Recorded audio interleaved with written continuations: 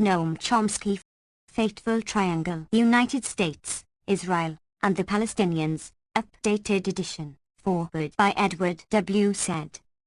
Fateful Triangle. The Fateful Triangle, the United States, Israel, and the Palestinians, updated edition. Noam Chomsky, Haymarket Books, Chicago, Illinois. Copyright 1999 by Noam Chomsky. Original edition. Copyright 1983 by Noam Chomsky.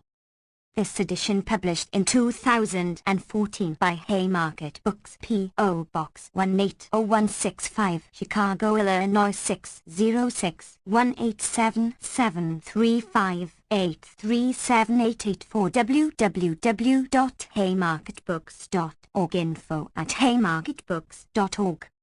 ISBN 978-160,846 319 Trade distribution. In the U.S., a consortium, book sales and distribution, www.cbsd.com. In Canada, Publishers Group Canada, www.bookbooks.car. In the UK, Turnaround Publisher Services, www.turnarounduk.com. All other countries, Publishers Group Worldwide, www.pgw.com. This book was published with the generous support of Lannan Foundation and Wallace Action Fund. Cover design by Josh On.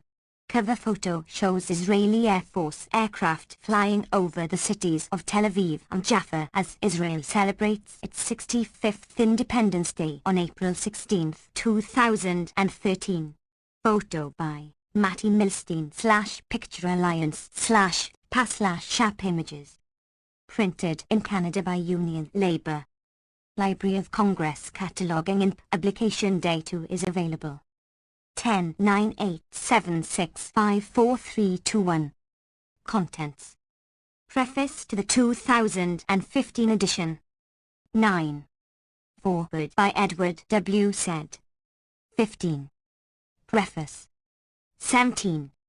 1. Fanning the Flames. 1. 2. The origins of the special relationship. 9. 3. Rejectionism and accommodation. 41. 4. Israel and Palestine, historical backgrounds. 95. 5. Peace for Galilee. 199. 6. Aftermath. 373. 7. The Road to Armageddon. 505. 8. The Palestinian Uprising. 541. 9. Limited War in Lebanon. 589. 10. Washington's Peace Process. 609. Notes. 651. Index. 717. The nationalist not only does not disapprove of atrocities committed by his own side, but he has a remarkable capacity for not even hearing about them. George Orwell, Notes on Nationalism, 1945. Preface to the 2015 edition. This book was written, or perhaps more accurately burst forth, in the immediate aftermath of Israel's invasion of Lebanon, a vicious act of aggression that killed tens of thousands of people, destroyed much of southern Lebanon, and finally demolished much of the capital city of Beirut. After a brief pause imposed by Washington, Israel resumed the assault, which ended with an Israeli-supervised slaughter that was eerily reminiscent of the famous Kishinev massacre, one of the most horrific crimes in pre-Holocaust Jewish history and one of the events that propelled a flood of Jewish émigrés from Eastern Europe. It was memorialized in a famous poem by Israel's national poet Chaim Nahman Bilek, in the City of Slaughter. As discussed below, the analogy is painfully close, except that the number of victims was vastly greater in Israel's reenactment of these atrocities. The war had pretexts, all acts of aggression do. Formally, it was Operation Peace for Galilee, but that was utter farce. The pretexts were so thin that they could only be echoed by true loyalists, as they were and still are. In reality, it was evident at once, and conceded, that the goal of the invasion was political, to remove impediments to Israel's criminal settlement and development programs in the occupied territories, a goal that succeeded, and to impose a client Maronite regime in Lebanon, which failed. Like other Israeli crimes, this act of aggression relied on the decisive support of the United States, though by the end, the shocked international reaction to the bombing of the capital city of Beirut was damaging U.S. 9. X. Noam Chomsky interests, and President Reagan ordered Israel to terminate its assault and accept a peacekeeping force. As always when the U.S. issues commands, Israel has to obey, this time to the despair of Prime Minister Begin, who was dreaming of finally trapping Hitler Arafat in his bunker and destroying him. Begin then faded from public life, but the policies continued under still more brutal hands. The aggression was the predictable aftermath of the peace treaty between Egypt and Israel negotiated by President Carter at Camp David in 1978-79. As discussed by Israeli strategic analyst Avner Yanif, with the Egyptian deterrent removed, Israel would be free to sustain military operations against the PLO in Lebanon as well as settlement activity on the West Bank. As he explained further, dealing a major blow to the PLO as a political force was the raison d'etre of the entire Peace for Galilee operation. The conclusion was confirmed by the highest Israeli officials, some quoted below. Among them was the architect of the invasion, Ariel Sharon, who had expressed his concern about the distinct danger that the US and UN might support realization of the rights of the Palestinian people, a political threat ended by Operation Peace for Galilee, which removed this menace by liquidating the PLO as a significant military and political force. 1. The Camp David settlement is commonly regarded as a diplomatic triumph for Washington. In fact, it was a diplomatic disaster, not only because of the aftermath. That much is clear from the background. In 1971, President Sadat of Egypt had offered Israel a full peace treaty, with no mention of Palestinian rights, in return for withdrawal from the occupied territories, though it was understood that his concern was the Egyptian Sinai. Israel refused, with Henry Kissinger's crucial backing, dedicating itself to extensive settlement programs in the Sinai, including the city of Yamat and many settlements, while driving thousands of inhabitants into the desert, destroying towns, villages, mosques, whatever was in the way. Israel's decision to choose expansion over security in 1971 is the most fateful one in its history, in my opinion, particularly because it has been pursued with impressive consistency in the follow. Preface to the 2015 edition. 11. In years leading to Israel's international isolation and increasing pariah status, Sadat continued to seek a political settlement, expelling Russian advisors, making very clear his willingness to become a loyal U.S. client. Kissinger wasn't interested, and in his memoirs, years later, demonstrates that he had no understanding of what was happening. 2. U.S. Israeli rejectionism led to the 1973 war, which was a very close call for Israel, and perhaps the world. Kissinger called a nuclear alert to warn Russia not to interfere with his diplomatic games, in this case his informing Israel privately that they could ignore a ceasefire call jointly by Russia and the US, actions that did not amuse Moscow, which, fortunately, backed off. 3. The war made it clear to Israel and Kissinger that Egypt could not simply be dismissed, leading to Kissinger's shuttle diplomacy and finally the Camp David Accords. In this agreement, the US and Israel agreed to the basic terms that Sadat had proposed in 1971, but in a harsher form, from their point of view. Unlike his earlier proposal, at Camp David Sadat insisted on formal recognition of Palestinian rights. The US and Israel agreed, though Israel quickly sabotaged any meaningful interpretation of the agreement, to President Carter's discomfiture. The chapters that are added to the original publication discuss further stages in undermining Palestinian rights, establishing Israeli control of what is of value to it in the occupied territories, attacking Lebanon without credible pretext, and undermining hopes of realizing the diplomatic settlement that is supported by virtually the entire world, with the crucial exception of the U.S. Israel sides of the fateful triangle. Later stages are amply discussed elsewhere. The outcome for the West Bank is described by the prominent political economist Robert Wade. He has had extensive experience in the developing world, but writes that he has never encountered elsewhere anything like the sophisticated and extensive Israeli control system designed with great care to ensure that political and economic development is barely possible for the Palestinians who remain in the enclaves to which they are restricted in the West Bank. As he reviews, Israeli 12. Noam Chomsky. Restrictions penetrate deeply into the micro details of Palestinian everyday lives, including the movement of people within the West Bank, the import and export of goods and services, investments, education, and access to basic infrastructure, electricity, water, sanitation. They are so pervasive and systematic that it almost seems as if the Israeli state has mapped the entire Palestinian economy in terms of input-output relations, right down to the level of the individual, the household, the small firm, the large firm, the school, the university, so as to find all possible choke points, which Israeli officials can tighten or loosen at will. And for, as is well known to anyone with eyes open, the situation in the Gaza prison that Israel runs, now with the cooperation of the Egyptian military dictatorship, is incomparably worse. For 20 years, the US and Israel have dedicated themselves to ensure that Gaza will be cut off from the West Bank, in violation of the Oslo Accords that they signed in the Day of Awe in 1993 that was acclaimed with due respect in the American press.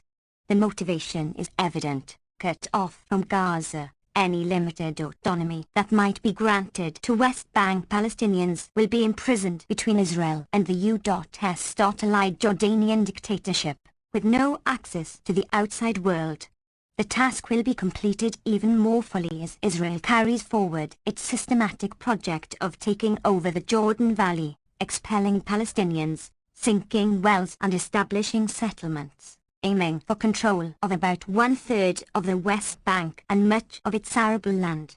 A sophisticated siege keeps Gazans at a bare level of survival, also subject to regular Israel attacks, with periodic episodes of mowing the lawn, the Israeli term for murderous assault. 5. There has been a regular routine since Israel's disengagement in 2005, which of course left it the occupying power, a fact recognized by the world outside of Israel, even by the US. A ceasefire agreement is reached. Israel ignores it while the elected Hamas government observes it, as Israel concedes, until finally some Israeli escalation of violence elicits a Hamas reaction, which serves as the pretext for the next episode of mowing the lawn, each more barbaric than the last. Outside of the United States, the facts are pretty well. Preface to the 2015 edition. 13. Understood.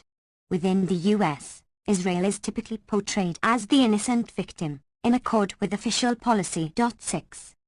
There is nothing secret about Israel's objectives. The 1999 electoral program of the governing Likud coalition, never rescinded, flatly rejects the establishment of a Palestinian Arab state west of the Jordan River. 7. With regard to Gaza, contrary to much propaganda about Israel's noble aims in disengaging from the devastated region, the architect of the disengagement, Prime Minister Sharon's associate was Glass, informed the Israeli press, with refreshing honesty, that the significance of the disengagement plan is the freezing of the peace process. And when you freeze that process, you prevent the establishment of a Palestinian state, and you prevent a discussion on the refugees, the borders, and Jerusalem.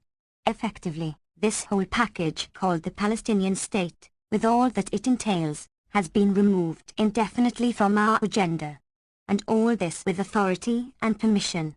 All with a U.S. presidential blessing and the ratification of both houses of Congress. 8.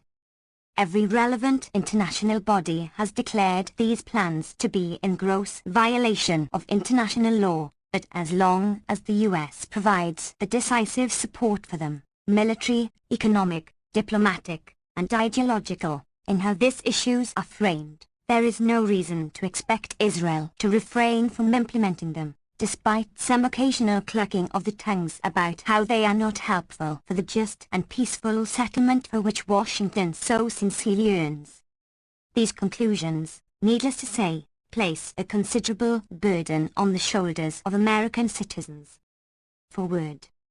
Fateful Triangle may be the most ambitious book ever attempted on the conflict between Zionism and the Palestinians' views as centrally involving the United States. It is a dogged expose of the human corruption, greed, and intellectual dishonesty. It is also a great and important book, which must be read by anyone concerned with public affairs. The facts are to be recognized for Chomsky, although no one else has ever recognized them so systematically. His mainly Israeli and U.S. sources are staggeringly complete, and he is capable of registering contradictions, distinctions, and lapses which occur between them. There is something profoundly moving about a mind of such noble ideals repeatedly stirred on behalf of human suffering and injustice. One thinks here of Voltaire, of Bender, or Russell, although more than any one of them, Chomsky commands what he calls reality facts, over a breathtaking range. Fateful Triangle can be read as a protracted war between fact and a series of myths: Israeli democracy, Israeli purity of arms, the benign occupation, no racism against Arabs in Israel, Palestinian terrorism, peace for Galilee. Having rehearsed the official narrative, he then blows it away with vast amounts of counter-evidence. Chomsky's major claim is that Israel and the United States, especially the latter, are ejectionists opposed to peace, whereas the Arabs, including the PLO, have for years been trying to accommodate themselves to the reality of Israel. Chomsky supports his case by com. 15. 16. Noam Chomsky. Pairing the history of the Palestinian-Israeli conflict, so profoundly inhuman, cynical, and deliberately cruel to the Palestinian people, with its systematically rewritten record as kept by those whom Chomsky calls the supporters of Israel.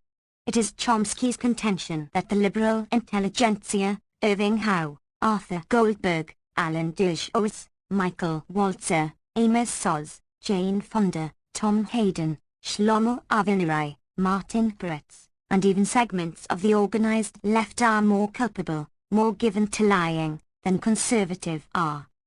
Nor is Chomsky especially gentle to the PLO, whose self-destructiveness and suicidal character he criticizes. The Arab regimes, he says, are not decent, and, he might have added, not popular either.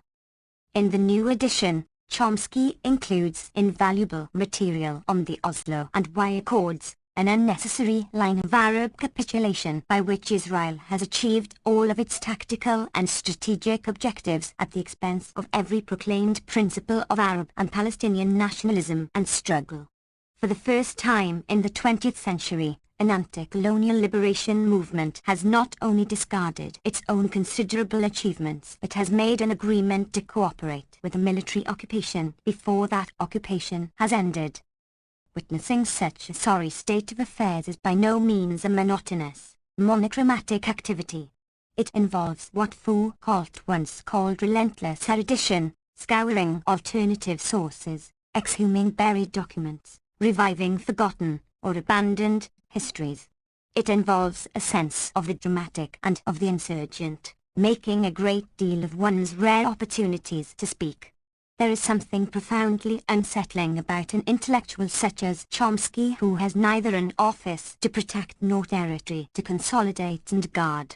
There is no dodging the inescapable reality that such representations by intellectuals will neither make them friends in high places nor win them official honors. It is a lonely condition, Yes, but it is always a better one than a gregarious tolerance for the way things are.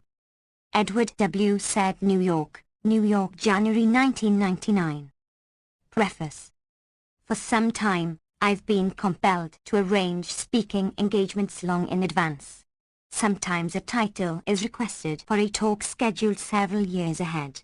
There is, I've found, one title that always works: the current crisis in the Middle East. One can't predict exactly what the crisis will be far down the road, but that there will be one is a fairly safe prediction. That will continue to be the case as long as basic problems of the region are not addressed. Furthermore, the crises will be serious in what President Eisenhower called the most strategically important area in the world. In the early post-war years, the United States in effect extended the Monroe Doctrine to the Middle East, barring any interference apart from Britain, assumed to be a loyal dependency and quickly punished when it occasionally got out of hand, as in 1956. The strategic importance of the region lies primarily in its immense petroleum reserves and the global power accorded by control over them, and, crucially, from the huge profits that flow to the Anglo-American rulers, which have been of critical importance for their economies. It has been necessary to ensure that this enormous wealth flows primarily to the West, not to the people of the region. That is one fundamental problem that will continue to cause unrest and disorder. Another is the Israel-Arab conflict with its many ramifications, which have been closely related to the major U.S. strategic goal of dominating the region's resources and wealth. 17. 18. Noam Chomsky. For many years, it was claimed the core problem was Soviet subversion and expansionism, the reflexive justification for virtually all policies since the Bolshevik takeover in Russia in 1917. That pretext having vanished, it is now quietly conceded by the White House, March 1990, that in past years, the threats to our interests in the Middle East could not be laid at the Kremlin's door. The doctrinal system has yet to adjust fully to the new requirements. In the future, we expect that non-Soviet threats to our interests will command even greater attention. The White House continued in its annual plea to Congress for a huge military budget. In reality, the threats to our interests, in the Middle East as elsewhere, had always been indigenous nationalism, a fact stressed in internal documents and sometimes publicly. 1. A worst-case prediction for the crisis a few years ahead would be a war between the US and Iran, unlikely, but not impossible. Israel is pressing very hard for such a confrontation, recognizing Iran to be the most serious military threat that it faces. So far, the US is playing a somewhat different game in its relations to Iran. Accordingly, a potential war and the necessity for it is not a major topic in the media and journals of opinion here. 2. The US is, of course, concerned over Iranian power. That is one reason why the US turned to active support for Iraq in the late stages of the Iraq-Iran war, with a decisive effect on the outcome, and why Washington continued its active courtship of Saddam Hussein until he interfered with US plans for the region in August 1990. US concerns over Iranian power were also reflected in the decision to support Saddam's murderous assault against the Shiite population of southern Iraq in March 1991, immediately after the fighting stopped. A narrow reason was fear that Iran, a Shiite state, might exert influence over Iraqi Shiites. A more general reason was the threat to stability that a successful popular revolution might pose. To translate into English, the threat that it might inspire democratizing tendencies that would undermine the array of dictatorships that the US relies on to control the people of the region. Preface. 19. Recall that Washington's support for its former friend was more than tacit. The US military command even denied rebelling Iraqi officers access to captured Iraqi equipment as the slaughter of the Shiite population proceeded under storming Norman's steely gaze. Similar concerns arose as Saddam turned to crushing the Kurdish rebellion in the north. In Israel, commentators from the Chief of Staff to political analysts and Knesset members, across a very broad political spectrum, openly advocated support for Saddam's atrocities, on the grounds that an independent Kurdistan might create a Syria-Kurd-Iran territorial link that would be a serious threat to Israel. When US records are released in the distant future, we might discover that the White House harbored similar thoughts, which delayed even token gestures to block the crushing of Kurdish resistance until Washington was compelled to act by a public that had been aroused by media coverage of the suffering of the Kurds, recognizably Aryan and portrayed quite differently from the southern Shiites, who suffered a far worse fate but were only dirty Arabs. In passing, we may note that the character of U.S.U.K. concern for the Kurds is readily determined not only by the timing of the support and the earlier cynical treatment of Iraqi Kurds, but also by the reaction to Turkey's massive atrocities against its Kurdish population right through the Gulf crisis. These were scarcely reported here in the mainstream, in virtue of the need to support the president, who had lauded his Turkish colleague as a protector of peace, joining those who stand up for civilized values around the world against Saddam Hussein. But Europe was less disciplined. We therefore read, in the London Financial Times, that Turkey's Western allies were rarely comfortable explaining to their public why they condoned Ankara's heavy-handed repression of its own Kurdish minority while the West offered support to the Kurds in Iraq. Not a serious PR problem here. Diplomats now say that, more than any other issue, the sight of Kurds fighting Kurds, in fall 1992, has served to change the way that Western public opinion views the Kurdish cause. In short, we can breathe a sigh of relief, cynicism triumphs, and the Western powers can continue to condone the harsh. 20. Noam Chomsky. Repression of Kurds by the protector of peace, while shedding crocodile tears over their treatment by the current enemy. 3. Israel's reasons for trying to stir up a U.S. confrontation with Iran, and Islamic fundamentalism generally, are easy to understand. The Israeli military recognizes that, apart from resort to nuclear weapons, there is little it can do to confront Iranian power, and is concerned that after their anticipated collapse of the U.S.-run peace process, a Syria-Iran axis may be a significant threat. The U.S., in contrast, appears to be seeking a long-term accommodation with moderate, that is, pro-U.S. elements in Iran and a return to something like the arrangements that prevailed under the Shah. How these tendencies may evolve is unclear. The propaganda campaign about Islamic fundamentalism has its farcical elements, even putting aside the fact that U.S. culture compares with Iran in its religious fundamentalism. The most extreme Islamic fundamentalist state in the world is the loyal U.S. ally Saudi Arabia, or, to be more precise, the family dictatorship that serves as the Arab facade behind which the U.S. effectively controls the Arabian Peninsula, to borrow the terms of British colonial rule. The West has no problems with Islamic fundamentalism.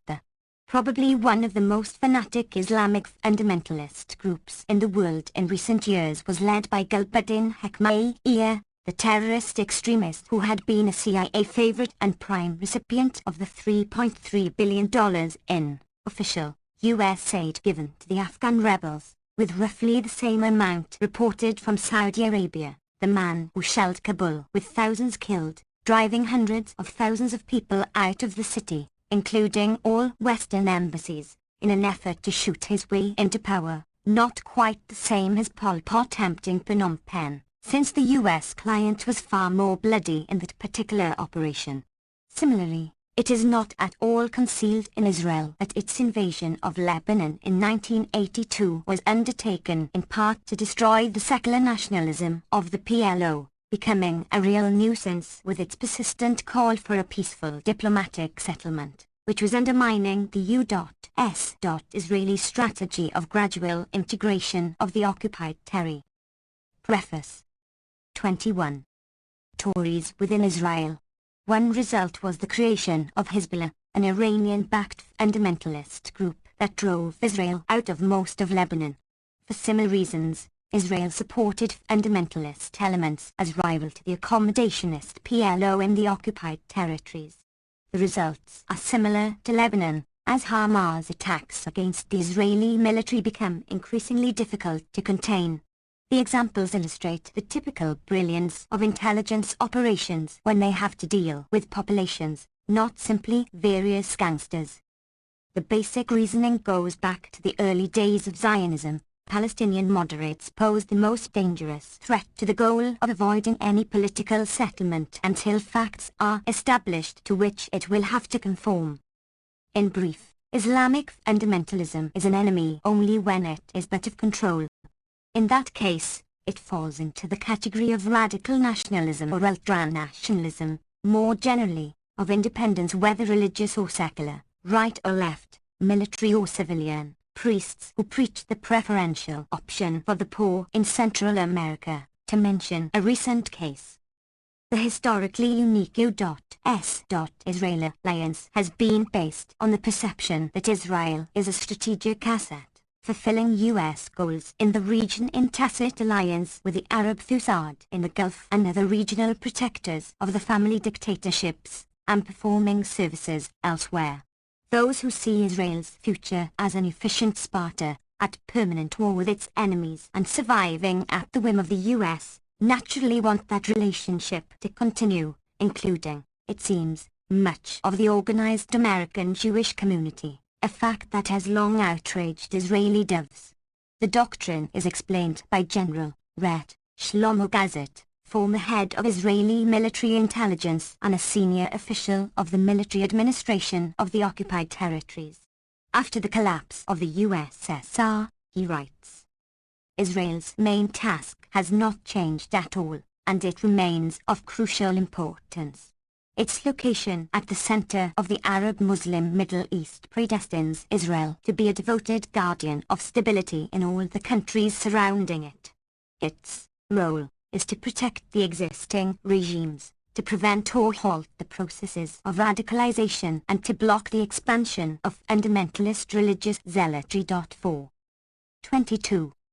Noam Chomsky. To which we may add, performing dirty work that the U.S. is unable to undertake itself because of popular opposition or other costs. The conception has its grim logic. What is remarkable is that advocacy of it should be identified as support for Israel. With some translation, Gazet's analysis seems plausible. We have to understand stability to mean maintenance of specific forms of domination and control and easy access to resources and profits. And the phrase fundamentalist religious zealotry, as noted, is a code word for a particular form of radical nationalism that threatens stability. Despite shifting alliances in a highly volatile region, Israel's role as a U.S. strategic asset seems stable in the foreseeable future. Its advanced economy, like that of its patron, relies very heavily on the creativity and funding of the enormous state sector. The two countries are linked in joint research and development projects, mostly military and spin-offs, and Israel provides basing and storage facilities for the vast U.S. system of intervention forces targeting the oil-producing regions. Though effectively an extension of the U.S. military and economic interests, Israel is not entirely under control. Client states commonly pursue their own paths, to the chagrin of the masters. Contradictions abound, at least contrary strains, as they do in U.S. policy as well. The Israeli Air Force is very visibly carrying out maneuvers in eastern Turkey aimed at Iran, using advanced US-15E jets that can attack Iran and return without refueling. At the same time, headlines in the Israeli press report, Israel and Iran have been conducting direct trade relations from 1994. Unlike the US, Israel does not officially list Iran as an enemy state, and there are no official barriers to trade, which is small but growing. 5. Israel's development and deployment of weapons of mass destruction continues under U.S. aegis, as it has since the Kennedy years. The well-informed military analyst Uzi Mahanemi reports that Israeli assault aircraft have been equipped to carry chemical and biological weapons manufactured at a top-secret institute near Tel Aviv, military sources revealed yesterday. Crews flying US F-16 jets are trained to fit an active chemical or biological weapon. Preface 23. Within minutes of receiving the command to attack, the weapons are manufactured at a biological research institute in Zion, near Tel Aviv, which attracted unwanted scrutiny when Dutch authorities confirmed that it was the intended destination of an El Al airliner that crashed in Amsterdam, killing many people on the ground, and found to have been carrying nerve gas components. There is hardly a single known or unknown form of chemical or biological weapon ... which is not manufactured at the institute, according to a biologist who held a senior post in Israeli intelligence. Zion does not work on defensive and protective devices, but only biological weapons for attack, according to the British Foreign Report.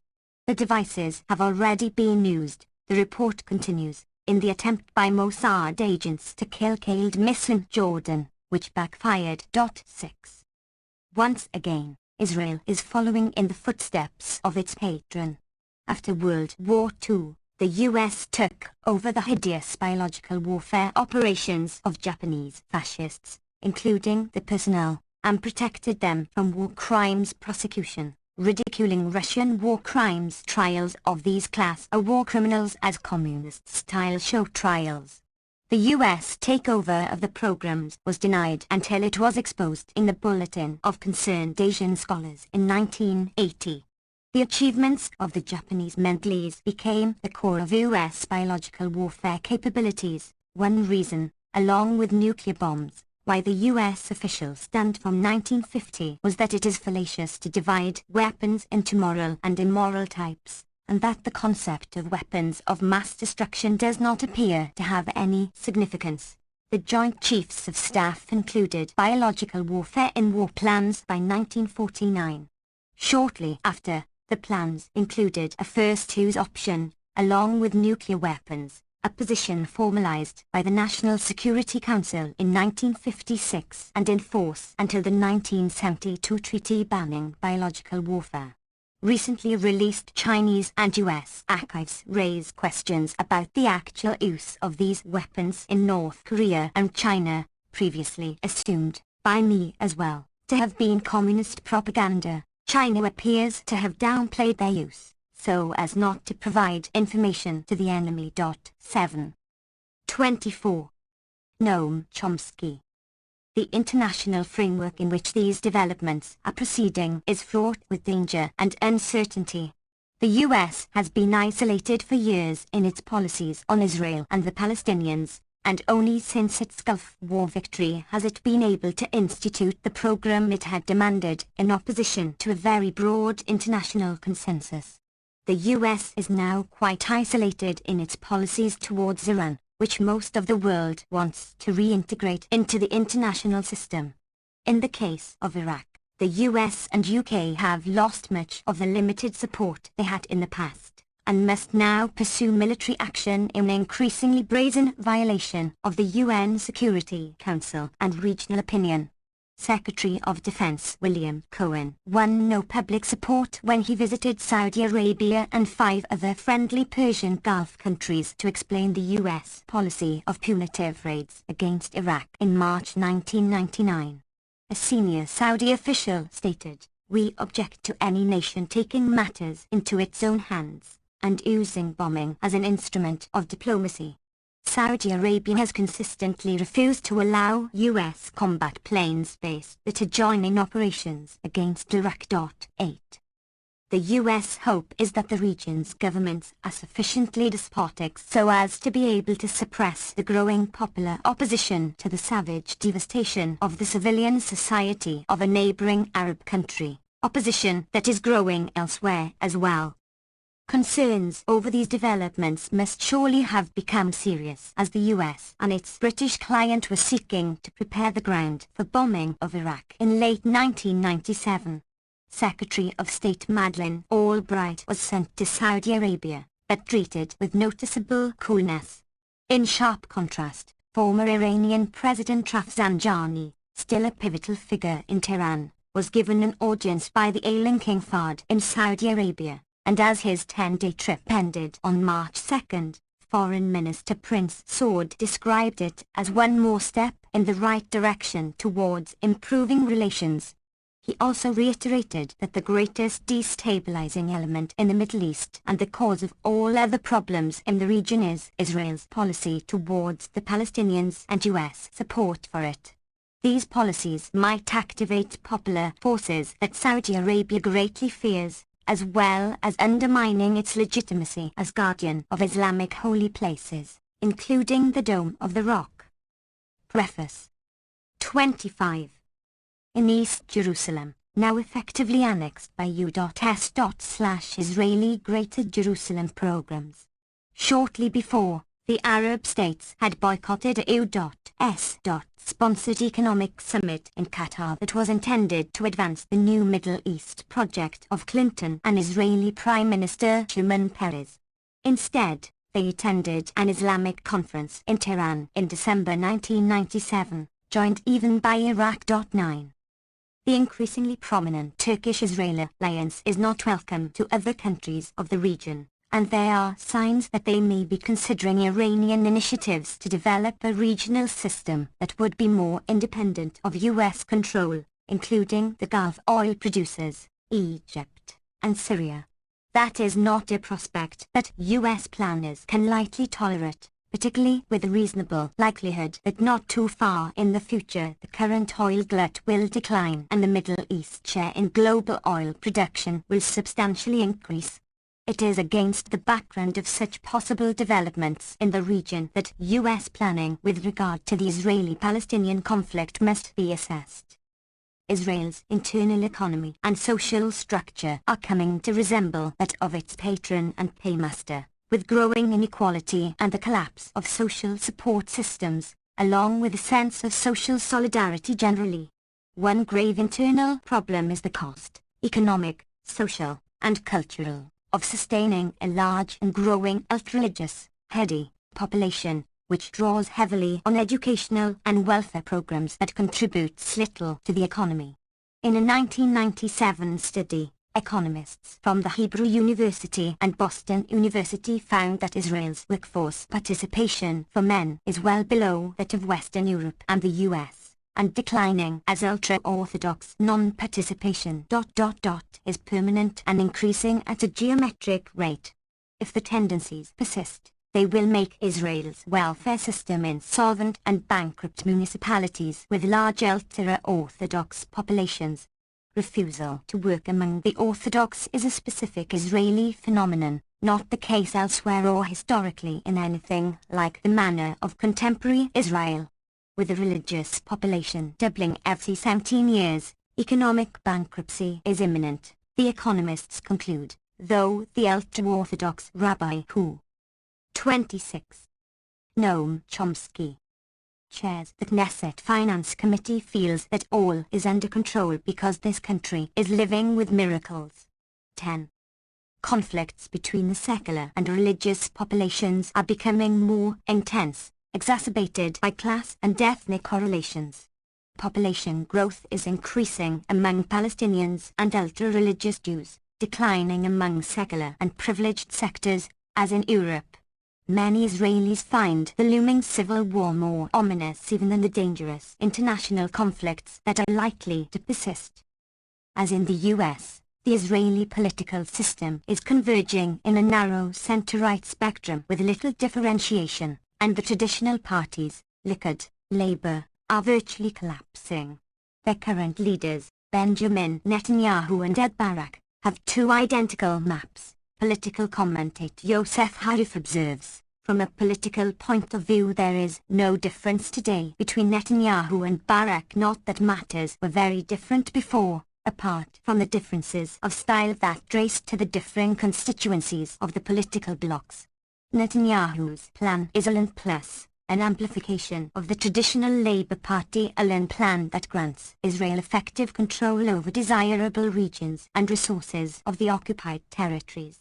Barak's alternative is what he calls the expanded Allen plan, which amounts to about the same thing. Barak demands that we must not uproot settlements or abandon the Jewish settlement in Hebron, and it is forbidden for us to agree to a Palestinian state. One listens to the ideas of Barak and hears the voice of Netanyahu, the reporter observes, paraphrasing the biblical passage. Considering their records, commentator Avishavat, speaking for the left, asks why do we hate Benjamin Netanyahu so much, particularly since he bears responsibility for less bloodshed and less harm to human rights than the two patrons of peace who occupied the Prime Minister's chair before him, Yitzhak Rabin and Shimon Peres, the former anointed as Messiah in delusional fantasies of the left. Shavat comments. 11. With regard to the Palestinians, the US and Israel continue to implement the extreme rejectionist program they have maintained since the early 1970s, in international isolation until the Gulf War gave the US free rein to institute its version of the peace process. Preface. 27. Keeping unilateral control, rejecting Palestinian rights, and moving to implement a variant of South Africa's homeland policies, though without many of the advantages that South Africa conferred on the Bantustans. The steps are reviewed in the text that follows and the chapters that update the story from 1983 to the present.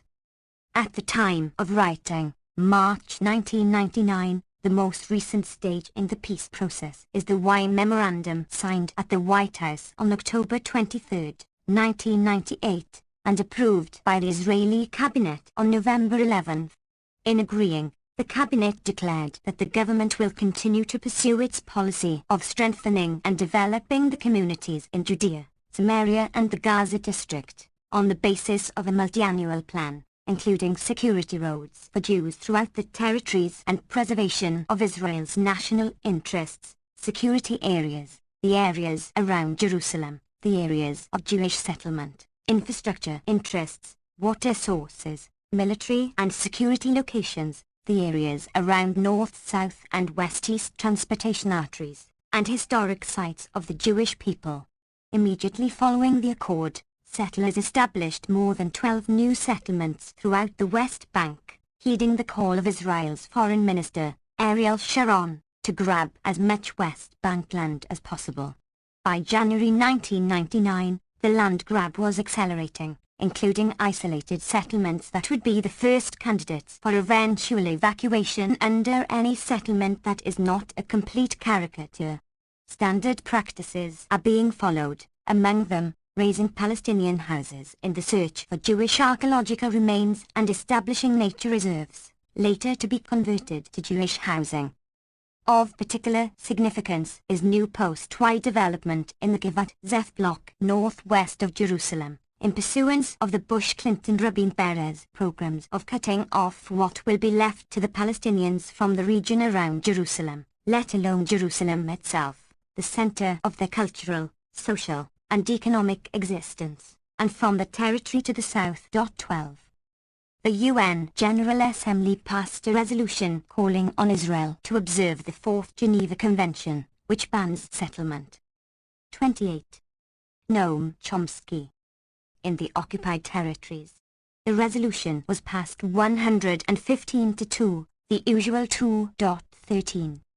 The Wye Agreement changes territorial arrangements in trivial ways, which are not easy to determine, since it is the first redeployment accord without a map indicating areas to be transferred to Palestinian administration. 14. But it is presumably a step towards something like the 50-50 split of the territories that was Rabin's goal in the Oslo negotiations, at least if Israel is sensible enough to abandon useless lands where the population may rot in peace in scattered and isolated enclaves. The most significant and innovative aspect of the memorandum is its barely concealed call for state terror to achieve the goals of the U.S. Israel program. That breaks new ground for international agreements. The memorandum emphasizes that the Palestinian security forces, which have a shocking record of torture and terror, must act to ensure the security of Israelis. The CIA will supervise them as they carry out arrests, hold mock trials, collect arms, and criminalize incitement against the agreements. They must operate on the principle of zero tolerance for terror against Israelis, a concept that is broadly construed, as anyone familiar with the record of the O will understand. The memorandum does contain a sentence stating that without derogating from the above, the Palestinian police will ... implement this memorandum with due regard to internationally accepted norms of the human rights and rule of law. There is no reciprocity. The security of Palestinians is not an issue, and even the meaningless and shameful comment just quoted does not apply to Israel, despite its brutal record of terror, torture, and violation of elementary legal and human rights obligations, too well documented to review. Included are hundreds of killings of Palestinians since Oslo, most of them unlawful according to Amnesty International, AI, and exceeding killings of Israelis by a considerable margin, though less than before, when the ratio was extreme. AI reports further that there continues to be almost total impunity for unlawful killings of Palestinians, not to speak of house demolitions, expulsion from Jerusalem and elsewhere, in prison. Preface 29. Meant without trial, systematic torture of prisoners, etc., all well documented by major human rights organizations, including Israeli organizations, but of no concern to the framers of the latest stage of the rejectionist program. No less striking is the praise of the Clinton-Gore administration for the harsh and illegal measures employed by the Palestinian security forces to suppress opposition to the Accords and ensure security for Israelis. 15. Amnesty International published an assessment of the human rights situation since Oslo as the Y Memorandum was signed. 16 AI estimates 1,600 Palestinians routinely arrested by Israeli military forces every year, half systematically tortured. AI notes once again, as other major human rights organizations regularly have, that Israel is alone in having effectively legalized the use of torture, with Supreme Court approval, determining that in pursuit of Israel's perceived security needs all international rules of conduct could be broken. AI reports similar practices on the part of the Palestinian Authority, including execution of 2 Palestinians for incitement against the peace process. The state security courts that conduct such abuses have been endorsed by the U.S. State Department as demonstrating Arafat's commitment to the security concerns of Israel, with the support of Vice President Al Gore. Clinton's achievement in bringing the 2 parties together to agree on the Y Memorandum was hailed with the usual awe. He proved himself to be the indispensable man, the New York Times headline read, praising him from the crucial salvage mission. Clinton is staking out the moral high ground by insisting on the terms of the Y Memorandum. He preached accommodation to immutable realities, immutable because they are demanded by U.S. power. He crowned his moral achievement with an uplifting, optimistically American speech, while tethering the vaunted U.S. idealism, which some Israelis and some Palestinians believe to be diplomatic naivety, is the promise of a fat new American purse. Nevertheless, the idealism and moral high ground cast a radiant glow over the proceedings. 17. Particular cases illustrate the reality of U.S. policy. When some atrocity occurs, Palestinians are placed under harsh curfew, no mat. 30. Noam Chomsky. To who is responsible? A striking illustration was the massacre of 29 Arabs praying in a mosque by the right-wing American religious settler Baruch Goldstein in February 1994, followed by severe curfew of Palestinians and killing of many more Palestinians. Visitors to the Kiryat Arba suburb where Goldstein settled can walk to the shrine established for him, where they can worship in praise of the martyr who died clean of hands and pure of heart, as the words on the gravestone read. In one of the innumerable other curfews, in September 1998, a day-old infant died in Hebron and another, 3 months old, died in her mother's arms, both on their way to the hospital, when Israeli soldiers refused to let them pass through security barriers that had been set up to ensure that Jewish settlers could observe ritually prescribed 7 days of mourning without disturbance. The soldiers made a mistake in judgment, the military spokesperson stated, ending the matter. 18. A few days later, Osama Bahram, who now holds the record for imprisonment without charge by Israeli military authorities, reached the end of 5 years of administrative detention, then extended by the military without any court decision. A secular journalist, Bahram is suspected of membership in Islamic Jihad, without evidence or concern from the overseers.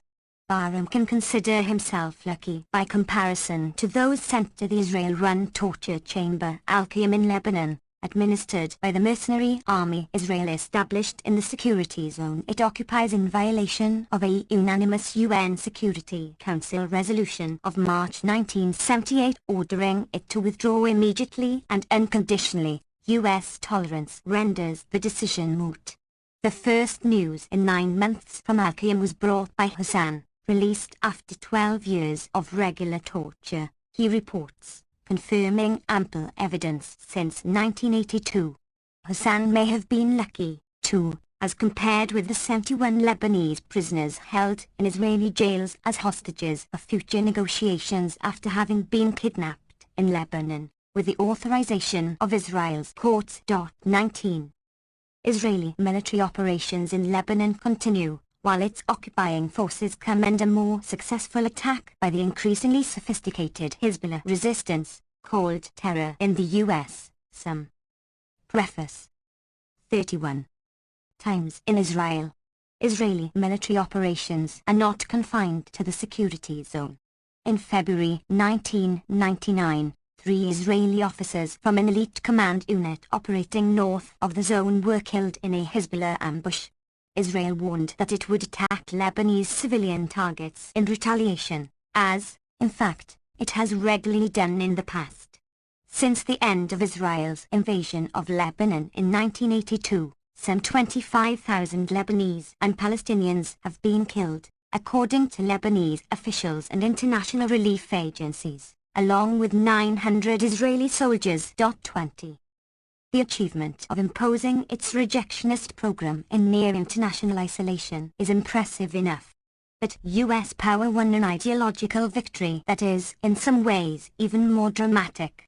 By now, its rejectionist peace process is adopted as the framework of a just settlement worldwide, even among those who only a few years ago were calling for recognition of Palestinian rights and Israeli withdrawal from the occupied territories, in accord with UN 242 of November 1967, as interpreted throughout the world, including the US until 1971.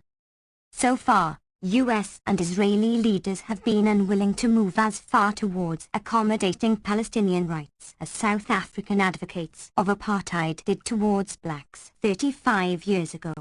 Their solution was black states, to which the unwanted populations could be confined, to serve as a cheap labor force when needed. Presumably, the US and Israel will sooner or later realize that they can gain by adopting a more progressive stand of the South African variety. If so, they will agree to call the Palestinian enclaves a state and perhaps even allow them a degree of industrial development, as South Africa did, so that U.S. and Israeli-owned manufacturers, joining with rich Palestinians, can exploit cheap and easily exploitable labor, subdued by repression. Calls for a Palestinian state are being heard, though it is instructive to look at them closely. At the extreme pro-Palestinian end of mainstream discourse, Anthony Lewis, joining in the standard denunciations of Netanyahu, contrasted him with the unsentimental old soldier Yitzhak Rabin, who, with his sheer intellectual honesty, was willing to sign the Oslo agreements. But unlike Rabin, Netanyahu opposes any solution that would give. 32. Noam Chomsky. The Palestinians a viable state, tiny, disarmed, poor, dominated by Israel, but their own. That is the heart of the matter, the crucial distinction between the saintly Rabin and the bad Netanyahu. and because of Netanyahu's recalcitrance, Oslo is dying. 21. In fact, Rabin, and his successor Shimon Peres while in office, forcefully rejected any idea of a Palestinian state, while the Netanyahu government has been more ambivalent on the matter, see below. But no doubt Rabin would sooner or later have come to grant the Palestinians a state that is tiny, disarmed, poor, dominated by Israel, but their own. There is no more reason to doubt that Netanyahu would also agree to that, as his Minister of Information has already stated. Similarly, all but the most extreme fanatics in the Arab and Islamic world would probably be willing to grant the Jews a state that is tiny, disarmed, poor, dominated by Palestine, but their own.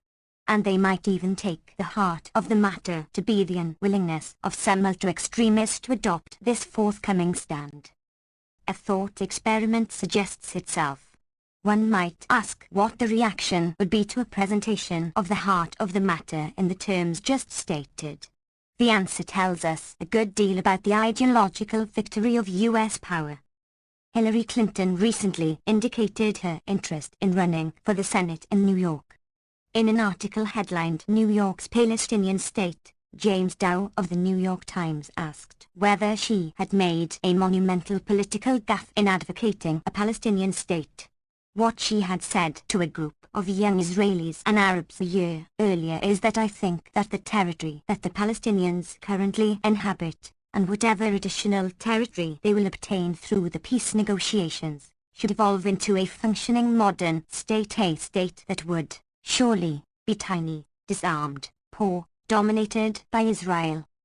White House aides had immediately disowned comments by Hillary Rodham Clinton about the need for a Palestinian state and insisted that she was speaking only for herself, and she came under considerable attack. But when announcing her possible candidacy. Preface. 33. She received some support, as well. A political science professor was quoted as saying that supporting a Palestinian state used to be the peacenic position, an extreme left-wing position. But perhaps now no more. Perhaps adopting the stand of South African racists 35 years ago can no longer be condemned so easily as the peacenic position, an extreme left-wing position. 22. Struggles for freedom and rights are never over. And this one is not either. All of the contesting parties in the region face very serious and possibly lethal threats. It cannot be said that the dominant outside power has helped to smooth the way towards a meaningful solution of their problems, or even towards reduction of the dangers. But that story has not come to an end either, and there are many options open to concerned people who hope to seek and pursue a far more constructive and honorable course. 1. Fanning the flames. In the war of words that has been waged since Israel invaded Lebanon on June 6, 1982, critics' sense of Israeli actions have frequently been accused of hypocrisy. While the reasons advanced as spurious, the charge itself has some merit. It is surely hypocritical to condemn Israel for establishing settlements in the occupied territories while we pay for establishing and expanding them, or to condemn Israel for attacking civilian targets with cluster and phosphorus bombs to get the maximum kill per hit, 2. When we provide them gratis or at bargain rates, knowing that they will be used for just this purpose. 3. Or to criticize Israel's indiscriminate bombardment of heavily settled civilian areas or its other military adventures. 4. While we not only provide the means. Through the summer of 1982, the media were flooded with letters of a strikingly similar format, typically asking of critics, where were you when, where the gap is filled by the writer's favorite Palestinian atrocity, often invented. Another typical format was the accusation that it is hypocritical to criticize Israeli atrocities unless one goes on to condemn the Russians in Afghanistan, the Syrians for the terrible massacre in Hama, etc. No similar requirements were imposed when the PLO was bitterly condemned for terrorist atrocities. In fact, it has been the common pretense that the media and others had not condemned PLO atrocities, or even that the media have been pro-PLO. For example, Leon Wieseltier, there is a scandal, and it is the moral and political prestige of the PLO, in media coverage of the Middle East. Entering still further into the world of fantasy, we even find the charge, Robert Tucker, that numerous public figures in the West, even a number of Western governments, all unnamed, have encouraged the PLO in its maximalist course of winner-take-all, that is, destruction of Israel. When the intellectual history of this period is someday written, it will scarcely be believable. 1. 2. Noam Chomsky. In abundance but welcome Israel's assistance in testing the latest weaponry under live battlefield conditions, to be sure, against a vastly outmatched enemy, including completely undefended targets, always the safest way to carry out experiments of this sort. In general, it is pure hypocrisy to criticize the exercise of Israeli power while welcoming Israel's contributions towards realizing the U.S. aim of eliminating possible threats, largely indigenous, to American domination of the Middle East region. Clearly, as long as the United States provides the wherewithal, Israel will use it for its purposes. These purposes are clear enough today, and have been clear to those who chose to understand for many years, to integrate the bulk of the occupied territories within Israel in some fashion while finding a way to reduce the Arab population, to disperse the scattered refugees and crush any manifestation of Palestinian nationalism or Palestinian culture. 5 To gain control over southern Lebanon. Since these goals have long been obvious and have been shared in fundamental respects by the two major political groupings in Israel, there is little basis for condemning Israel when it exploits the position of regional power afforded it by the phenomenal quantities of U.S. aid in exactly the ways that would be anticipated by any person whose head is not buried in the sand. Complaints and accusations are indeed hypocritical as long as material assistance is provided in an unending and ever-expanding flow, along with diplomatic and ideological support, the latter by shaping the facts of history in a convenient form. Even if the occasional tempered criticisms from Washington or in editorial commentary are seriously intended, there is little reason for any Israeli government to pay any attention to them. The historical practice over many years has trained Israeli leaders to assume that U.S. opinion makers and political elites will stand behind them whatever they do, and that even if direct reporting is accurate, as it generally is, its input will gradually be lost as the custodians of history carry out their tasks. The basic point seems simple enough, and is well understood outside the United States, including Israel. A dissident Israeli journalist observes that all this delusion of imperial power would stop fanning the flames. 3. If the United States turned off the tap... in anger at some excessive lunacy.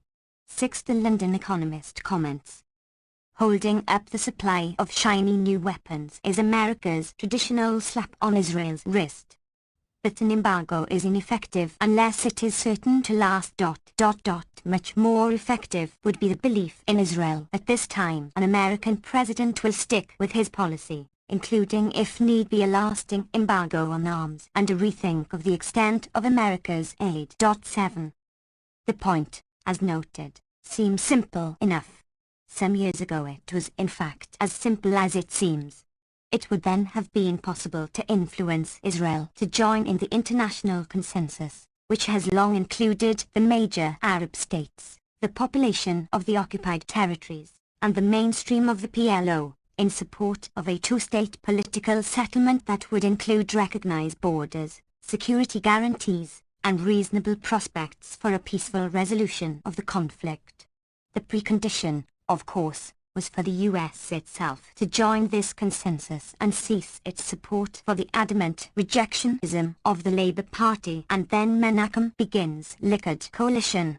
Though this picture of recent history is remote from the standard version here, it is familiar abroad, and has the additional merit of accuracy. 8. What seemed simple several years ago, however, has become considerably more complex today. By now it is not at all clear what the effect would be if US policy were to shift towards the international consensus, abandoning the commitment to a greater Israel that will dominate the region in the interests of American power, a commitment that is expressed in deeds, whatever the accompanying words may be, and terminating its immense material, diplomatic and ideological contributions towards ensuring that the quite treasonable international consensus will not be realized. The question is of no small significance. I will return to the background, the issues, and the current prospects. What follows is not intended as a comprehensive review or analysis of the network of relations among the United States, Israel and the Palestinians. Rather, its more modest aims are to bring out certain elements of the special relationship between the United 4. Noam Chomsky States and Israel, and of their relationships to the original inhabitants of the land, which I think have been insufficiently appreciated or addressed and often seriously misrepresented, with the consequence that we have pursued policies that are both disgraceful and extremely dangerous, increasingly so. These remarks will be critical of Israel's policies, its consistent rejection of any political settlement that accommodates the national rights of the indigenous population, its repression and state terrorism over many years, its propaganda efforts, which have been remarkably successful, much to Israel's detriment in my view, in the United States. But this presentation may be misleading, in two respects. In the first place, this is not an attempt at a general history. The focus is on what I think is and has been wrong and what should be changed, not on what I think has been right. Secondly, the focus on Israeli actions and initiatives may obscure the fact that my real concern is the policies that have been pursued by the US government and our responsibility in shaping or tolerating these policies. To a remarkable extent, articulate opinion and attitudes in the US have been dominated by people who describe themselves as supporters of Israel, a term that I will also adopt, though with much reluctance, since I think they should more properly be called supporters of the moral degeneration and ultimate destruction of Israel, and not Israel alone. Given this ideological climate and the concrete US actions that it has helped to engender, it is natural enough that Israeli policies have evolved in their predictable way. Perpetuation of these tendencies within the US and a new Israel relations portends a rather gloomy future, in my view, for reasons that I hope will become clearer as we proceed. If so, a large measure of responsibility lies right here, as in the recent past. One of the things that is right is the Hebrew language press, or at least, significant segments of it. I have relied extensively on the work of thoughtful and courageous Israeli journalists who have set, and met, quite unusual standards in exposing unpleasant facts about their own government and society. There is nothing comparable elsewhere, in my experience. See also TNCW, p.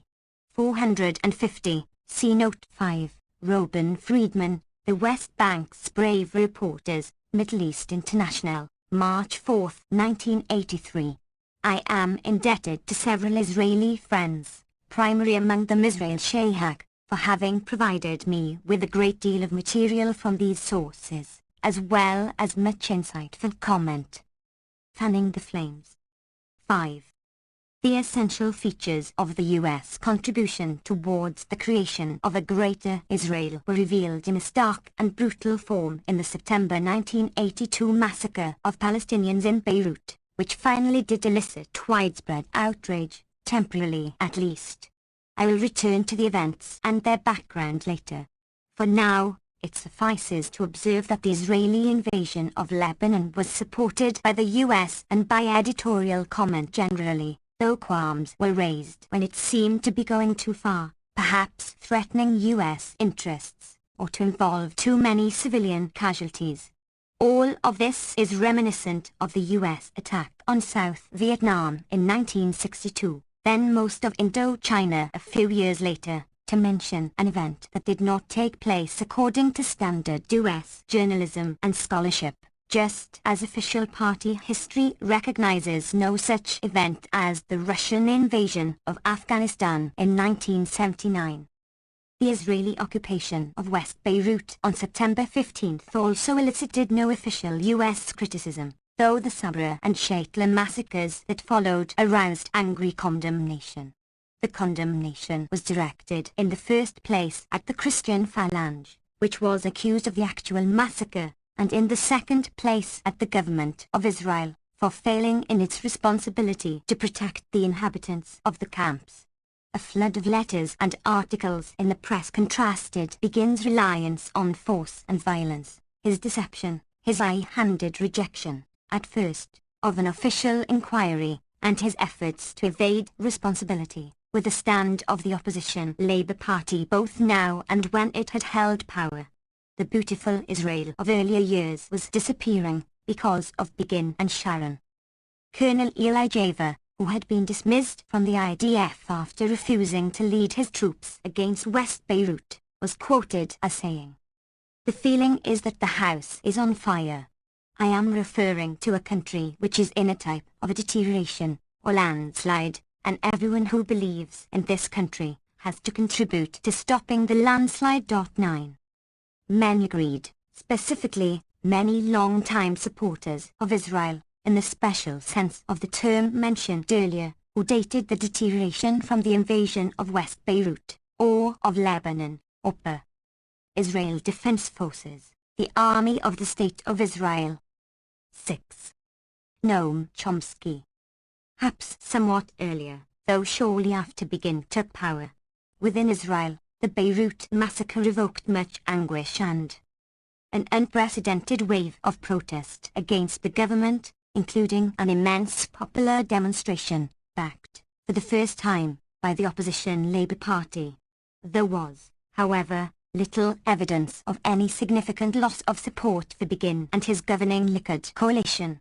The strong and often passionate support for the military operation in Lebanon on the part of the majority of the population also appears to have been unaffected by the massacre, though opposition grew in the following months as the costs began to mount. The response in the US was interesting. After initial sharp condemnation, the general reaction, across quite a broad spectrum, was that the events and the reaction to them highlighted the uniquely high moral standards of Israel.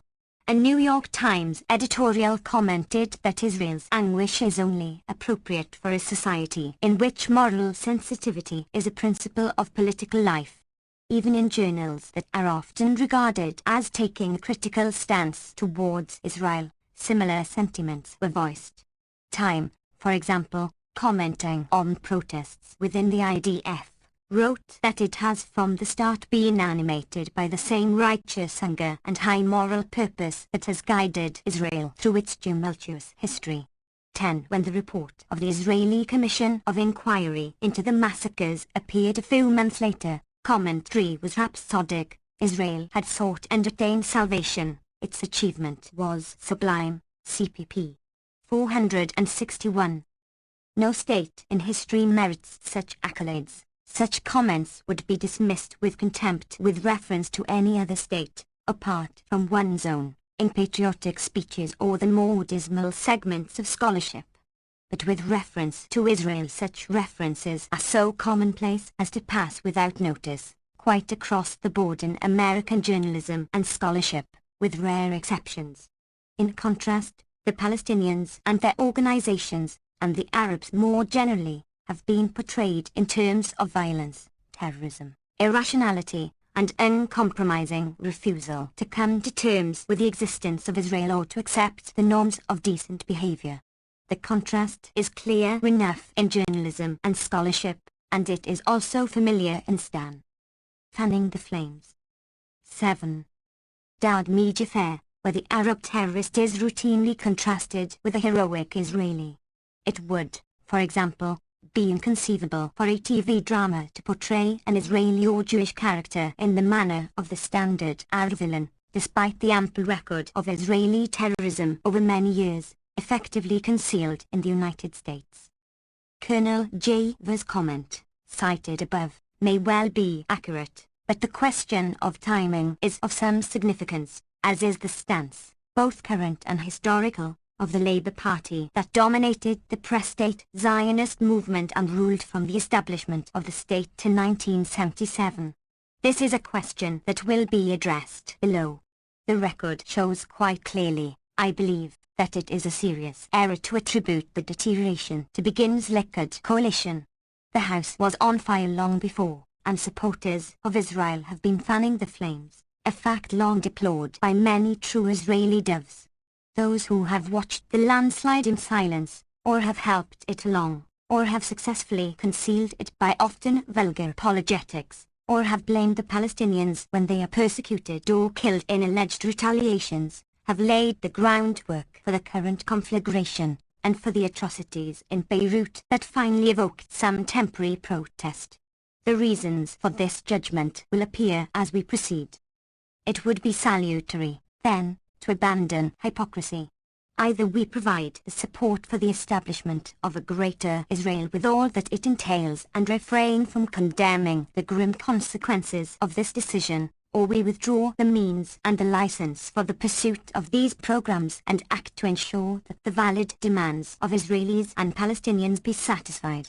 This can, perhaps, still be accomplished through the possibilities recede with each passing year as the greater Israel that we are creating becomes more firmly implanted, and as its military power, now estimated to be surpassed only by the US, the USSR and China 11, continues to grow. A point of no return may soon be reached, with consequences that may be appalling for Israel and the Palestinians, for the region, and perhaps for the entire world. 2. The origins of the special relationship. 1. Levels of support, diplomatic, material, ideological. The relationship between the United States and Israel has been a curious one in world affairs and in American culture. Its unique character is symbolized by recent votes at the United Nations. For example, on June 26, 1982, the United States stood alone in vetoing the UN Security Council resolution calling for simultaneous withdrawal of Israeli and Palestinian armed forces from Beirut, on the grounds that this plan was a transparent attempt to preserve the PLO as a viable political force, evidently an intolerable prospect for the US government. A few hours later, the US and Israel voted against a General Assembly resolution calling for an end to hostilities in Lebanon and on the Israel-Lebanon border, passed with 2 nays and no abstentions. Earlier, the US had vetoed an otherwise unanimous Security Council resolution condemning Israel for ignoring the earlier demand for withdrawal of Israeli troops. 2. The pattern has, in fact, been a persistent one. More concretely, the special relationship is expressed in the level of U.S. military and economic aid to Israel over many years. Its exact scale is unknown, since much is concealed in various ways.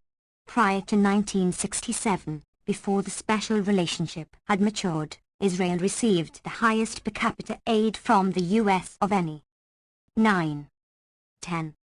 Noam Chomsky. Country. Commenting on the fact, Harvard Middle East specialist Nadav Safran also notes that this amounts to a substantial part of the unprecedented capital transfer to Israel from abroad that constitutes virtually the whole of Israel's investment. One reason why Israel's economic progress offers no meaningful model for underdeveloped countries. 3. It is possible that recent aid amounts to something like $1,000 per year for each citizen of Israel when all factors are taken into account. Even the public figures are astounding. For fiscal years 1978 through 1982, Israel received 48% of all U.S. military aid and 35% of U.S. economic aid, worldwide.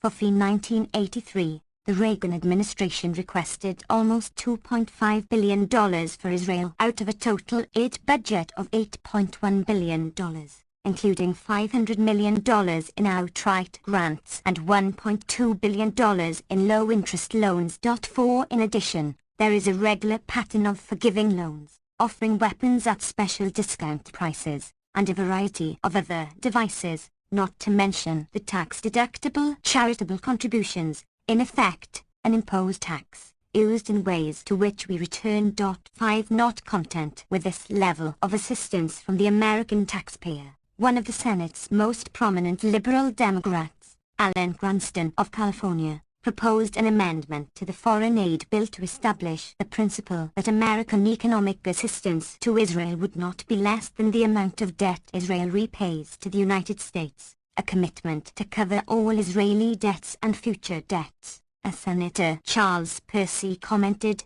6. This was before the Lebanon War. The actual vote on foreign aid came after the invasion of Lebanon, after the destruction of much of southern Lebanon, the merciless siege and bombardment of Beirut, the September massacres, and Israel's rapid expansion of settlement in the occupied territories in response to Reagan's. The General Accounting Office, GAO, has informed Congress that the actual level of U.S. aid may be as much as 60% higher than the publicly available figures.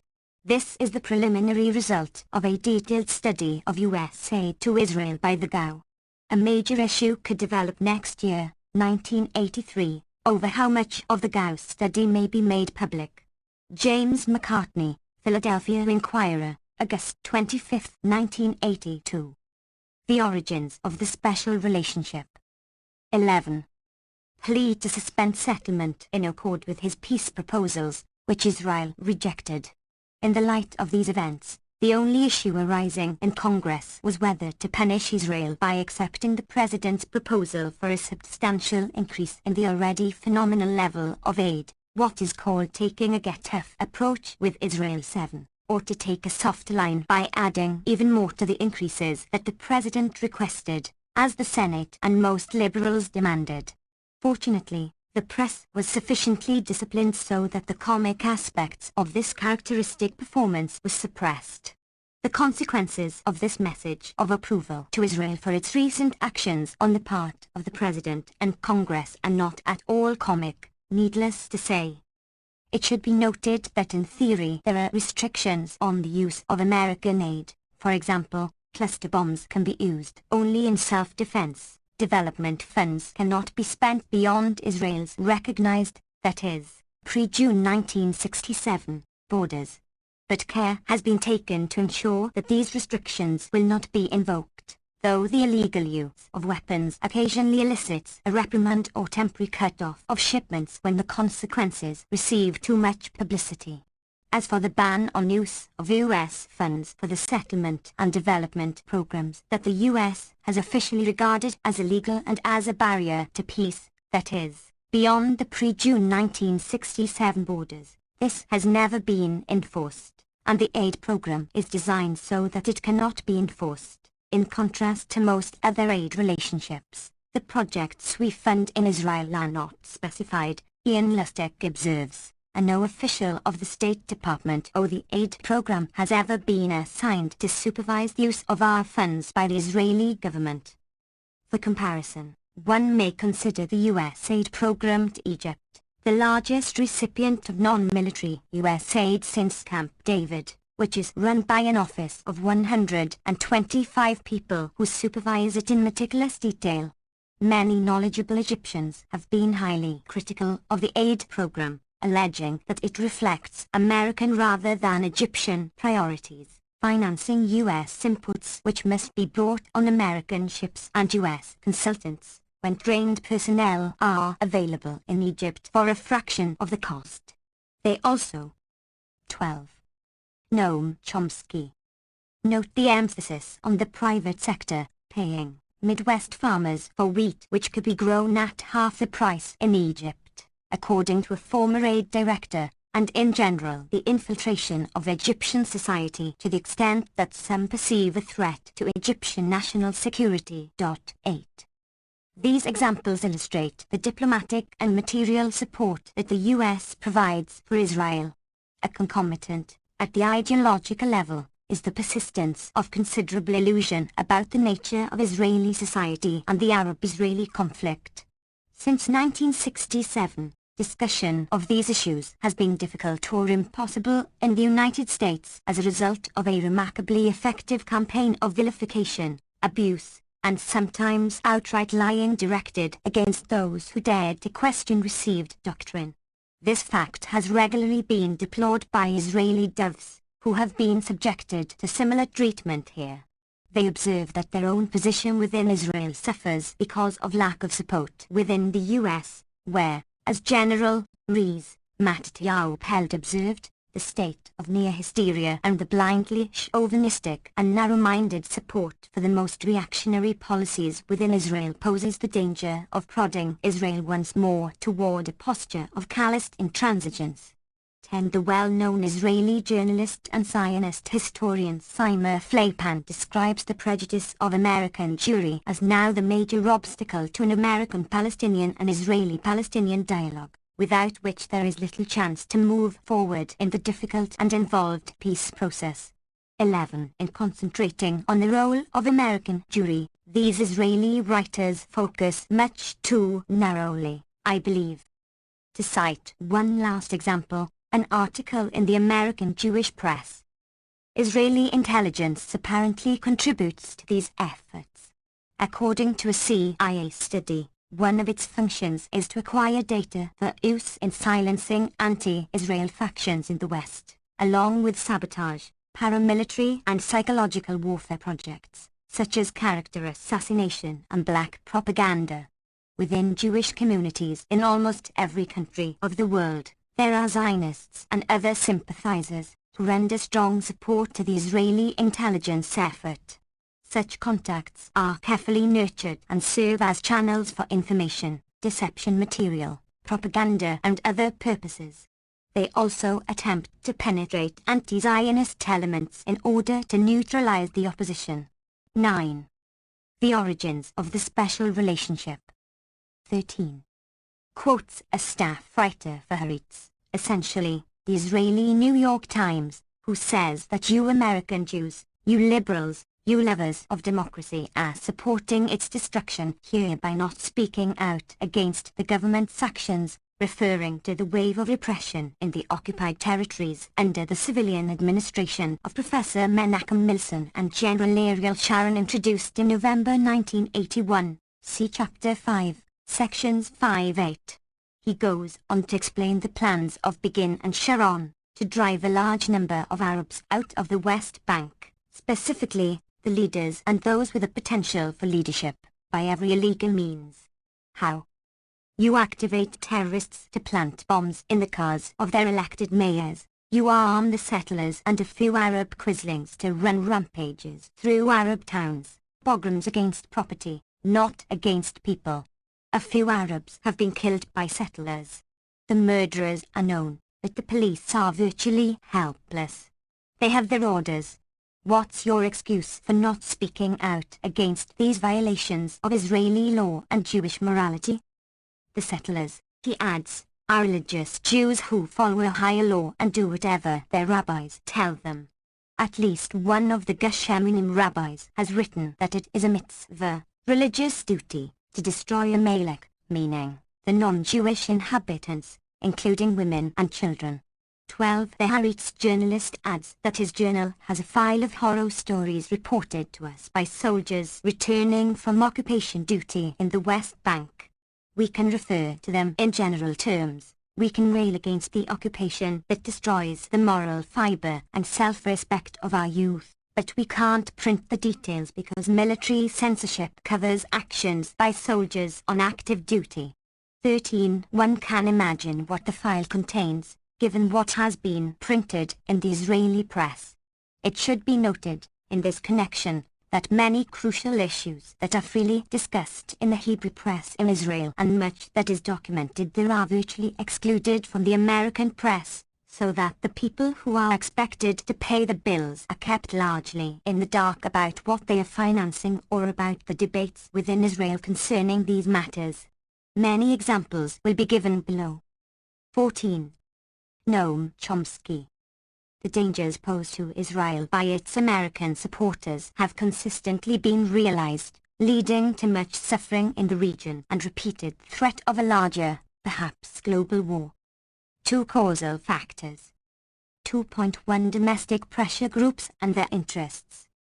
The special relationship is often attributed to domestic political pressures, in particular, the effectiveness of the American Jewish community in political life and in influencing opinion. 14 While there is some truth to this, it is far from the whole story, in two major respects. First, it underestimates the scope of the support for Israel, and second, it overestimates the role of political pressure groups in decision-making. Let us consider these factors in turn. In the first place, what Seth Tillman calls the Israeli lobby, see note 14, is far broader than the American Jewish community, embracing the major segments of liberal opinion, the leadership of the labor unions, religious fundamentalists, 16 conservatives of the type who support a powerful state apparatus geared to state-induced production of high-technology waste, that is, military production at home and military threats and adventurism abroad, and, cutting across these categories, reverent cold warriors of all stripes. These connections are appreciated in Israel, not only by the right wing. Thus Yitzhak Rabin, reputedly a dove and soon to become the Labour Prime Minister, argued against moves towards political settlement. Leon had rights, along with the organized American Jewish community. The labor movement has been a major source of support for Israel, true with regard to the labor union bureaucracy, whatever the membership may think. Hada quotes Likud President Solzhenitsyn, who condemns Reagan for his willingness to sell both Israel and the Solidarity movement in Poland. To appease his big business friends. Victor Gottbaum discusses the problems posed for Israel's supporters by the Begin government and its antagonizing foreign policy decisions. We couldn't justify the Golan annexation, so we preferred to remain silent. Many labor leaders find themselves divorcing their love for Israel from their relations with Begin, Gottbaum. 15 Such rhetoric has not been heard since the peak days of American Stalinism and Trotskyite critical support. It is, however, rather common among Western intellectuals with regard to Israel. See TNCW, Chap. 10, for some examples. More will appear below. The origins of the special relationship. 15.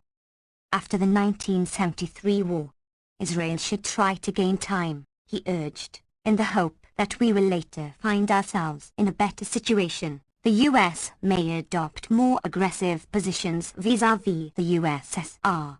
17. Many American Zionist leaders recognize these factors. In December 1980, several of them argued in the American Jewish press that there is far greater potential commonality of interests among Jews and the moral majority than there is among Jews and the National Council of Churches, Jewish Week. Jacques Tortziner, former president of the Zionist Organization of America and an executive of the World Zionist Organization, wrote that we have, first of all, to come to a conclusion that the right-wing reactionaries are the natural allies of Zionism and not the liberals. 18. He is wrong about the latter, mistakenly assuming that they do not join in the Cold War consensus, whereas in fact they have consistently promoted and helped to maintain it. It should furthermore be noted that the American left and pacifist groups, apart from fringe elements, have quite generally been extremely supportive of Israel, contrary to many baseless allegations, some passionately so, and have turned a blind eye to practices that they would be quick to denounce elsewhere.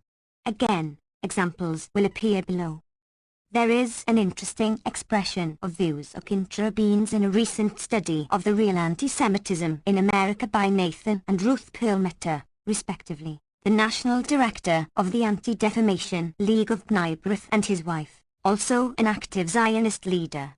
In the United States, the Anti-Defamation League is regarded as a civil libertarian organization, at one time, a deserved reputation. Now, it specializes in trying to prevent critical discussion of policies of Israel by such techniques as maligning critics, including Israelis who do not pass its test of loyalty, distributing alleged information that is often circulated in unsigned pamphlets, and so on. 19. In Israel, it is casually described as one of the main pillars of Israeli propaganda in the United States. Seth Tillman refers to it as part of the Israeli lobby. We return to some of its public performances. CPP 333-F. The well-known Israeli military historian Meir Pale, formerly head of the Officers Training School of the IDF and an Israeli dove, might well have had the League in mind when he described their ways. 16. Noam Chomsky. In which Golda Meir and the Labour Party destroyed pluralism and debate within the old Zionist framework, mimicking Joseph Stalin's tendency towards communist parties all over the world, whose interests were to be subjugated to the power interests of the Soviet Union, and the Israeli regime's tendency had been similar as it has destroyed the very process of dissent and inquiry, beginning, he says, with the Golda Meir Labour government. 20 The League has proven a more than willing instrument. The Pearl Matters cite studies showing that whereas anti-Semitism was once virulent in the US, today there is little support for discrimination against Jews. There may be dislike of Jews, anti-Jewish attitudes, etc., but then much the same is true with regard to ethnic and religious groups quite generally. What then is the real anti-Semitism, which is still rampant, in fact perhaps more dangerous than before? The real anti-Semitism, it turns out, lies in the actions of peacemakers of Vietnam's vintage, transmuters of swords into plowshares, championing the terrorist PLO. The Pearl Matters fear that nowadays war is getting a bad name and peace too favorable a press. They are concerned by the defamations by the left of the promptings for our warring in Vietnam and latterly ... They're sniping at American defense budgets. Beyond oil it is the very ideology of the liberals in which peace, even if it is pockmarked by injustice, is preferable to the prospect of confrontation that today imperils Jews. Similarly, Jewish interests are threatened by this decade's leftists, here and abroad, as they demonstrate against and scold the United States for its involvement in Nicaragua and El Salvador. Jewish interests are threatened because the Central American dictators have been friends of Israel, friendship which has been and is being reciprocated with much enthusiasm. Through the Pearl Matters do not discuss these facts, which help explain why victims of Somoza and Salvadoran and it is a common claim, perhaps believed by its proponents, that there are many champions of the PLO in the US, even that the press is pro-PLO, CP. 1. When examples are given, it regularly turns out that these champions are critics, often harsh critics, of the PLO who, however, believe that Palestinians have the same human and national rights as Jews. The origins of the special relationship. 17. Guatemalan generals are not friends of Israel, not because of anti-Semitism, but for quite understandable reasons. Peasants being massacred with Israeli arms or tortured by military forces who boast of their Israeli training and support are not likely to be friends of Israel. According to the Pearl Matters, such groups as the National Council of Churches also threaten Jewish interests by calling on Israel to include the PLO in its Middle East peace negotiations. Apologists for the left, like those for the right, have frequently rationalized anti-Semitism or indifference to Jewish interests as being merely a transitory phase, that Jews should know better. Throughout, the argument is that Israel's interests, understood implicitly as the interests of a rejectionist Greater Israel that denies Palestinian rights, are the Jewish interests, so that anyone who recognizes Palestinian rights or in other ways advocates policies that threaten Israel's interests as the authors conceive them is, to paraphrase Stalinist rhetoric of earlier years, objectively anti-Semitic. Those who are innocent of bigotry are now placing Jews in greater jeopardy than traditional anti-Semites, with their advocacy of peace, criticism of US interventionism, opposition to bloodthirsty tyrants and torturers, etc. This is the real anti-Semitism, and it is exceedingly dangerous. So the Anti-Defamation League has its work cut out for it. 21. It might be noted that the resort to charges of anti-Semitism, or in the case of Jews, Jewish self-hatred, to silence critics of Israel has been quite a general and often effective device. Even Abu Ibn, the highly regarded Israeli diplomat of the Labour Party, considered a leading dove, is capable of writing that one of the chief tasks of any dialogue with the Gentile world is to prove that the distinction between anti-Semitism and anti-Zionism, generally understood as criticism of policies of the Israeli state, is not a distinction at all, and that Jewish critics, I.F. Stone and I.A. specifically mentioned, have a basic complex ... of guilt about Jewish survival. Similarly, Irving Howe, typically without argument, simply attributes Israel's dangerous international isolation to skillful manipulation of oil and that sour apathy. In the warmest of hearts there's a cold spot for the Jews, so that it is quite unnecessary to consider them. 18. Noam Chomsky. Pact of the policies of the Labour government that he supported, for example, the brutality of the occupation, already fully apparent and sharply condemned in Israel when he wrote. 23. The Pearl Matters deride those who voice criticism of Israel while fantasizing countercharges of anti-Semitism, but their comment is surely disingenuous. The tactic is standard. Christopher Sykes, in his excellent study of the pre-state period, traces the origins of this device, a new phase in Zionist propaganda, to a violent counterattack by David Ben-Gurion against a British court that had implicated Zionist leaders in arms trafficking in 1943. Henceforth, to be anti-Zionist was to be anti-Semitic. 24. It is, however, primarily in the post-1967 period that the tactic has been honed to a high art, increasingly so, as the policies defended became less and less defensible. Within the Jewish community, the unity in support for Israel that has been demanded, and generally achieved, is remarkable, as noted, to the chagrin of Israeli doves who plausibly argue that this kind of support has seriously weakened their efforts to modify harsh and ultimately self-destructive government policies. There is even a lively debate within the American Jewish community as to whether it is legitimate to criticize Israel's policies at all. And perhaps even more amazing, the existence of such a debate is not recognized to be the amazing phenomenon it surely is. The position that criticism is illegitimate is defended, for example, by Elie Wiesel, who says, "I support Israel, period. I identify with Israel, period. I never attack, never criticize Israel when I am not in Israel." As for Israel's policies in the occupied territories, Wiesel is unable to offer a comment. What to do and how to do it, I really don't know because I lack the elements of information and knowledge. You must be in a PO. It might be noted that to people concerned with the facts, skillful manipulation of oil also seems too easy an excuse, while the sour apathem hardly merits comment. See, for example, the discussion by Zionist historian John Kimk of how the Labour government's apparent duplicity and rejection of possible peaceful settlement alienated friendly African countries well before the use of the oil weapon. 22. The origins of the special relationship. 19. Position of power to possess all the information. I don't have that information, so I don't know. 25.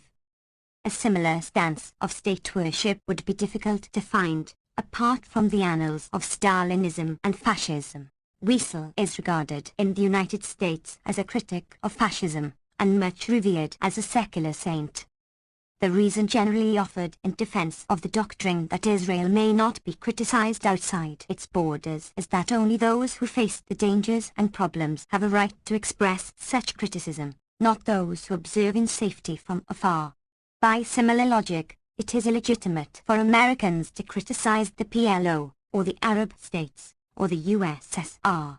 This argument actually extends a bit more broadly. It is legitimate, in fact, a duty, to provide Israel with massive subsidies and to praise it to the skies while vilifying its adversaries, particularly those it has conquered. But it is illegitimate to voice any critical comment concerning the use of the bounty we provide.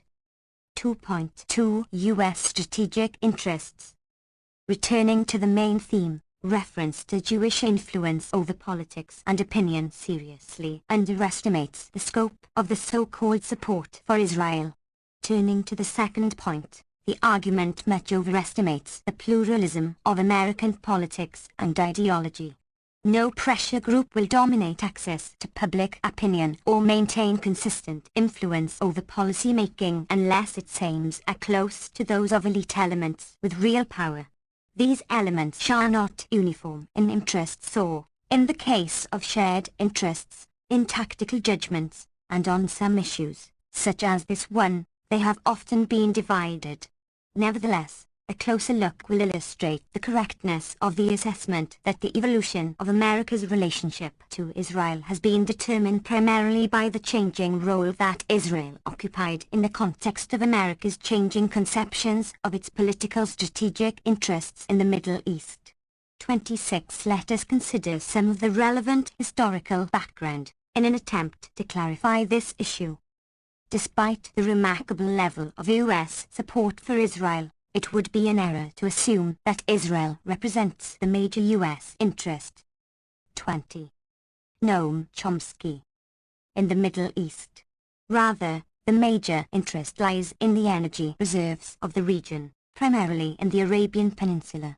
A State Department analysis of 1945 described Saudi Arabia as a stupendous source of strategic power, and one of the greatest material prizes in world history. 27. The U.S. was committed to win and keep this prize. Since World War II, it has been virtually an axiom of U.S. foreign policy that these energy reserves should remain under U.S. control.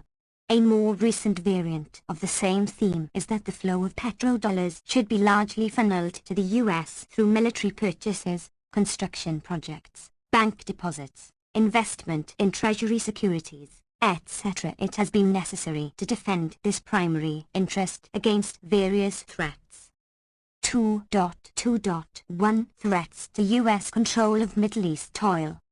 At the rhetorical level, the threat from which the Middle East must be defended is generally pictured to be the USSR. While it is true that the US would not tolerate Soviet moves that threatened to provide the USSR with a significant role in Middle East oil production or distribution, this has rarely been a realistic concern, which is not to say that ideologists have not come to believe the fantasies they conjure up to serve other needs. 28 In fact, the USSR has been hesitant to intrude on what is recognized to be American turf. The pattern was set early on in the Cold War, when the U.S. organized its first major post-war counterinsurgency campaign, in Greece in 1947. Entering Greece after the Nazis had withdrawn, Britain had imposed the rule of royalist elements and former Nazi collaborators, suppressing the anti-Nazi resistance in Athens, under Churchill's order to British forces to act as if you were in a conquered city where a local rebellion is in progress. 29 The repression and corruption of the British-imposed regime revived the resistance. Severely weakened by the war, Britain was unable to cope with the problem, and the US took over the task of destroying the communist-led peasant and worker-based nationalist movement that had fought the Nazis, while maintaining in power its own favorites, such as King Paul and Queen Frederica, whose background was in the Faz. The origins of the special relationship. 21. Fascist youth movements, and Minister of the Interior Michaelis, described by U.S. intelligence as a former Nazi collaborator and given responsibility for internal security.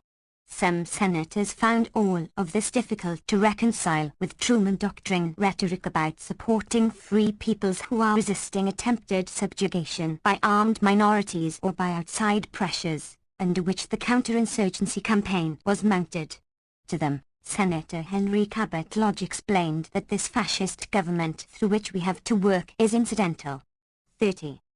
The counterinsurgency effort was no small enterprise. In the war that ensued, 160,000 Greeks were killed and 800,000 became refugees. The American mission set itself the task of eliminating those to whom Ambassador Lincoln McVeigh referred as subversive social forces, rooted in the insidious new growth of class consciousness and proletarianism, an alien and subversive influence, as American Charge Carl Rankin described them, to which no leniency should be shown until the state has successfully reasserted its dominance and the bandit uprising has been quelled. The ambassador's phrase, standard usage in U.S. documents as in Soviet documents concerning Afghanistan. It was the American mission and its fascist clients, and, of course, the wealthy and, later, American corporations, who were the real beneficiaries, who represented the native element in Greece, as distinct from the alien influence of Greek peasants and workers subverted by class consciousness. The dedicated savagery with which the U.S. mission set about the task of liquidating the class enemy was a bit too much even for the British, who were not known for their gentlemanly decorum in such procedures. They were also not too happy about being displaced from yet another outpost of British influence and power.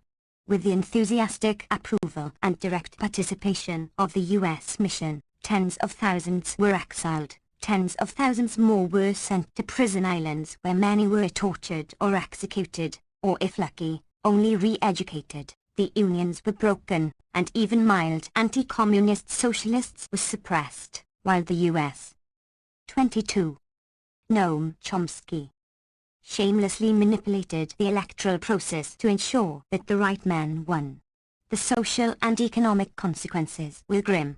A decade later, between 1959 and 1963, almost a third of the Greek labor force emigrated in search of satisfactory employment.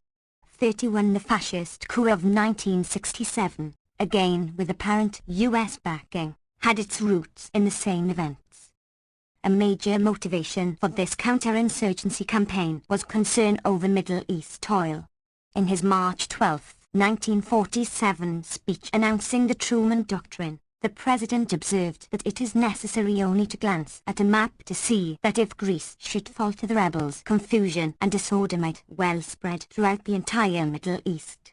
A February 1948 CIA study warned that in the event of a rebel victory, the U.S. would face the possible loss of the petroleum resources of the Middle East, comprising 40% of world reserves. 32. A Russian threat was fabricated to justify U.S. intervention, but without factual basis. Stalin was trying to rein in the Greek guerrillas, knowing that the U.S. would not tolerate the loss of this Middle East outpost, as Greece was regarded, and not at all pleased at the prospect of a possible Balkan Communist Confederation under Titoist influence.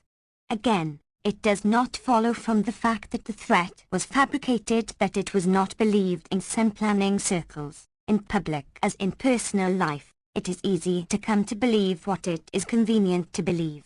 The exaggeration of the Russian threat should be understood as an early example of the functioning of the Cold War system by which each superpower exploits the threat of the great enemy, its great Satan, to borrow Ayatollah Khomeini's term, to mobilize support for actions it intends to undertake in its own domains. The success of the Greek counterinsurgency campaign, both at the military and ideological level, left its stamp on future U.S. policymaking.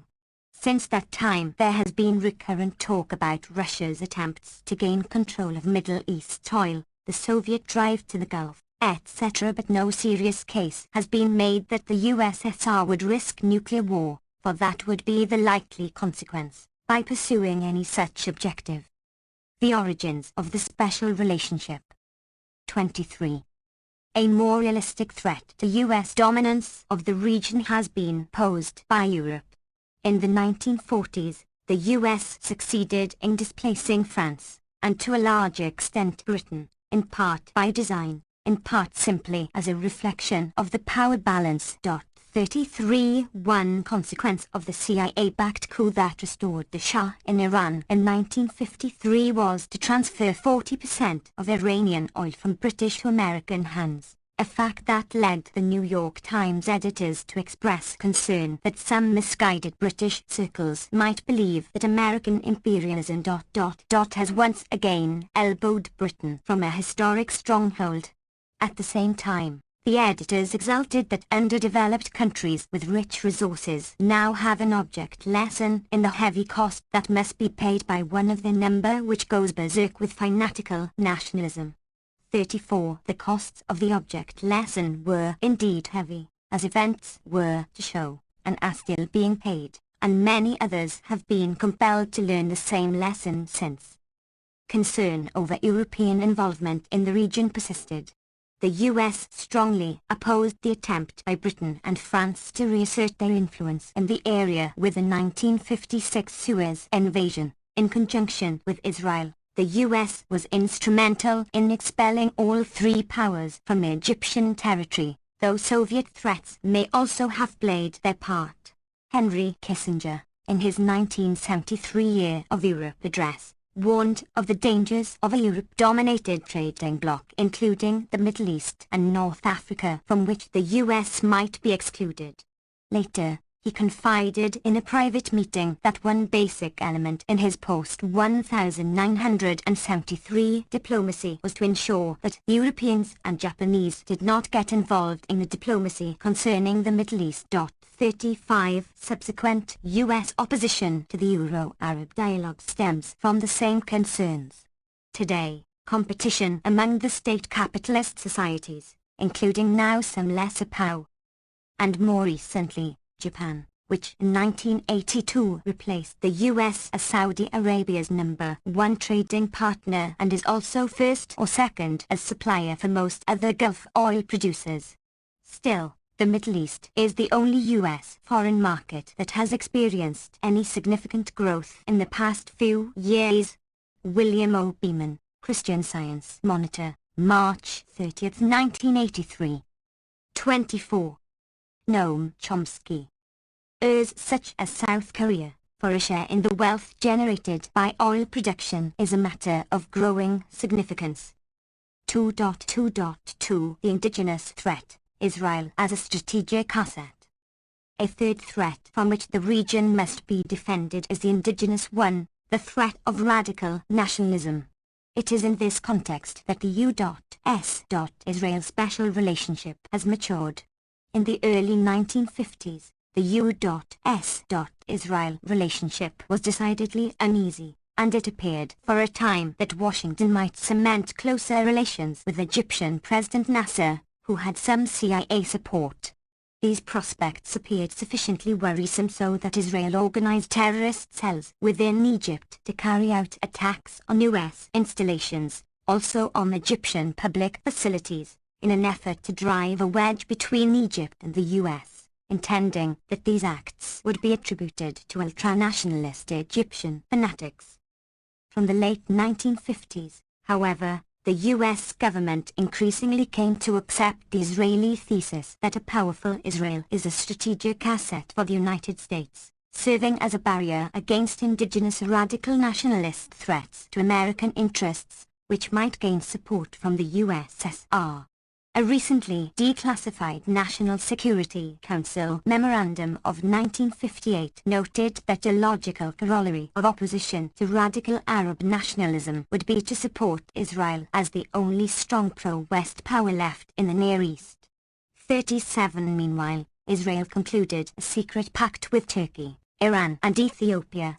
According to David Ben-Gurion's biographer, this periphery pact was encouraged by Secretary of State John Foster Dulles, and was long-lasting. 38 Through the 1960s, American intelligence regarded Israel as a barrier to Nasserite pressure on the Gulf oil-producing states, a serious matter at the time. The official in charge of these operations, Defense Minister Pinchas Levin, became Secretary General of the Histadrut, the Socialist Labor Union. According to the respected Israeli journalist Noam Chomsky, Levin gave orders that were much more severe than those leading to the terrorist operations in Egypt, including an attempt to poison the water sources in the Gaza Strip and the demilitarized zones. Deva, January 26, 1979. He does not indicate whether these alleged orders were executed. 36.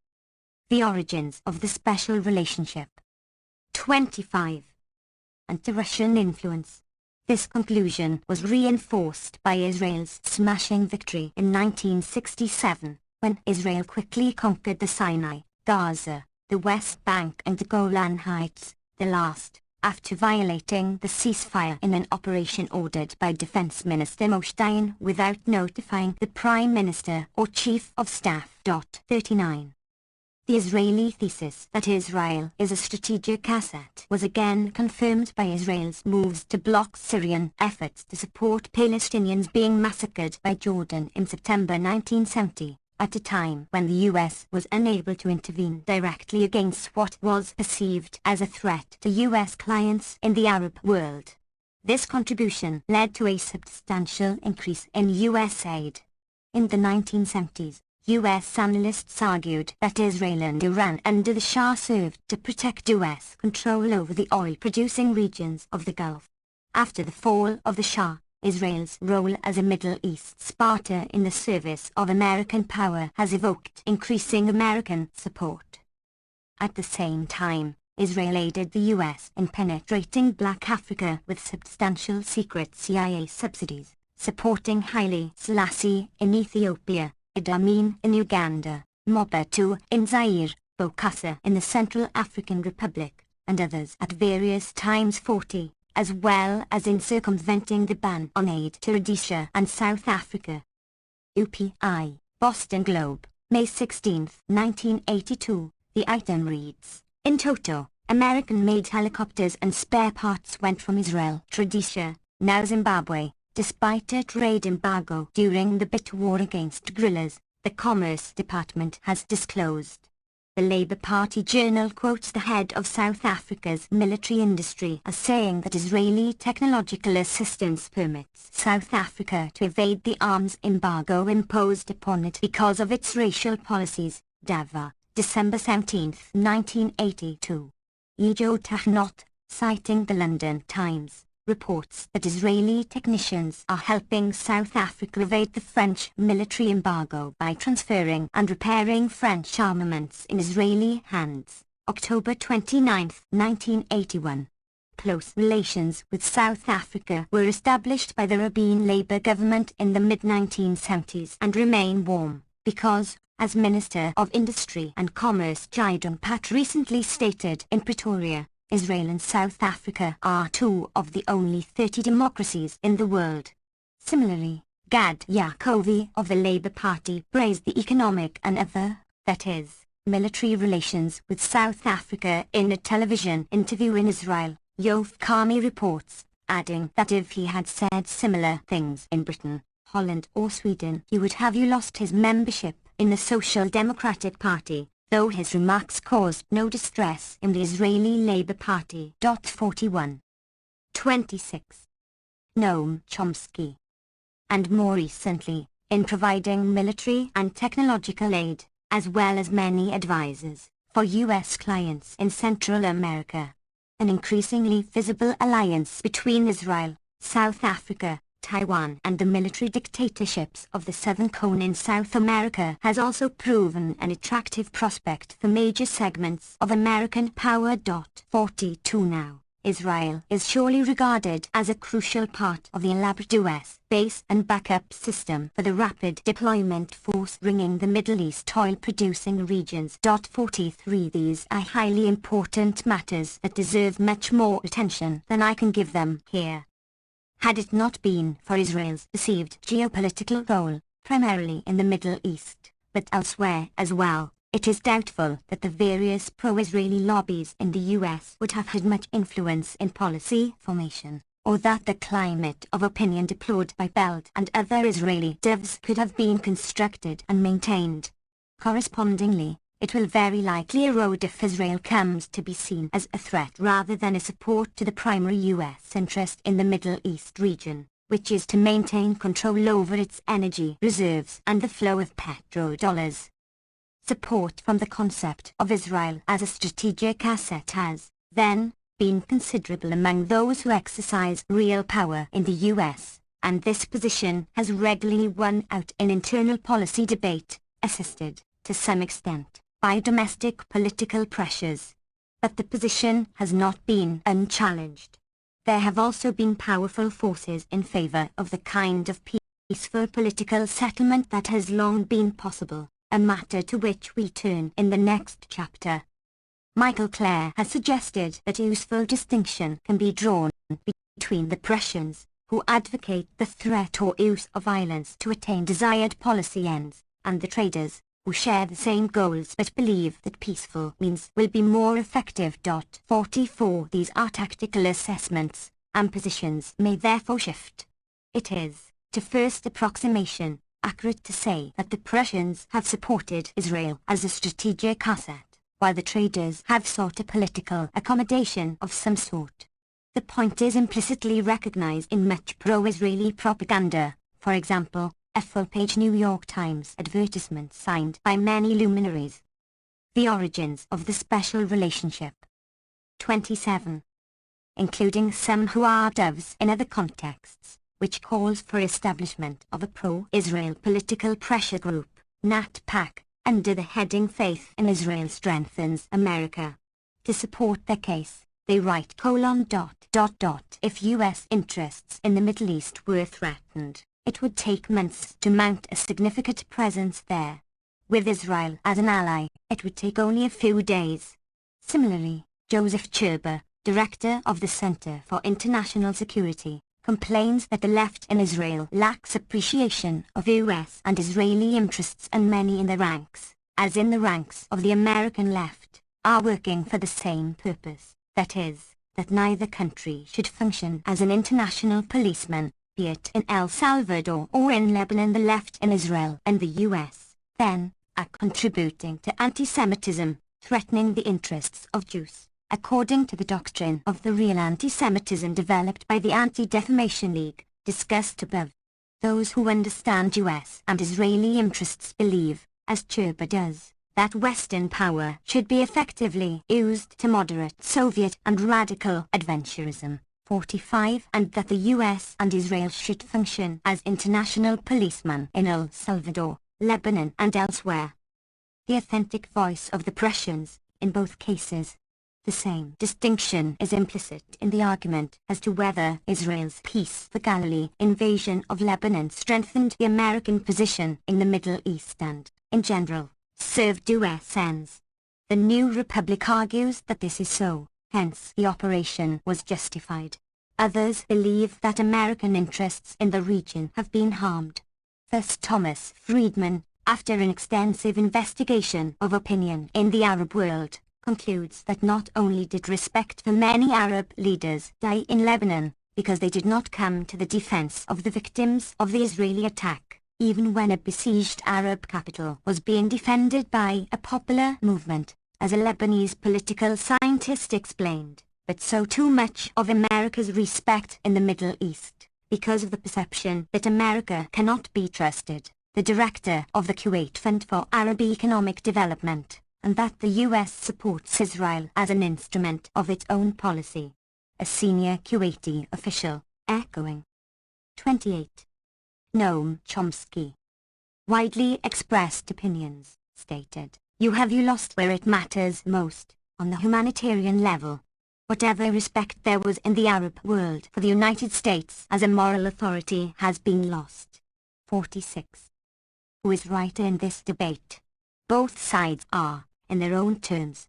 Those who deride the humanitarian level and the concept of moral authority can argue, with some plausibility, that Israel's military might enhances the capacity of the United States to rule the region by force and violence, and that the invasion of Lebanon contributed to this end, at least in the short term.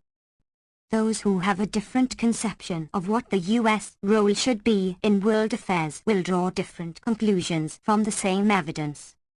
2.2.3 Subsidiary services.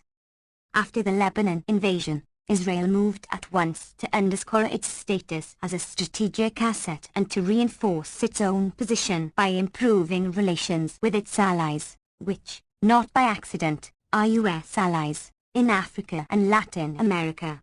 Renewing relations established under CIA auspices in the 1960s. See above. Foreign Minister Yitzhak Shamir visited General Mobutu in Zaire, informing him that apart from direct military and technical support, Israel will aid Zaire through its influence over Jewish organizations in the United States, which will help in improving Zaire's image.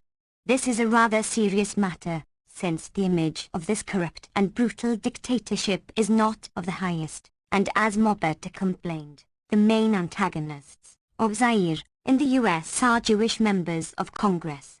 Shamirs.com. Mobet, who is not the only brutal dictator to whom this idea occurred, or was suggested.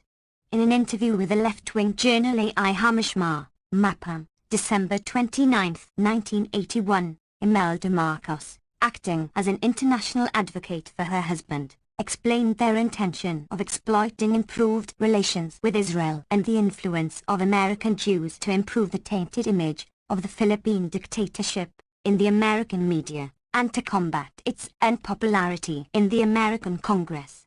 Commenting, journalist Leonhard reports the opinion of Israeli officials that other third-world dictatorships with a negative image are also interested in using this device to obtain greater political, economic and military aid from the US, and that strengthening of Israel's role in the Third World is one of the advantages that Israel will gain from strategic cooperation with the US. The origins of the special relationship. 29. Forting response was, Jews criticize us too. He went on to explain that with the cooperation of Israeli groups and with the money that American Jews will contribute, it will be possible to aid Zaire militarily and materially and in improving its image. General Mobutu expressed his pleasure that Israeli officers are providing military training, specifically for his presidential guard, along with French and Chinese advisors. In January 1983, Defense Minister Ariel Sharon visited Zaire and an agreement was reached that Israeli military advisors would restructure Zaire's armed forces. Sharon defended Israel's new arms and military aid agreement with Zaire today as a step towards increasing Israeli influence in Africa, UPI reported. Sharon added that the program, which must be secret, would be a contribution to Israeli exports in arms and equipment and that it would lead other African countries to turn to Israel for military aid. 47. A few weeks earlier, Sharon had visited Honduras to cement relations with a friendly country which has shown interest in connection with our defense establishment. Israeli radio reported that Israel had helped Honduras acquire what is regarded as the strongest air force in Central America, and noted that the Sharon trip raised the question of whether Israel might act as an American proxy in Honduras. It has also been reported that Israeli advisors have assisted in training Honduran pilots.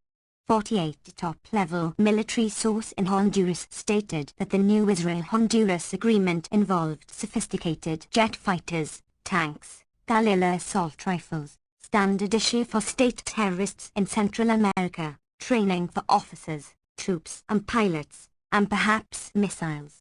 Sharon's entourage included the head of the Israeli Air Force and the Director General of the Defense Ministry. They were accorded the full measure of honors usually accorded to a visiting head of state. A government functionary stated that Sharon's visit was more positive than Reagan's shortly before, since Sharon sold us arms while Reagan only uttered platitudes, explaining that Congress was preventing him from doing more. There is no significant domestic force to prevent Israel from doing more, a fact deplored by Israeli doves. The unannounced visit and military accord underline Israel's growing role as U.S. arms broker. 30. Noam Chomsky. Am proxy in crisis-ridden Central America. Meanwhile in Guatemala, Chief of Staff Mario Lopez Fuentes, who regards President Trios Montt as insufficiently violent, complained about U.S. meddling concerning human rights. What we want is to be left at liberty, he said. It would be preferable if the U.S. were to take an attitude similar to that of other allies such as Israel, he indicated. 49. Israel's services in Central America have been considerable, including Nicaragua, under Somoza, Guatemala, El Salvador and Honduras. and now apparently Costa Rica since it began to draw closer to U.S. policy in the region after the election of Luis Alberto Munga in February 1982. The Israeli contributions to Guatemalan and Honduran military forces are particularly significant, in the former case, because the military regimes placed in power through U.S. intervention were finding it difficult to resist a growing insurrection, while congressional human rights restrictions were impeding direct U.S. military aid to these mass murderers, and in the case of Honduras, because of Reagan's increasingly visible efforts to foment disorder and strife by supporting the Somozist National Guard based in Honduras in their forays into Nicaragua, where they torture and destroy in the manner in which they were trained by the United States for many years. 50 Before the Falklands War, it had been hoped that Argentine neo-Nazis could be employed for this purpose, as well as for improving the efficiency of state terrorism in El Salvador and Guatemala. A more reliable client ally may be needed to perform this proxy role, however.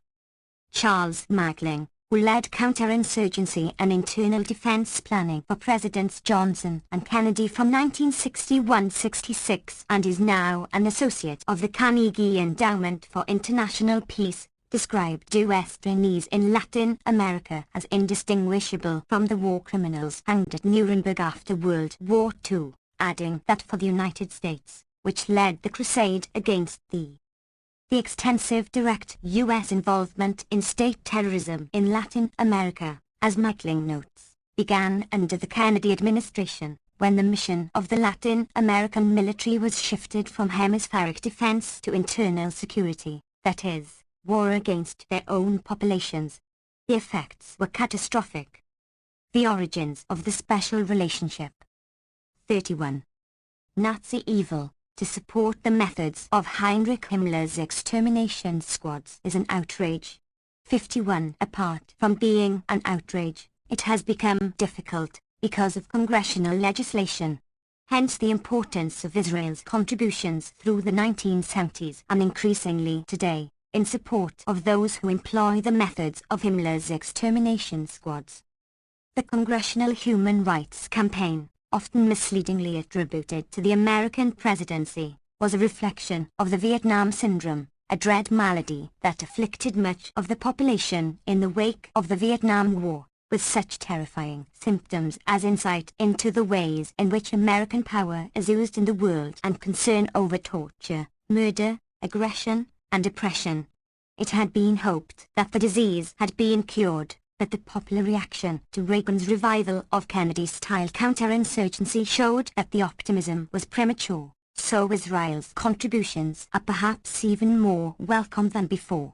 It has, incidentally, been alleged that the U.S. has been opposed to Israel's Latin American ventures, for example, that Carter opposed Israel's aid to Somoza, but this is hardly likely. There is little doubt that the U.S. could have prevented any intervention of which it did not approve, and it sometimes did so, though not in Nicaragua, where the Human Rights Administration in fact supported Somoza to the end of his bloody rule, even after the natural allies of the U.S., the Nicaraguan business community, had turned against him. Israel's services have extended beyond the Middle East, Africa and Latin America, to Asia as well. Thus, on one occasion Israel supplied American jets to Indonesia when its arms were depleted in the course of the massacre of Timorese, and the Human Rights Administration, while doing its best to provide the armaments required to consummate this mission, was still reluctant to do so too openly, perhaps fearing that the press might depart from its complicity in this slaughter. 52 Taiwan has been a particularly close ally, the Israeli, throughout Latin America. In terms of its impact, this 1961 decision of the Kennedy liberals was one of the most significant ones of recent history. It is little known here. 32. Noam Chomsky. Press speaks of the Fifth World, Israel, South Africa, Taiwan, a new alliance of technologically advanced states that is engaged in advanced weapons development, including nuclear weapons, missiles, and so on. 53 We return in Chapter 7 to these developments, which may by now be causing some alarm in Washington. With Reagan's efforts to inflame the Nicaragua-Honduras border and Sharon's trip to Honduras, the Israeli connection became so visible as to call forth some official denials, duly reported as fact in the New York Times. Noting that Israel is enlarging its military training missions and role as a principal supplier of arms to Central America, Leslie Gelb writes that from every indication, the Israelis are not there, as are most of the others, Americans, PLO, Cubans, East Germans, as participants in a form of East-West confrontation or to engage in revolutionary or counter-revolutionary intrigue. These indications turn out to be statements to this effect by Israeli and American officials, none of whom said that Israel was in Central America to do Washington's bidding or to help out in countries such as Guatemala, where the administration is barred from providing military aid because of civil rights abuses. Naturally, one would expect Israeli and American officials to proclaim any such arrangements openly, so their failure to do so suffices to prove that there is nothing to this canard. A State Department official comments that we've indicated we're not unhappy they are helping out in places like Guatemala and Honduras, but I wouldn't say we and the Israelis have figured out together what to do. 54 Elaborate figuring out would seem to be superfluous, given the shared perceptions and interests, not to speak of the extremely close relations at all levels, including the military itself, military industry, intelligence, diplomatic, etc.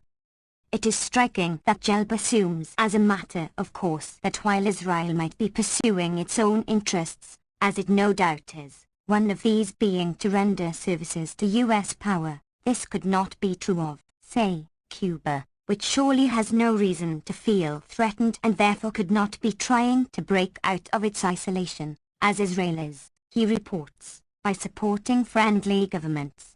One might have expected Gelb, perhaps, to be sensitive to this issue. He was the director.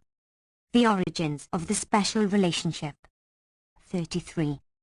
Of the Pentagon Papers study, which contained the astonishing revelation that U.S. intelligence, over the 20-year period surveyed, was so completely indoctrinated by Cold War propaganda that it was unable to conceive of the possibility that the North Vietnamese might have been motivated by their own perceived interests, instead of simply acting as lackeys of the USSR or China. 55. 3. American liberalism and ideological support for Israel. As noted, the view of the Prussians has generally won out in internal policy debate. But the story is more complex. American liberalism has led the way in constructing the blindly chauvinistic and narrow-minded support for Israeli policy that General Bell deplores. On the same day that the U.S. and Israel stood alone against the world at the United Nations, CP. 9, the National Conference of the Democratic Party adopted a statement highly sympathetic to Israel's recent attacks in Lebanon, qualifying it only with an expression of regret over all loss of life on both sides in Lebanon. In contrast, the foreign ministers of the European Community vigorously condemned the new Israeli invasion of Lebanon as a flagrant violation of international law as well as of the most elementary humanitarian principles, adding that this unjustifiable action posed the risk of leading to a generalized war. 56. This is by no means an isolated case. In fact, the front page of the New York Times on that day, June 27, encapsulates U.S. Israel special relationship rather neatly. There are 3 adjacent columns.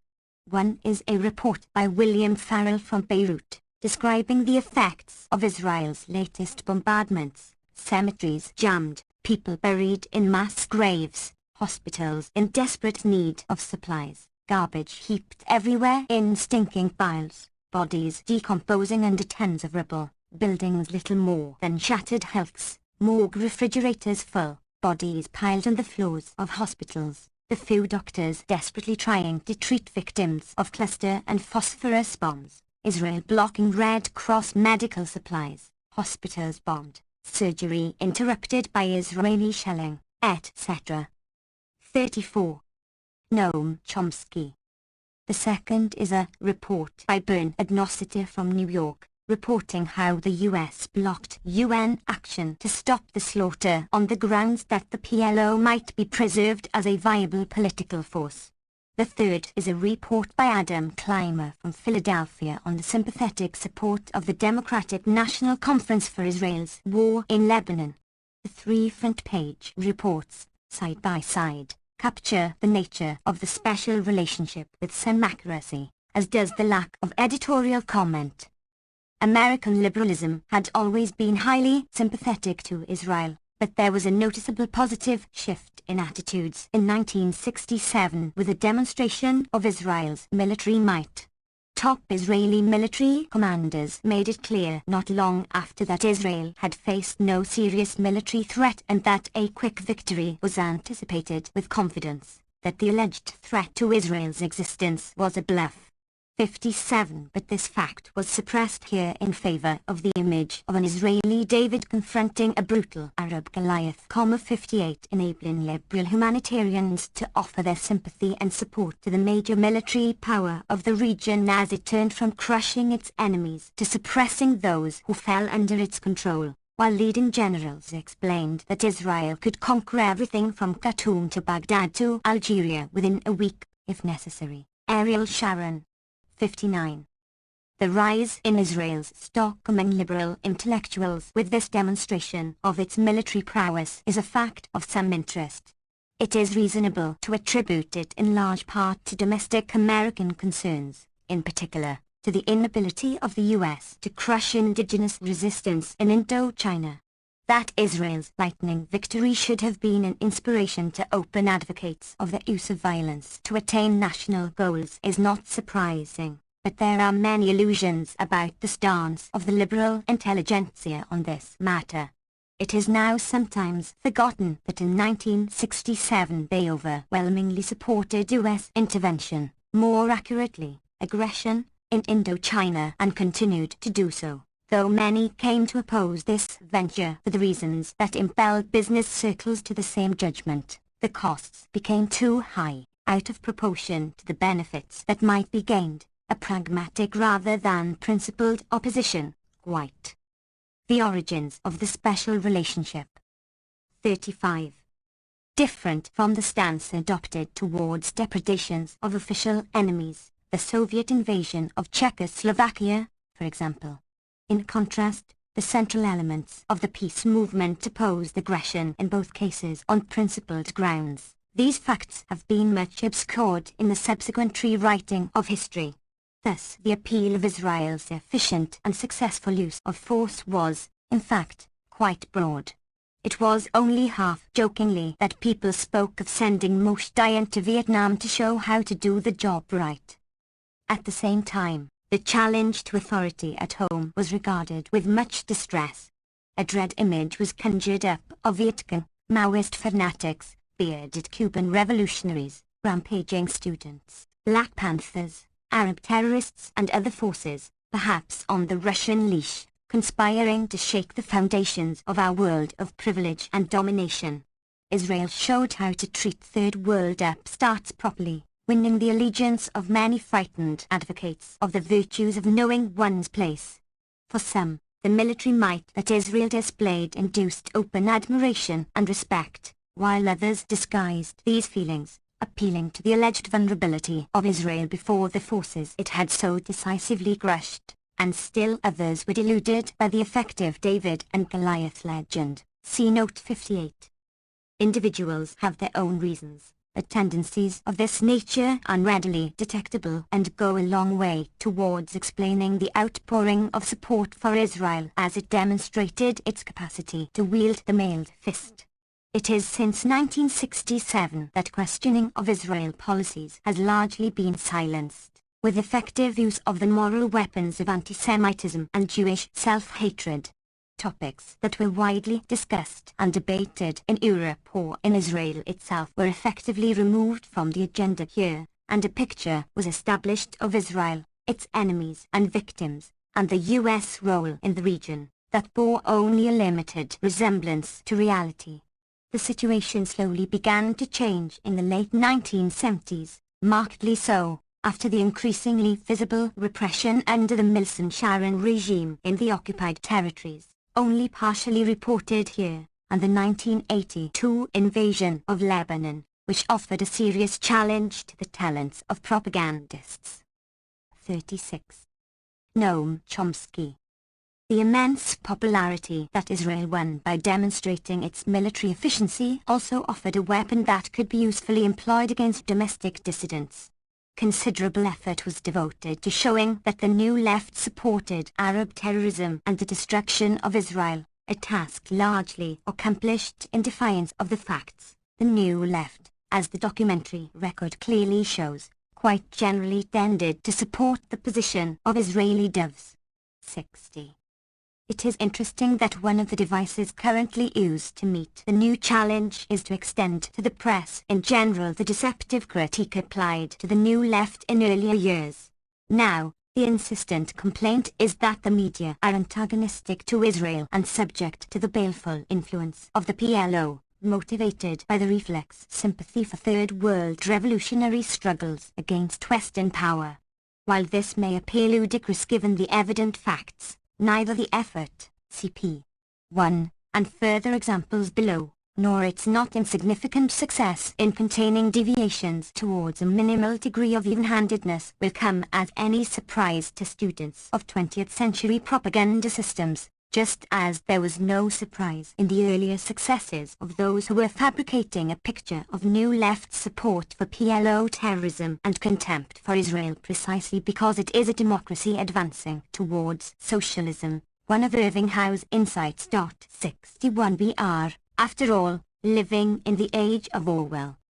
One can, perhaps, offer a more sympathetic psychological interpretation. Those who are accustomed to near-total dominance of articulate opinion may feel that the world is coming to an end if their control is threatened or weakened ever so slightly, reacting in the manner of an overindulged child who is chided for the first time. Hence the wailing about the reflex sympathy of the press for the PLO and its immutable hatred of Israel when, say, there is an occasional report of the bombing of hospitals or beating of defenseless prisoners.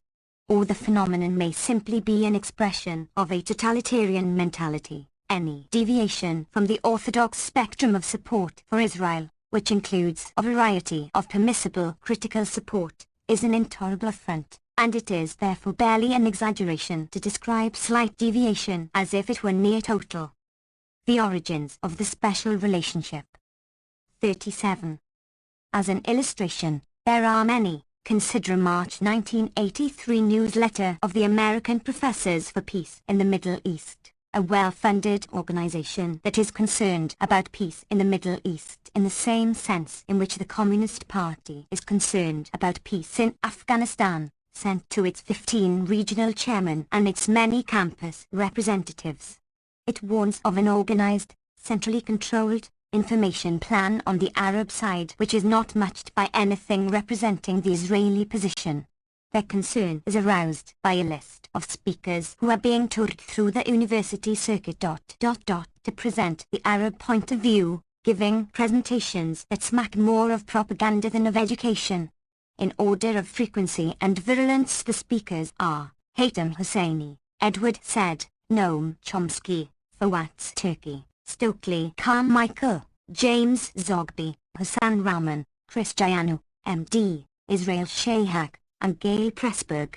As any observer of the American scene will be aware, these nefarious figures almost completely dominate discussion of the Middle East in the United States, and the Israeli point of view virtually never obtains a hearing, though, the newsletter adds, there are doubtless many speakers who espouse the Israeli position and would speak if only there were an opportunity for them to do so.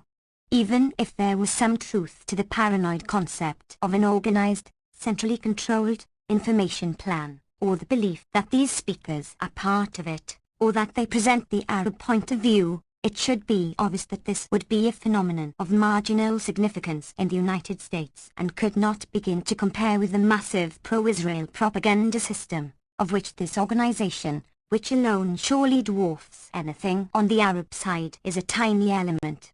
But the frightened little men of the atom probably believe all of. Among them are people who have always been harsh critics of all the Arab states and the PLO, for example, the third in order of virulence, and others as well. But it is true that no one on the list meets the approved standards of civility to the Israeli government propaganda system, so they might be considered pro-Arab by someone who takes this to be the criterion for distinguishing education from propaganda. From the record, virtually every talk I have given on this topic has been arranged by some tiny student or faculty group, as any sane person familiar with the United States would of course know without being told. 38. Noam Chomsky. This. Perhaps they are aware that this information plan and its agents have virtually no access to the mass media or journals of opinion, but they are right in noting that no way has yet been found to prevent them from responding to invitations at one or another college, a flaw in the American system that still remains to be addressed. As the invasion of Lebanon proceeded, the list of those who were deliberately falsifying the facts to place Israel in a less than favorable light grew quite long, including the European press and much of the American press and television, the International Red Cross and other relief agencies, American diplomats, and in fact virtually everyone except spokesmen for the Israeli government and selected Americans returning from guided tours. The general tone is conveyed by Elo Ben-Elazar, chairman of the Knesset's Committee on Foreign Affairs, who received the most applause at the convention of Bnei B'rith when he said, "We have been attacked, criticized, dirtied, besmirched. I wouldn't want to accuse the whole world of anti-Semitism, but how to explain this violent outburst?" 62. A similar perception, widely shared, was expressed by Israeli Defense Minister Ariel Sharon. Today we are in the arena opposite the entire world. It is the people of Israel, a small and isolated people, against the entire world. 63. This horrible thing that is now taking place around us in the world is no doubt a result of anti-Semitism, not the Lebanon war or the Beirut massacres a few days before. We return to some details of this intriguing story. The truth of the matter is that Israel has been granted unique immunity from criticism in mainstream journalism and scholarship, consistent with its unique role as a beneficiary of other forms of American support. We have already seen a number of examples and many more will appear below. 2 examples noted earlier in this chapter offer a clear enough indication of this immunity. The Israeli terrorist attacks on U.S. facilities and other public places in Egypt, the Levin affair, and the attack on the unmistakably identified U.S. Liberty with rockets, aircraft cannon, napalm, torpedoes and the origins of the special relationship. 39. Machine guns, clearly premeditated, leaving 34 crewmen dead and 75 wounded in the Navy's bloodiest peacetime international incident of the 20th century, see notes 36, 39. In both cases, the general reaction of the press and scholarship has been silence or misrepresentation. Neither has entered history as a deplorable act of terrorism and violence, either at the time or in retrospect. In the case of the bombings in Egypt, the Israeli novelist Amos Oz, writing in the New York Times, refers to the terrorist acts obliquely as certain adventurous Israeli intelligence operations, the standard formulation, in a highly regarded article on the beautiful Israel of pre-begin days. 64. The nature of the attack on the Liberty was also evaded not only by the press fairly generally but by the government and by a U.S. Naval Board of Inquiry, though high-ranking figures had no doubt that the official report was a whitewash. Former chairman of the Joint Chiefs of Staff Admiral Thomas H. Maurer, for example, states that the attack could not possibly have been a case of mistaken identity, as officially claimed. 65. Can one imagine that any other country could carry out terrorist bombings of U.S. installations or attack a U.S. ship, killing or wounding 100 men with complete impunity, without even critical comment for many years? That is about as likely as that across the spectrum of mainstream opinion, some country, other than our own, should be depicted as guided by a high moral purpose through the years. CP 6. Citing Time, a journal regarded as critical of Israel, while its enemies are dehumanized and despised, and history is reconstructed to preserve the desired illusions, a topic to which we turn directly. Richard Smith, see Note 39. He notes that the only comparable incident in recent years was the Japanese attack upon the U.S. gunboat Panay in 1937, in which 3 were killed, and contrasts the strangely callous Israeli attitude with the far more forthcoming Japanese reaction, both at the personal and governmental levels. His conclusion is that nations have no friends, only interests, but he overlooks the fact that Japan could not count upon the American intelligentsia to cover up the incident, a privilege that Israel correctly took for granted. 3. Rejectionism and accommodation. 1. A framework for discussion. What have been the attitudes and policies of the major participants in the Arab-Israeli conflict, and those concerned with it, during the period since 1967? When the U.S.-Israel relationship became established in something like its present form? To approach this question sensibly, we should begin by clarifying what we take to be the valid claims of those who regard the former Palestine as their home. Attitudes towards this question vary widely. I will simply state certain assumptions that I will adopt as a framework for discussion. The first of these is the principle that Israeli Jews and Palestinian Arabs are human beings with human rights, equal rights. More specifically, they have essentially equal rights within the territory of the former Palestine. Each group has a valid right to national self-determination in this territory.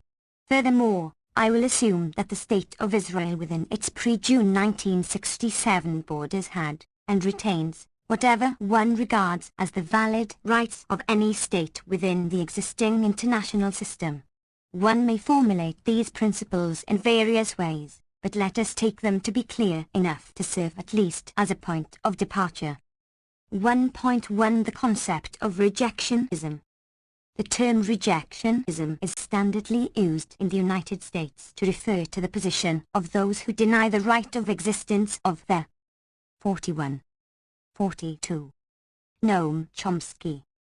State of Israel, or who deny that Jews have the right of national self-determination within the former Palestine. The two positions are not exactly the same because of the question of the status of Israeli Arabs and of Jews outside of Israel, but let us put these questions aside temporarily. Unless we adopt the racist assumption that Jews have certain intrinsic rights that Arabs lack, the term rejectionism should be extended beyond its standard usage, to include also the position of those who deny the right of national self-determination to Palestinian Arabs, the community that constituted 9/10 of the population at the time of the First World War, when Great Britain committed itself to the establishment of a national home for the Jewish people in Palestine. I will use the term rejectionism in this non-racist sense. By accommodation, I will mean the position that accepts the basic assumptions of the preceding paragraph. Each position can take various forms, as regards the manner in which national rights are realized, boundaries, etc.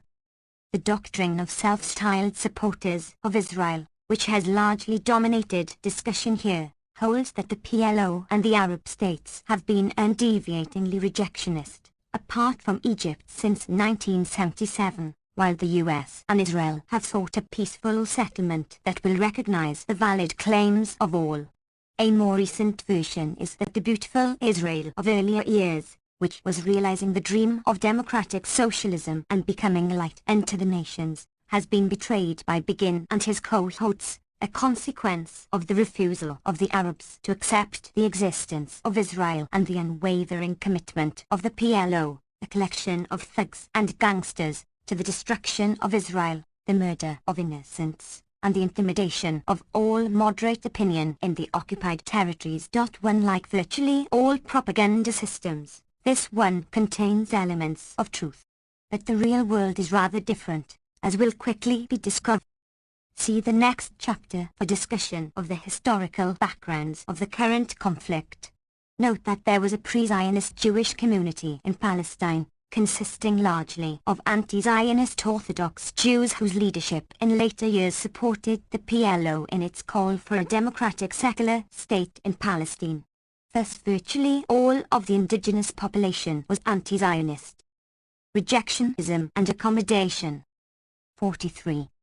Error if the historical record is rescued from the oblivion to which it has been consigned. 1.2 The International Consensus. Since 1967, a broad international consensus has taken shape, including Europe, the USSR and most of the non-aligned nations. This consensus initially advocated a political settlement along approximately the pre-June 1967 borders, with security guarantees, recognized borders, and various devices to help assure peace and tranquility. It envisioned the gradual integration of Israel into the region while it would remain, in essence, a Western European society. This is the way the basic international document, UN Security Council Resolution 242, has been understood throughout most of the world, though its actual wording was left vague so that agreement on it could be achieved.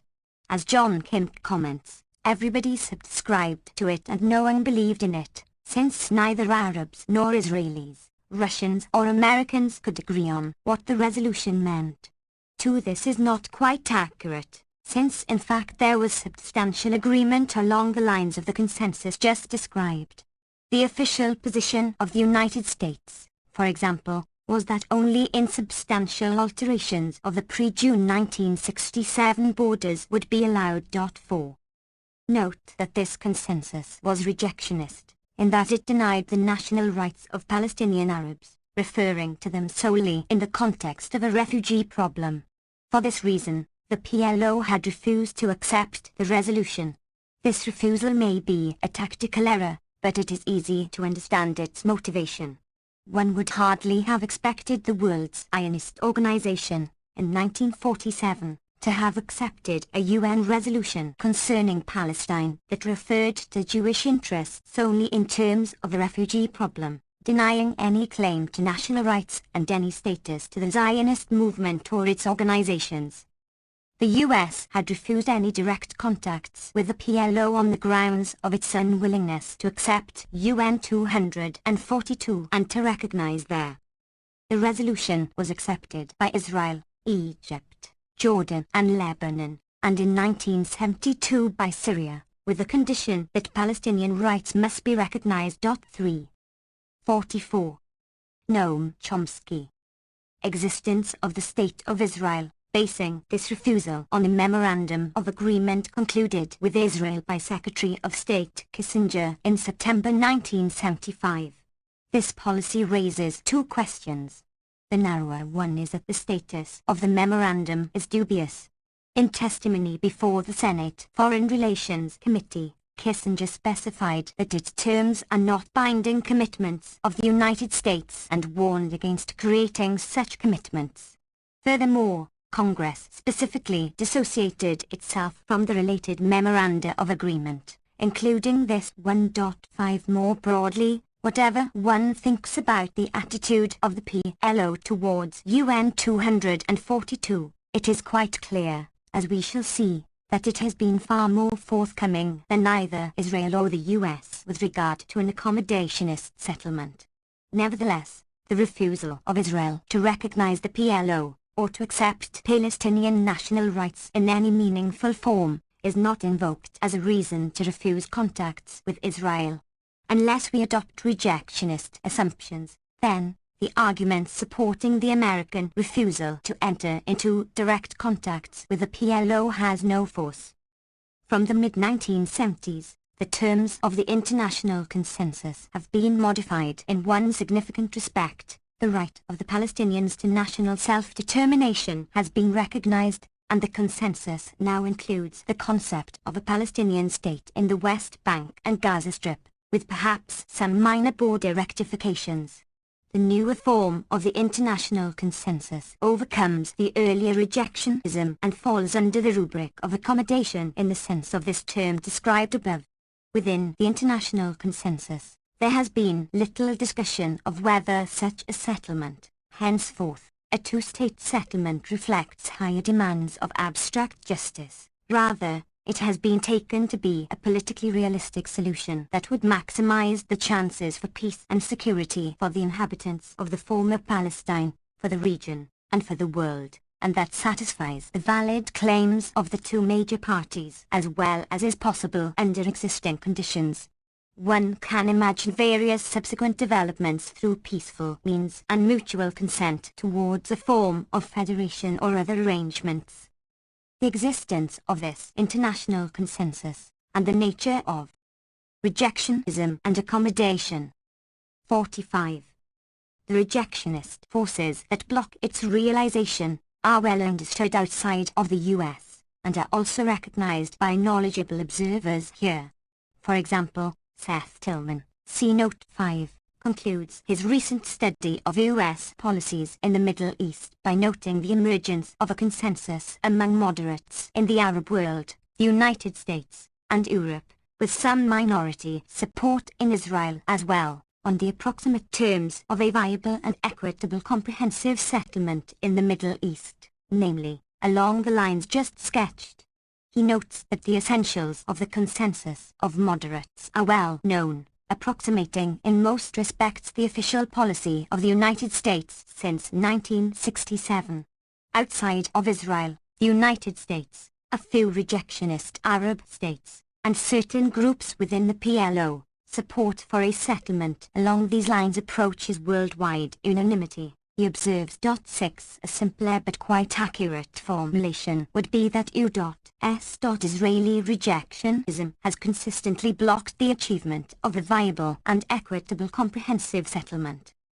I will assume the international consensus, as just sketched, to be reasonable in essence. Let us consider, then, three basic positions as points of reference: the international consensus in its more recent form, and the two varieties of rejectionism. Note that I do not mean to imply that these are the only possible solutions that merit consideration. In fact, in my view, they are not optimal. Furthermore, from 1967 to the October 1973 war, there were realistic alternatives that would have been far preferable for all concerned, I believe. These were rejected at the time, and after the 1973 war the short-term possibilities narrowed to essentially those sketched within the framework of accommodation. 7. Perhaps I should qualify these remarks, saying rather that I will assume the international consensus to have been reasonable in essence during the period under review here. It might be argued that as a result of U.S. Israeli rejectionism, a peaceful political settlement is no longer possible, that the U.S. financed program of Israeli settlement in the occupied territories has created facts that cannot be changed short of war. If persistent U.S. rejectionism brings about this state of affairs, as sooner or later it will if U.S. policy does not change course. 46. Noam Chomsky.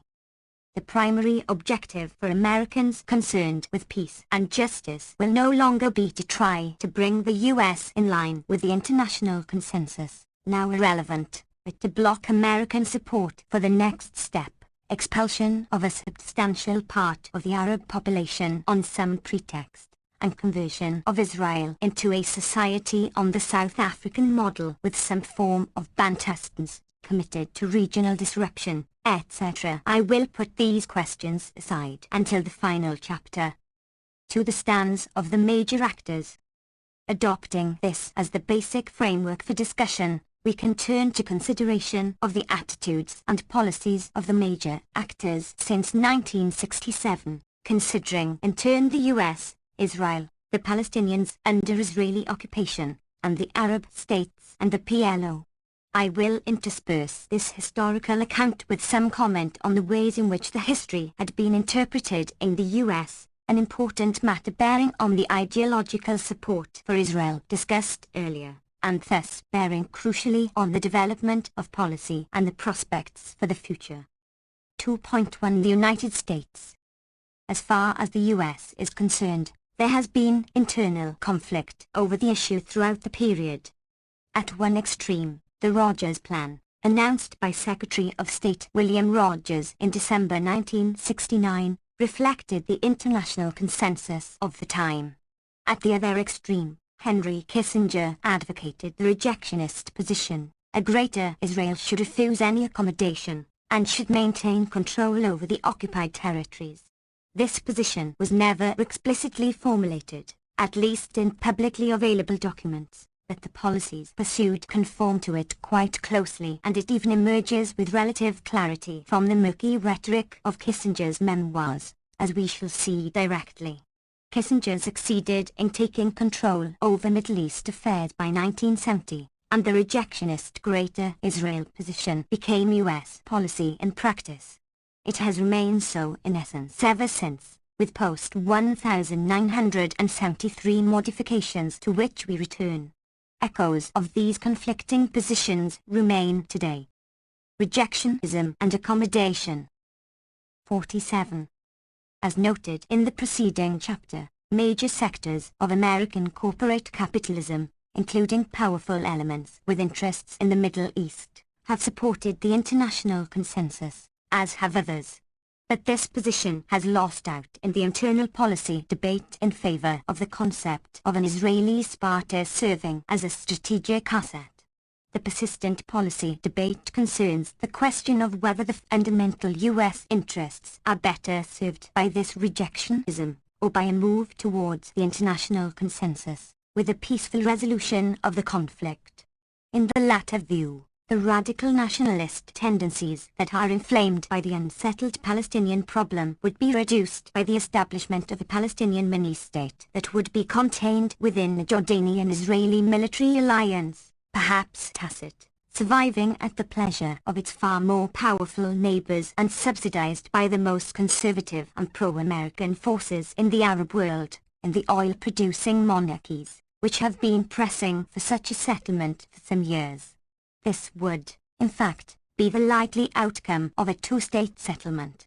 The internal policy debate has certainly been influenced, at the congressional level substantially so, by the highly effective pressure groups described above. A number of prominent supporters of Israel, particularly in left liberal circles, have adduced the fact that oil companies tend to favor the international consensus as support for their own rejectionism. 8 This makes about as much sense as the fringe right-wing argument that if Soviet leaders happen to advocate some proposal for their own purposes, say, ratification of SALT II, then we should oppose it. The further claim that Israel is being sold out for oil is hardly consistent with the plain facts. The levels of US aid to Israel, apart from all else, tell us just to what extent Israel has been sold out. In fact, it is the Palestinians who have consistently been sold out in the US, with no objection from left liberal proponents of such arguments, in favor of a militarized Israel that will serve the US interest of controlling the petroleum reserves of the Middle East and will provide the subsidiary services noted above. The policy debate in elite circles takes for granted, on all sides, the goal of maintaining US control. 48. Noam Chomsky. Over Middle East petroleum resources and the flow of petrodollars. The question is a tactical one: how best to realize this goal?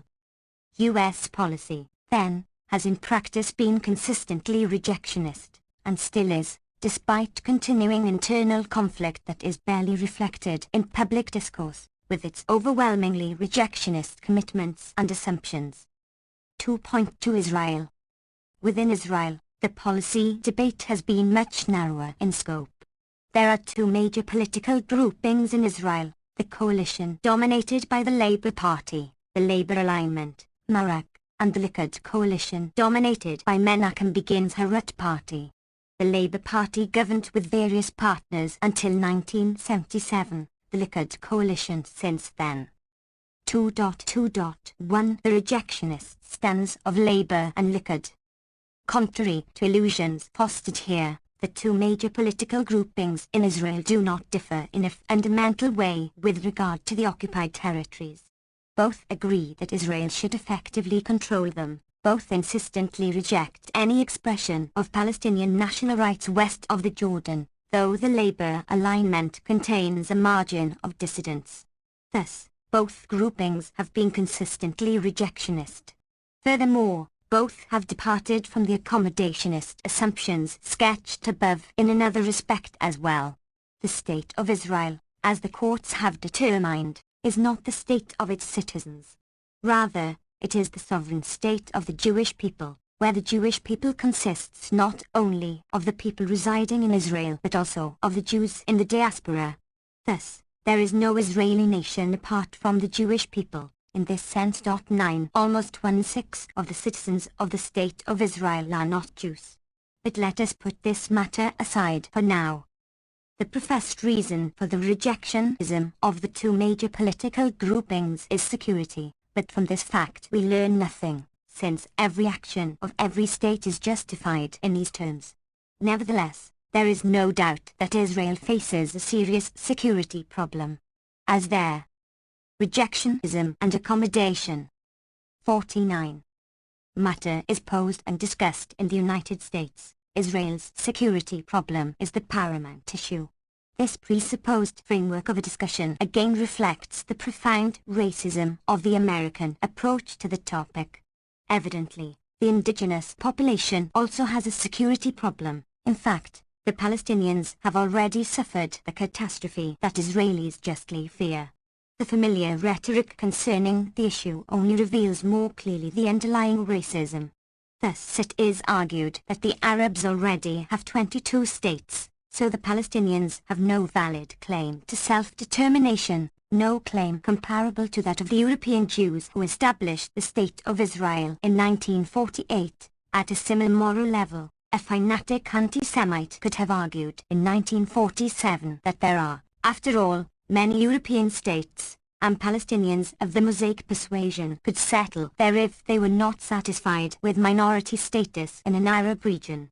Another argument is that there are numerous Palestinians in Jordan, even in the government, so that should be the Palestinian state, and by similar logic, the problem could be solved by settling Israeli Jews in New York, where there are many Jews, even the mayor and city officials, not to speak of their role in economic and cultural life.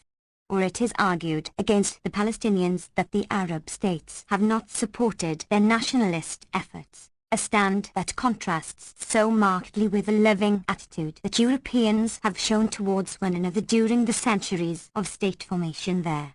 Other familiar arguments are at about the same moral and intellectual level. Dropping racist assumptions, there are two security problems to be dealt with. The international consensus in fact provides the most satisfactory, if quite imperfect, response to this dual problem in the contemporary period. In the unlikely event that it is realized, a major security problem will remain, namely, for the Palestinian state, confronted with one of the world's major military powers and dependent on the most conservative elements in the Arab world for survival. Whatever security problems Israel would then face do not compare with those it has been in the process of creating for itself by its commitment to expansionism and confrontation, which guarantees endless turmoil and war, and sooner or later, probable destruction. 50. Noam Chomsky. Though Israel's security concerns, by now, in large part self-generated, are not to be dismissed, they do not provide an impressive basis for U.S. Israeli rejectionism, even if we were to accept the familiar tacit assumption that the security of the Palestinians is of null import. In fact, there are other motives for Israel's rejectionism that appear to be more compelling. The territories provide Israel with a substantial unorganized labor force, similar to the guest workers in Europe or migrant workers in the US. They now play a significant role in the Israeli economy, performing its dirty work at low pay and without rights. It might be noted that child labor among Arabs, particularly those from the occupied territories, has caused something of a scandal in Israel, though without affecting the practice. but not here. The process of proletarianization of Arab labor in the territories, in part through land restrictions, mimics what happened in Israel itself. Shai Feldman of the Center for Strategic Studies of Tel Aviv University comments accurately that at present, important sectors of Israel's economy cannot function without manpower provided by the West Bank and the Gaza Strip, including tourism, construction, and to some extent, agriculture. 10.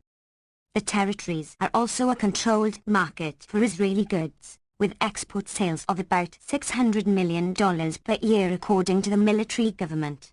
These sales are paid for in hard currency, since the territories in turn export about $100 million a year in agricultural products to Jordan and the Gulf states and receive hard currencies from them from various payments and remittances.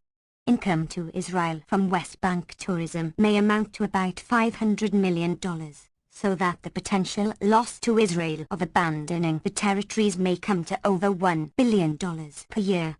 Noting these facts, Thomas Stauffer of the Harvard Center of Middle East Studies observed that there is a crucial difference between Israel's interest in these territories and in the Sinai, which had little economic value once the oil fields had been returned. 11. In addition, there was of course a major gain for Israel in the Sinai settlement, in that the most powerful state in the Arab world was removed from the Arab-Israeli conflict, so that Israel could pursue its programs in the occupied territories and Lebanon without undue concern over any rejectionism and accommodation. 51.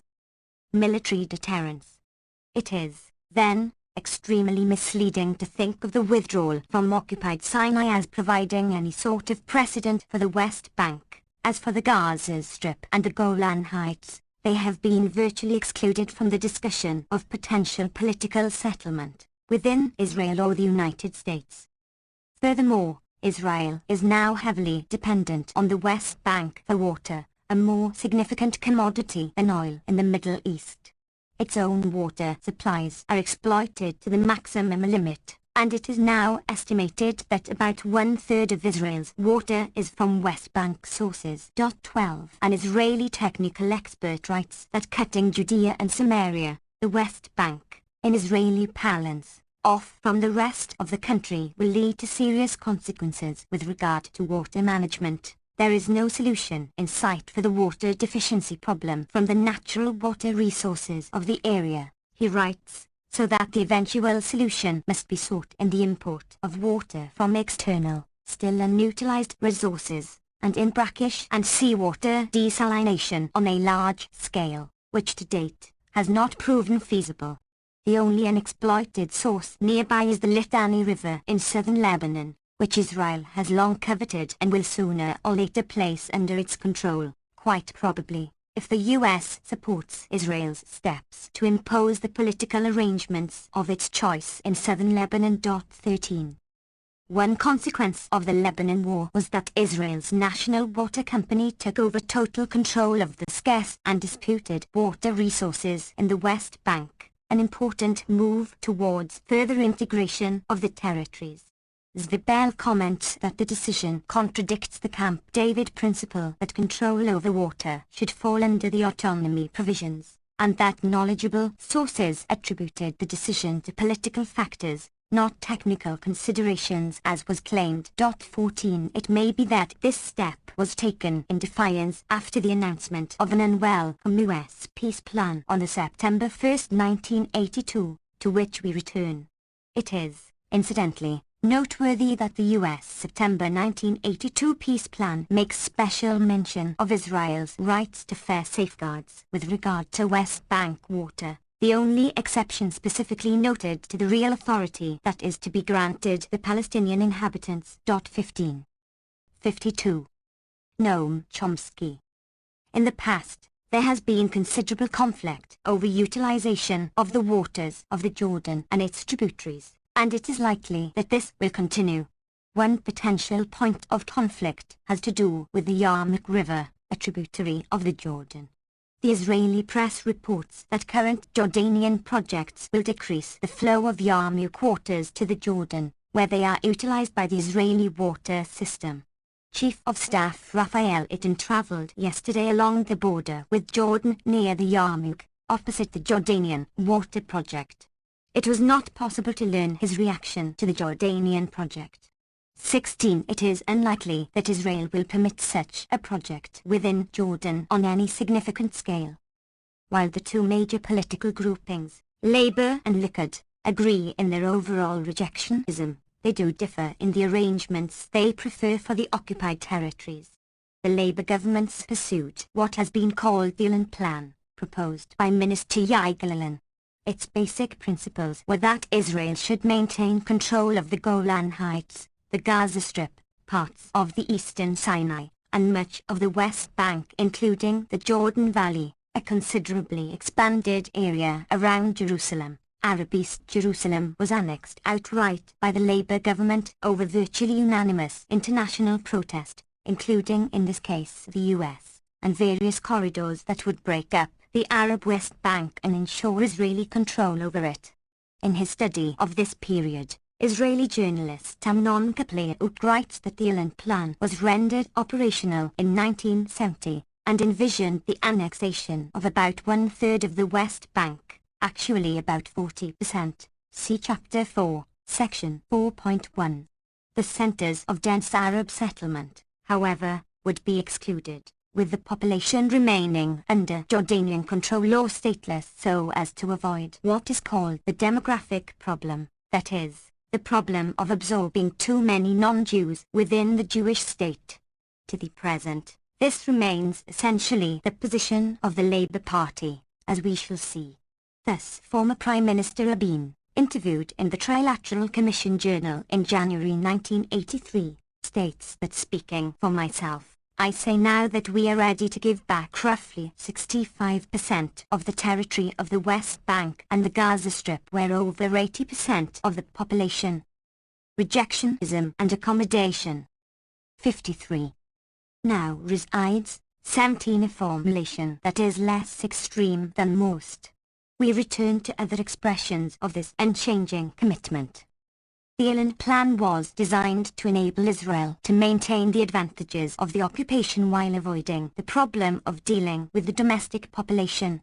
It was felt that there would be no major problem of administrative control or support by Western liberal opinion, an important matter for a state that survives largely on gifts and grants from the West, as long as the second-class Arab citizens remained a minority, though such problems might arise if their numbers approached half the population.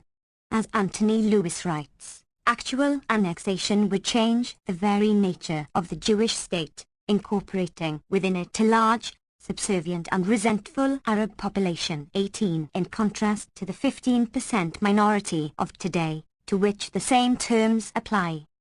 In contrast, Begin's Likud coalition has been moving towards extension of Israeli sovereignty over the West Bank and Gaza and has virtually annexed the Golan Heights, though it was willing to return the Sinai in full to Egypt, over strong objections from leading segments of the Labour Party, in the context of the Camp David Accords. Like Labour, Likud also apparently intends to keep the Gaza Strip. Contrary to what is often assumed, Likud has not called for annexation of the West Bank and does not appear to be aiming for this, at least in the short run. Extension of Israeli sovereignty, the actual announced intent, is a more subtle device, which will allow Israel to take what it wants while confining the Arab population to ever narrower ghettos, seeking ways to remove at least the leadership and possibly much of the population, apart from those needed as the beasts of burden for Israeli society. Outright annexation would.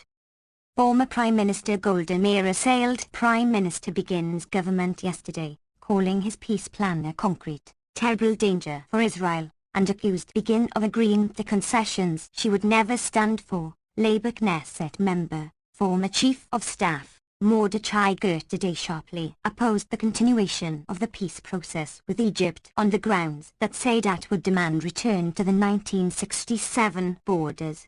Many Labour leaders were particularly opposed to the return of the northeast Sinai settlements that they had established. 19 See also pages 125 to 6, below. 54.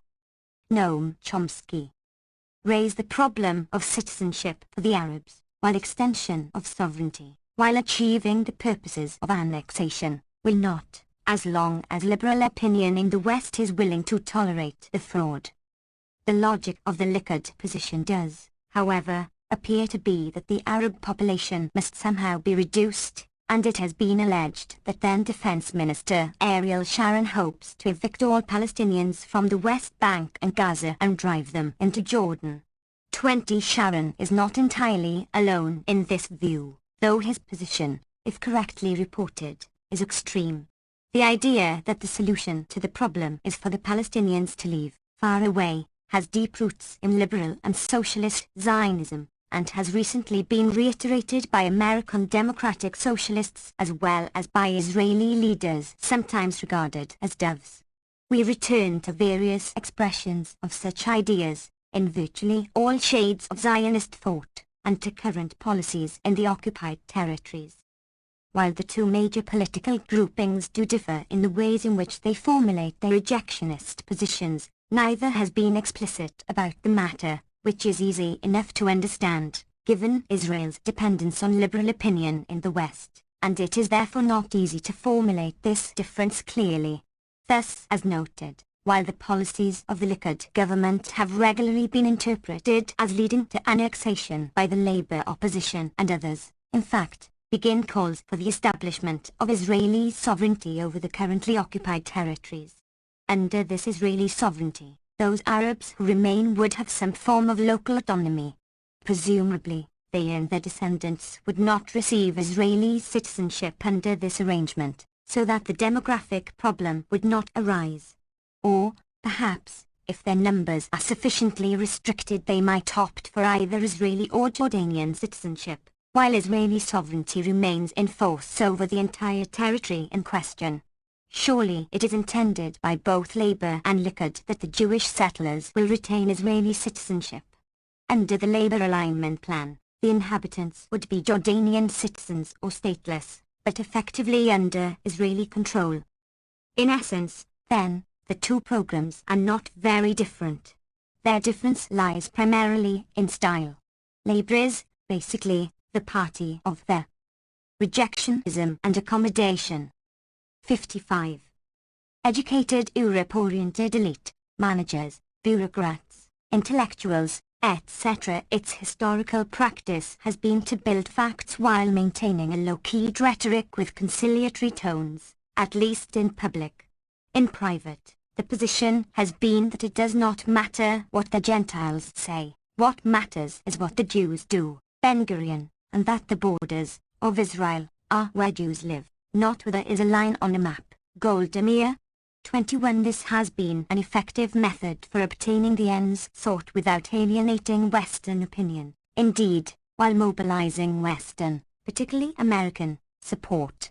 In contrast, the mass base of the Likud coalition is largely the underclass, the lower middle class, and the workforce, the Sephardic population of Arab origin, along with religious chauvinist elements, including many recent immigrants from the US and the USSR. It also includes industrialists and many professionals. Its leadership is not so attuned to Western styles of discourse and has frequently been willing to flaunt its disregard from the hypocritical Gentile world, often in a manner regarded as openly insulting in the West, including the US. For example, in response to Reagan's September 1982 call for a settlement freeze, the Likud leadership simply announced plans for 10 new settlements while Begin sent to Dear on letter with a lesson on simple historic truth.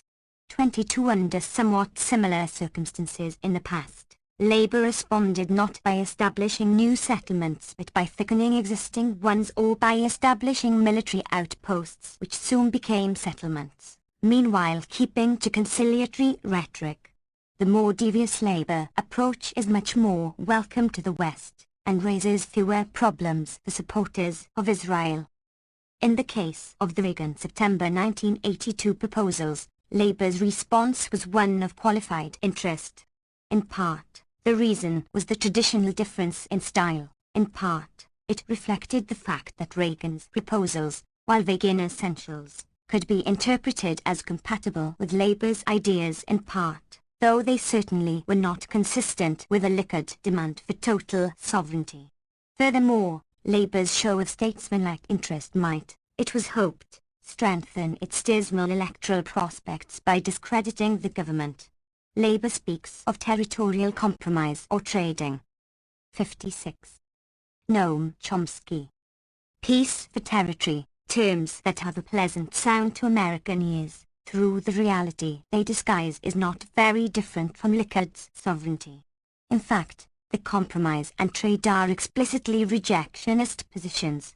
There have already been 2 territorial compromises in mandatory Palestine, the 1947 UN General Assembly resolution that recommended partitioning Palestine into a Palestinian and a Jewish state, and the 1949 Armistice Agreement that divided the Palestinian state, with about half annexed by Israel and the rest annexed by Jordan or administered by Egypt. See Chapter 4.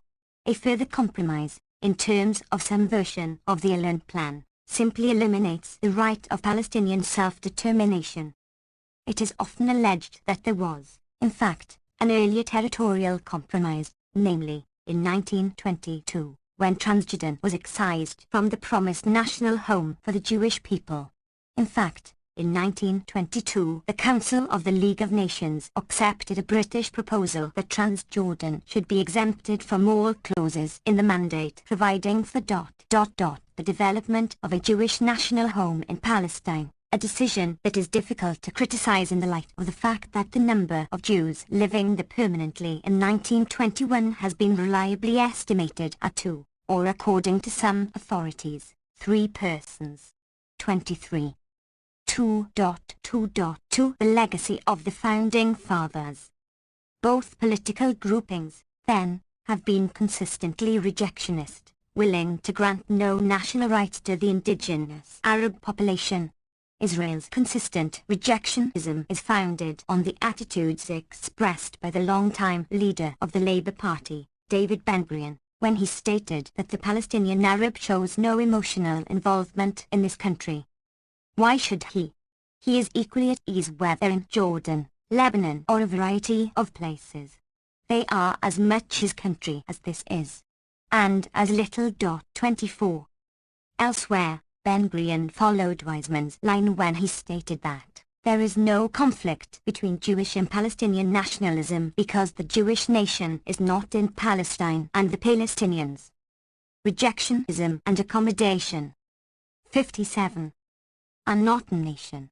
25. Essentially the same view was expressed by Moshe Dayan at a time when he was a principal spokesman for the Labour Party. The cause of the Palestinians, which he professed to understand and appreciate, is hopeless, he intimated, so they should establish themselves in one of the Arab countries. I do not think, he added, that a Palestinian should have difficulties in regarding Jordan, Syria or Iraq as his homeland. 26. Like Ben-Gurion, Dayan was asserting that the Palestinians, including the peasantry, had no particular attachment to their homes, to the land where they had lived and worked for many generations. Surely nothing like the attachment to the land of the Jews who had been exiled from it 2,000 years ago. Similar views were expressed by Prime Minister Golda Meir of the Labour Party, much admired here as a grandmotherly humanitarian figure, in her remark that it was not as though there was a Palestinian people in Palestine considering itself as a Palestinian people and we came and threw them out and took their country away from them. They did not exist. 27. Elsewhere, she describes the Palestinian problem as merely an invention of some Jews with distorted minds. 28. In accordance with these dominant views concerning the Palestinians, an Israeli court ruled in 1969 that the Palestinians are not a party to the conflict between Israel and the Arab states, and Foreign Minister Abu Ibn of the Labour Party, a well-known dove, insisted that the Palestinians have no role to play in any peace settlement. 29. A position that received no major challenge within the Labour Party when it governed or in opposition. Simon Flaypan concludes his study of this question with the observation that the Palestinians were never regarded as an integral part of the country for whom long-term plans had to be made, either in the mandatory period or since the establishment of the state. This was the most lasting impact of Weizmann's legacy. 30. This appears to be quite a realistic judgment, as far as the mainstream of the Zionist movement was concerned. We return to further discussion in the next chapter. These positions, which have been consistently maintained, amount to rejectionism in its clearest form, through the matter Israeli. 58. Noam Chomsky.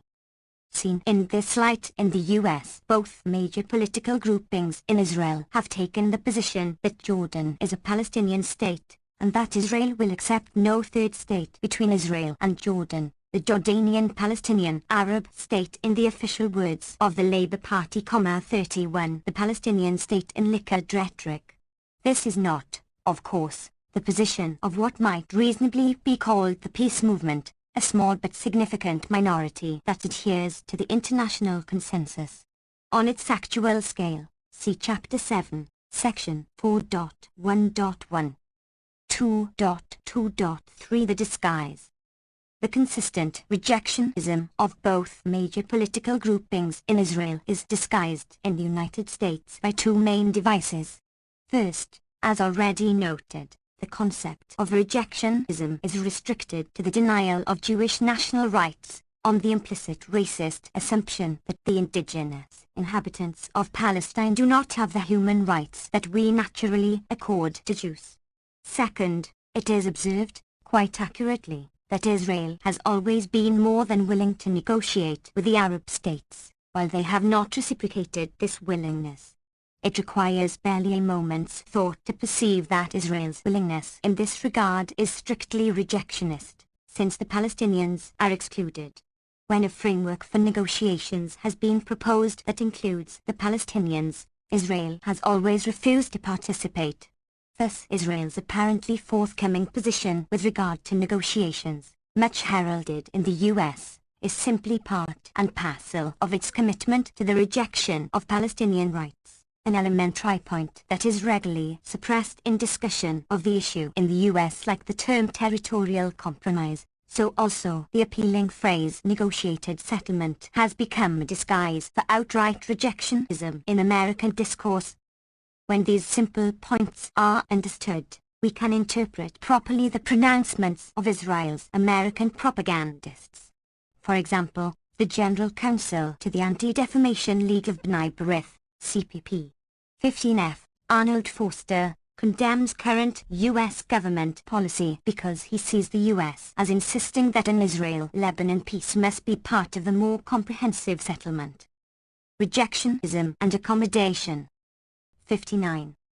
Absurdly, the Israelis are made to appear dreadful simply because they ask of Lebanon open borders, tourism both ways, trade relations, negotiations in their respective capitals 32 and regular political contacts, all the stuff of a healthy, peaceful relationship between countries.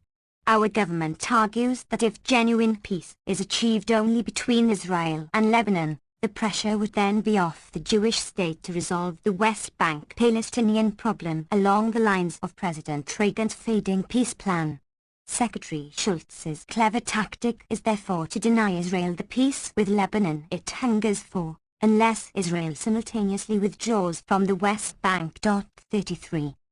This argument will no doubt seem impressive to those who share the assumptions of this well-known civil rights group, specifically, the assumption that Palestinians do not have the same rights as Jews. Dropping these assumptions, we see at once that Israel's proposals, which Foster advocates, would simply take another long step towards the extension of Israeli sovereignty over the occupied territories. In short, Foster is simply presenting a brief for a greater Israel and for the denial of elementary human rights to the Arabs of Palestine. Furthermore, the healthy, peaceful relationship that Israel seeks to impose on Lebanon by force would be one that subordinates Lebanon, at the very least, southern Lebanon, to Israeli interests, as a market for Israeli goods, a potential source of cheap labor and water, etc., a fact that is plain when we consider the relations of economic and military power, and that was well on its way towards realization, as Foster wrote. See Chapter 6, Section 7.1. This healthy, peaceful relationship, then, would be of the sort imposed by many other peace-loving states during the colonial era, for example, the relationship imposed on India by benevolent Britain after the destruction of native Indian enterprise, or on China at the time of the Opium Wars, to mention two of many classic examples. All of this is so transparent that it might be surprising that the General Counsel of an alleged human rights organization would be willing to make such statements publicly, until one recalls that this is the New York Times, with an audience of educated readers for whom the underlying racist assumptions are so firmly implanted that the obvious conclusions will generally not be 60. Noam Chomsky. Drawn. As to whether Foster is correct in his belief that the US government is really dropping its rejectionist stance, that is another matter. The increase in aid to Israel, passed by Congress at exactly that time, surely belies this assumption, as already noted. 2.3. The population of the occupied territories. The third party to be considered is the population of the occupied territories, the Gaza Strip and the West Bank, the latter, called Judea and Samaria by both the Labour government and Likud, though the US press regularly attributes this usage, which is taken to imply a biblically endorsed right of possession, to Menachem Begin. In fact, reference to biblical rights is common in both political groupings.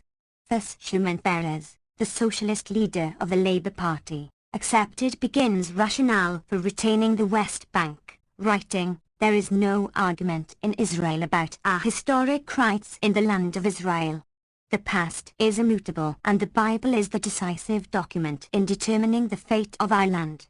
This doctrine apparently causes few raised eyebrows in the Socialist International, in which Peres and his Labour Party are honoured members. 35. Nevertheless, Peres advocates territorial compromise in accordance with the Iran Plan, to free Israel of an unwanted Arab population which would eventually endanger the Jewish character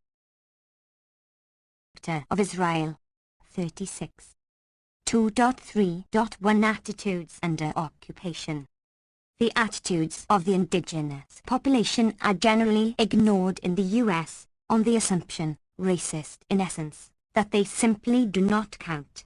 In the early years of the occupation, the Labour government refused to permit any independent political expression. The same error is made by commentators who should know better, for example, Rabbi Arthur Hertzberg, who describes the terms Judea and Samaria as those that the Likud and its sympathizers prefer, in an interchange that exhausts the usual range of tolerable opinion. Hertzberg, with the assent of Irving Howe, representing the position of Jewish moderates, headed by the Labour Party, and Ivan Novick, president of the Zionist Organization of America, representing the Likud position. 34. Rejectionism and accommodation. 61. On the part of the population, even rejecting the request of pro-Jordanian notables to form an anti-PLO grouping, a fact revealed in 1974 by the former military commander of the West Bank, General, now President, Chaim Herzog, breaking government censorship, and arousing no concern among American liberals and democratic socialists, firm supporters of a Labour alignment. 37. In 1976, relatively free elections were permitted for municipalities in the West Bank. The elected candidates soon made it clear that they regarded the PLO as their sole legitimate representative. In recent years, the Begin government and others have attributed this outcome to PLO pressure and intimidation. No such claims were made at the time. On the contrary, the elections were regarded as a crowning achievement of the benign occupation. There was, in fact, interference in the electoral process, namely, by Israel, in favor of more conservative elements. 2 nationalist candidates were expelled in violation of the governing military regulations, to ensure the election of more acceptable opponents. The PLO took no position with regard to the elections, Noam Chomsky observes in a detailed commentary on M.38. He also points out that a significant political structure arose in the territories at the time, regarding the PLO as its representative and prepared to reach a political settlement with Israel. Instead of recognizing the Palestinian right to self-determination alongside of Israel, however, the Rabin, Labour, government opened the door to Gush Emunim, the fanatic religious chauvinist settlers in the occupied territories. Since that time, the inhabitants of the occupied territories have made known their support for the PLO, and for an independent Palestinian state, on every possible occasion. To cite only two of many examples, the mayors of West Bank towns sent a letter to Secretary of State Cyrus Vance when he toured the area in 1977, stating that the Palestinian people had chosen as its sole legal representative, irrespective of the place. The PLO under the leadership of Mr. Arafat. 39. An act of no small courage given the nature of the occupation. People generally regarded as moderates had been expelled for much less. Turning to the present, after the PLO had been evacuated from Beirut. 62. Noam Chomsky.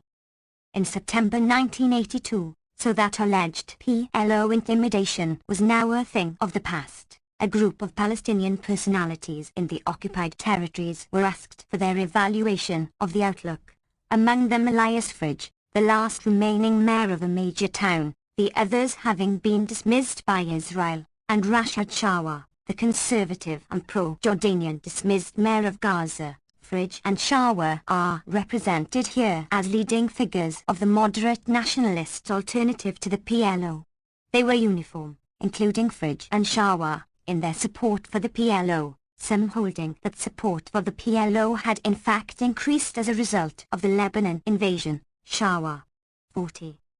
An indication of the current opinion in the West Bank. No one doubts that the results would be similar in the Gaza Strip, is given by the results of a poll undertaken by the Pori Institute, a leading public opinion research organization in Israel, in March 1982.41. The results will come as no surprise to people who have been following developments in the occupied territories since 1967. 98% were in favor of an independent Palestinian state, and 86% said that they wanted this state to be run solely by the PLO. Of other figures, the most popular, 68% support, was Nablus Mayor Bassem Shaka, dismissed shortly before by West Bank civilian administrator Menachem Milson as part of his general attack on free political expression. Other pro-PLO figures on the West Bank received various degrees of support. At the very bottom was Mustafa Dudin, who received the support of 0.2% of the population.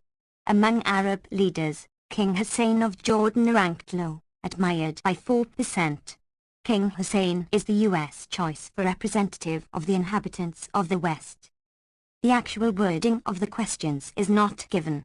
Therefore one does not know exactly how to interpret the Time paraphrase, as might be expected. 98% of the respondents said that they favored the creation of a Palestinian state. Yet only 59% agree with the PLO that such a state should encompass all of Palestine, that is, including Israel. 27% seem ready to accept a Palestinian state made up only of the West Bank and Gaza Strip, the actual PLO position, for several years. Surely, however, no sensible person can have much doubt that whatever the preferences of the population, as expressed in the Israeli poll, they would be more than willing to be relieved of Israeli or Jordanian occupation and to exercise their right of self-determination in an independent state, for the large majority of them, a state organized by the PLO, set up alongside of Israel and coexisting with it. Rejectionism and accommodation. 63. Bank. While Dudin is the choice of the government of Israel and its supporters here, he is the head of the village leagues created by Israel in an effort to replace the elected leadership, and is claimed to represent the rural majority of the population, the silent majority. He is regularly described in the U.S. press as a moderate, and it is claimed that only PLO terror prevents the population from supporting him openly. Evidently, fear of the PLO is so great that close to 100% of the population were afraid to state their support for Dudin secretly and anonymously in an Israeli-run poll. Perhaps we might pause for a moment to consider the two personalities who are, respectively, the most popular, apart from the PLO, and the least popular in the West Bank, dismissed Mayor Bassem Shaka and Mustafa's Dudin. Shaka was the victim of a terrorist attack in June 1980 in which both of his legs were blown off by an IDF bomb. No progress has been made towards discovering the identity of the assailants, though it seemed a relatively straightforward matter as several Israeli journalists pointed out, if only because the army had records of people who had access to the sophisticated type of explosives used. It is generally assumed that the terrorists were Jewish settlers in the area. See, for example, the comments of the Haaretz journalist cited above, p. 12. When violent acts are carried out against Jewish settlers, houses of families of suspects are demolished, curfews imposed, subjects interrogated, and, they allege, often tortured, etc., while U.S. journals fulminate about Arab terrorism. In fact, even stone throwing can lead to curfews and other punishments, as, for example, the Times casually observes in reporting an incident in which yet another Arab youth was killed by Israeli. The report states that Samir Ghazal Taflak, 19 years old, was killed by a bullet in the chest. Another youth was seriously injured when, according to an army spokesman, Israeli soldiers had fired at the feet of youths who had hurled rocks at an Israeli bus, smashing one window. Hundreds of students were protesting a curfew imposed on a camp of 12,000 people after youths threw rocks at Israeli vehicles in the area, one of a series of curfews in the past 2 months. The students waved the flag of the Palestine Liberation Organization and photos of its leader, Yasser Arafat, the sources said. About 7 weeks ago a 14-year-old Nablus youth was shot and killed by a Jewish settler of nearby Elan Moor after he had stoned the settler's car. 42. 64. Noam Chomsky. Soldiers firing at his feet. But in the case of the attack on Mayor Shaka and others, it was difficult to detect even signs of an investigation, and obvious clues were not pursued. 43 Zef wrote at the time in Haaretz that it would be politically impossible for the government to arrest and convict the guilty parties because these West Bank settlers had too much political support. 44. Haaretz also reported that the suspects were believed to be Jewish extremists who used sophisticated IDF equipment, citing intelligence sources. The bombings. Mayor Karim Kalev Vomler was also seriously injured. Both were subsequently dismissed by the Milson administration, where praising the journal Nekada of the religious West Bank settlers, and the spokesman for American Rabbi Cohen's CAC party announced at a press conference that they were in retaliation for the murder of Israeli settlers in Hebron a few weeks earlier. 6 Jewish suspects were under investigation by the Israeli secret police, Shin Bet. But according to Knesset member Shlomo Aloni, they said that the Jews responsible are part of the close-knit group that has been impenetrable. Stories about the affair are routinely censored in the Israeli press. Many journalists following the case, including Danny Rubinstein of Dava, suspect that a high-ranking government official was involved and that the Shin Bet is part of a cover-up. Most Israelis were indifferent to the mayor's fates after the attacks anyway, and there was no public outcry or pressure on the government to conduct a full-scale inquiry. 45. After the terrorist attack and his subsequent dismissal, Shaka was subjected to considerable government harassment. He was refused permission to travel to Holland on the grounds that he will use the visit for the dissemination of false information about Israel and will present Israel as oppressing public figures in their occupied territories, according to representatives of the security forces. There have been many other examples, Another recent one being the denial of an exit visa to his daughter to enable her to resume her studies at North Carolina State University in October 1982.46. At the same time, Shaka's Israeli guards refused to permit journalists from Haaretz and the Jerusalem Post to interview him. A week later, their rejectionism and accommodation. 65. Had been no action by the newspapers or the press association, leading one outraged Israeli citizen to compare this shocking incident to what happens in the USSR. 47. 2.3.2 The Carrot and the Stick. Let us turn now to the least popular personality in the West Bank, Menachem Milson's protégé Mustafa Dudin, head of the Village Leagues. It should be noted at once that journalists who cover the West Bank for the Hebrew press have no illusions about the support for Milson's Village Leagues.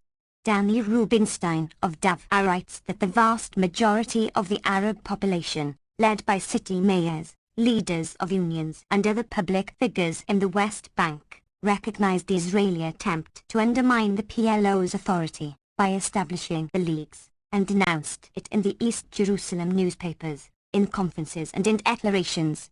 He describes the measures adopted by the Sharon Milson administration to impose the rule of the Leagues by giving them vast financial support and compelling inhabitants to turn to them for the needs of daily life. 48. Exploiting its military success in Lebanon, Israel expanded the Village Leagues and formed them into a regional organization, assigning them the role of representative of the Palestinians in the occupied territories for dealings with Israel. On the invitation of the Israeli authorities in charge, Danny Rubinstein attended the meeting in Hebron where this political task was announced publicly for the first time. The representatives came armed and substantial Israeli military forces surrounded the area. Dozens of villagers outside stood up to cheer on command. The speakers praised former civilian administrator Menachem Milson, who was responsible for the worst atrocities in the West Bank, for his service to the inhabitants of the West Bank. His outstanding personality and warm compassion, all in eloquent rhetoric, some so effusive that the audience burst out in laughter. It was, Rubinstein writes, a sad and oppressive day in Hebron. 49. Meanwhile, in the Boston Globe, we read only that Milson received thunderous ovations at the first conference of the West Bank Village Leagues he helped foster, referring to the same meeting, a. 66. Noam Chomsky. Sure sign of his great popularity and the support for the Leagues on the West Bank, the immense popularity shown by the Pori Institute poll for the head of the Leagues, Mustafa Dudin, is still another sign. Milson is referred to in the Globe as a Mideast maverick, who calls for a Palestinian role in the West Bank, a leading partisan of the oppressed Palestinians, evidently. 50. This is surely the appropriate characterization, as 1984 approaches, for the man who along with General Sharon initiated the most brutal period of repression in the West Bank, a reign of terror, in the words of the Israeli dove Uri Avnerai, who describes Milson as a poor copy of his former master, Ariel Sharon, so far as compulsive lying, boasting and impudence are concerned. He is merely Sharon's pocket edition. Avnerai continues, going on to recall the measures he instituted in an effort to break the will of the Palestinians, including formation of the hated Leagues, which became the representatives of the Israeli conquest for the public. Armed gangs of quislings largely constituted of the human refuse of the villages, known hooligans and criminals, who received weapons from the military government in order to create an atmosphere of terror. 51. In short, a true Mideast maverick, much to be admired for his defense of Palestinian rights. To illustrate Avnerai's description, Professor Milson, in his Globe interview, states that partly due to my influence, the fact is that no house was demolished in the West Bank. In fact, 2 weeks after his November 1, 1981 takeover, on November 16, 4 houses were destroyed in Beitzel in a collective punishment, and 1 house was destroyed in Bethlehem, the home of a man suspected of throwing a Molotov cocktail at a bus. 52 Milson assumed, correctly no doubt, that his statement would pass unchallenged in the United States, where he is presented as an advocate of peace and conciliation. He might, however, have argued correctly that the Labour Party resorted to this technique of collective punishment in the case of people suspected of some act of violence or resistance, depending on one's point of view, far more extensively than he did. Rejectionism and accommodation. 67. The West Bank correspondent of Haaretz, Zvi Bell, reports General Sharon's statement that the League members are not collaborators in the usual sense of the word. Bell agrees, on the grounds that no past collaborators had enjoyed such wide government support as these people receive. He describes how they are not only provided with arms to terrorize the population, but are even given the privilege of making their Israeli civil administration commit illegal acts to praise the name of the village leagues, describing how the administration acts to serve their desire for revenge. Bell also illustrates how West Bank inhabitants are compelled to submit to the rule of the Milson-Dudin leagues in order to survive, citing the case of Abu Adnan of the West Bank town of Halul, whose mayor, Mohammed Milham, who had called for a peaceful two-state political settlement, was also dismissed by the Milson administration. Adnan had sent his son, born and educated in the West Bank, to Greece for medical studies. His son was not permitted to return on the pretext that he was away when a census was taken. Removal of the educated population has been a standard procedure of the occupation since the beginning. Requests to permit his son at least to visit were denied by the Milson administration. Finally, Adnan turned to the village leagues, signing a form stating his request to become a member, and offering a donation of 500 Israeli shekels. He at once received permission for his son to visit. 53 The Hebrew press contains many similar examples illustrating how the leagues gained their popularity. In testimony before Congress, a member of an American study group returning from a Middle East tour reported that the vast majority of the population dislike the unions, the village leagues, but feel forced to deal with them because of the arrangements imposed by the military government. The leagues are widely feared and are dealt with only as individuals, and groups feel pressured to do so. The greatest fear of West Bankers is that these Union of Villages officials will be selected by the Israelis as the moderate Palestinians who will negotiate autonomy under the Camp David Accords, and thus give the appearance of legitimacy to an autonomy agreement. It is this fear that was realized in the subsequent meeting that Rubin. 68. Noam Chomsky. Stein reported. Shlomo Gazet, former chief of Israeli intelligence, has stated that the setting up of the village leagues established a network of quislings to serve the purposes of the government and was not in the interest of Israeli security. He has called for the dissolution of the village league program. 54 It is good to know that Congress was well informed when it increased the enormous subsidy to Israel to still higher levels to pay for these admirable measures. The civilian administration of Mideast Maverick Menachem Milson, which gave Dudin a position of power in the occupied territories and a position of prominence as a noted moderate in the United States, began on November 1981. The reign of terror that began at once received considerable press coverage in the United States at the time, but, memories being short and prejudices strong, the facts were quickly forgotten. The Israeli Black Book, see Note 52, gives a detailed account of the first 6 months, along with testimony by Palestinians and Israeli soldiers. The civil administration orchestrated by Professor Milson, it reports, is nothing but another attempt to revive an old, well-known colonial method in a new original Israeli form, laying the basis for an Israeli Bantustan, which imposes on the Palestinians the role of hewers of wood and drawers of water for Israeli society. It intends to destroy every social institution in the occupied territories in 2 ways. First, by harassing municipal councils, labor unions, and universities which mold national political culture, and second, by by constructing what seems to be an alternative power center in the shape of the village leagues, basing itself on the assumption that the Palestinians are primitive natives who are easily pacified when the occupier buys off of few notables in their villages. Its techniques are these: leaders and activists are arrested, inhabitants are expelled, meetings are banned, demonstrators are detained, and the demonstrations themselves are brutally dispersed, curfews and confinements are imposed, houses are blown up, and quislings from the village leagues are used in a terror campaign against the population. Universities and newspapers are shut down, journalists are detained or prevented from interviewing leaders, who, in turn, are not allowed. Rejectionism and accommodation. 69.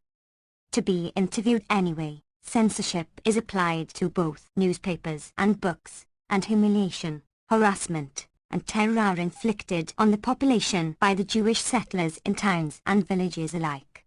The Black Book then presents extensive evidence, in a virtually day-by-day account. These practices, in fact, go back to the earliest days of the occupation, but there is no doubt that they escalated to new levels of violence under the regime of the Mideast maverick and his chosen instrument. Small wonder that Juden's support in the West Bank amounted to 0.2% by March 1982, after 6 months of Milson's beneficence. We return to the historical context, and some specific illustrations, in the next chapter. The conception of the Palestinians as primitive natives who can easily be bought off has deep roots in Zionist history, and is a natural concomitant to Weizmann's legacy, as expressed by Ben-Gurion and others, cp. 52, and for more detail, the next chapter. It was observed long ago by visitors to Palestine. The American journalist Vincent Sheehan, for example, arrived in Palestine in 1929 as an avid Zionist sympathizer, and left a few months later as a harsh critic of the Zionist enterprise.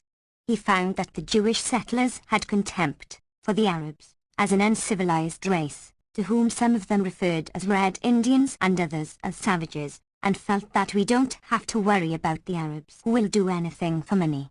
They looked upon the indigenous population as mere squatters for 13th century, so that it should be feasible for the Zionists, by purchase, persuasion and pressure, to get the Arabs out sooner or later and convert Palestine into a Jewish national home, an attitude which he thought was from their own point of view perilous in the extreme. Sheehan could not believe that the Arabs of Palestine were so different from other Arabs that they would welcome the attempt to create a Jewish nation in their country. 55 These attitudes remain alive today, expressed in the actions of the Milson administration and its predecessors in the occupied territories, in the common view of Israeli leaders and others that the Palestinians can readily find a place in some other Arab land, and in the general disregard in the West, particularly the United States, for Palestinian rights. 70. Noam Chomsky. It might also be noted that even Mustafa Dudin, the archetypal quisling, has called for total Israeli withdrawal from the occupied territories and the evacuation of all Jewish settlements established there since 1967. How this stand results from PLO intimidation has not yet been explained.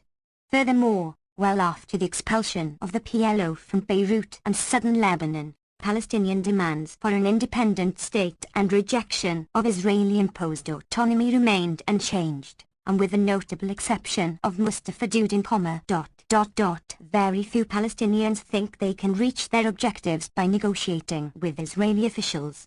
In January 1983, the leader of the Rima League, Riyad al-Hatib, called for an independent Palestinian state, and the chairman of the Hebron area village leagues, Mohammed Nasser, called upon Israel to freeze settlements, describing them as an obstacle to peace between Israel and the Palestinians. 56 In the meeting that Rubinstein attended, representatives of the leagues called for measures to prevent migration of Palestinians from the West Bank, a clear anti-government goal, Rubinstein observes, while Dudin and others urged the Israeli military authorities to facilitate the return of Palestinian refugees, primarily from Lebanon, to the West Bank, a position with only the most marginal support within Israel.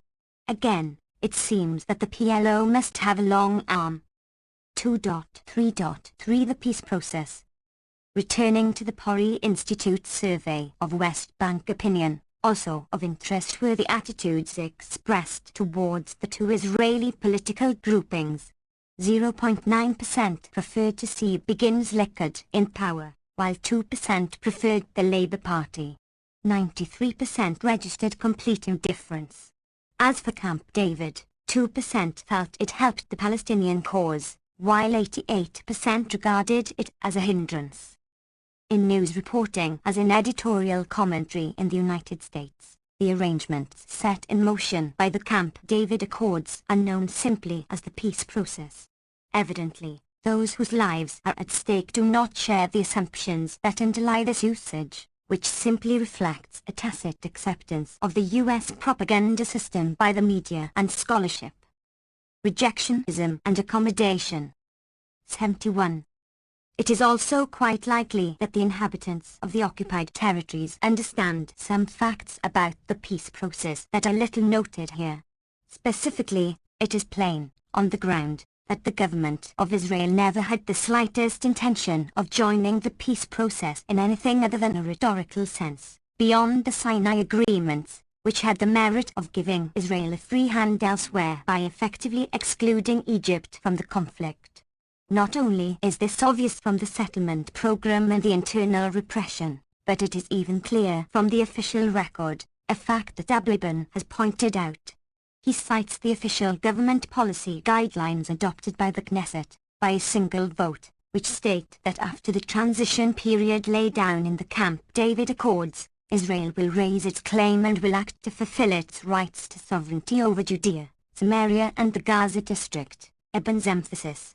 There is no resource of language, he notes, that can possibly bridge the gulf between this decision and the Camp David Agreement, which leaves the status of the territories to be determined after the transition period by negotiations between Israel, Jordan, Egypt, and elected representatives of the inhabitants of the territories, not by Israeli actions.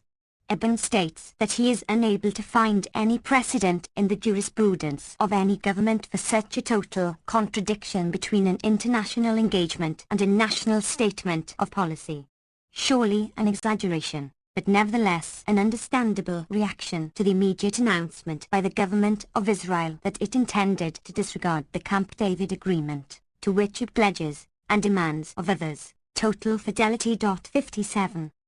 The poll results reflect the attitudes of those who have learned about the occupation, as conducted by the Labour Party and then Likud, from their own lives. They are deprived of New York Times ed. To mention only one obvious case, consider the statement of U.S. government policy by Kissinger and Nixon in January 1973 as they announced the signing of the Paris peace agreements concerning Vietnam, adding in the clearest and most explicit terms that the U.S. intended to violate every obligation to which it had just committed itself. For details concerning the facts, the consequences, and the U.S. reactions, see TNCW, Chapter 3. 72. Noam Chomsky. Editorials, and therefore, as their low regard for the Labour Party indicates, they are unaware that under the Labour Party the occupation was a model of future cooperation and a 9-year experiment in Arab-Israeli coexistence, or that the Labour Party in 1980 has taken a giant step toward compromise with the West Bank Palestinians and thus challenged the Arab world to reciprocate with acts of restraint and conciliation. 58. The giant step was a reiteration, once again, of the rejectionist Dylan plan put into effect by the Labour Party 10 years earlier. 2.3.4 The United States and the conquered population. The hopes and aspirations of the indigenous population are generally ignored in the United States, not because the facts are unknown. The poll just cited, for example, appeared prominently in Time magazine, but because the Palestinians are not accorded the human rights that are properly and automatically recognized in the case sense of Israeli Jews, so that their attitudes are of no account, just as one would not ask the donkeys in the West Bank what their preferences might be. Those who have backed or tolerated US policy towards the region, or who support either of the two major political groupings in Israel, simply announce thereby their complete contempt for the indigenous inhabitants of the former Palestine. Of course, such attitudes cannot be openly expressed.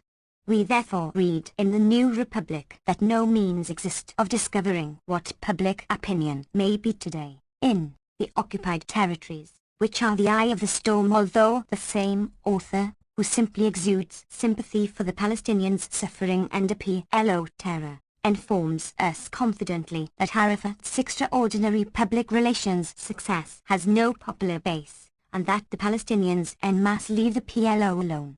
59 Evidently, polls carried out by Israel give us no insight into public opinion, just as we learn nothing from the elected leadership and others, even from Israel's favorite collaborator Mustafa Zudin. The same authority explains that there are genuine moderates who might agree to whatever is left of the concept of partition. Presumably he has in mind territorial compromise in the rejectionism and accommodation. 73. Sense of the Labour Party. He even tells us who they are, Mefraj and dismissed Mayor Shawa, both of whom continue to support the PLO, CP. 55. And Mustafa Judin, who, he informs us, has met with a disdain of self-appointed Western tribunes for the Palestinians, though not this tribune, who is unconcerned by the fact that his candidate for responsible leadership insists upon a Palestinian state contrary to his claims, and is supported by a rousing 0.2% of the population. Again, the age of Orwell, nowhere better exemplified than in the semi-official Journal of American Liberalism, as we shall have ample occasion to see below. It might be added that the sentiments of the Palestinians in the occupied territories regarding an independent state and the legitimacy of the PLO appear to be widely shared among Arab citizens of Israel as well. One of the Arab leaders who has been most closely integrated into Israeli political life, Saifuddin Zuabi, wrote a letter to Prime Minister to begin protesting the expansion of the Peace for Galilee invasion of Lebanon beyond the originally announced 40 kilometers limit. Zuabi, who is known for his moderate opinions, indicated in his letter that he has never been an admirer of Yasser Arafat, but after the war it became clear to everyone that Yasser Arafat is the most fitting representative of the Palestinian people. 60 similar conclusions have often been expressed within the Israeli Arab community. We return to more detailed studies of Israeli Arab opinion on these matters in Chapter 7, Section 4.1.1. 2.4 The Arab States and the PLO. We have reviewed the international consensus and the positions of the US, Israel, and the Palestinians in the occupied territories. What about the Arab states and the PLO? The historical record is rather different from what is generally believed in the United States. 2.4.1 The erosion of rejectionism and the U.S. Israeli response. In the immediate post-1967 period, the Arab states and the PLO took a rejectionist position comparable to the stand that has been 74. Noam Chomsky. Consistently maintained by Israel and the US. Not long after, this rejectionism began to erode. In February 1970, President Nasser of Egypt declared that it would be possible to institute a dual peace between Israel and the Arab states, not excluding economic and diplomatic relations, if Israel evacuates the occupied territories and accepts a settlement of the problem of the Palestinian refugees. Amnon Kaplaouk observes that this declaration received no response at the time in Israel.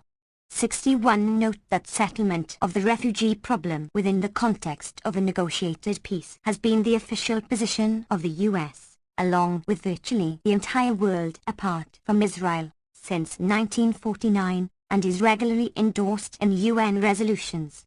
Note also that Nasser made no reference to a Palestinian state, in accordance with the international consensus of the time.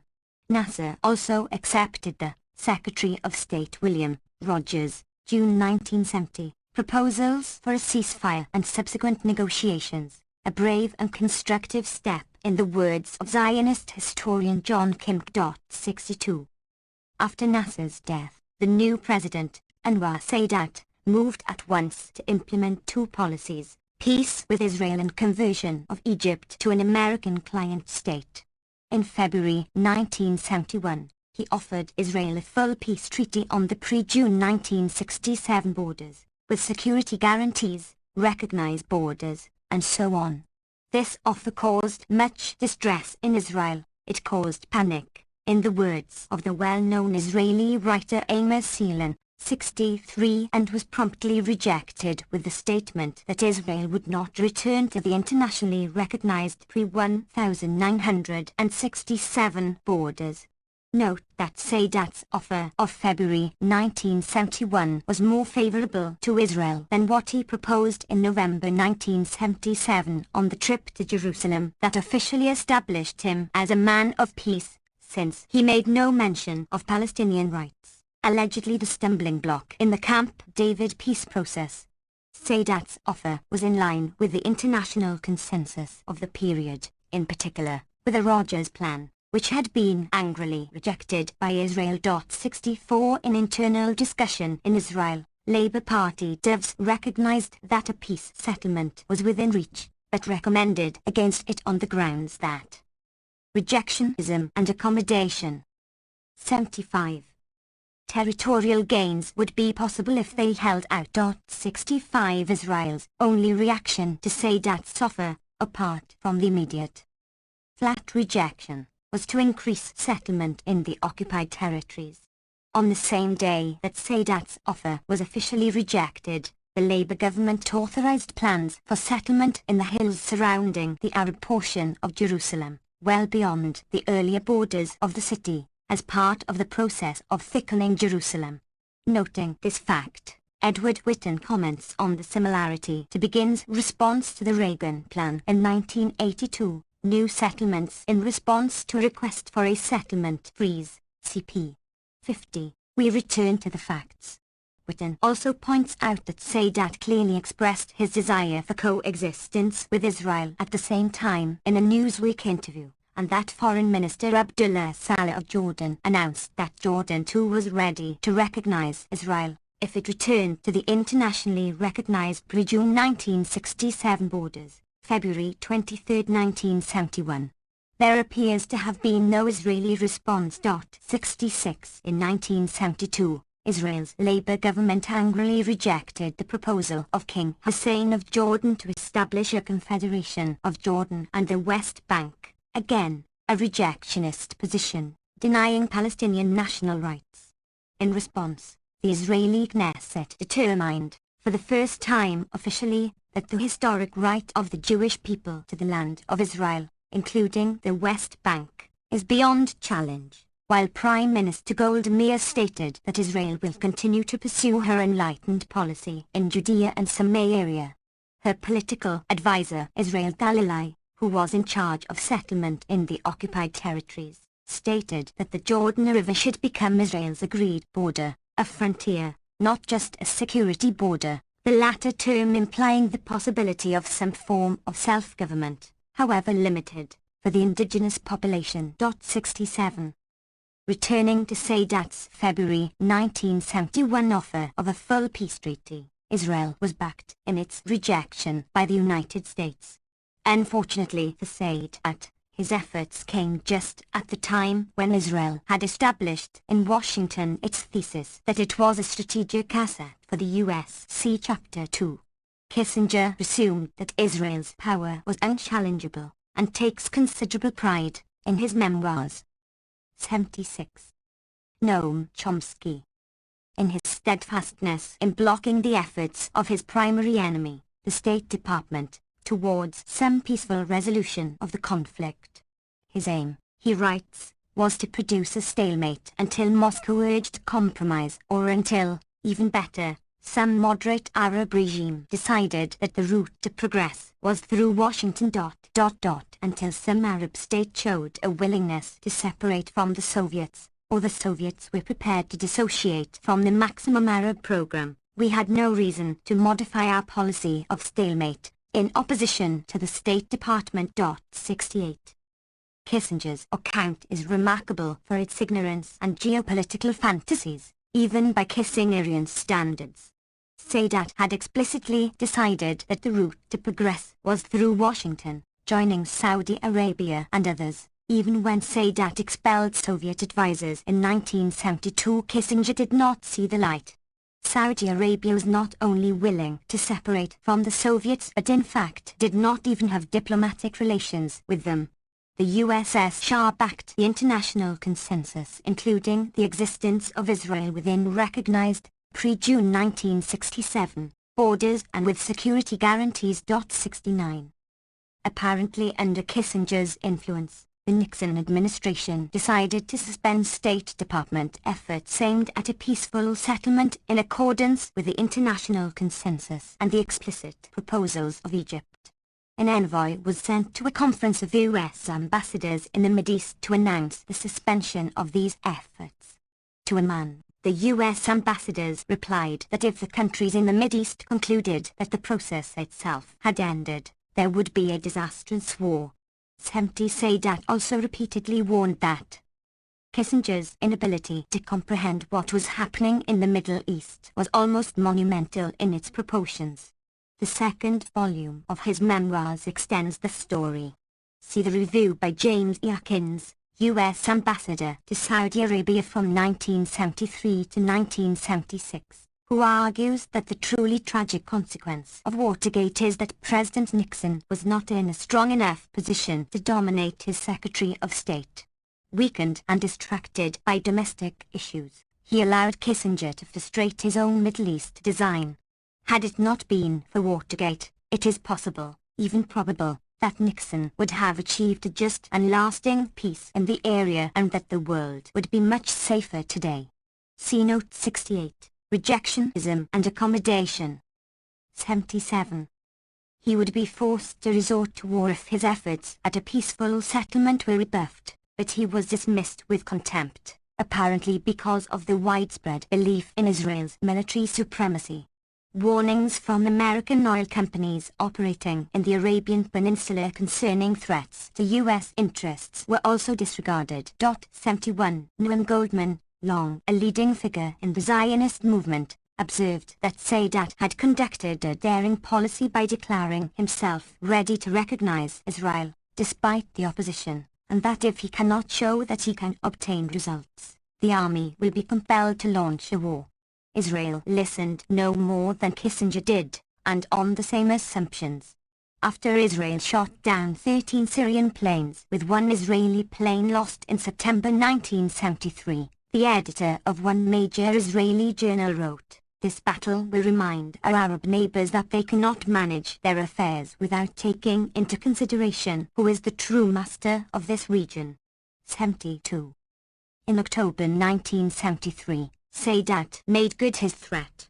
As a group of Israeli and American Israeli scholars observe, after the Egyptian raids, Sadat had realized that all diplomatic efforts would lead to a dead end. He decided to try a limited military option which, combined with an oil embargo, would lead to a significant Israeli withdrawal from Arab territories.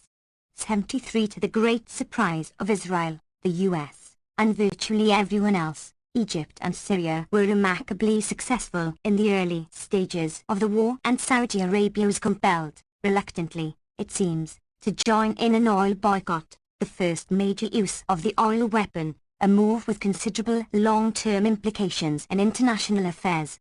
Primary responsibility for these developments is attributable to Henry Kissinger's ignorance and blind reliance on force. At that point, U.S. policy shifted, reflecting the understanding that Egypt and the oil-producing states could not be so easily dismissed or controlled. Kissinger undertook his shuttle diplomacy and other diplomatic efforts. Concealed behind the razzle-dazzle was the easily discernible intent, now surely clear in retrospect even to those who could not perceive it at the time, to accept Egypt as a U.S. client state while effectively removing it from the Middle East conflict with the Sinai Agreement. then Israel would be free to come. 78. Noam Chomsky. Continue its policies of integrating the occupied territories, and to concentrate its forces for war on the northern border without concern for the major Arab military force, as when Israel invaded Lebanon in 1978 and again in 1982. Egypt continued to press for a full-scale peace settlement, now joined by other Arab states. In January 1976, the U.S. was compelled to veto a UN Security Council resolution calling for a settlement in terms of the international consensus, which now included a Palestinian state alongside of Israel. The resolution called for a settlement on the 1967 borders, with appropriate arrangements ... to guarantee ... the sovereignty, territorial integrity and political independence of all states in the area and their right to live in peace within secure and recognized boundaries, including Israel and a new Palestinian state in the occupied territories. The resolution was backed by the confrontation states, Egypt, Syria, Jordan, the PLO, and the USSR. President Chaim Herzog, who was Israel's UN ambassador at the time, writes that the PLO not only backed this peace plan but in fact prepared it. The PLO then condemned the tyranny of the veto, in the words of the PLO representative, by which the US blocked this important effort to bring about a peaceful two-state settlement. The occasion for Herzog's remarks was the Saudi Arabian peace proposal that had just been announced, which Israel was right to reject, Herzog asserts, just as it correctly rejected the more moderate PLO plan of January 1976. According to Herzog, the real author of the 1981 Saudi Arabian, Fard, peace plan was also the PLO, who never seemed to cease their machinations. 74. Israel refused to attend the January 1976 Security Council session, which had been called at Syrian initiative. The Rabin government, a Labour Party government regarded as dovish, announced that it would not negotiate with any Palestinians on any political issue and would not negotiate with the PLO even if the latter were to renounce terrorism and recognize Israel, thus adopting a position comparable to that of the minority rejection front within the PLO. 75. The main elements of the PLO had been moving towards rejectionism and accommodation. 79. Acceptance of a two-state settlement, and continued to do so, at times with various ambiguities, at times quite clearly, as in this case. The Arab states and the PLO continued to press for a two-state settlement, and Israel continued to react with alarm and rejection. In November 1976, the Jerusalem Post noted that Egyptian Prime Minister Ismail Fahmy had offered 4 conditions for a Middle East peace settlement: Israel's withdrawal to the pre-1967 war frontiers, the establishment of a Palestinian state in the West Bank and the Gaza Strip, the ban on nuclear weapons in the region, and the inspection of nuclear installations in the area. It noted further President Sadat's statement to a group of U.S. senators that he was prepared to sign a peace treaty with Israel if it withdrew from all Arab territories captured in the 1967 war, and if a Palestinian state was created on the West Bank and in the Gaza Strip. The Labour Party journal Dava quoted Prime Minister Rabin's response to this disturbing peace offensive. But there is nothing new in all of this, in the objectives that the Arabs wish to obtain, stressed the Prime Minister when recalling that back in 1971 Sadat told Drive Jarring of his willingness to reach a peace settlement as he understood it. On the contrary, he has even made the conditions harder, since then, as opposed to now. He did not link an Israeli-Egyptian agreement with agreements with other Arab countries and did not raise, in such a pronounced manner, in fact, at all, his demand for a Palestinian state in the West Bank and the Gaza Strip. 76. Thus no Israeli reaction was in order. The following year, Egypt, Syria and Jordan informed their United States that they would sign peace treaties with Israel as part of an overall Middle East settlement. 77. The Palestinian National Council, the governing body of the PLO, issued a declaration on March 20, 1977 calling for the establishment of an independent national state in Palestine, rather than a secular democratic state of Palestine, and authorizing Palestinian attendance at an Arab-Israeli peace conference. Prime Minister Rabin of Israel responded that the only place the Israelis could meet the Palestinian guerrillas was on the field of battle. 78. The same session of the National Council. 80.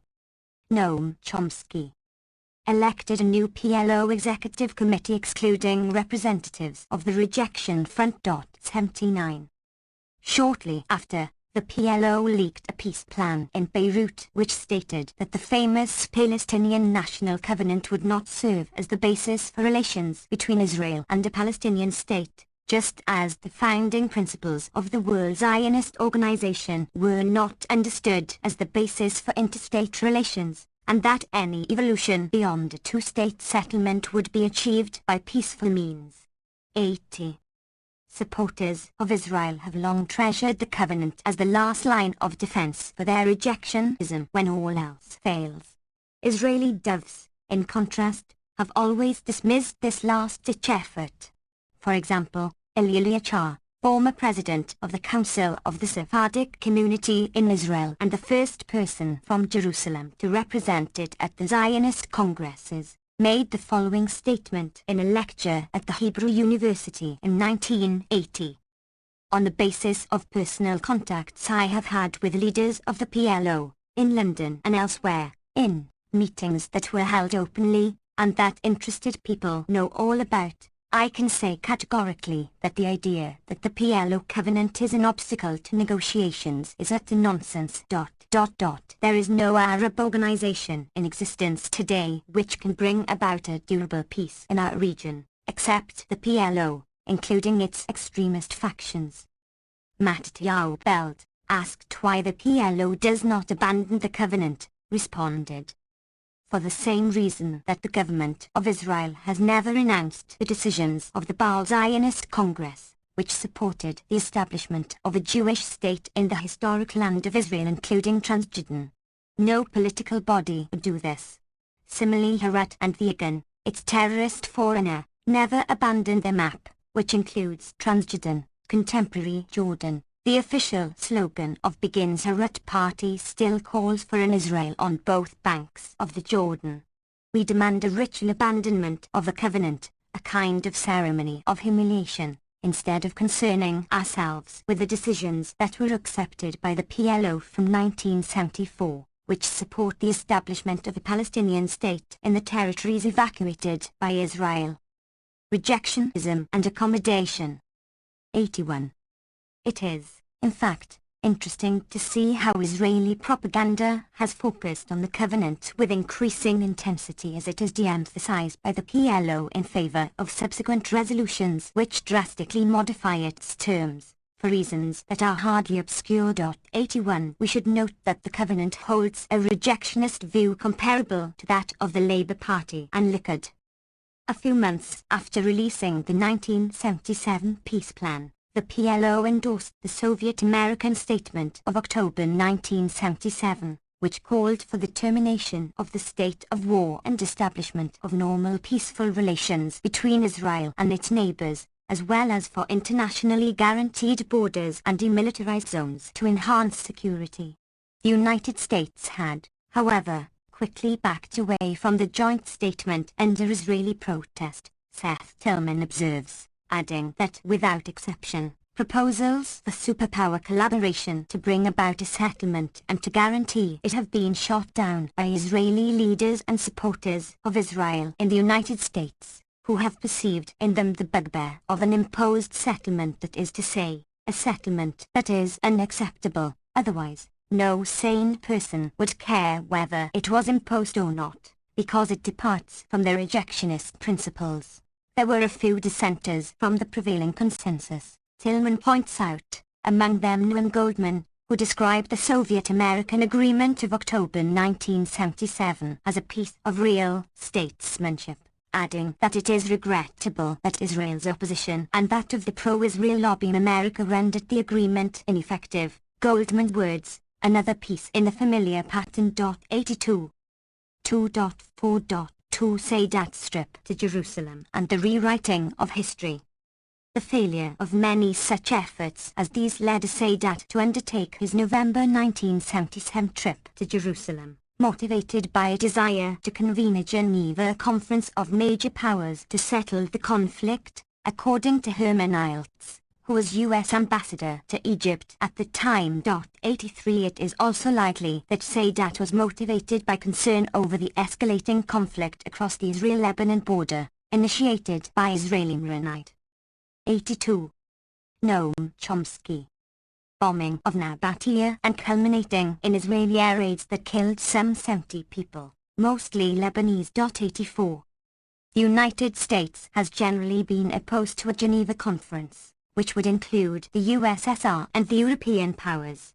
As Kissinger had explained, his diplomatic efforts were designed to keep the Soviets out of the diplomatic arena and to ensure that Europeans and Japanese did not get involved in the diplomacy concerning the Middle East, where the U.S. role is to remain predominant. 85 Israel has also consistently opposed the idea, adamantly so if the PLO participates. The reason was explained by Prime Minister Rabin of the Labour Party after the Knesset had approved a resolution to this effect.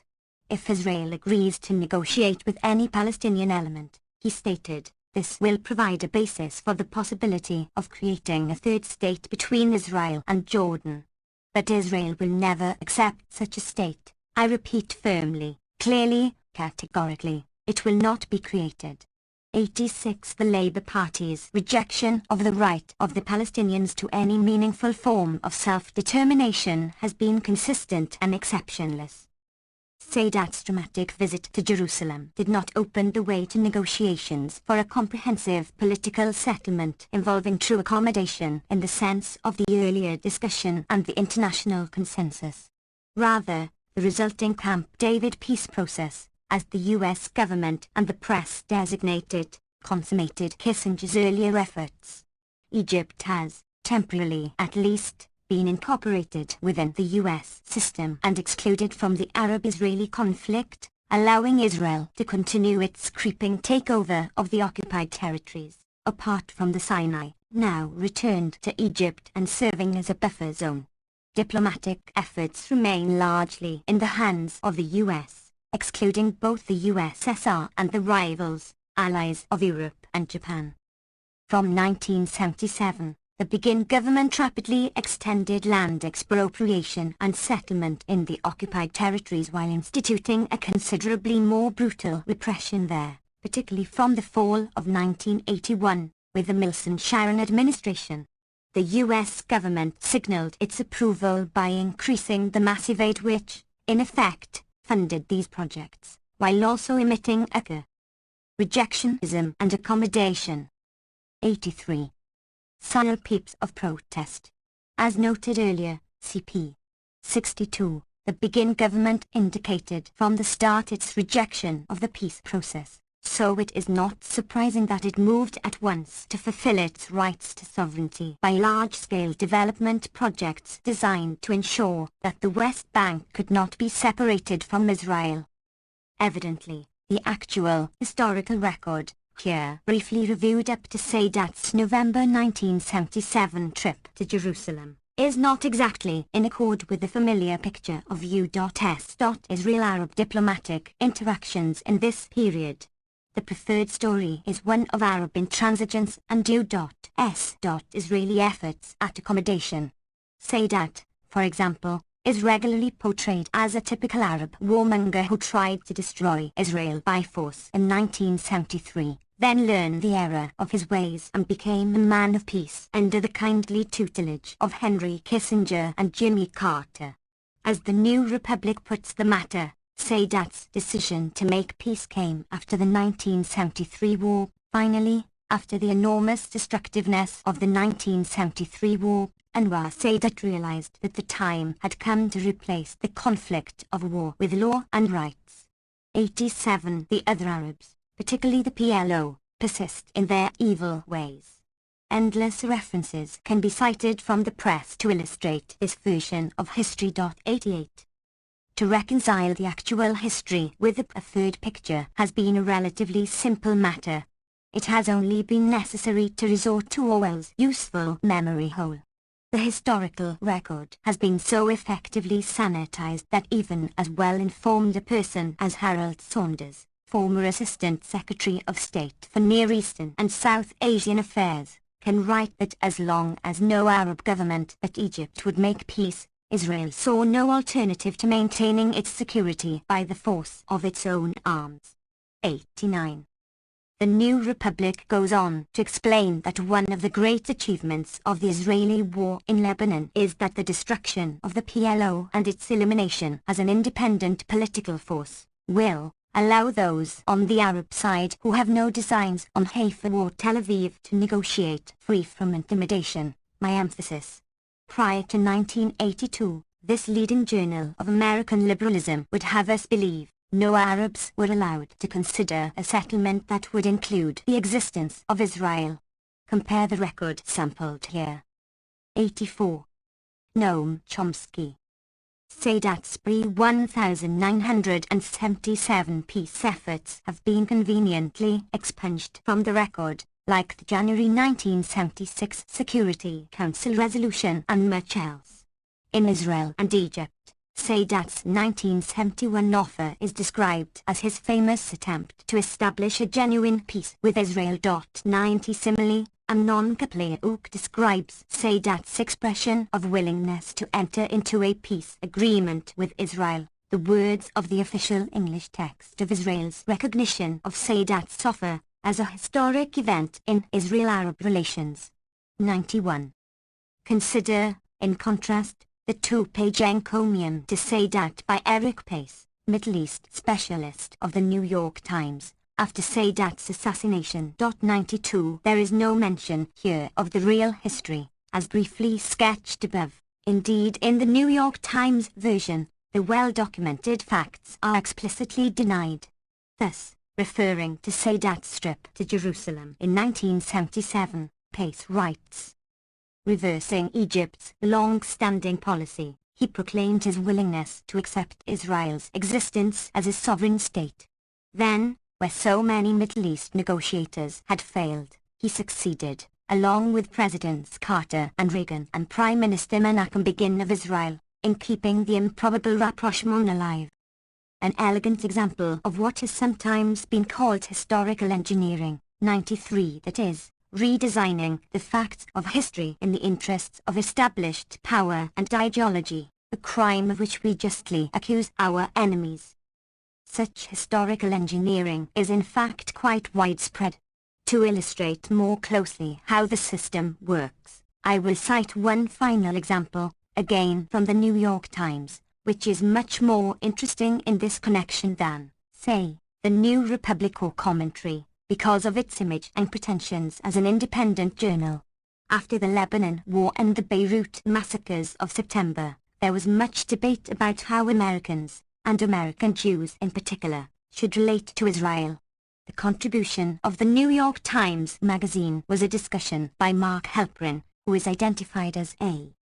It would be misleading to describe this as just one man's opinion, fully in place in an independent journal. That would indeed be true if the range of permitted opinion extended beyond the rejectionist spectrum, but it does not, contrary to rejectionism and accommodation. 85. Middle East specialist with service in the Israeli Army. 94 Halperin begins by setting up a framework for discussing the issue. There are two extreme positions among Jews in the United States. There are those who would see Israel fall, and those who care only for its aggrandizement. These two extremes, he adds, have been highlighted in the debate following the massacre of innocents in Beirut. We must reject both of these extremes, he urges, and take the middle ground, which is described rather vaguely, but is intended to be understood as the position of the Labour Party, it appears. Now, of course, every commentator sees himself as occupying the middle ground between the extremists. The question is, who stands at the two extremes? As the sole example of those Jews in the United States... who would see Israel fall, Halprin cites George Habush, the leader of the rejectionist faction of the PLO. It is not surprising that he offers no other example. It would be difficult indeed to find real cases. What about the other extreme, that is, those who support the policies of Likud? Halprin does not elaborate on the constituency of this group, but others do. For example, Rabbi Arthur Hertzberg, who describes the Zionist Organization of America as, in recent years, the American wing of the Liberal Party in Israel which, together with Begin's revisionists, make up the Likud. 95 Thus the two extremes that have been highlighted in recent debate among American Jews are not exactly equally represented. One consists of George Habush, and the other, the Zionist Organization of America, and in fact, most others in the organized Jewish community. Halprin then proceeds to give the version of history as perceived in the middle ground. Apart from the US, we find the facile much pretense, the reference of note 111 below being one example. The Times magazine published an interesting letter critical of Halprin's article, by Julius Berman, Chairman, Conference of the Presidents of Major American Jewish Organizations, December 12. Berman held that Halprin rejected the consensus of American Jews, that the PLO is excluded as a negotiating partner and that an independent Palestinian state would be a dagger poised at the heart of Israel. The latter phrase is borrowed from Hitler, who used it with reference to Czechoslovakia. 86. Noam Chomsky. Rejection of Israel and compassionate over-embrace of its enemies by nearly all the world, including Europe, which hardly reacted to PLO atrocities in the past, saving its condemnations for Israel, a ridiculous falsification, of course, but one that appears to be widely believed in the US and is sometimes supported with serious misrepresentation, for one example, by Saul Bellow, CTNCW, pages 303-4. As for Israel, while it is not perfect, its campaign in Lebanon was both late in coming and restrained in character when compared with what any other state, civilized or uncivilized, would do in reaction to the continual shelling of its cities, the murder of its children and the massing of arms against it for years without abatement. Omitted are a few possibly pertinent facts, for example, that Israel occupies Arab territory from which hundreds of thousands of Palestinians fled or were expelled in 1967, not to speak of questions that might be raised about earlier years, and that the PLO had scrupulously adhered to the July 1981 ceasefire in the face of constant Israeli provocations, a matter to which we return.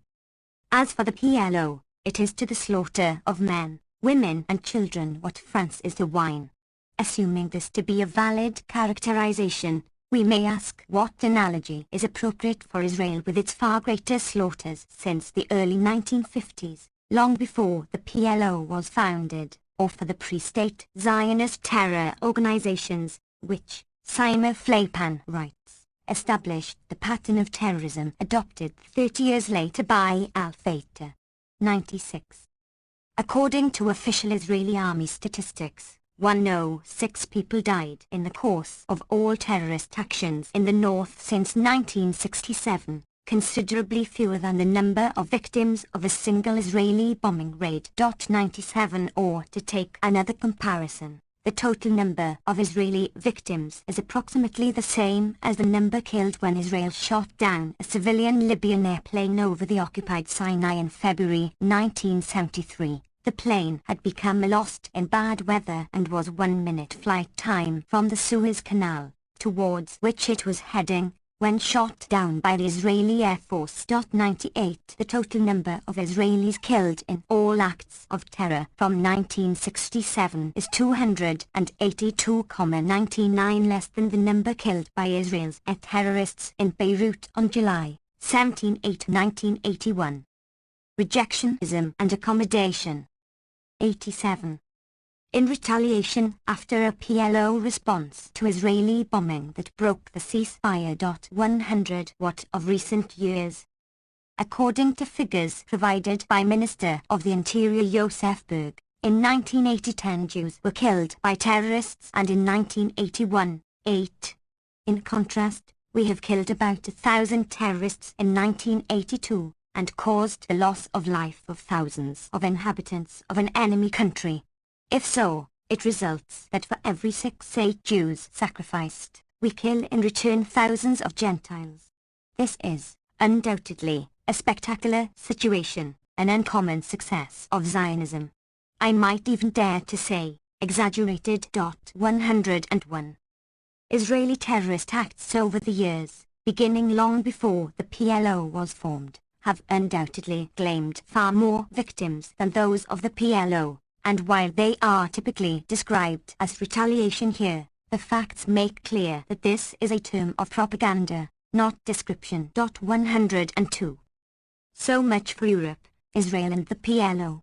Next, Halprin turns to the Arab states apart from post-1977 Egypt, with the confrontation states and the rejection states to allow that Jews, too, have a right to political existence. They would get serene open borders and peace treaties. Israel will not listen to the Arabs until they decide to put an end to their 30-year war against it. He adds that when Arab officials speak of liberating or gaining the occupied territories, they mean all of Israel, although the Western press has been remiss at sniffing out this verbal trick.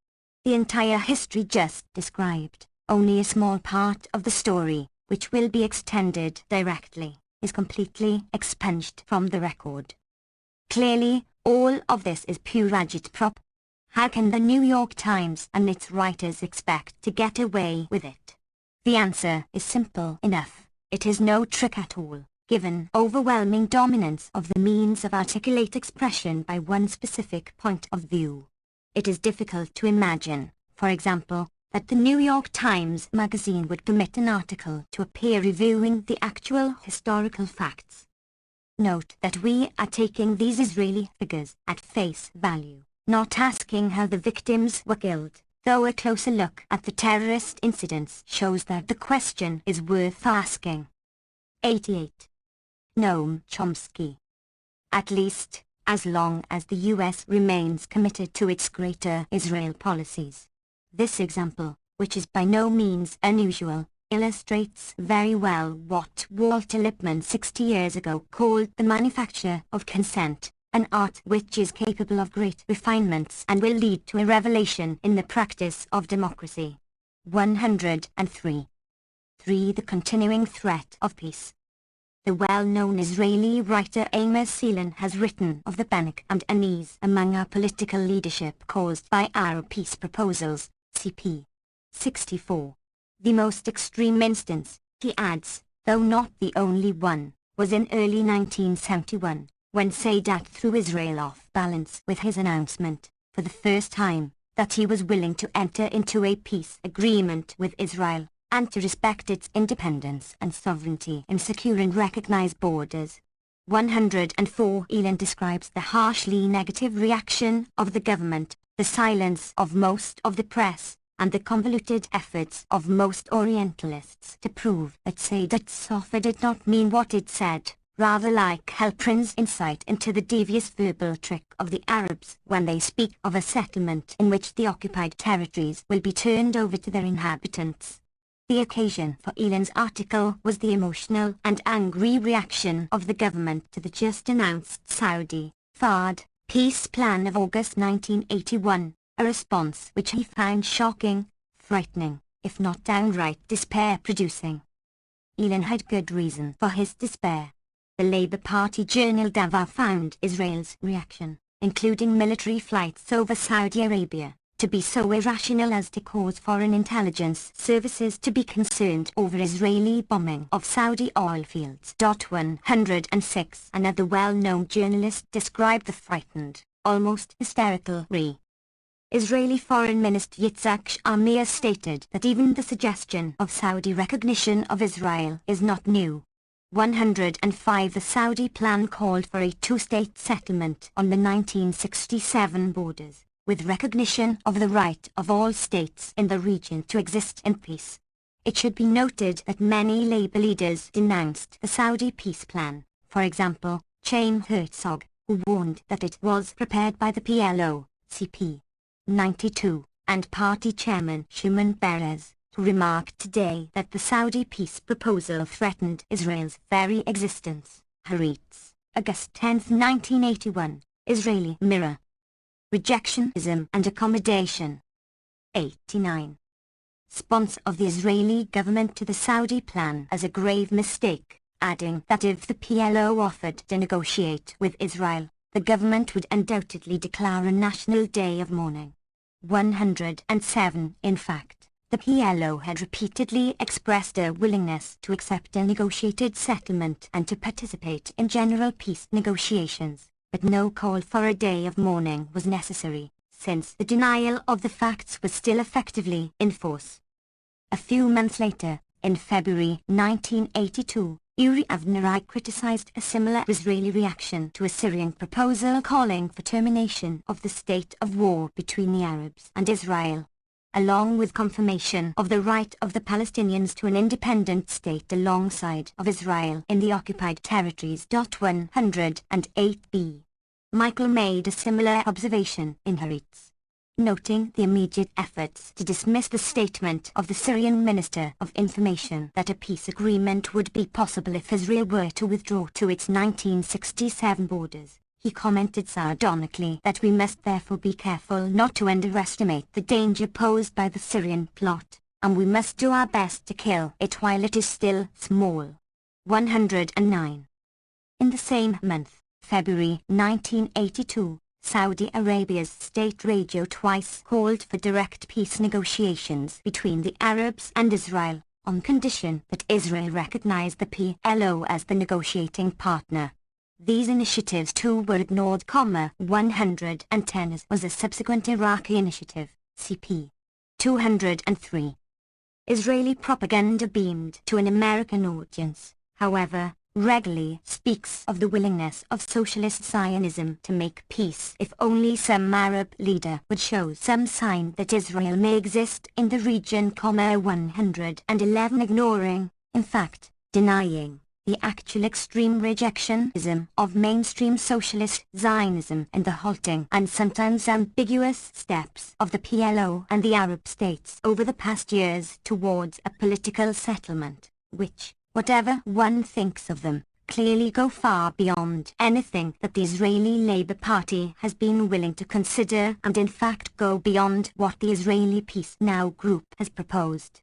American commentators are still more extreme in their rejection of the historical record, as in the sample of cases cited. In the earlier years, the PLO was no less rejection. 90.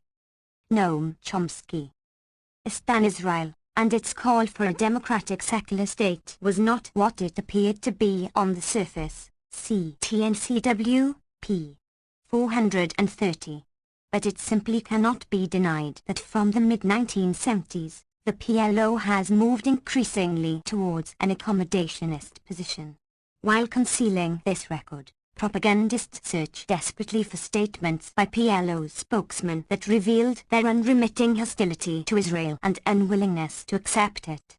Israeli devs have regarded such efforts with contempt, pointing out that the same logic would lead to the conclusion that no one should have any dealings with the Zionist movement or the State of Israel, since its leaders have consistently rejected any Palestinian rights and have repeatedly indicated that they regard any political settlement as a temporary stage leading to further expansion. What is more, they have acted on these principles. We return to the record, which is not without interest and is generally concealed here. That outright propagandists should resort to these deceptive practices is not very surprising. That, after all, is their vocation.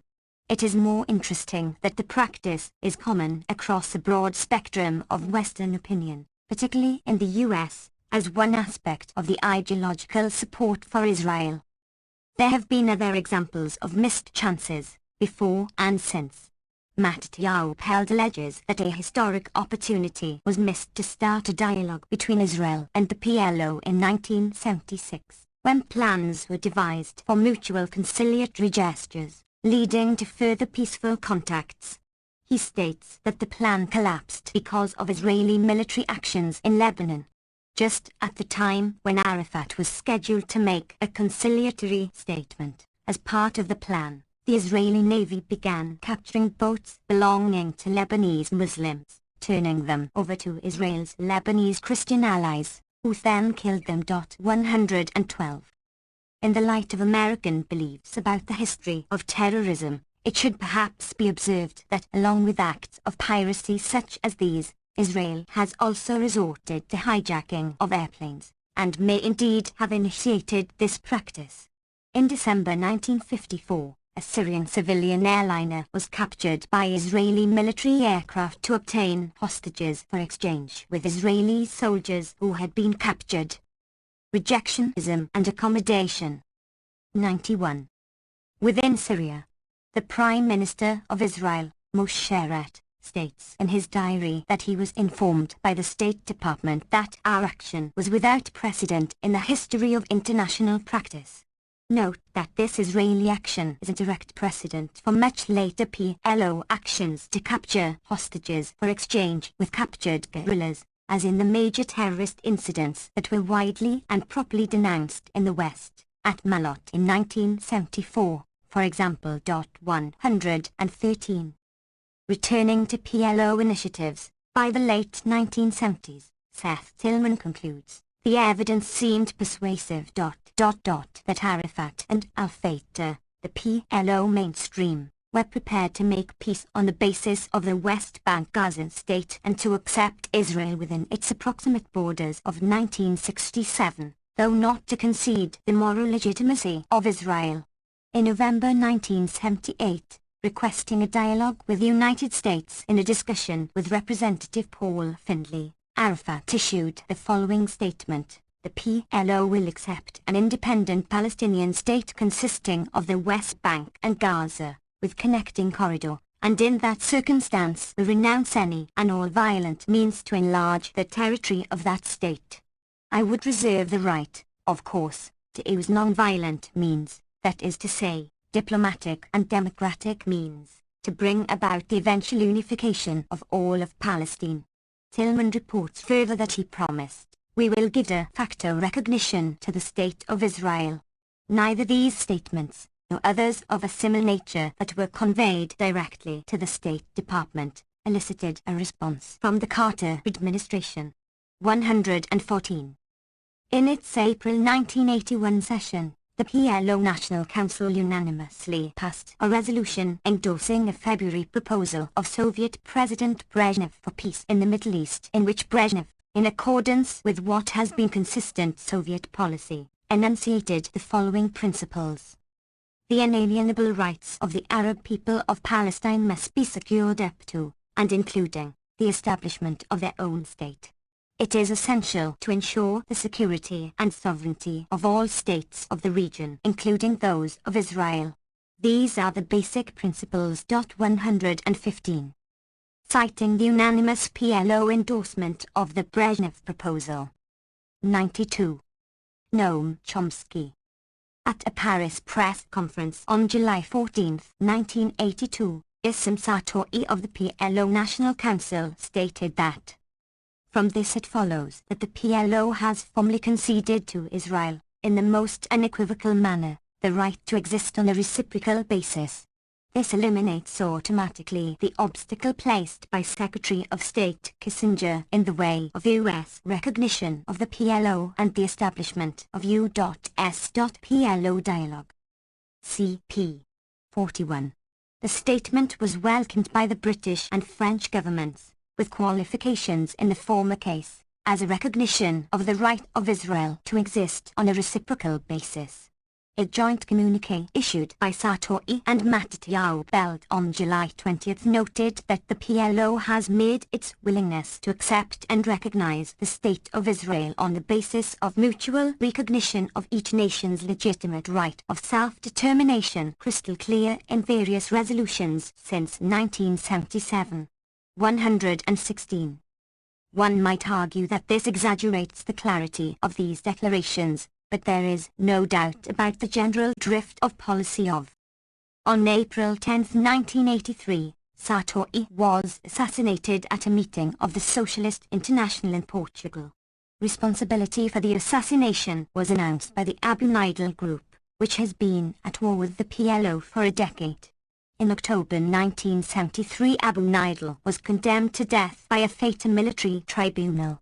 He is assumed to have been responsible for the assassination of several PLO figures in Europe, among them the leading PLO moderate Said Hamami in London in 1978, Naim Kader in Brussels in 1981, and others, and also for murderous attacks on synagogues and Jewish establishments in Vienna and probably in France. He was also responsible for the attempted assassination of Israeli ambassador Shlomo Argov in London in June 1982, the event that sparked the Israeli invasion of Lebanon, to which we return. In an effort to piece together his murky and bloody history, Philippe Boggio describes him as a dangerous fomenter of antagonisms, an expert agitator who can do a better job than any army of demolishing the PLO's naturally ambiguous relations with a good part of the world, and whose activities have consistently been directed to undermining PLO efforts from the early 1970s to get all its factions to abandon the terrorist tactics discrediting the organization. The PLO has charged that he is an Israeli agent, noting that his operations frequently serve Israeli interests indirectly, a charge that is one of the assumptions you bear in mind according to a French Secret Service specialist. It is generally assumed that he is supported by Iraq, sometimes Syria, where his offices are located and where he appears to have access to considerable funding. Philippe Boggio, Le Monde, October 13th, 14th, 1982. Manchester Guardian Weekly, October 31st, 1982. Rejectionism and accommodation. 93. The PLO and the Arab states, the panic that this has regularly inspired in Israel, and the reaction of a dismissal or simply denial of the facts in the United States. To cite one last example, Haaretz published an interview with Shafik El-Hout, official PLO spokesman in Beirut, who stated that the PLO is prepared to offer peace to Israel on the condition that the Israelis will obey the UN resolutions and will recognize the national rights of the Palestinian people. We are prepared to participate in any official effort aimed at bringing a just and comprehensive peace settlement in the Middle East. 117 Again, perhaps not what Israel is prepared to accept, but hardly consistent with the incessant charge that the PLO is adamant in its refusal to accept the existence of Israel on any terms, that the backbone of its existence is the philosophy of a destruction of Israel, and the road to this is the use of terror. Yitzhak Rabin. 118. The concern over evidence of Arab moderation, illustrated repeatedly above, can be traced to the early days of the Zionist movement. Seymour Flapan discusses Weizmann's opposition to negotiations with the Palestinians themselves for a political solution from the early 1920s, and his concern that the Arabs might be moderate enough to be likely to agree to a constitutional settlement, and thereby preclude forever the possibility of a Jewish state. This concern grew when the moderate trend gained the upper hand among the Palestinians, a new and moderate trend in Palestinian nationalism that Weizmann viewed with grave suspicion. 119 One can understand the reasons. Arab moderation might have stood in the way of Zionist goals at the time, and therefore had to be resisted.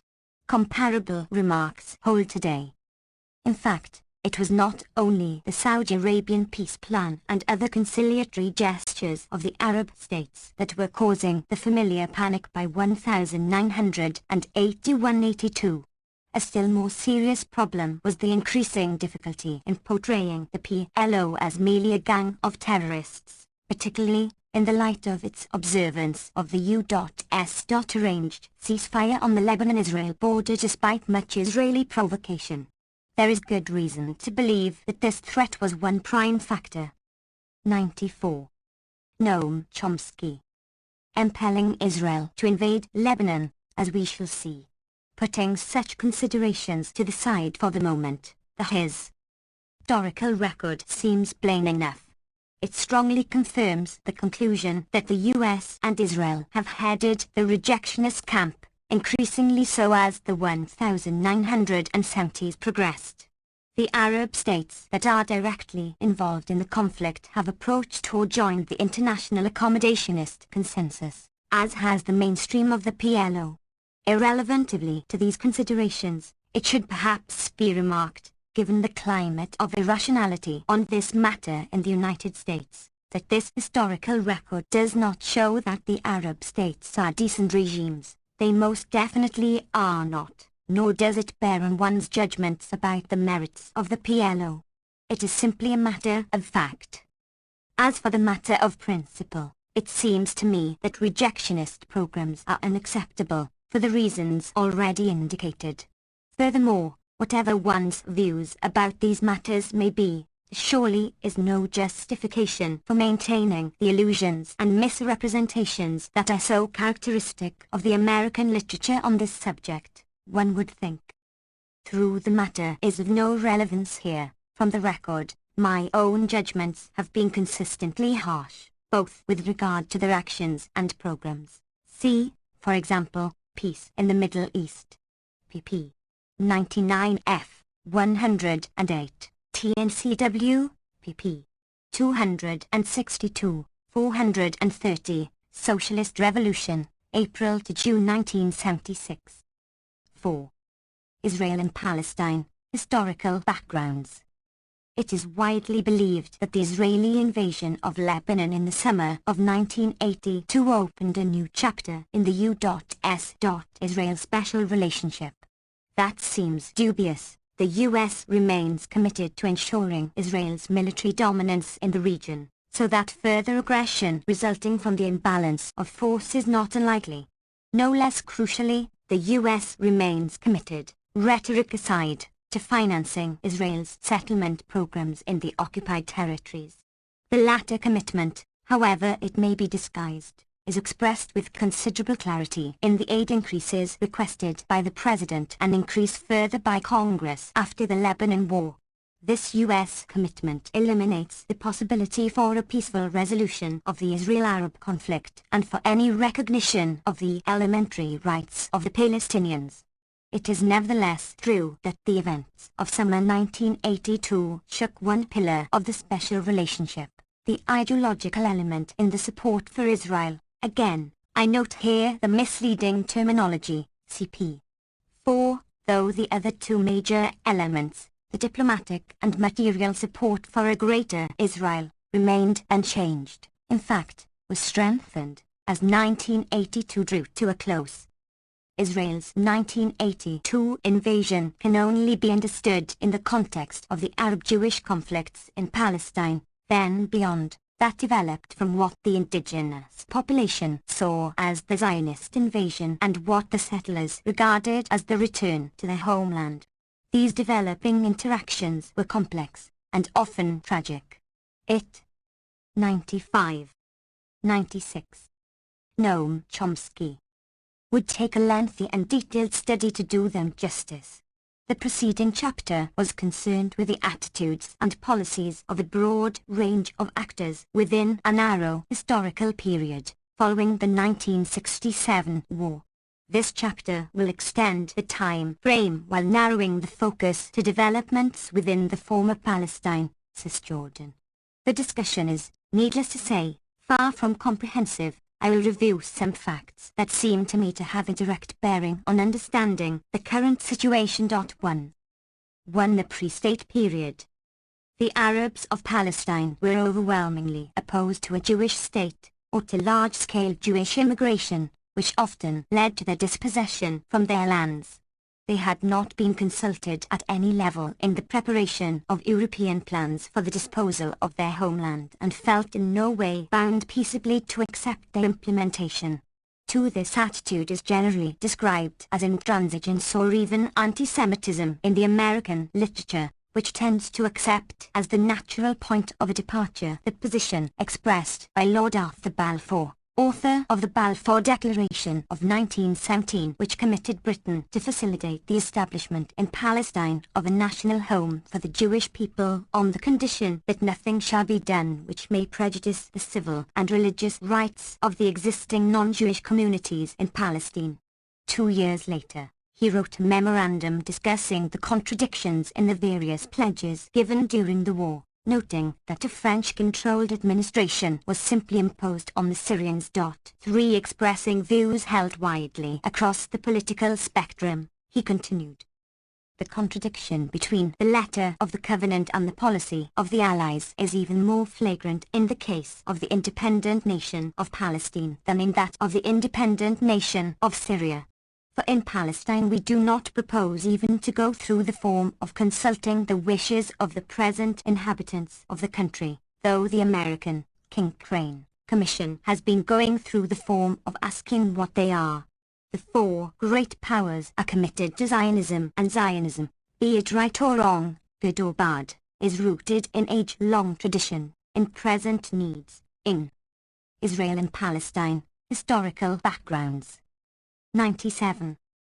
Future hopes, of far profounder import than the desires and prejudices of the 700,000 Arabs who now inhabit that ancient land. The people of the independent nation of Palestine never accepted the legitimacy of this point of view, and resisted it in a variety of ways. They repeatedly resorted to terrorist violence against Jews. The most extreme case was in late August 1929, when 133 Jews were massacred. The most ghastly incident was in Hebron, where 60 Jews were killed, most of them from an old Jewish community, largely anti-Zionist. The Arab police stood passively by while their fellow Muslims moved into the town and proceeded to deeds which would have been revolting among animals, and a still greater slaughter was prevented only by the bravery of one member of the vastly undermanned British police. 4 Many were saved by Muslim neighbours. The opposition of the indigenous population to the Zionist project was never a secret.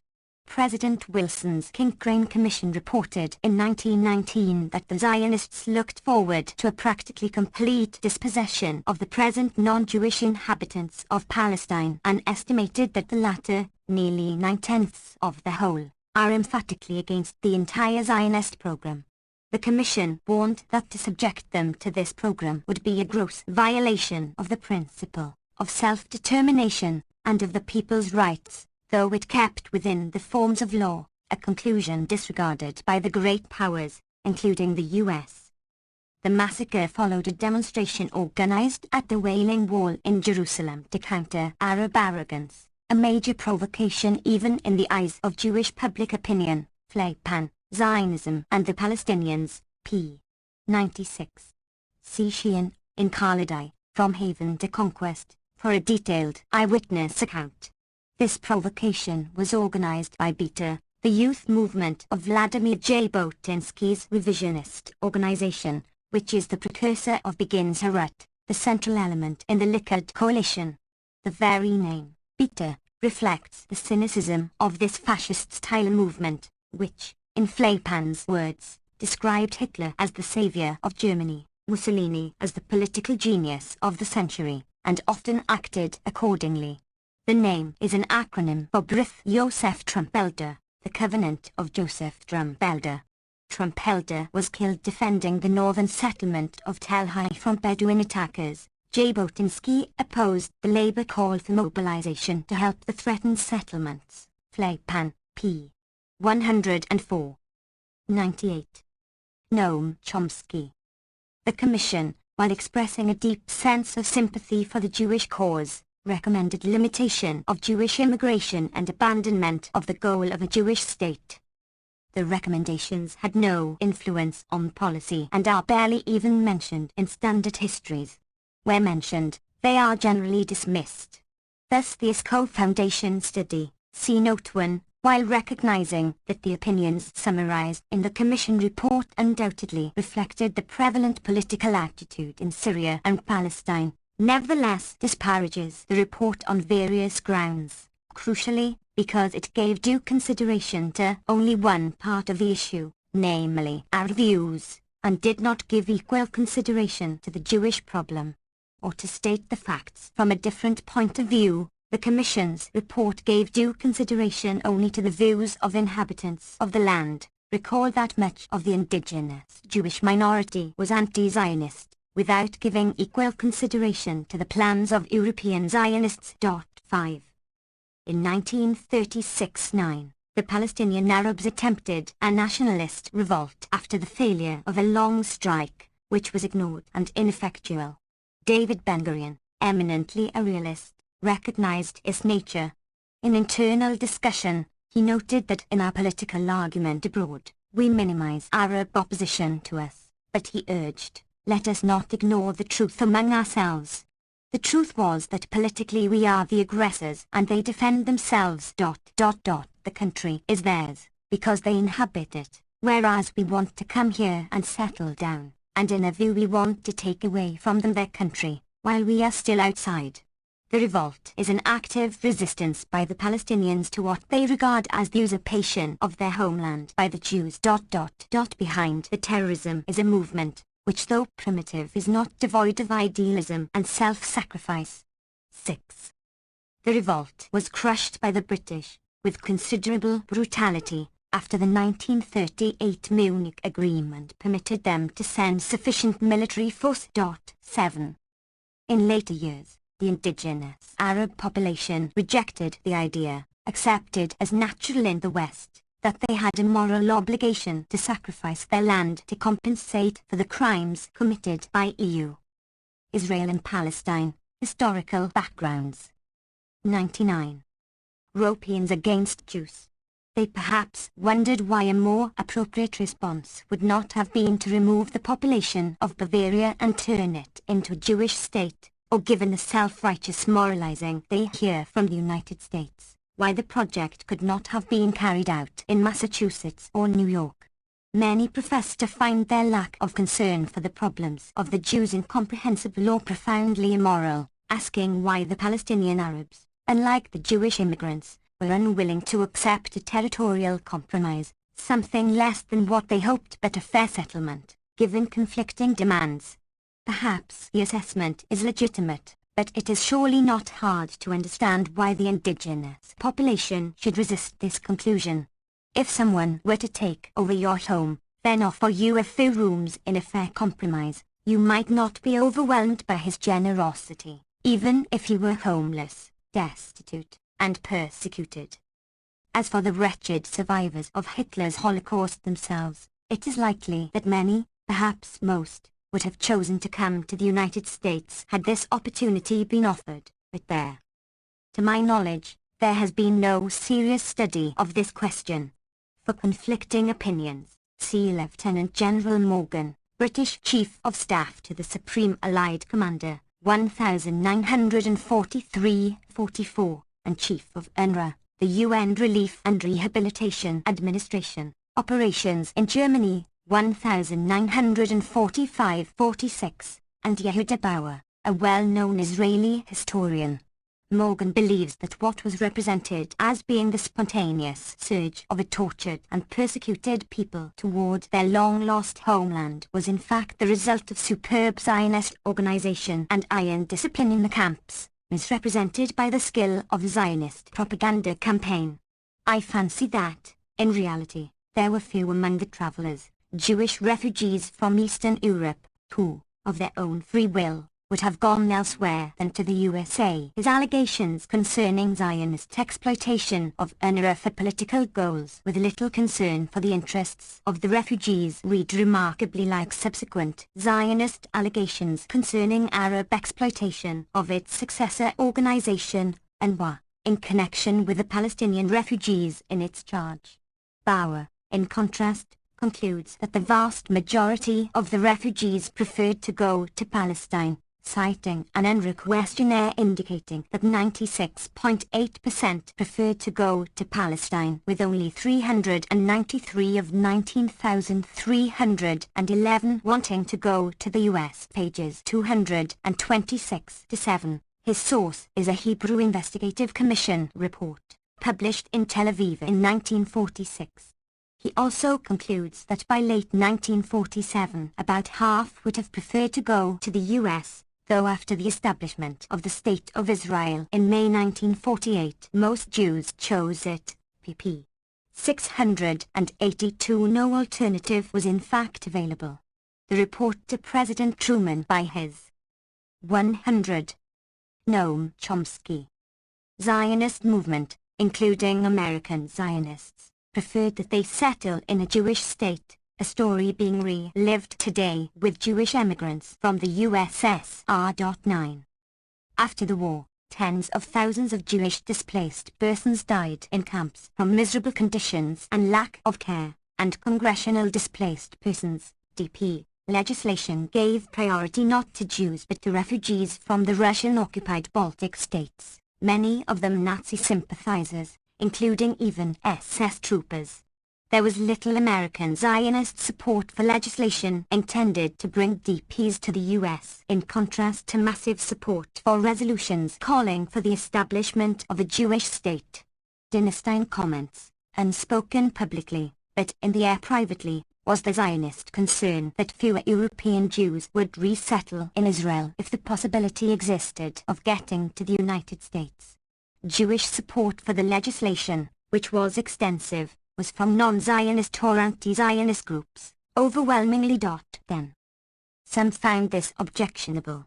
Roosevelt's advisor Morris Ernst wrote in 1948 of his shock at the refusal of American Jewish leaders to consider the possibility of giving these beaten people of Europe a choice, instead of offering them only the option of emigration to Palestine. The program he advanced would free us from the hypocrisy of closing our own doors while making sanctimonious demands on the Arabs, he wrote, adding that he was amazed and even felt insulted when active Jewish leaders decried, sneered and then attacked me as if I were a traitor for suggesting that the survivors of the Holocaust be permitted the choice of emigrating to the United States. 11. The question remains a sensitive one, not surprisingly. In 1980 a private commission of prominent American Jews was established, headed by former Supreme Court Justice Arthur Goldberg, to examine the behavior of Jewish organizations in this country at the time of Envoy L.G. Harrison on the conditions and needs of displaced persons concluded that Palestine was the first choice of the Jewish DPs. Noting however that many want to go there because they realize that their opportunity to be admitted into the United States or into other countries in the Western Hemisphere is limited, if not impossible. 8 archival sources in Israel might well provide the answer to this question. Israel and Palestine, historical backgrounds. 101. The Nazi campaign to annihilate European Jews. 15 months later the Commission had split up in anger and dissension, with charges and counter-charges as to what had gone wrong. The Commission's main financial backer alleged that it became apparent that the vestiges of the old establishment were fighting to protect its name. Goldberg, as well as research director Seymour Finger, denied this charge, claiming that the promised money wasn't forthcoming. Commission sources said that established Jewish groups had objected to the panels examining such painful questions as whether thousands, or tens of thousands, of Jews could have been saved if American Jewish organizations had acted forcefully and applied pressures on the Roosevelt administration. A draft report stated that it was incontrovertible that the Jewish leadership in America at no stage decided to proclaim total mobilization for rescue. Established Zionist organizations, the draft report continued, were reverted to post-war plans and the creation of a Jewish state, so that the energies of those American Jews who were profoundly concerned were dissipated, when the ground was burning under their feet. One of the leading members of the American Jewish community, Rabbi Stephen Wise, who was also close to Roosevelt, opposed a congressional effort in 1943 to set up a commission to effectuate the rescue of the Jewish people of Europe because the resolution failed to include a provision demanding that the British open up Palestine to Jews. The draft states, "What is certain is that the exclusive concentration on Palestine as a solution, coupled with its intrinsic pessimism as to other alternatives, distracted the Zionist movement as well as large segments of American Jews from giving serious attention to various rescue plans offered by the advocates of separating rescue from political or ideological considerations. 12. These conclusions accord reasonably well with the scholarly literature, see Note 10. Note that the mandate of the Goldberg Commission did not extend to the question raised above. The attitude of established Jewish organizations, particularly the Zionist organizations, to Jewish immigration after Europe was liberated, a question touched upon only obliquely in the scholarly literature. 102. Noam Chomsky. Whether there would have been a way to reconcile competing claims and needs in the former Palestine is not clear. By the time of the Second World War and the Nazi Holocaust, the question had become academic, at least for the large majority of the Zionist movement. In the spring of 1942, the American Zionist movement endorsed the idea of a Jewish state, the Biltmore program, and in November, the creation of a Jewish state became the official goal of the Zionist movement under Ben-Gurion's Initiative. 13. Prior to this, the official position had been a commitment to some form of parity between Jewish and Arab populations. This commitment to Jewish statehood preceded the discovery of firm information that the Nazi state was undertaking its final solution, though its vicious anti-Semitism had long been apparent. To the War of Independence, Conquest. In November 1947, the General Assembly of the United Nations recommended the partition of mandatory Palestine, Cisjordan, into a Jewish and an Arab state. The recommendation was accepted by the bulk of the Zionist movement, though not by Begin's terrorist army, the Agant Zvilumi, and Lehi, the Stern Group, the terrorist force commanded by the current Foreign Minister, Yitzhak Shamir, and rejected with near unanimity by the Arabs of Palestine. 15. General Simon Flapan argues that these commitments were tactical maneuvers. 14. See also TNCW, pages 258-9, citing, in particular, Noam Goldman's rather cynical interpretation of the outspoken rejection of the concept of a Jewish state by Ben-Gurion and others. It has been known for some time that this group, an offshoot of the IGAN, offered to cooperate with the Nazis against the British. The topic has recently been brought to public attention in Israel, where columnist B. Michael published a Lehi proposal of January 1941 to the Nazis, Haaretz, January 31, 1983, also February 6. The proposal expressed its sympathy for the German conception of a new order in Europe and offered to cooperate in the formation of a Jewish state on a national and totalitarian basis, which will establish relations with the German Reich and protect Nazi interests in the Middle East. An English version appears in Lenny Brenner, Zionism in the Age of the Dictators, Lawrence Hill, Westport, Connecticut, 1983, translated from the original in the Nazi Archives, from David Yisraeli, The Palestine Problem in German Politics, Bar Ilan University, Ramat, Israel, 1974. Israel and Palestine, Historical Backgrounds. 103. Assembly resolutions are considered to be non-binding. Israel, for example, holds the world record for rejection of subsequent ones. The U.S. remained ambivalent, for a time preferring a trusteeship until Truman recognized the Jewish state established in May 1948. Civil strife broke out immediately after the petitioner recommendation, with terror and violence on both sides. As usual, it is the record of Arab violence that remains in popular consciousness, but that is far from the whole story. For example, on December 18 the Palmach, the kibbutz-based strike force of the Haganah, the defense force of the Jewish settlement in Palestine, the precursor of the IDF, carried out a retaliation operation against the village of Kissers, killing 10 Arabs, including 1 woman and 4 children. Israeli military historian Uri Milstein writes that this operation, commanded by Moshe Dayan, was contrary to the Haganah policy not to heat up relatively quiet areas. It was justified by Dayan on the grounds that it had a desirable effect. Sykes suggests that this operation, 3 weeks before the first Arab irregulars entered the country, may have precipitated the next phase of the war. 16. The better organized Jewish community had the advantage in the military conflict. By May, its armies has taken over parts of the territory assigned to the Palestinian state. The Igan Deir Yassin massacre in April had already taken place, one major factor in causing the flight of much of the Arab population. This fact was reported with much enthusiasm in official statements of Igan and Lehi, specifically by the terrorist commander Menachem Begin, who took pride in the operation in which some 250 defenseless people were slaughtered, including more than 100 women and children, with 4 killed among the attacking forces. Recently discovered personal testimonies of the leaders of the operation revealed that the majority favored eliminating whoever stood in their way, including women and children, and proceeded to do so, murdering captured and wounded.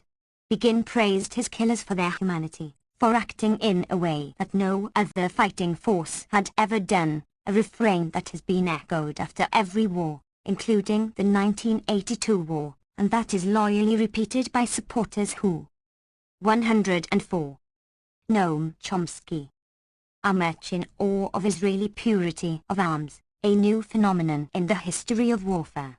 The Igan command sent an internal message of congratulations on the wonderful operation of the conquest, saying, as in Deir Yassin, so everywhere ... O Lord, you have chosen us for conquest.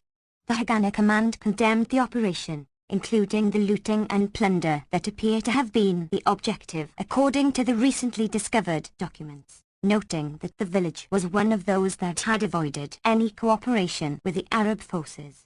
The massacre was also condemned officially by the Palestinian Yishuv, the pre-state Jewish settlement. An official government military history accords the incident 3 lines, giving the date, reporting that combat was light, and finishing with the statement that in the course of the conquest of the village about 200 of its inhabitants were killed, including women and children. An additional paragraph then explains how Arab propaganda over what is called the Deir Yassin massacre backfired. There is no doubt that the affair contributed effectively to the collapse of the Arab forces because of the fear induced concerning the cruelty of the Jews. 17. By May, about 300,000 Arabs had fled, about 1/3 of them from territories assigned to the Palestinian state. 18. The armies of the Arab states entered the war immediately after the State of Israel was founded in May. Fighting continued, almost all of it within the territory assigned to the Palestinian state, leading to an eventual further partition, with about half of the proposed Palestinian state incorporated within Israel and the remainder taken over by Jordan, then Transjordan, and Egypt. This arrangement persisted until 1967, when the remainder too was conquered by Israel, along with the Syrian Golan Heights and Sinai. About 700,000 Palestinians fled or were expelled in the 1948 conflict. It is common to refer to these events in a manner such as this. Events during 1947 to 1948 led to a situation whereby Jordan became the Arab successor state in Palestine. 19. This is inaccurate. The events led to a situation whereby Jordan and Israel became the successor states. The Gaza region was divided between Israel and Egypt, and the remainder of the territory assigned to the Palestinian state was Israel and Palestine. Historical backgrounds. 105. Divided between Israel and Jordan. Israel and Jordan, but not Egypt, annexed the territories they occupied. About half the Palestinian state became part of Israel. For many years, it was claimed that the Palestinians fled in 1948 on the orders of Arab leaders. The basis for this claim was undermined by Erskine Childers in 1961, though one hears it still. In fact, it seems that the Arab leadership tried to prevent the flight, which was encouraged by Israeli terror and psychological warfare, sometimes direct expulsion. 20 additional thousands of Arabs, citizens of Israel, in this case, were expelled from Israel's Galilee region during the attack on Egypt in 1956, and hundreds of thousands more fled or were expelled from the conquered territories during and after the 1967 war. In a detailed investigation of the refugee flight, W. Harris estimates that of a pre-war population of about 1.4 million, approximately 430,000 left their homes from June to December 1967, most of them in June, with considerable variation among regions. Over 90% of the 100,000 people in the Golan Heights fled, but less than 20% of the 400,000 residents of the Gaza Strip, with other local variations. High population losses in some areas resulted from a legacy of assorted fears, for example, in the vicinity of Kibbutz, where Israeli forces commanded by Ariel Sharon had conducted a major massacre in 1953, CPP 383-F. Israeli hawks on occasion threaten a new expulsion if the Arabs do not mind their manners, as when Defense Minister Sharon warns that the Palestinians should not forget 1948. The hint is clear, and non-Kapliuk comments, citing Sharon's statement. 22. In the U.S., it is commonly argued that the annexation of the West Bank by Jordan was illegitimate. The argument has merit, but then it is difficult to see why it does not apply with equal force to Israel. This fact, previously unknown, was revealed by former Prime Minister Yitzhak Rabin of the Labour Party, who at the time was commander of Israel's northern region, where the expulsions took place. He estimates that 5,000 Arabs, Israeli citizens, were expelled by the army to Syria at that time. These Arabs had been expelled from their native villages in 1951 in the course of water diversion projects. 21. 106. Noam Chomsky. Was annexation of half of the designated Palestinian state, though this question is, in fact, academic, and has been since 1949. The argument also overlooks the fact that Israel and Jordan were acting in accord with a secret agreement to partition Palestine in 1947-8, both of them regarding the Palestinian leadership as a primary enemy. Iram Piri observes that Ben-Gurion's tacit understanding with King Abdullah of Transjordan, which allowed the latter to move into the territories west of the River Jordan, which had been allotted by the 1947 UN partition plan to the Arab-Palestinian state, was not revealed either to the cabinet nor to the military command, leading to internal conflict when the southern commander, Yigal was prevented from launching an expedition into the West Bank by Ben-Gurion in October 1948. It had been argued further that the entry of the Arab states into the war was in part motivated by opposition to the ambitions of King Abdullah, and that Egyptian intentions were not to invade Palestine, but to find a diplomatic solution to the conflict. 23 similar beliefs led Noam Goldman to recommend against the May decision to establish the State of Israel at the time, on the assumption that a peaceful diplomatic settlement might be possible. King Abdullah was assassinated by a 19-year-old Palestinian in July 1951. This fact is commonly cited as proof that the Palestinians, or Arabs more generally, will not tolerate a moderate leadership that will accept the existence of Israel. A closer look at the backgrounds, in particular, the Israeli-Jordanian plan to destroy the planned Palestinian state, suggests a somewhat different interpretation. As for Noam Goldman, he became president of the World Zionist Organization from 1956 to 1968, but remained critical of Israel's diplomacy, including its entry into the Cold War system on the side of the U.S. and its post-1967 rejectionism. He was also critical of the tactic of converting the Holocaust into a device to justify atrocities and murder. At the beginning of the Jewish New Year, in October 1981, he wrote, "We will have to understand that Jewish suffering during the Holocaust no longer will serve as a protection, and we certainly must refrain from using the argument of the Holocaust to justify whatever we may do. To use the Holocaust as an excuse for the bomb." Israel and Palestine, historical backgrounds. 107. King of Lebanon, for instance, as Menachem Begin does, is a kind of Hilul Hashem, sacrilege, a banalization of the sacred tragedy of the Shoah, Holocaust, which must not be misused to justify politically doubtful and morally indefensible policies. 24. Goldman was also one of those who felt that American supporters of Israel were causing it considerable harm. At the January 1981 meeting of the World Jewish Congress in Israel, he spoke of the need to effect a change in our policy towards the Arabs. What Israel is doing in this regard is very bad, he added, and equally bad is the effect of the screams uttered by American Jewry. 25. He was also a sharp critic of the Lebanon invasion. Goldman died in August 1982, after a lifetime of service to the Zionist cause. Prime Minister Begin did not attend his funeral and no official statement of grief was issued by the government, the American Jewish press observed, noting that this indicated the shabby way in which the Israeli government treats its opponents. A headline in the Jerusalem Post read, "Goldman's death is ignored." PLO Chairman Yasser Arafat sent condolences, stating, "The Palestinians mourn the death of Noam Goldman. He was a Jewish statesman of a unique personality. He fought for justice and legitimate rights for all peoples." 26. 3. The Israel-Arab Wars. In the U.S., it is intoned with ritual uniformity that Israel's wars, prior to the 1982 Lebanon invasion, were strictly defensive.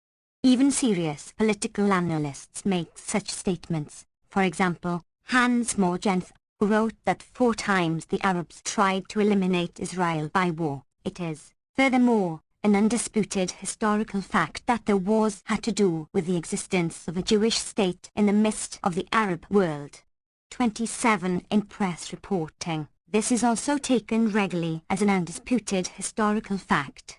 As one of the innumerable examples, consider David Shipler's explanation of why the invasion of Lebanon in 1982 caused a crisis of conscience in Israel. This has been a different kind of war for Israel. Never before did Israel go to war when its actual existence was not threatened. 108. Noam Chomsky. Never before was it clearly responsible for initiating the fighting without being provoked by some Arab military move with devastating potential. 28. Similarly, Robert Moskin describes Chaim Herzog's History of the Arab-Israeli Wars as a volume that anyone who wants to understand what Israel has endured will have to read or refer to. 29. Implying that the wars have all been endured by Israel, a passive victim of Arab aggressiveness. The assumption that prior to the 1982 Lebanese invasion, Israel's posture was strictly defensive is shared not only by a wide range of political analysts and journalists, but also by people regarded as critics sense of Israeli adventurism. Jacobo Timerman, for example, published a critique of the Lebanon invasion that is regarded as quite harsh, and in part is. He begins by asserting that Israel's previous wars were in defense against aggression. The fact that the invasion of Lebanon was the first war launched by the State of Israel could not go unnoticed. 30. Such statements, which are common, are untrue, indeed, astonishing, certainly with regard to the 1956 Israeli-French-British attack on Egypt and the 1978 invasion of Lebanon. Not generally counted as one of the Arab-Israeli wars, perhaps because the aggression was too obvious, or perhaps because only some 2,000 Palestinians and Lebanese were killed and 250,000 made refugees, with many towns left in ruins. 31. The 1973 war was a clear case of an Arab attack, but on territory occupied by Israel, after diplomatic. Moskin also refers to the role of Soviet armaments, advisors and agitation and other Russian conniving as a factor in inciting the militant Arabs, noting that the USSR has supplied weapons, specifically anti-aircraft missiles, to the Arabs. In contrast, U.S. supply of jet bombers to Israel, used for bombing raids deep within Egypt, merely demonstrates our commitment to peace, and that in 1970 Soviet pilots were flying combat missions for Egypt, namely, defensive missions when Israel was carrying out deep penetration bombing raids against civilian targets in Egypt, a fact that he fails to mention. Moskin criticizes Herzog's book because he remains neutral about the morality or necessity of the 1982 attack beyond the Litani River, tacitly implying that one could raise no question about the invasion of southern Lebanon south of the Litani, an assumption adopted quite generally by the American press, which grants Israel the same right of aggression accorded to the United States itself. Israel and Palestine, Historical Backgrounds. 109. Forts at settlement had been rebuffed, see Chapter 3. Hence it is hardly an undisputed historical fact that in this case the war had to do with the existence of a Jewish state. On Sadat's war aims, see Chapter 3, Note 73 and text. On the 1948 war, see above. The 1967 war also involves complexities often ignored by supporters of Israel here. It is, in fact, intriguing to see how the facts are presented. An interesting example is Michael Walzer's investigation of just wars. Surveying a record of 2,500 years, he finds only one example of legitimate anticipation, that is, legitimate resort to a preemptive military strike in violation of the standard doctrine on this matter as embodied in the United Nations Charter, see Note 31, namely, Israel's attack in June 1967. This is, furthermore, a clear case of resistance to aggression. It is worth setting down some of the cases about which we have, I think, no doubts: the German attack on Belgium in 1914, the Italian conquest of Ethiopia, the Japanese attack on China, the German and Italian interventions in Spain, the Russian invasion of Finland, the Nazi conquests of Czechoslovakia, Poland, Denmark, Belgium, and Holland, the Russian invasions of Hungary and Czechoslovakia, the Egyptian challenge to Israel in 1967. 32. Walzer offers no argument or evidence to show that the Egyptian challenge to Israel stands on a par with the clear cases of aggression cited. He simply states that Israel had a just fear of destruction, which, even if true, would hardly substantiate his claim. Israeli generals take a rather different view. The former commander of the Air Force, General Ezer Weizmann, regarded as a hawk, stated that there was no threat of destruction but that the attack on Egypt, Jordan and Syria was nevertheless justified so that Israel could exist according to the scale, spirit and quality she now embodies. 33. Citing corroboratory statements by Chief of Staff Chaim Bar-Lev and General Mattiyahu Belt, Amnon Kapliuk wrote that no serious argument has been advanced to refute the thesis of the three generals. C.P. 28. American intelligence held a similar view. 34. Furthermore, the interactions leading up to the war included provocative and destructive Israeli actions and threats, which Walzer ignores. 35. Alongside 110. Noam Chomsky. Of Egyptian and other Arab actions such as the closing of the Straits of Tran, which Egypt claimed to be an internal waterway. Among others who, unlike Walzer, have doubts about the Egyptian challenge as a clear case of aggression is Menachem Begin, who had the following remarks to make. In June 1967, we again had a choice. The Egyptian army concentrations in the Sinai approaches do not prove that Nasser was really about to attack us. We must be honest with ourselves. We decided to attack him. Begin, of course, regards the Israeli attack as justified. This was a war of self-defense in the noblest sense of the term.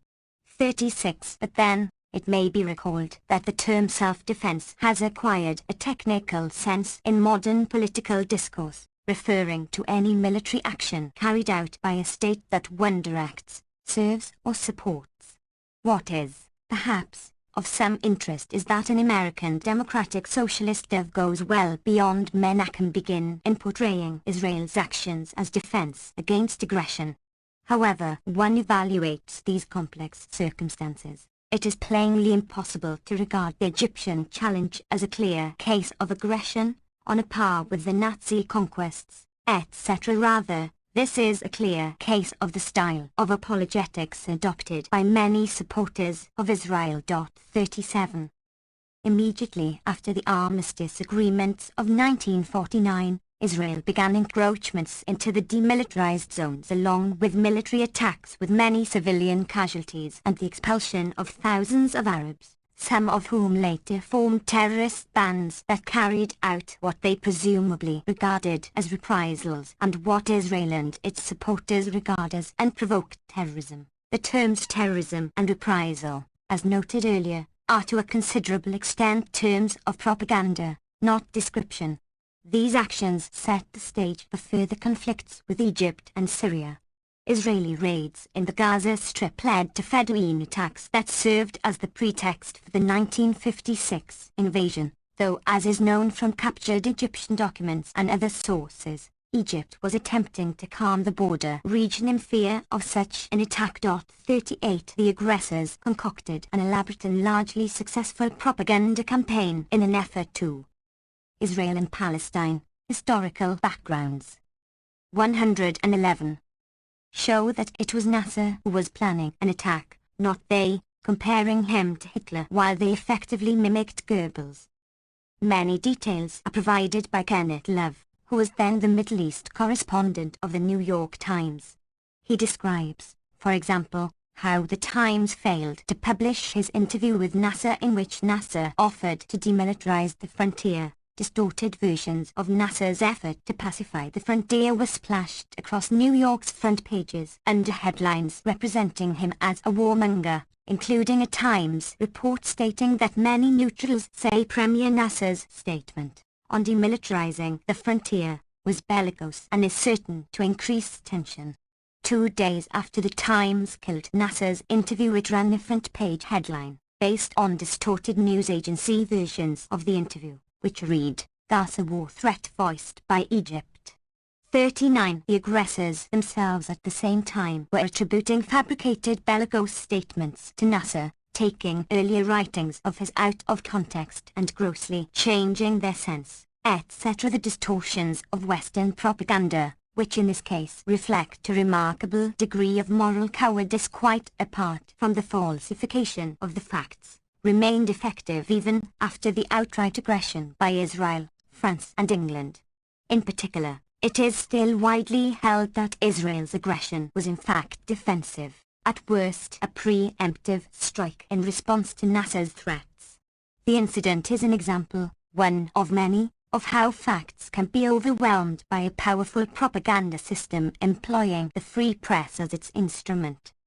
The Israeli occupying Red Army carried out bloody atrocities in the Gaza Strip, killing at least 275 Palestinians immediately after capturing the Strip during a brutal house-to-house search for weapons and fodder in Khan Yunis, and killing 111 Palestinians in another massive bloodletting at the Rafah refugee camp in disorders after Israeli troops stormed through the hovels, rounding up refugees for intelligence screenings. General E. L. M. Burns, commander of the UN Truce Supervision Organization, and so commented that this furnished very sad proof of the fact that the spirit that inspired the notorious Deir Yassin massacre of 1948 is not dead among some of the Israeli armed forces. The head of the Gaza Observer Force, Lieutenant 112. Noam Chomsky. Col. R. F. Bayard of the U.S. Army, reported that treatment of civilians was unwarrantedly rough and that a good number of persons have been shot down in cold blood for no apparent reason. He also reported that many UN relief officials were missing and presumed executed by the Israelis, and that there had been extensive looting and wanton destruction of property. Israel claimed that the killings were caused by refugee resistance, a claim denied by refugees. There were no Israeli casualties.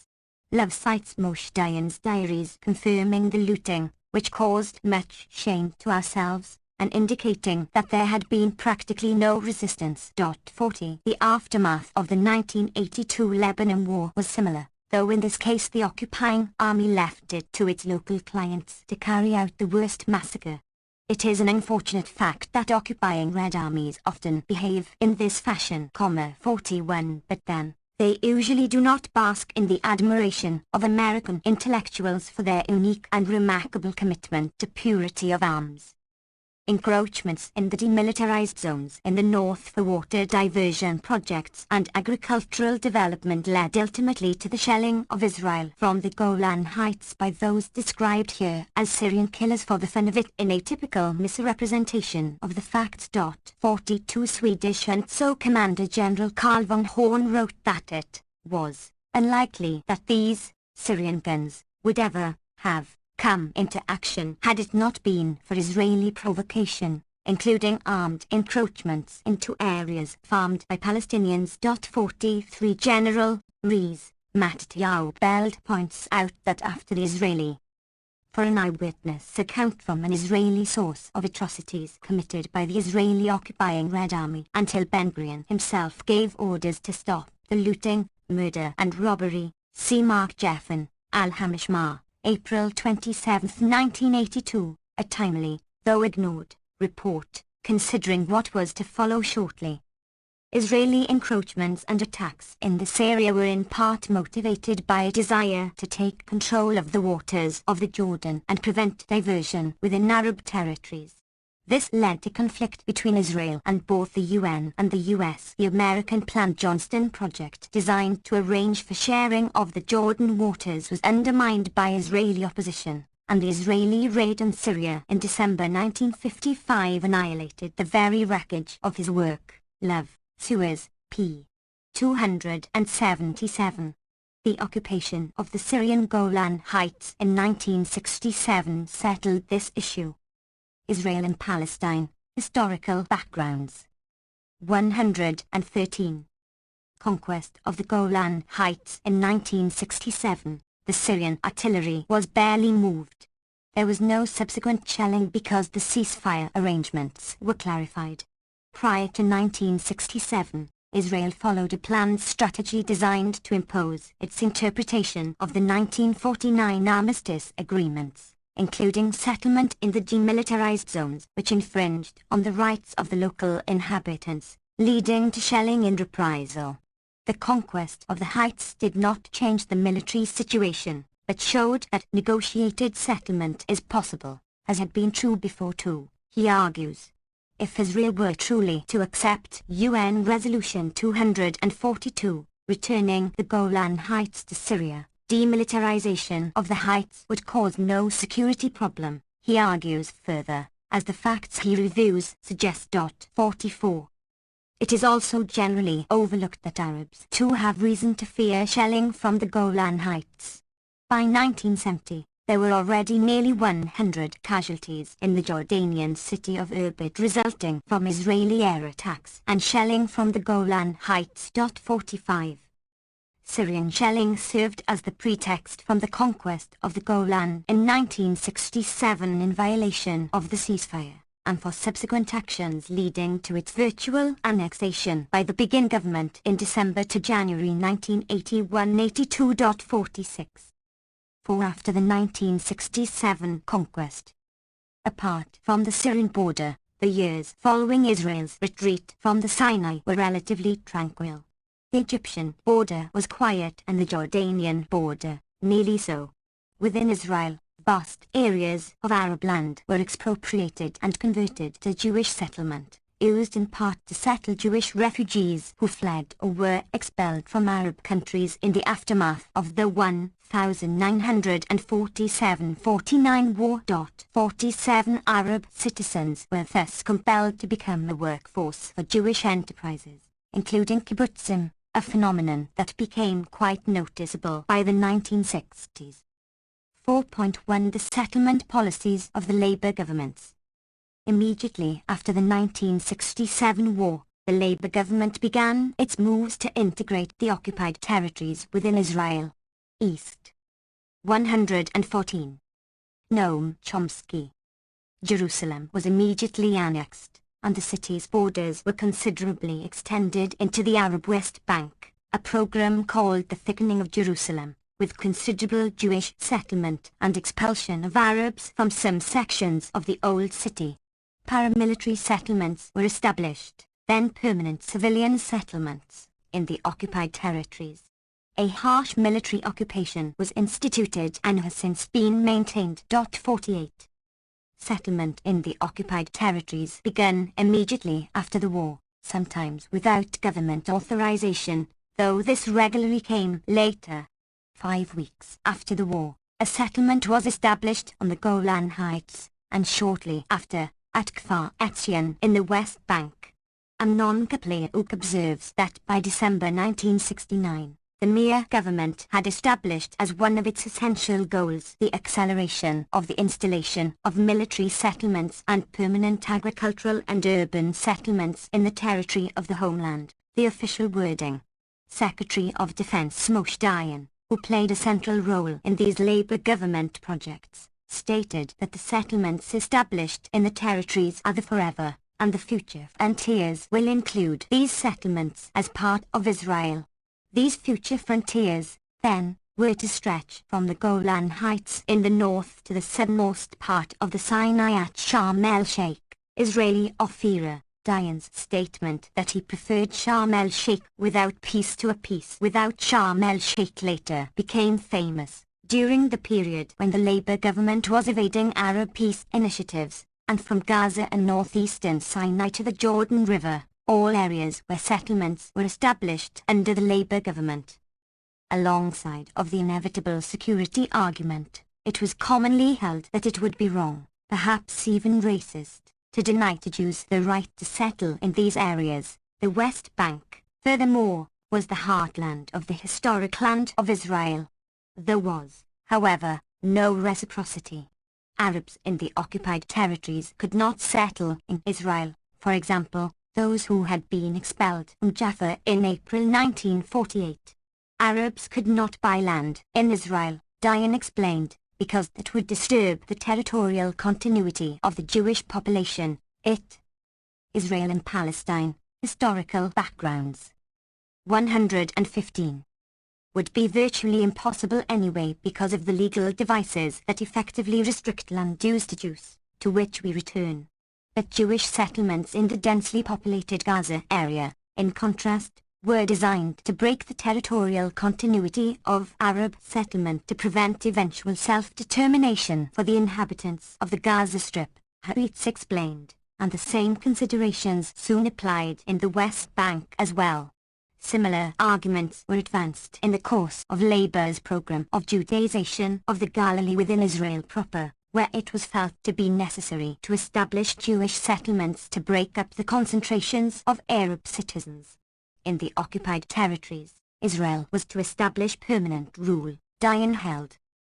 Foreign Minister Abdu Ibn, a Labour dove, took note of the fact that according to international law, settlement was permissible only in the name of military security, but he and others recognized that it was not motivated by such considerations, while continuing to support it.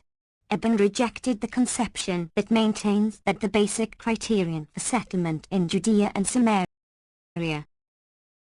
the West Bank, must be the strict necessity of obtaining secure boundaries, adding that for him the key expression was the territory of the homeland, as indicated in the December 1969 government program.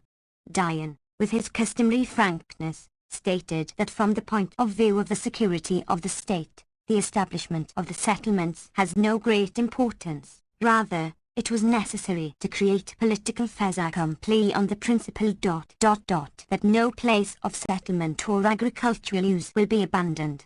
In his extensive study of Israel's post-1967 settlement program, W.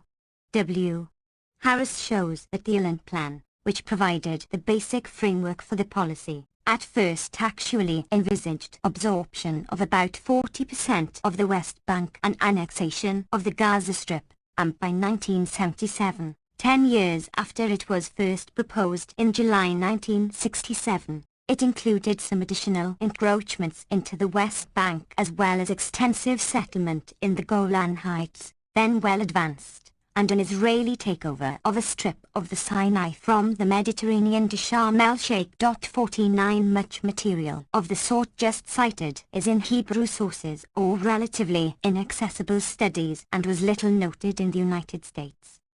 116. Noam Chomsky even denied, though the facts of settlement were clear enough to those who chose to be aware of what was happening. There were, of course, certain problems. The main difficulty encountered when planning the settlement of Judea and Samaria, Elisha Ephrat explains, is that it is inhabited by Arabs who are not prepared to leave any place of their own free will and who are not at the mercy of absentee effendi landowners who are willing to sell their land, as was, conveniently, the case during the settlement of Israel itself. 50 Ephrat is a planner with the Israel Ministry of the Interior and a professor of Tel Aviv University, where, he informs us, he prepared a longer study of these problems in the framework of the Tel Aviv University Research Project on Peace, a name that Orwell would have appreciated.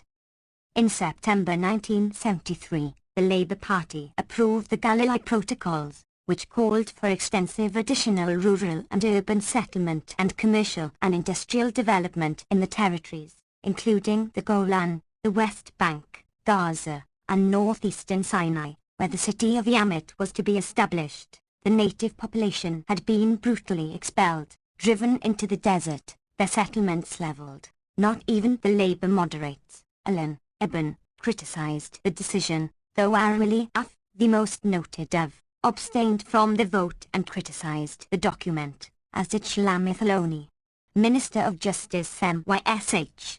Shapira declared that this document expresses the hope that with the passage of time we will be able to find a permanent solution for keeping the territories annexed, included, or united to the State of Israel.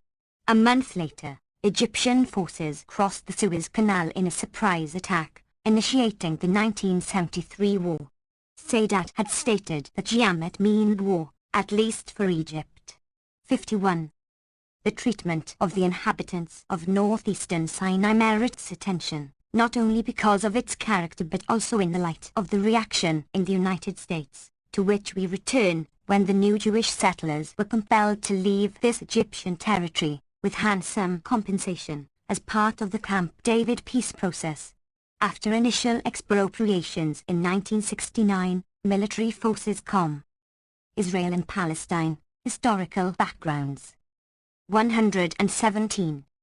Mandate by General Ariel Sharon, in January 1972, drove off some 10,000 farmers and Bedouin, bulldozed or dynamited their houses, pulled down their tents, destroyed their crops and filled in their wells, to prepare the ground for the establishment of 6 kibbutzim, 9 villages, and the city of Yamat. Subsequently Israeli bulldozers uprooted orchards, what is called in technical terms making the desert bloom. Care aid from the U.S. was withheld to force landowners to sell their lands, mosques and schools were destroyed, and the one school to escape demolition was turned over to a new kibbutz. 52 The Minister of Housing, Labor Alignment Avivra Amotha, visited the area in the summer of 1975 and was disturbed to find that a few hundred Bedouins still remained along the coastline. He demanded that the Israeli army evacuate the area since it was to become a national park to serve the masses of vacationers and bathers who, it is expected, will flow to the Golden Coast of Yamat. These Israeli vacationers would naturally be disturbed if there were Bedouin encampments nearby, disfiguring the terrain. In the Journal of Mapam, the dovish, kibbutz-based left wing of the labor alignment, Ezra Rivlis reported that Yamat is to be a Zionist, Chayatzik, desert city, much like Tel Aviv, built on the sands in the earliest days of the Jewish settlement, an apt analogy, since in that case 2 Arabs alleged that their lands had been taken by force. Rivlis describes how along the barbed wire, on the other side, the Bedouins stare at us wide-eyed, dispossessed, with no arrangements or solutions as yet to the problems. He adds that in the background of their stubborn refusal to compromise, it is said, lies the hidden incitement of representatives of Sadat and Fatah. 53. What other reason could there be for this stubborn refusal? Dark references to a sinister hidden hand when Arabs irrationally refuse some such compromise are common in the Israeli press, including the left-wing press, as in this case. Public criticism led to a military commission of inquiry that issued a reprimand to Sharon, Iram Piri, between ballots and bullets, p. 97. 118. Noam Chomsky. As has so often been the case, the Arabs refused the kind of compromise offered to them by their benign adversaries, who even were so kind as to permit them to serve as an underpaid and exploited labor force in the lands from which they had been expelled. It was therefore necessary to resort to force, in the manner just indicated, after the failure of peaceful means, a regrettable necessity, particularly for a state that has always been committed to such sublime moral standards and humanistic principles, from which it is forced to depart by Arab intransigence, as American supporters are quick to inform us. In the American Jewish press, Samson Krupnik described the most unique and exciting experience of observing the birth of Yamit and the arrival of the first Americans, Canadians, Russian Olim, immigrants, and some Israelis. 54. In the U.S., there was general silence on these matters, which scandalized many Israelis, apart from such expressions of admiration for this unique and exciting experience. In particular, these events elicited no comment from democratic socialists who were singing hymns of praise to Israel while denouncing anyone who dared raise questions about these policies as anti-Semites, bloody-minded radicals who support terrorism and hate democracy, etc. See Chapter 2, Note 60, and examples below. 4.2 Settlement under Begin and Reagan. 4.2.1 Policies. The post-1973 Kissinger diplomacy was designed to exclude Egypt from the Arab-Israel conflict, thus making it possible for the Labour government to pursue its settlement program along the lines of the Ireland Plan. See Chapter 3. Settlement was accelerated when Begin took power in 1977.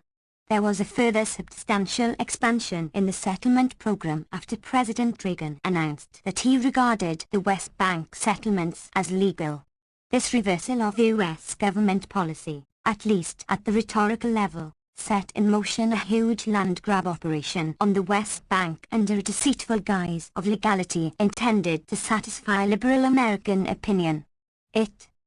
Israel and Palestine, Historical Backgrounds. 119.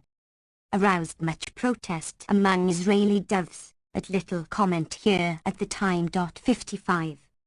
One opponent of Israeli rejectionism, former Deputy Mayor of Jerusalem Ron Ben-Venisti, observed shortly after that the settlement program now completely ruled out a future solution because of its extent and design, and that the commitment of the Labour alignment not to withdraw from an area constituting 40% of the West Bank, the original intent of the Ireland Plan of July 1967, as noted earlier, also meant that its alleged aspiration not to rule over Arabs was meaningless. 56. Ben-Venisti undertook extensive research on the post-Reagan land grab operation. He found that under various ruses, the government had taken over more than half of the West Bank, outside of annexed East Jerusalem, and was planning to settle 100,000 people there by 1986. The nature of the settlement plans had meanwhile changed. The newer concept is to focus on development of large urban centers which will organically link vital areas of the West Bank to the major Israeli urban centers. These are to be dormitories for Jerusalem and Tel Aviv. The intent is to create a dual society. The Arab towns and villages are to become like ghettos. Surrounded by large Jewish dormitory suburbs, settlements, military camps, all served, linked and carved up by fast access highways. The Jewish areas will have Jewish services and standards. Like elections and free speech, while the Arab ghettos will remain under the military government, or, if you prefer, the civil administration of Menachem Milson, who has since resigned. In these ghettos, there is a low level of service, almost no governmental investment in infrastructure or development. Their boundaries are sharply defined and no building will be permitted outside them. There is virtually no room within them. These plans, he notes, are supported by the Labour Party under its current version of the Alignment Plan, a fact which makes nonsense of the Labour Alignment Plan to keep only those areas where there is low-density Arab population. 57. 120. Noam Chomsky. 4.2.2 Reactions. The immediate occasion for Ben Venesti's revelations was the recently announced Reagan peace plan, which called for a settlement freeze while stating that America will not support the use of any additional land for the purpose of settlement. The latter statement was a bit ironic, as the U.S. press was kind enough not to observe, in the light of Reagan's role in setting off the land grab that led to the current situation. The statement is also false, since the Reagan administration moved at once to increase aid to Israel, and as noted earlier, the U.S. government has always been scrupulous in avoiding any supervision or other arrangements that might serve to restrict the use of the lavish American funding in conformity with the stated policy of denying support for settlement in the occupied territories. In fact, in his meetings with Begin, Reagan was careful to avoid the question of settlements, a fact brought out in a well-documented analysis by Senator John Glenn, whose plausible conviction is that what heads of government say to each other through emissaries or in public pronouncements is far less important than what they say to each other in private, face-to-face. The consent that the Israelis have obviously read into a consistent record of silence on the part of the president over at least a year and a half has carried the de facto annexation of the West Bank by Israel very close to, if not beyond, the point of no return. 58. The message sent by Liberal Democrats was still clearer, as they spearheaded the effort to increase aid to Israel even beyond the increases advocated by the Reagan administration. To put the matter in slightly clearer terms than those employed in the media and other commentary, the U.S. once again expressed its support for further settlement in the occupied territories, on two levels. First, openly, by offering, in fact, increasing, the aid that will enable these programs to be pursued, and second, more subtly, by avoiding any reference to these matters in private discussion, so that it will be even clearer that the public rhetoric is for show, to be ignored in practice, as in the past. The message has surely understood, a fact recognized by both crit. Israel and Palestine, historical backgrounds. 121. And supporters of Israel's current policies. In the former category, Chamberlain writes that there are two principal arguments for a withdrawal from the West Bank and Gaza. The moral argument holds that Israel will not remain a democratic state if it continues to retain the land of another people and maintain dominion over them. The practical argument is that the U.S. will not tolerate the occupation of the West Bank and Gaza, and if the occupation should continue, all American aid will be reduced and perhaps even stopped altogether. Berman states that moral arguments have some force in Israel, perhaps more so than anywhere else, but they are not in themselves enough to effect a withdrawal from occupied territory or even to check the policy of galloping annexation. As for the practical argument, it would have force if it were at all valid. But it is not, since Begin, like his predecessors, we may add, has shown that whatever protests this or that American administration might make against the expansion of Jewish settlement or the infringement of human rights in the West Bank, he has been able to strengthen his grip on the area without any diminution of American aid. Indeed, he is even anticipating an increase. Indeed, the American government has been financing the very policies it denounces with such consistency that one doesn't have to be an Arab to wonder if the denunciations are sincere. 59. True, one only has to be committed to elementary rationality and honesty, an observation that has some interesting consequences when applied to commentary on this matter in the United States. On the other side of the Israeli political fence, Wolf Blitzer, under the heading Lessons from Aid Victory, reports the successful outcome of the battle between the administration, who wanted to punish Israel by increasing aid to it, and Congress, which preferred a softer line, increasing the aid still further. The final outcome, he notes, was that the full aid package sought by the administration was accepted, $2.485 billion in economic and military assistance, but with improved terms, with $500 million converted from loans to outright grants. The entire aid affair clearly represented an important and badly needed substantive and symbolic victory for Is. 122. Noam Chomsky. Thanks to the crucial assistance of congressional liberals, as he notes, these loyal supporters were helped by the reaffirmed vision of Israel as a working democracy, especially following the West Beirut massacres. 60. Presumably there is also a lesson here as to how to obtain further victories in Congress. It would be interesting to know how the reported 400,000 people who demonstrated in Israel in protest over the massacres will react to the fact, and fact it is, that the practical outcome of their efforts, given the way things are in the United States, was to accelerate the militarization of Israeli society and its expansion into the occupied territories. In passing, we might note some curious aspects of Berman's moral argument. The argument rests on consequences for the Jews, not from the conquered population, whose rights and wishes are null, not an untypical stance among liberals, Zionists, or among Western intellectuals generally, as we have seen repeatedly.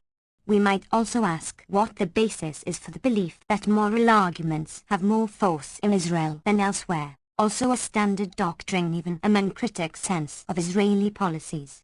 It would be difficult to justify this conclusion on the basis of the historical record. A more accurate picture is presented by Labour Party Knesset member, Jan Chaim Herzog, a military historian and former Israeli diplomat and a successful Labour Party candidate for president in March 1983. He writes that we must be guided in our foreign policy relationships by the one criterion that has guided governments of Israel ever since the establishment of the state, namely, is it good for the Jews? 61.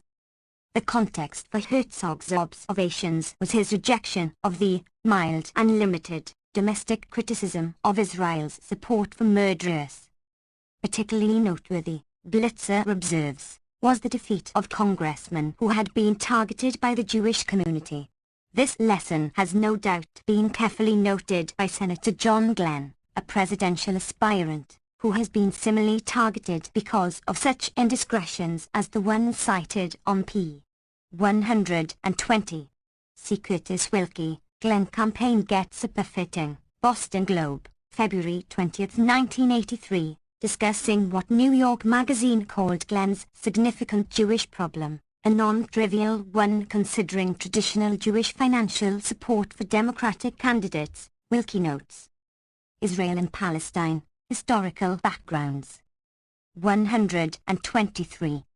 Dictators in Latin America, specifically, recent visits by Israeli high officials to such countries as Argentina, where, Halem Hayes reports, the Israeli foreign minister last week extended a warm handshake to the generals in Buenos Aires who had murdered about 1,000 Jews in Argentina, exactly as was done by other high Israeli political and military figures, including those of the Labour Party, while the Argentine massacre was at its height. Jacobo Timerman states that I saw with my own eyes how Argentine jailers tortured Jews in prison while the Israeli government requested the Jewish community to remain silent. 62. This Labour dev is also annoyed by the occasional displeasure voiced over the crucial aid offered by Israeli military advisors, arms salesmen and technical experts to the government of Guatemala for counterinsurgency and the hunt for subversives, helping to implement an anti-guerrilla campaign that is showing more signs of success than El Salvador's, mainly because it is more brutal, with thousands tortured, mutilated and killed and tens of thousands driven to Mexico, while many peasants are herded into protected villages, leaving the countryside as a free fire zone for the army. A campaign that led to the killing of at least 5,000 Indians in the summer of 1982.63 in this case. Unlike Argentina, there are no embarrassing questions as to whether it is good for the Jews. Blitzer's lessons from the Aid victory emphasize the importance of preventing critical discussion of Israeli policies in the U.S., as when the revered moralist Elie Wiesel explains that it is improper to criticize Israel outside its borders, but not improper to criticize others, for example, the PLO, and in fact illegitimate to question its policies even within, since only those in a position of power possess the relevant information. CP 16. Apparently on the same assumptions, Israeli physicist Gerald Horwitz of the Hebrew University, in a letter to the New York Times, January 9, 1983, condemns Mattias Peld for an uncritical op-ed on December 30. He contends that Peld's article represents an anti-democratic and nationally objectionable act because there is no justification in a democratic society such as Israel, where disagreements with the government can freely be brought to the press, to the polls, and even to the street, to turn to. 124. Noam Chomsky.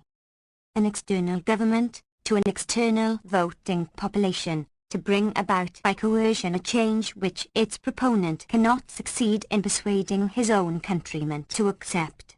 The very fact that Peld voiced criticism outside of Israel shows that he does not understand democratic procedures, which require that Israelis refrain from such nationally objectionable acts as criticizing policies of the government, particularly in the U.S., where the external voting population is expected to pay the bills. Apparently, it is legitimate, according to this intriguing concept of democracy, to write in support of the government's policies in the U.S., but not to criticize them. He does not explain how we are to deal with another problem, namely, that someone in the U.S. might quote something that Peld writes in Israel. Note that there is also apparently no violation of democratic principles when Americans visiting Israel condemn U.S. policies as too harsh towards Israel, a common practice. The same issue of the Times contains a slightly more subtle expression of totalitarian attitudes in an op-ed by Annette Dulzin of Yedioth Ahronoth, who discusses Israel's moral strength as shown by the reaction to the Beirut massacres. Presumably such comment is legitimate according to the doctrine of Wiesel, Horwitz and others, particularly in the light of Blitzer's observation about the utility of such testimonies to Israel's moral strength for increasing U.S. military and economic aid.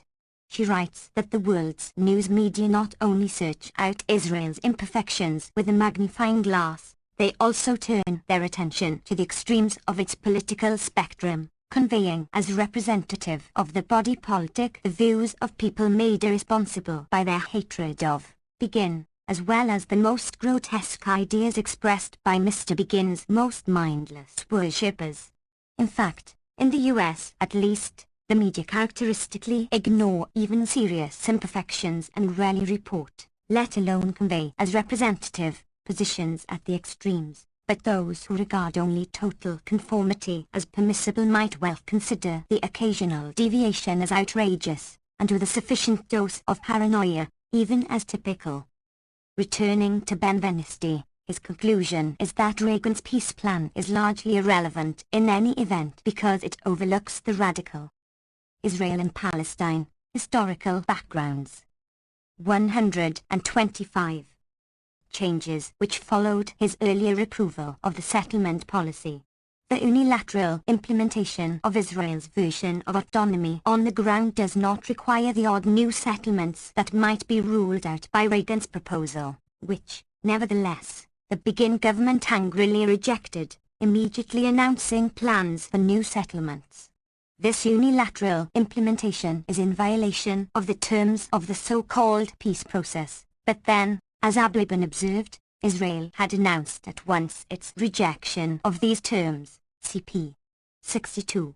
We return in Chapter 6 to the actual impact of Reagan's September 1982 peace plan on West Bank settlement. Note that Labour's effective endorsement of the new arrangements underscores the hypocrisy of its superficially positive response to the Reagan proposals. Labour's actual policy is explained by Yitzhak Rabin.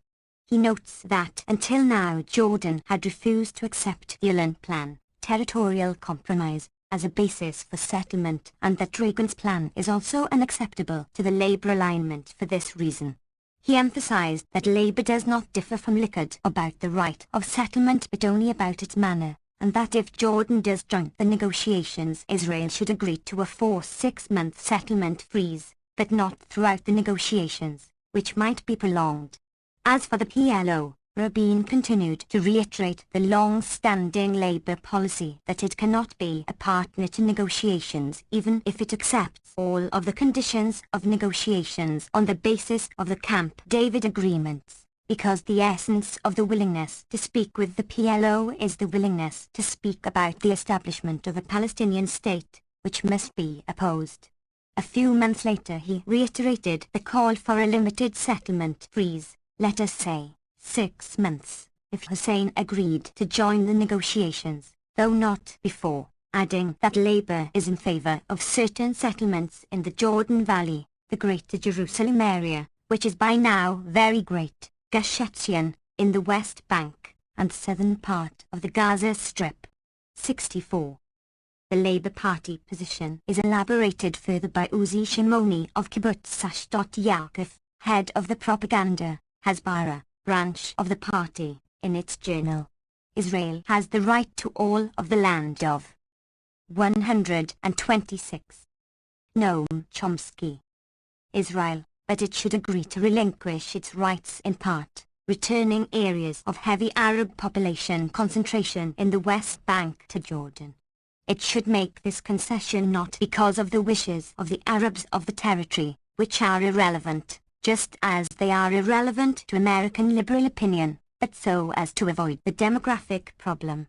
At the same time, Israel must intensify settlement elsewhere so that it will become impossible to return the territories to the local population and Arab rule, as Begin agreed to do in northeastern Sinai over strong Labour opposition, CP. 48.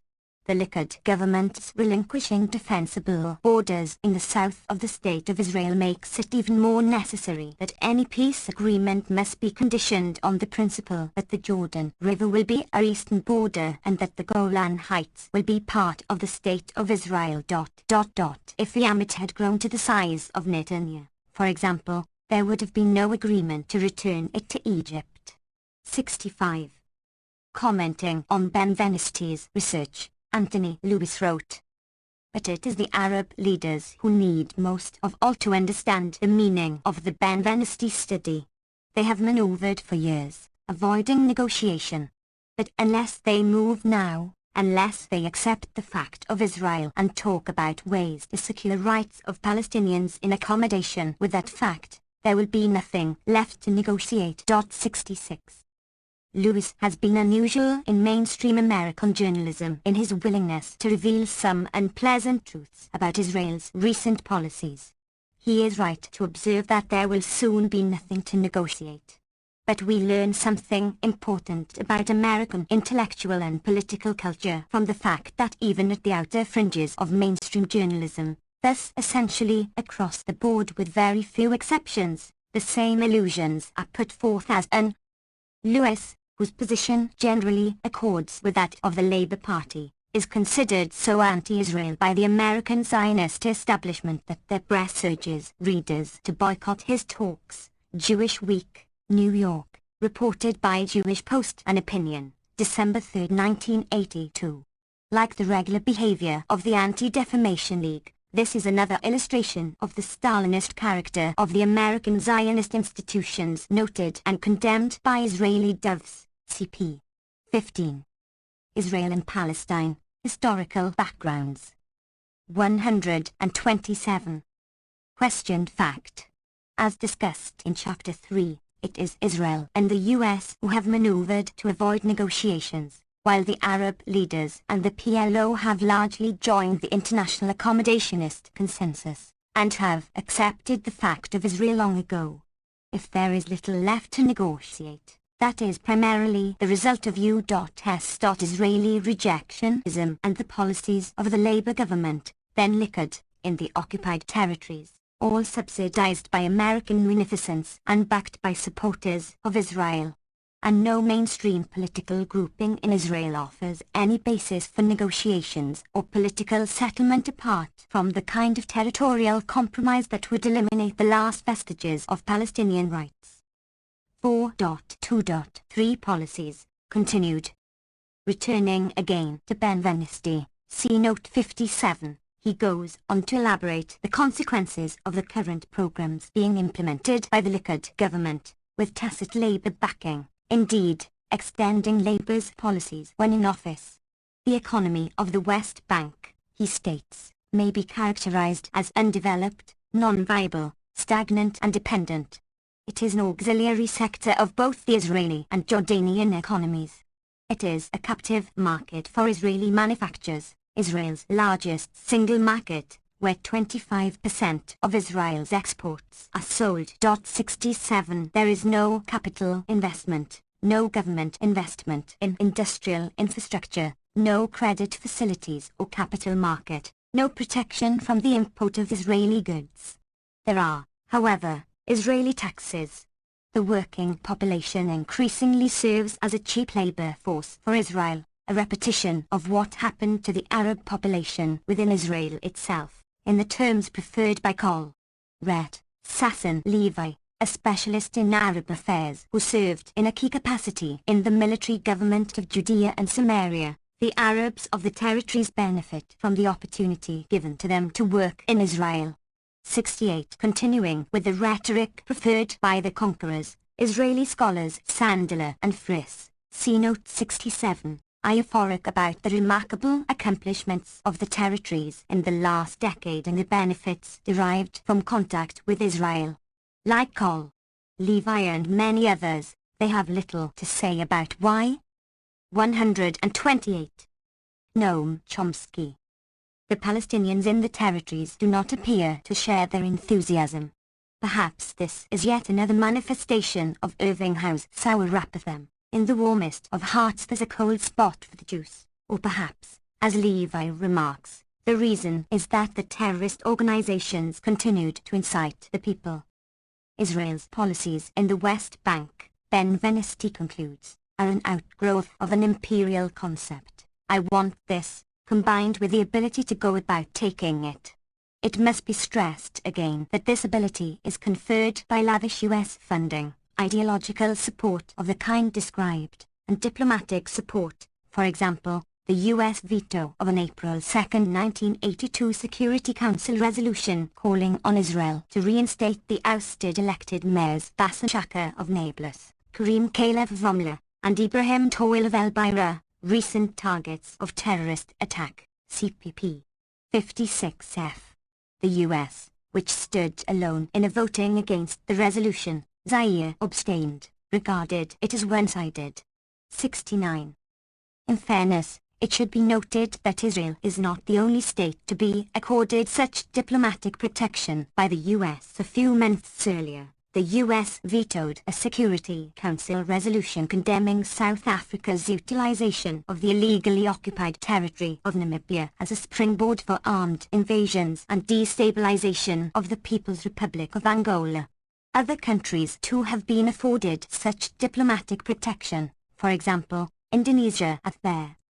On the same day, the U.S. vetoed a resolution which named no names and made no charges, but simply repeated United Nations Charter principles opposing intervention in the affairs of other countries and the use of force.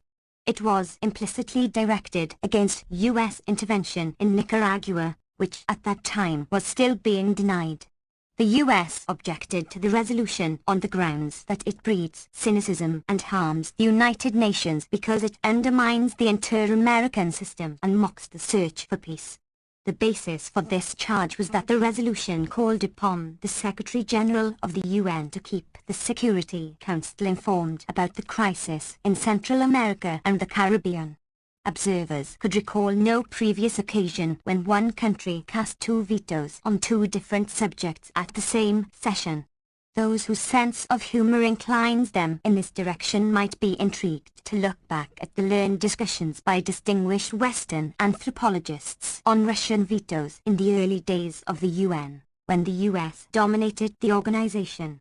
The explanation offered was that Russian negativism resulted from the practice of swaddling infants, diaperology, as the theory was called by the occasional skeptics. Israel and Palestine, historical backgrounds. 129. Time of its invasion of East Timor, as liberal hero Daniel P. Moynihan relates with much satisfaction in his memoirs, referring to his success in blocking United Nations action to deter the aggression and prevent the subsequent massacre that Moynihan partially and misleadingly acknowledges. 70. The policies that Benveniste describes were established by the Labour government shortly after the 1967 conquest, then accelerated by Begin. The consequences were predicted from the start by Israeli doves, who were generally ignored or denounced here in the post-1967 raptures about Israel's unique magnificence, when, for example, Irving Howe was explaining that Israel offers about as good a model as we have for the democratic socialist hope of combining radical social change with political freedom, precisely at the time when such hopes, such as they were rapidly receding, and issuing vitriolic denunciations of those who attempted to report some of the facts as obsessed by a complex of values and moods verging on the pathology of authoritarianism, among other similar thoughts to which we return. 71. In essence, these policies are supported by both major political groupings, and there is no indication, despite the recent Reagan plan, that the American policy of lending them the required support would change. It is possible that the same story will be relived. See my piece in the Middle East. Chapter 5, for extensive discussion of Howe's virulent attacks on Daniel Berrigan and unnamed New Leftists, particularly New Left students and young professors, the main targets of Howe's venom during the years of their active opposition to the Indochina War, and comparison with the facts that he entirely ignores. It is interesting that this style of invective, carefully avoiding fact and argument, is regarded rather highly in the intellectual community, at least when the targets are active opponents of the violence of some favored state. CPP 1637F. One should bear in mind, in this connection, the mythical picture that has been constructed of the New Left and the student movement, and of the self-designated responsible figures who were offended by its principled objection to aggression and massacre. Those who are in a position to design the historical record assure us that they were courageously defending civilized values against the excesses of the student movement, as they indeed were, if we include among these values the right of the US to murder peasants in Indochina without any vulgar disruption at home, such as resistance to military service, for example. This is an important story in itself, which would carry us too far afield. 130. Noam Chomsky. In southern Lebanon, what some Israeli doves now refer to bitterly as the North Bank in coming years. See Chapter 6, Section 7.1.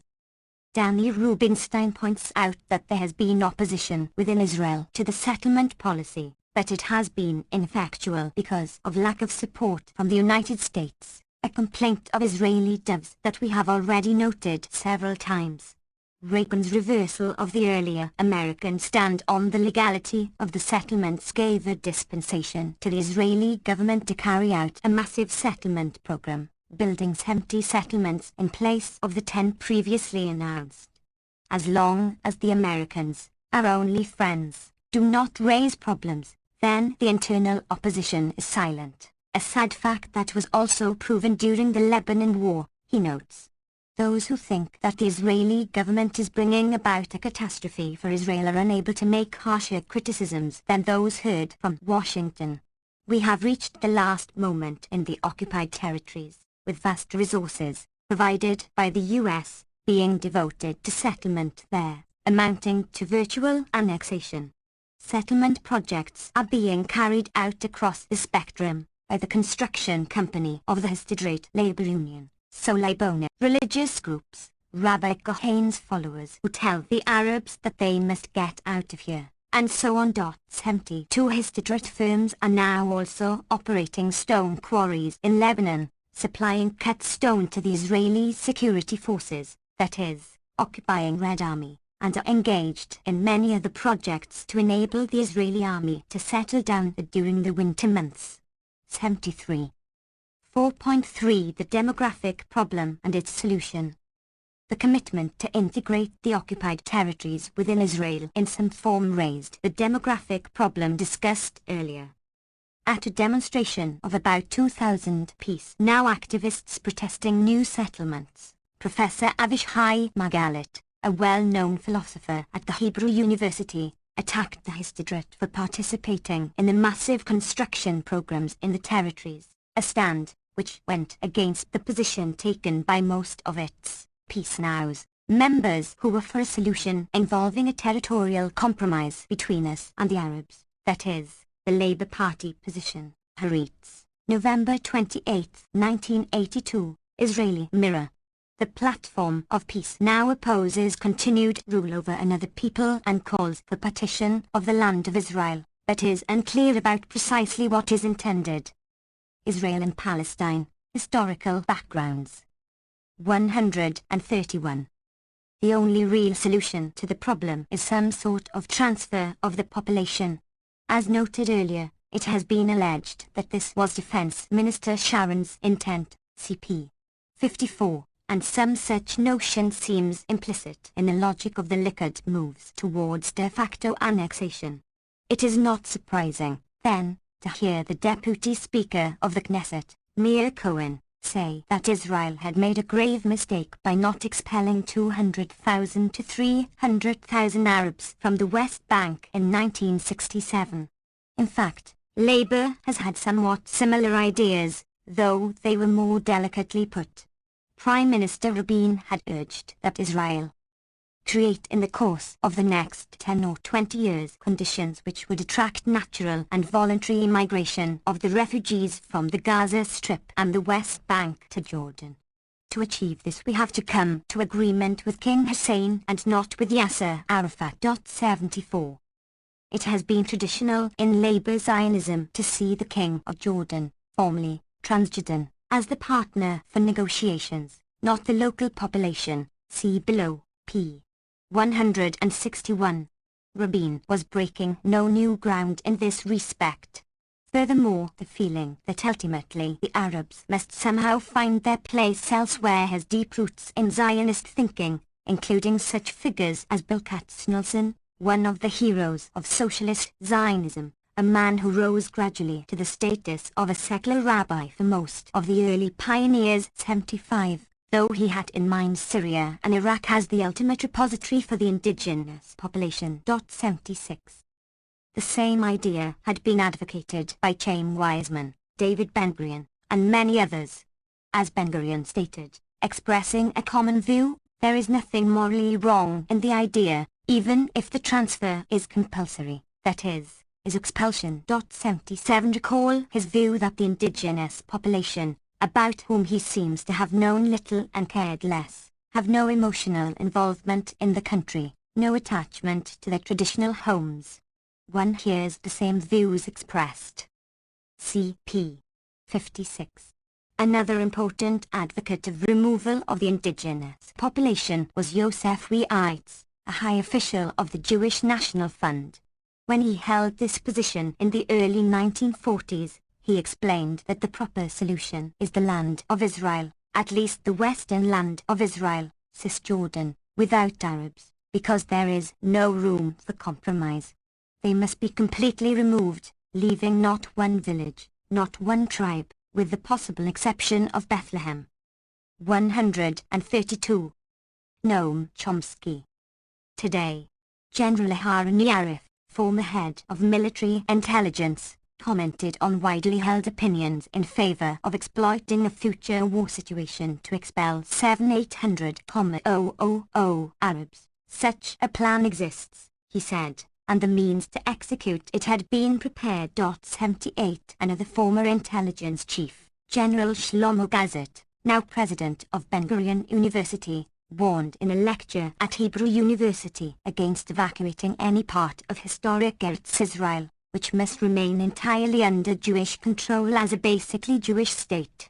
It is therefore necessary to face the problem of the Arabs of historic Eretz Israel. He explained that Israel regards this as a humanitarian, not a political problem, and it therefore follows that the solution for them must be found outside historic Eretz Israel. 79 Chalk up another one for Orwell. Similar thoughts are expressed by Michael Walzer, though in this case with respect to the Arab citizens of Israel proper, since the original inhabitants of the land are marginal to the nation, their problems might be smothered by the benevolent policy of helping people to leave who have to leave, he suggests. 80 Walzer, then at Harvard, now at the Institute for Advanced Study in Princeton, is much respected in U.S. intellectual circles as a humanitarian and moral thinker. All of this is entirely natural on the assumption of Zionists across the spectrum, with some exceptions, that the Arabs have no real ties to their homes in Palestine, and will be just as content, perhaps more so, outside of the land of the Jews. See Chapter 3. 4.4 The workforce and the labor alignment. As many Israeli doves had expected and feared, the 1967 war led to radical changes within Israel, a growing reliance on force and violence. Nazareth, and the old city of Jerusalem. They must be removed to Transjordan, Syria or Iraq. This plan was widely discussed in the Palestinian Jewish community and was authorized by the top leadership, including Moshe Rat, Ben Shertok, Ambel Katznelson, well-known doves. See Israel Shayhak, they should leave and empty out the region. Letter, Kotra Trashit, March 16, 1983, citing We Eitz's diaries and letters, published in 1965, and the Sherat diaries. See also TNCW, p. 236. Israel and Palestine, Historical Backgrounds. 133. Alliance with pariah states such as South Africa, increased chauvinism, irrationality and religious fanaticism, E. 81 and grandiose conceptions of Israel's global mission. It has also predictably led to much heavier dependence on the U.S., service to U.S. global interests, and association with some of the most reactionary currents in American society. At the same time, internal political changes have been taking place within Israel.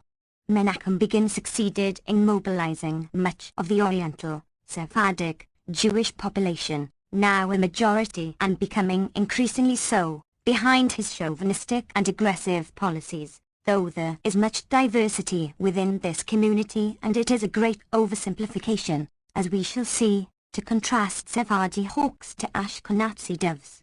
These segments of the population had long regarded the Labour Party and its institutions as an oppressive bureaucracy, representing management and the hated kibbutzim, often islands of wealth and luxury alongside of development towns notorious for their lack of a development for the Oriental Jews, many of whom serve as the labour force for kibbutz industry. The 1981 election campaign brought these feelings to sometimes violent expression and led to considerable soul-searching on what had gone wrong and some close attention to what was happening in the development towns. It was observed that support for Labour came primarily from the wealthy and educated, while the working class and underclass tended to support Begin. The question was raised why the kibbutz has become the object of hate in the development towns. The apparent answer being given by the comparison between kibbutz wealth and privilege and the conditions in working class areas, and by the master and servant relation between the kibbutzim and their exploited labor force from the development towns. 82 These attitudes of the working class and underclass, incidentally, began to manifest themselves with considerable clarity just at the time when American Democratic Socialists, who previously had been remote from the Zionist movement, began to speak of Israel as a model ... for the democratic socialist hope of combining radical social change with political freedom. 83. Haaretz devoted a series of searching articles to the very visible anger of the Oriental community towards the labor alignment and 134. Noam Chomsky. Their alienation from it, based on discussions with alignment leaders, kibbutz members, and people in the development towns. This alienation and anger extend across social classes, and are particularly harsh among the educated youth, an underrepresented minority in the Oriental community. The alienation between the inhabitants of the development towns and the kibbutzim began to appear visibly in the 1977 elections, but was revealed in all its ugliness in the last, 1981, elections. It is, in fact, striking even within the labor alignment itself, where there is strong feeling against the kibbutzim for their arrogance and isolation from the working classes in the development towns that provide much of their labor force. There is also growing opposition to the Histadrut, the Socialist Labor Union, which plays a major role in Israeli society, on the part of the Oriental Jewish working class, which constitutes the majority of workers, though not officials and managers. Some studies indicate that Oriental Jewish workers consider that Likud represents them better than Labour does, by about 2-1. Others show that Labour alignment voters support it with little enthusiasm, for negative reasons, rather in the manner of most of the 27% of American voters who voted for Ronald Reagan, according to electoral analyses here. The leadership is particularly disliked. While 30% of the electorate support the alignment, only 4% support its leader, Shimon Peres, a shocking attitude. Among Oriental Jewish workers from the development towns who are employed in the kibbutzim, 70% voted for Likud, as compared with a 60% Likud vote in the Oriental community as a whole, a reflection of the servant-master relation between the Oriental Jewish proletariat and the two socialist institutions that serve as the show window of the Labour Party, the Histadrut and the kibbutzim. The kibbutzim are hated by the working class particularly for their attitudes of arrogance and bossism, and for the impossibility of establishing real human relations with kibbutz members. The timing is inexact. It began to appear, quite visibly, in the late 1960s. In fact, it was always reasonably clear. I recall personal incidents reflecting this antagonism in 1953. When I lived for a time in a kibbutz in Israel. Israel and Palestine, historical backgrounds. 135. The hatred is in fact increasing, referring to the development town Beit Shean. In the last elections, the vote for Likud increased beyond the national average in regions where there was a concentration of kibbutzim alongside of Oriental Jewish communities in moshavim, semi-collectivized communities, and development towns. Another source of bitterness is memories of how the refugees from the Arab countries were received and treated in the Mabarat, transitional resettlement camps, in Israel. One educated Oriental Jewish businessman who succeeded in breaking out of the circle of poverty and distress, a 1951 immigrant from Libya, recalls that in his Mabara, all the managerial positions were held by Ashkenazim, Europeans. The bosses were only Ashkenazim. When we arrived in the Mabara, he reports, there were many Poles and Romanians among us, but after a few months you would see how whole communities of them disappeared, while we remained stuck in place. The Ashkenazim were associated with the Labour Party, Mapai. They treated us like third-class citizens. They subjected us to extensive brainwashing, and wanted to break our connection with our culture and our traditions, a long-standing and frequently expressed complaint.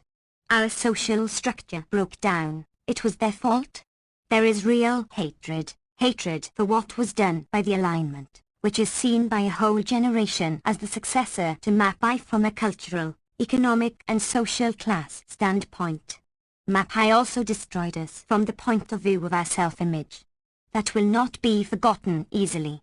He complains, characteristically, that the Labour Party organized the lives of the Oriental Jews in the Mabarat the way they organized the lives of the Arabs in Gaza today. When the immigration of Russian Jews began, these tensions became far worse, because of the comparison between the deluxe treatment of these European immigrants and the long-standing oppression and impoverishment of the Jews from Arab countries. 84. Marmaritz presents a detailed and illuminating record of working-class and lower-middle-class attitudes as expressed in the Oriental communities, among a group that she regards, with some plausibility, as the silent majority. The lines are rather sharply drawn. 136. Noam Chomsky. Begin is a messiah, a hero, one of us, honest, a man of the people who lives simply in a rented apartment, a real Jew. Perez, the head of the Labour Party, is a capitalist, a commonly repeated insult. The people of the Labour alignment are swindlers, bureaucrats, the establishment, careerists. Likud is anti-establishment. Begin is concerned for the workers, Labour, in contrast, is not. Its development towns were constructed as working-class slums for kibbutz industry, where the rich kibbutzniks are the managers and do nothing. Begin cares about the Oriental community, Labour has contempt for them. Defense Minister Sharon is also a hero, who doesn't fear and pander to the Americans, as Labour does. He should be the next head of the government, and it is a disgrace that he was forced to resign as Defense Minister. There can be no peace with the Arabs. If we don't fight, they will destroy us. A good Arab is a dead Arab. Peace now are traitors and have contempt for the religious values of the people. Begin is our father, and peace now is their enemy. The Likud lifted up the weak, for whom the alignment, Marak, showed no concern. The opinions she records verbatim are forceful, and have an ominous ring. 85. The contempt of Europe-based Labour Zionism for the Oriental Jews and their Arab culture is notorious. It may reflect the widely expressed fear of Levantinization in what the settlers anticipated would be a modern European society, as well as the felt need to denigrate Arab society and culture in general as a justification for taking back the land of Israel from its temporary occupiers, and the parallel need to demonstrate that the Oriental Jews were rescued by Zionism from a miserable existence. Whatever the causes of these attitudes towards the human dust, as they were sometimes called, a serious price is now being paid by the Labour alignment. The development towns were generally established in remote areas, often along the border, where they were not only neglected but also subject to vicious, and, furthermore, tactically idiotic, terrorist attacks by the PLO, particularly in the early 1970s. Michael Elkins described one such frontline settlement, Avivim, after a particularly brutal attack on a school bus in which 12 children were killed. 20. Israel and Palestine, historical backgrounds. 137. Lebanese civilians were killed in retaliatory shelling of the Lebanese town of Dint Jubal, which appears to have been selected at random. He describes the rubber-strewn road that is Avivim's main street, where he talked with a ragged, pinched-faced kid, and the jerry-built shacks thrown together in 1963 when the Jewish Agency, following Israel's policy of populating its borders, settled about 60 families of unskilled immigrants from the Atlas Mountains of Morocco in this inhospitable place where the settlers live out of sight and out of mind of most Israelis. One typical story of suffering was told by a settler who said, "We starve here, we get sick here. I don't want to stay here, nobody wants to stay. It is an awful place, nobody cares about us." Israeli officials allege that this negative attitude was the result of the shocking school bus incident, and strictly a temporary phenomenon. But Elkins's own feeling was that many Israelis living in the frontier villages are profoundly unhappy with their lot, and not primarily because of Arab commando attacks, but because of what the settlers judge to be the lack of concern for their welfare by other, more affluent Israelis. He quotes one who says, "We won't be driven out of this area by the fated ... but the cold hearts of our own people in Tel Aviv, that can drive us out." 86. Similar stories can be told concerning the larger towns established for the Oriental Jews, whose support begin in what they see as revenge against the repressors of the labor alignment. The bitterness and violence of the 1981 electoral campaign, which evoked memories of Germany and Austria in the early 1930s among older citizens, 87 was a reflection of these conflicts. The bitterness is so great that Labour Party leader Shimon Peres was literally unable to speak in the northern city of Kiryat Shimona, even with hundreds of security officers present to maintain order. Crowds shouting "Begin King of Israel 88" and other slogans drowned him out, and the few supporters, hated visitors from the nearby kibbutzim were barely in evidence. 89. In the older cities too there is serious disaffection within the Oriental Jewish community. Anti-Ashkenazi hatred erupted in a dramatic fashion when police arrived with a bulldozer to demolish a room added without a permit to a small house in a Tel Aviv slum. 138. Noam Chomsky. Leading to the fatal shooting of one member of the family. In response, swastikas were painted on houses in wealthy Ashkenazic neighborhoods, along with such slogans as "Ashkenazim to Auschwitz," "Treblinka and Dachau," "The Sephardic Revolution has begun," and the like. In an investigation of the situation in Tiberias, Leah Egger found a group of about 300 young men of Moroccan origin, mostly unemployed and preparing for violence, murder if necessary, directed against Arabs and Jews who employ them. In general, they love Begin, because he is a great man, and hate the labor alignment, which during its rule did nothing for the Moroccans, while now there is at least food, television, and stereophonic radios. Again, the kibbutzim are a prime irritant. One man fired from Kelet Afikim hates the kibbutzim. He claims that they discriminate against the Moroccan Jews. They ask if they are Moroccans and if they voted for the Likud, and that is the end of the job. They hate us and we hate them. But the primary hatred is directed against Arabs, their competitors in the job market who agree to accept work for very low wages or that Jews do not want, as servants saw in hotels, or jobs that require work on the Sabbath, excluded for these men from religious families. Only the Arabs have money and they go to the movies and your heart breaks. Your heart also breaks when you are compelled to ride by bus and see Arabs in their private cars. Something really tears you up inside. Others complain that Arabs not only take their work but steal their girlfriends. What girl will go out with a Jewish man who has no work, honor or livelihood? They even take our women, the scoundrels. One can see the hatred in the eyes. All agree that there is no solution except to exterminate the Arabs, because they are ruining the lives of the Jews. These men feel that they have no choice, except to proceed to violence. They have already demonstrated at the town buildings against the increase in the Arab population in the city, and they now want to gather arms, and are preparing to pick up boards and sticks and to break the heads of the others, the Arabs. A similar story is reported by Mihomeran from the town of Netivot near Gaza, ugly, dirty, largely inhabited by Sephardists. This. Israel and Palestine, historical backgrounds. 139.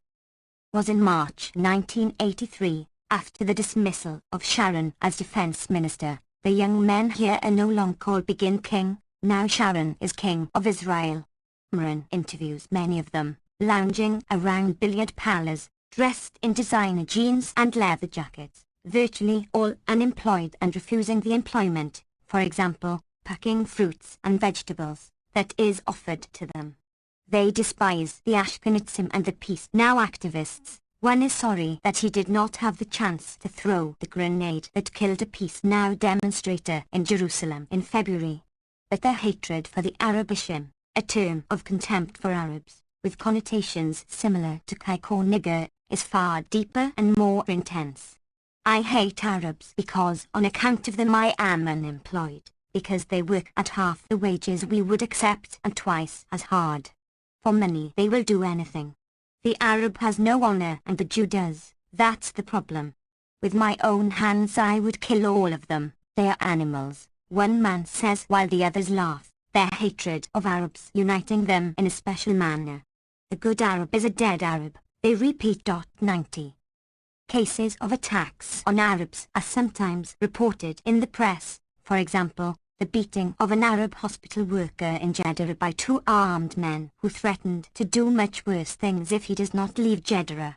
91. Some who have close contacts with the Arab community allege that such incidents are not uncommon, but are generally unreported. In this case, the victim was threatened with death if he went to the police.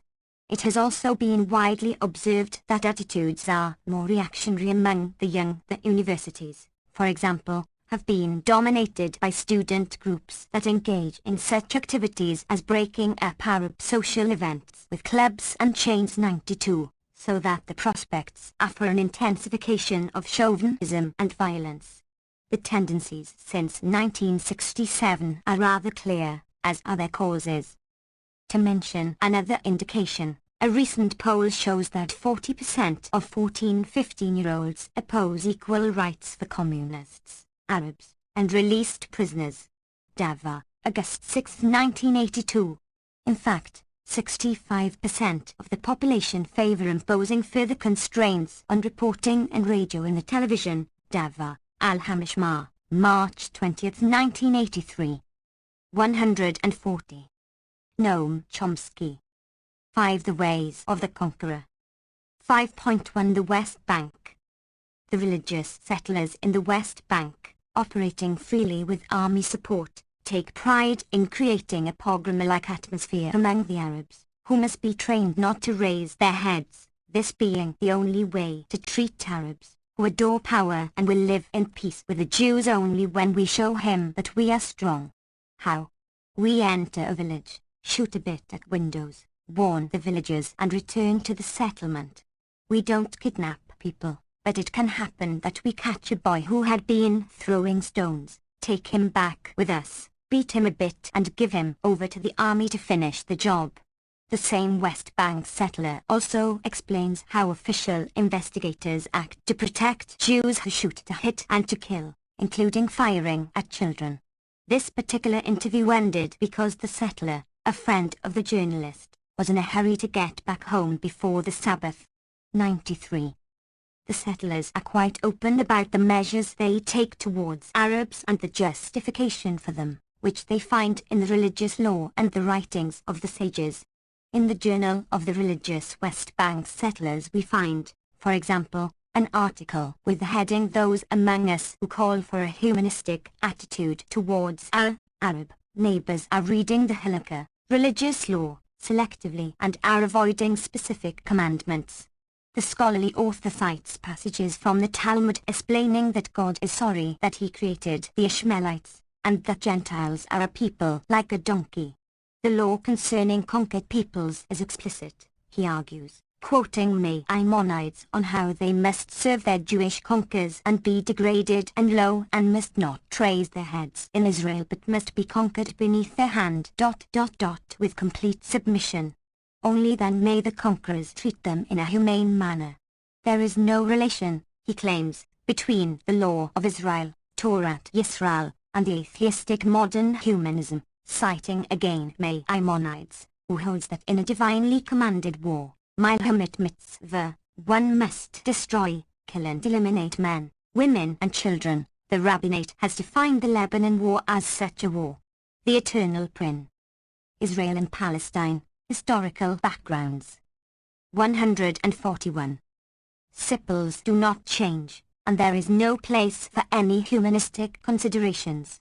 94. We return to a further examination of this phenomenon, which has its counterparts throughout the Middle East region. A recent device for protecting settlers who attack Arabs is to transfer all investigation of the illegal use of arms by settlers from police to the military.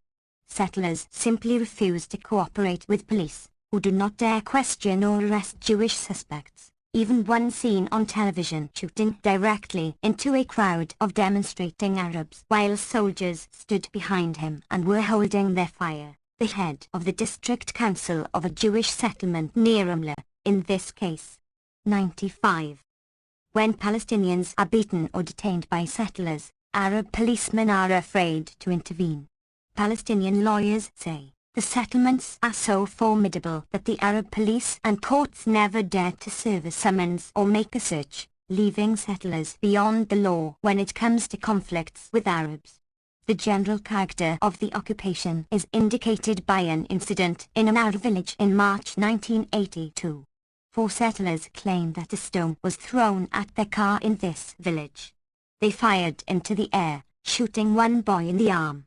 Another boy was kidnapped, beaten, locked in the trunk of the car, taken to a Jewish settlement and locked in a room where he was beaten on and off during most of the day, then taken to the military government compound in Ramla, where the boy was held while the settlers went on their way. 96 A standard bit of black humor in the occupied territories is that Arabs should stop flying and begin walking on the ground so they won't be shot so often when settlers fire into the air. 97 Children and teenagers are often the main victims, since they are generally the ones involved in protests and demonstrations. Danny Sidkani reports from Gaza that informants in an Arab village told him that several very young children threw stones at a car driven by armed settlers, who broke the leg of one boy and the hand of one girl in retaliation. 98 A soldier reports that 13-year-old children were lined up facing a wall with their hands up for 5 hours in Hebron one very cold night, kicked if they moved. He justified the punishment because they are not all innocent lambs as they look now, with their hands up and their eyes asking pity. They burn and they. 142. Noam Chomsky. Throw stones and participate in demonstrations, and they are not less harmful than their parents. Afterwards, the children were taken to prison at an army camp. Parents began to arrive to find out what had happened to their children, including one old man with the dignity of a Christian saint. He did not ask to see his son, but only wanted to know whether he was there and to bring him a coat. The guard at the gate simply looked him up and down, and cursing him, ordered him to leave. The old man stood all night waiting, in the freezing cold. In another case, a settler suspected of murdering an Arab boy already had a criminal record for breaking the arm of an 11-year-old boy who allegedly had thrown a stone at an Israeli vehicle. 99. The aged are also not spared. For 5 days an elderly Arab woman has lain unconscious in a Jerusalem hospital after being brutally beaten in the small flat in which she lives with her husband in the Muslim quarter of the old city. She was attacked by religious Jews from a nearby yeshiva, religious school, while her 85-year-old husband was praying in the Al-Aqsa mosque. He heard that Jewish settlers had killed his wife, rushed home, but could not enter his apartment because, he said, the Jews were on the roof of our building hurling bricks and bottles. An Arab youth who tried to save the woman was also brutally beaten, and lies next door in the hospital. He identifies his attackers as the Jewish zealots from the yeshiva. They scarcely bothered to deny the attack. When questioned about it, an American zealot blandly talked of the need to cleanse the area of terrorists. The group is known to the police as the Blessing of Abraham, a yeshiva comprised mostly of European and American-born Jews who have returned to their faith with a burning desire to reclaim land lost to the Arabs. Several years ago they established the yeshiva in an old Arab area. 18 Arab families had since moved out, and this couple was the only one remaining as the Jewish zealots sought to redeem property that had once been inhabited by Jews as long ago as the 16th century. The couple had rejected cash offers which were followed by threats of violence. There is no doubt that those threats were carried out this week. The police arrested a few of the Jewish extremists, but they are to be charged only with riotous. Israel and Palestine, historical backgrounds. 143. Havia. The assault on Mrs. Myala and the fact that she and her husband are now homeless seemed to be accepted as a fait accompli by the police, which is typical of the indulgent attitude by authorities. The vicious attack scarcely rated a mention in the local press. 100. One not untypical issue of a Palestinian weekly contains two stories on the front page.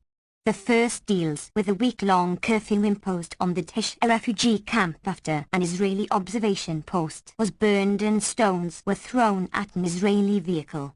It reports that inhabitants lacked food and that Israeli authorities raided houses, confiscating large numbers of books, magazines and tapes with national songs, while the men were forced to stand outside the police station during the cold nights.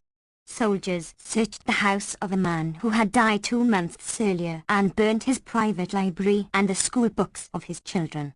The second story cites Haaretz, Zvibel, October 31st. 2 Arab youths were injured by an Israeli time bomb in the stands of Hebron's Hussein School football field. The explosion occurred minutes before the beginning of the game. The Israeli army which searched the area discovered another time bomb. 101. There are no curfews or collective punishment, standard practice for Arab communities, in the neighboring Jewish settlement, which has often been the source of violence and racist gangsterism. One wonders whether there was even an investigation. Other stories are still more grim, for example, the allegation by a Raqqa Communist Party Knesset member that there was confirmed information of the disappearance, torture and murder of convicts in various prisons. 102. Or the detailed testimony of prisoners concerning torture under interrogation, sometimes with the cooperation of medical personnel, for many years. 103. The extensive reports of torture by Arab prisoners have generally been dismissed in the US, just as little notice is taken of reports. This testimony comes primarily from Arab prisoners. M.K. Shlomo Tiloni, one of Israel's leading civil libertarians, reported that Jewish prisoners in military prisons allege that conditions are so severe that some were driven insane. M.K. Charlie Byton, a Sephardi, added that 90% of those in military prisons are from the Oriental Jewish community. Dava, January 24, 1983. 144. Noam Chomsky. Of Palestinian refugees, or in general, of the travail and concerns of the Palestinians. Reports by prisoners or refugees of course have to be carefully evaluated. In particular, the conditions of transmission must be carefully considered, as well as the fact that they may have a stake in exaggerating or falsifying, or in suppressing the truth out of fear of their interrogators or guards. But surely such reports should be taken seriously. These remarks are truisms, characteristically disregarded in 2 cases, where refugees or prisoners have a tale to tell that is useful for ideological or propaganda purposes. For example, atrocity reports about some enemy, in which case all caution is thrown to the winds, or where their stories reflect badly on some revered state, in which case they are disregarded. 104. In the case of Palestinian prisoners in Israel, particular care has been taken to ensure that little is known here, though it has become more difficult over the years to meet this requirement. One interesting example was the unusually careful study conducted by the London Sunday Times Insight team which, after a lengthy investigation, found evidence of torture so widespread and systematic that it appears to be sanctioned at some level as deliberate policy, perhaps to persuade Arabs in occupied territories that it is least painful to behave passively. 105. The study was offered to the New York Times and Washington Post but rejected for publication and barely reported. A study by the Swiss League for the Rights of Man, June 1977, presenting similar material, received no notice here. The same is true of the reports of torture by Israeli journalists. 105. Various Israeli rebuttals were published, though not, to my knowledge, the devastating Sunday Times response. More interesting than the attempt at rebuttal, however, was the conclusion that torture of Arabs by Israelis is legitimate, a position expressed, perhaps not surprisingly, in the New Republic, the semi-official journal of American liberalism, where Seth Kaplan concludes that the question of how a government should treat people under its control is not susceptible to simple absolutism, such as the outright condemnation of torture. One may have to use extreme measures, call them torture, to deal with a terrorist movement whose steady tactic is the taking of human life. 106. To my knowledge, this is there. Israel and Palestine, historical backgrounds. 145. First explicit defense of torture to have appeared in the West apart from the ravings of the alt-right in France during the Algerian War. No less interesting was the response of the Israeli judiciary.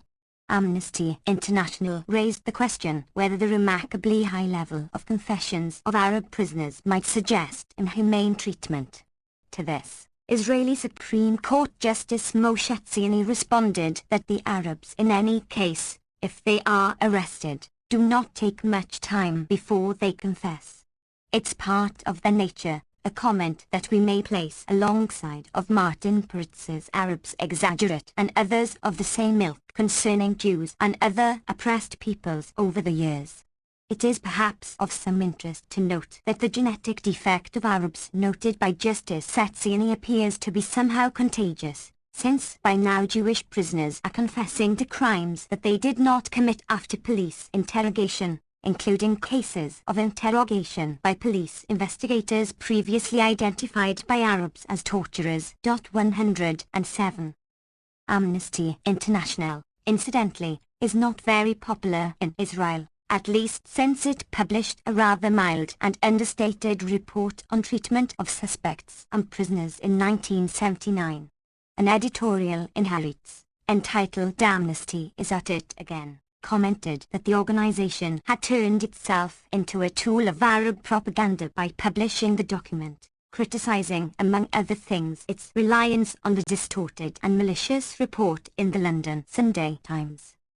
See also Michael Levin, The Case for Torture, Newsweek, June 1, 1982.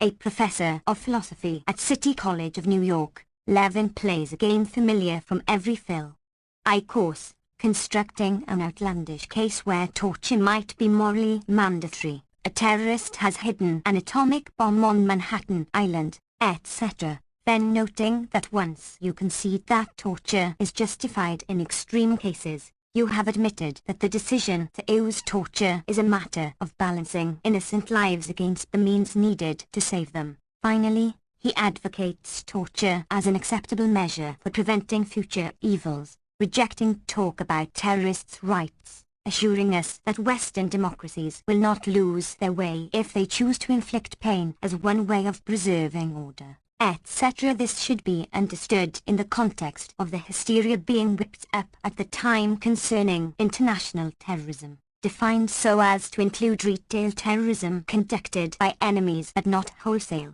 or retail terrorism conducted by friends, or bias. On this matter, see Herman. The Real Terror Network. 146. Noam Chomsky. The left-wing Mapam journal took a different tack.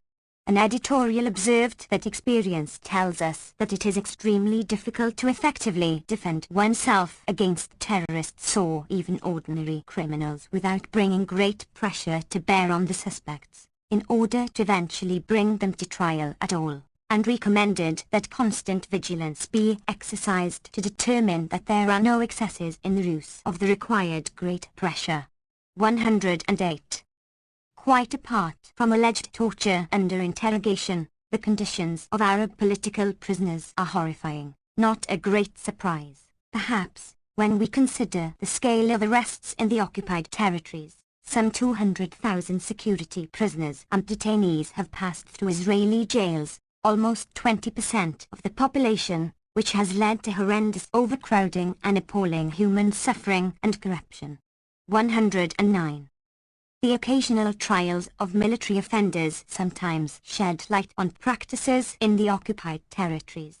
A number of reserve officers connected with the Peace Now movement threatened to make charges against soldiers public unless there was an investigation, leading to a trial that brought forth evidence of methodically brutal treatment of the local townspeople last spring, 1982, at the peak of the atrocities carried out under the Milson-Sharon administration. Reuters reports that at the trial, Major David Mofaz, the deputy military governor of Hebron at the time of the alleged atrocities, testified that Israeli soldiers were given orders to harass and beat up Palestinian residents and that they viciously struck and kicked defenseless young Arab prisoners. He testified that he personally was ordered to beat up Arabs by the West Bank military commander, but he knew that the orders came from higher up, from the Chief of Staff. He said that the army has orders to harass the West Bank population in general, not just those involved in anti-Israeli demonstrations, giving examples. An Israeli captain testified that he had personally beaten Palestinian detainees and that Israeli soldiers routinely beat up Palestinian detainees on the occupied West Bank with the knowledge of senior officers. 110. Israel and Palestine, historical backgrounds. 147. On the same day, another brief report in the same American journal describes how Turkish women, suspected leftists, are placed in coffin-like boxes in an attempt to extract information during questioning, one minor example of a systematic pattern of torture and repression that also evokes little interest here, though perhaps the same report from another military dictatorship, say in Poland, might have elicited some comment.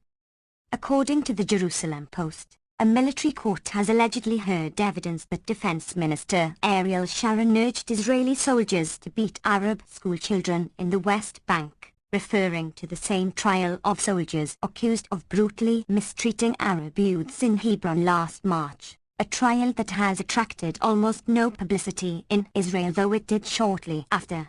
The source is a major in the reserves who told the court that the military governor had quoted Sharon to this effect. At the trial, soldiers reportedly told the court that they had beaten Arab high school students while the major stood by and watched, hitting them as hard as they could. One said, afterwards, "I left the shed where this was happening because I couldn't stand beating up people who couldn't fight back." The Hebrew press reports the testimony of the vice commander of the Judea region, who reports that in a meeting with civilian administrator Menachem Milson, General Sharon gave instructions as to how to deal with demonstrators, cut off their testicles.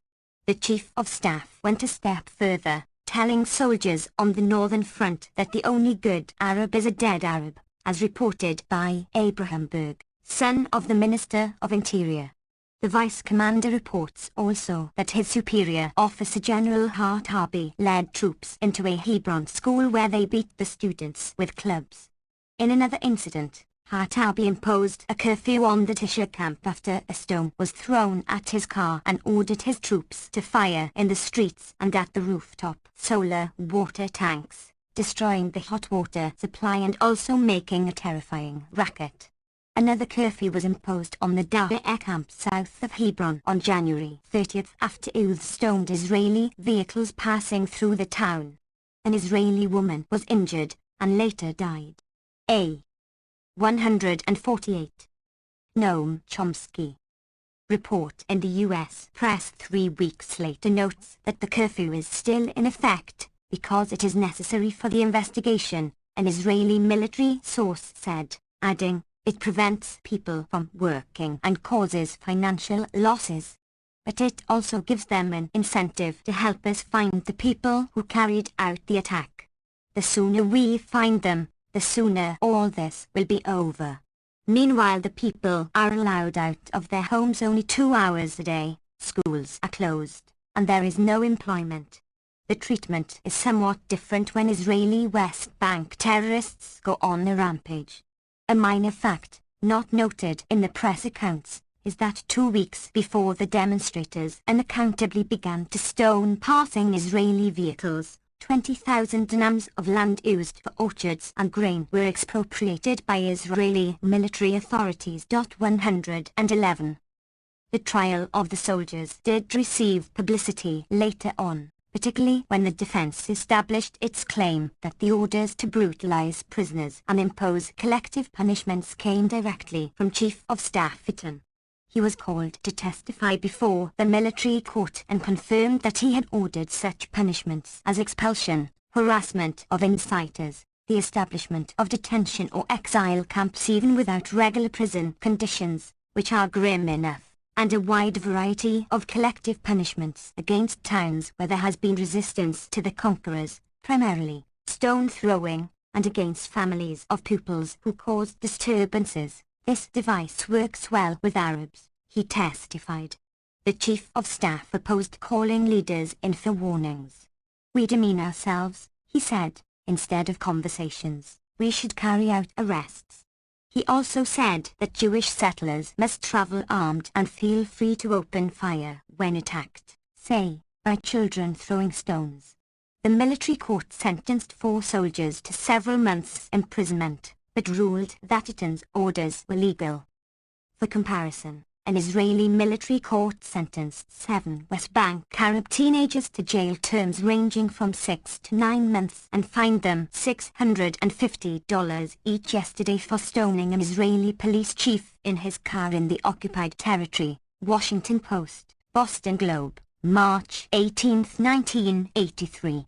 Later, Chief of Staff Fateful expressed his views on proper punishment again, this time to the Knesset.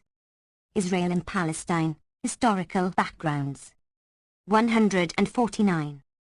Major Mofaz, the highest-ranking officer charged, was released. His lawyers had held, accurately it appears, that he and others were merely following the orders and guidelines laid down by their superiors, Edward Walsh reports. Apart from beating of Arab detainees and civilians, charges included forcing people to crawl on all fours and bark like dogs. Lord Begin and board guards, who were allegedly responsible, though not punished, slap one another. Children were ordered to slap their parents, along with other punishments that work well with Arabs.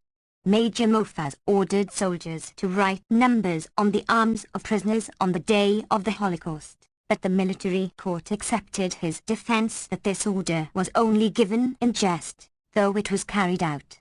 112. The New Republic, Democratic Socialists, Elie Wiesel and others have not yet rendered their judgment as to whether these practices fall within the range of those that are acceptable for dealing with terrorists. The same silence has held for many years in similar circumstances, though there has been no shortage of praise for Israel's remarkably high moral values and sympathy for its travail under the burdens of occupation imposed upon it by Arab intransigence.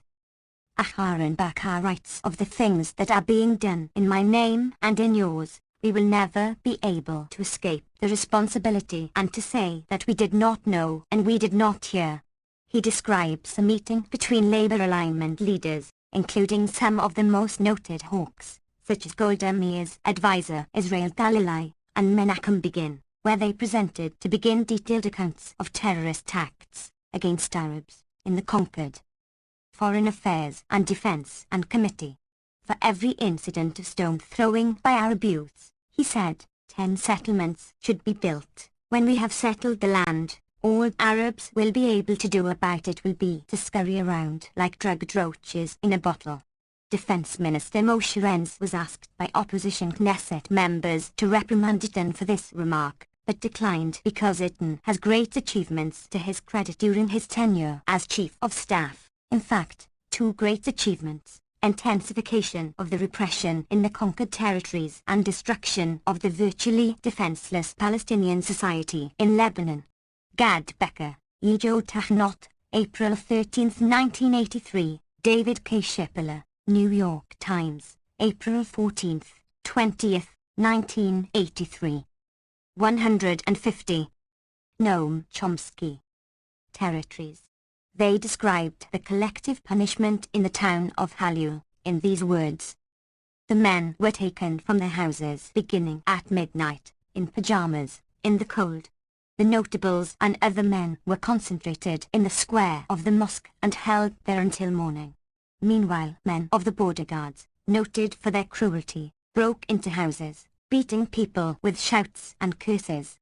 During the many hours that hundreds of people were kept in the mosque square, they were ordered to urinate and excrete on one another and also to sing Hatikva, the Hope, the national anthem of Israel, and to call out Long live the State of Israel.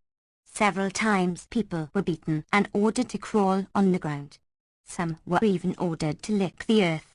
At the same time 4 trucks were commandeered, and at daybreak, the inhabitants were loaded on the trucks, about 100 in each truck, and taken like sheep to the administration headquarters in Hebron.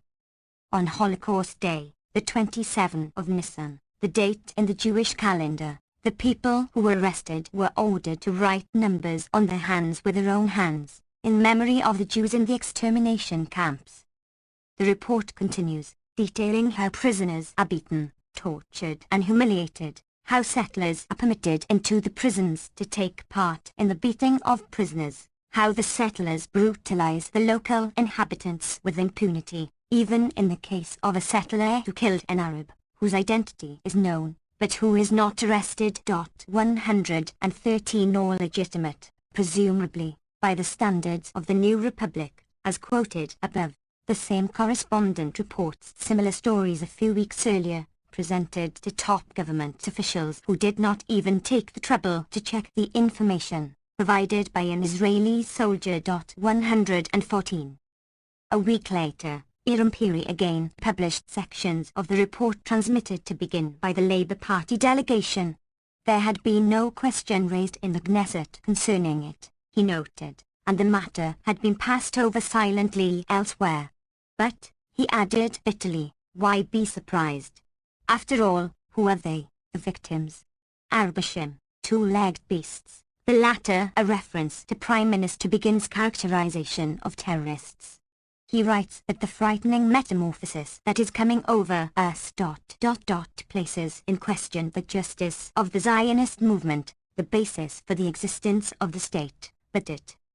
Israel and Palestine, historical backgrounds. 151. Receives no attention in the Knesset, the World Zionist Congress, then in session in Jerusalem, or elsewhere. It is time to recognize, he concludes, that there is no such thing as an enlightened occupation, there cannot be a liberal military administration. The pretenses of the past 15 years are simply lies.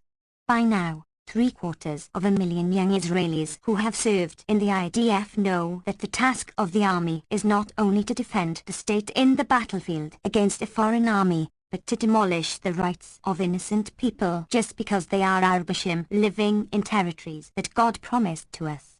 115. Writing identification numbers on the arms of prisoners is a practice that many have naturally found particularly shocking.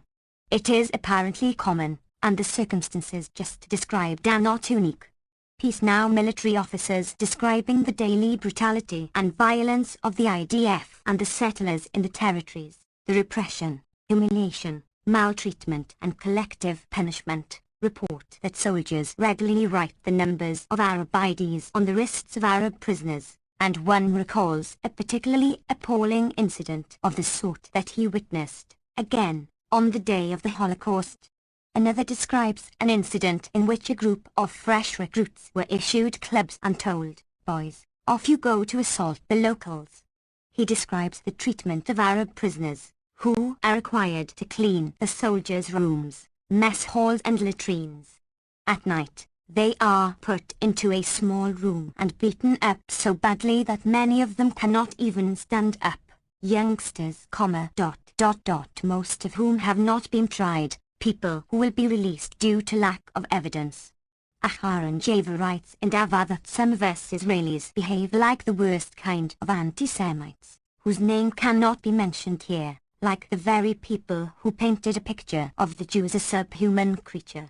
116 In fact, what has been happening in the occupied territories for many years is all too familiar from Jewish history.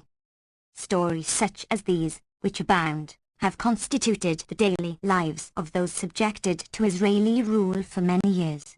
Outright murders by Israeli soldiers or settlers are sometimes reported in the US, but the regular terror, harassment and degradation pass unnoticed among those who are paying the bills. It is, for example, most unlikely that an American newspaper would print the report by a Haran. 152. Noam Chomsky Fateful, which appeared in a mass circulation Israeli journal, on the atrocities reported to the Prime Minister by a high-level, and generally hawkish, Labour alignment delegation. The few people who have tried to transmit some of the facts reported in the mainstream Hebrew press have either been ignored, or subjected to a campaign of lies and vilification that is reminiscent of Stalinist practices. 5.2 The Golan Heights.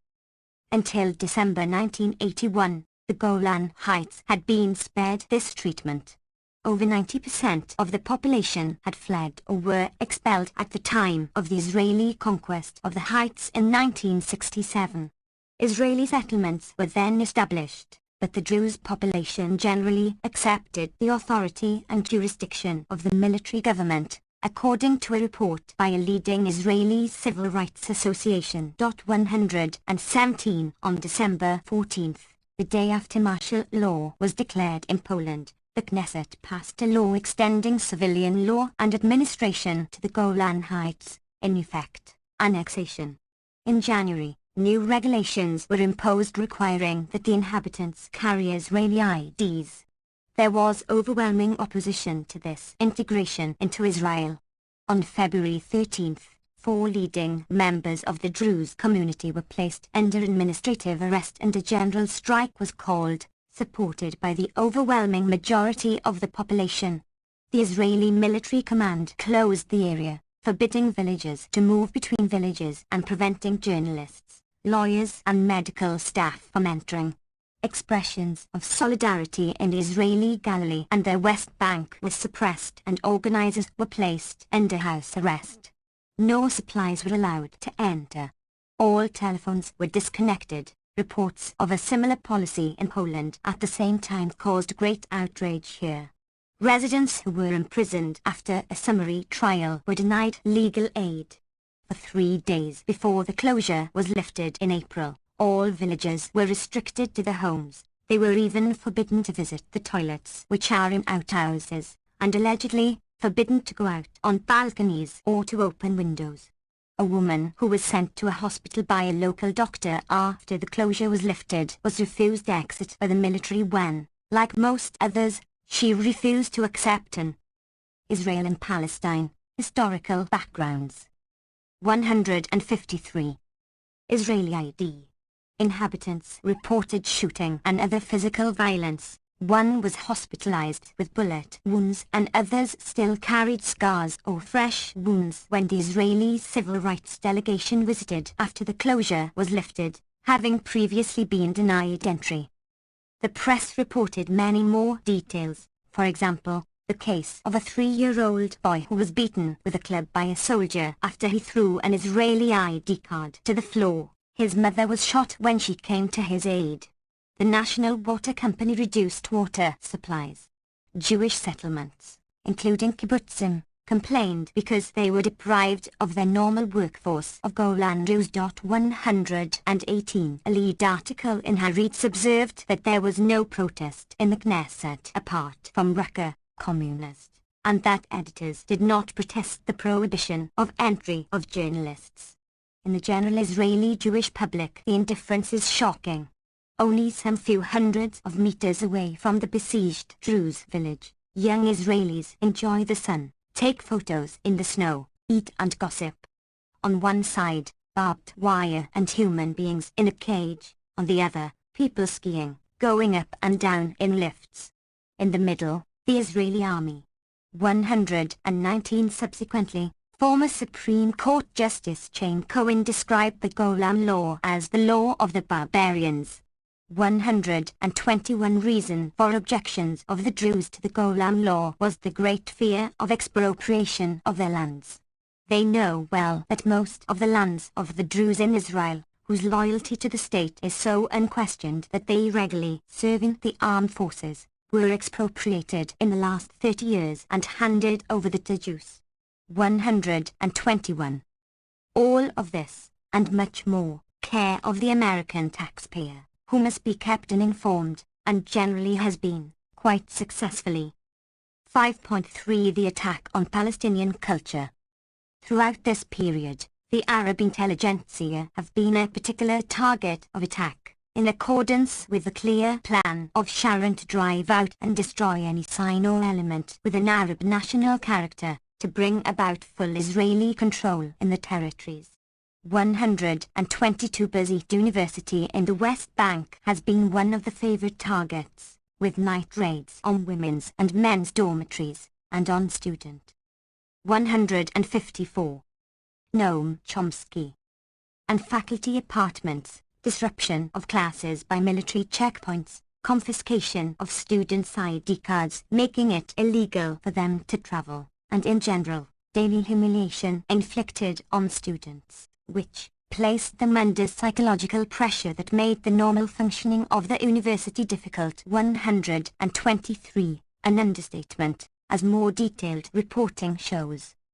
More recently, much of the foreign faculty has been expelled for refusing to sign a statement that they will not offer support for the PLO, as does the overwhelming majority of the West Bank population, eliciting a protest from the State Department. 124 Secretary of State George Shultz condemned the Israeli loyalty oath as an abridgment of academic freedom and as totally unnecessary for Israel's security, a clear infringement of freedom of thought, and called upon people in the intellectual community particularly to speak up in protest.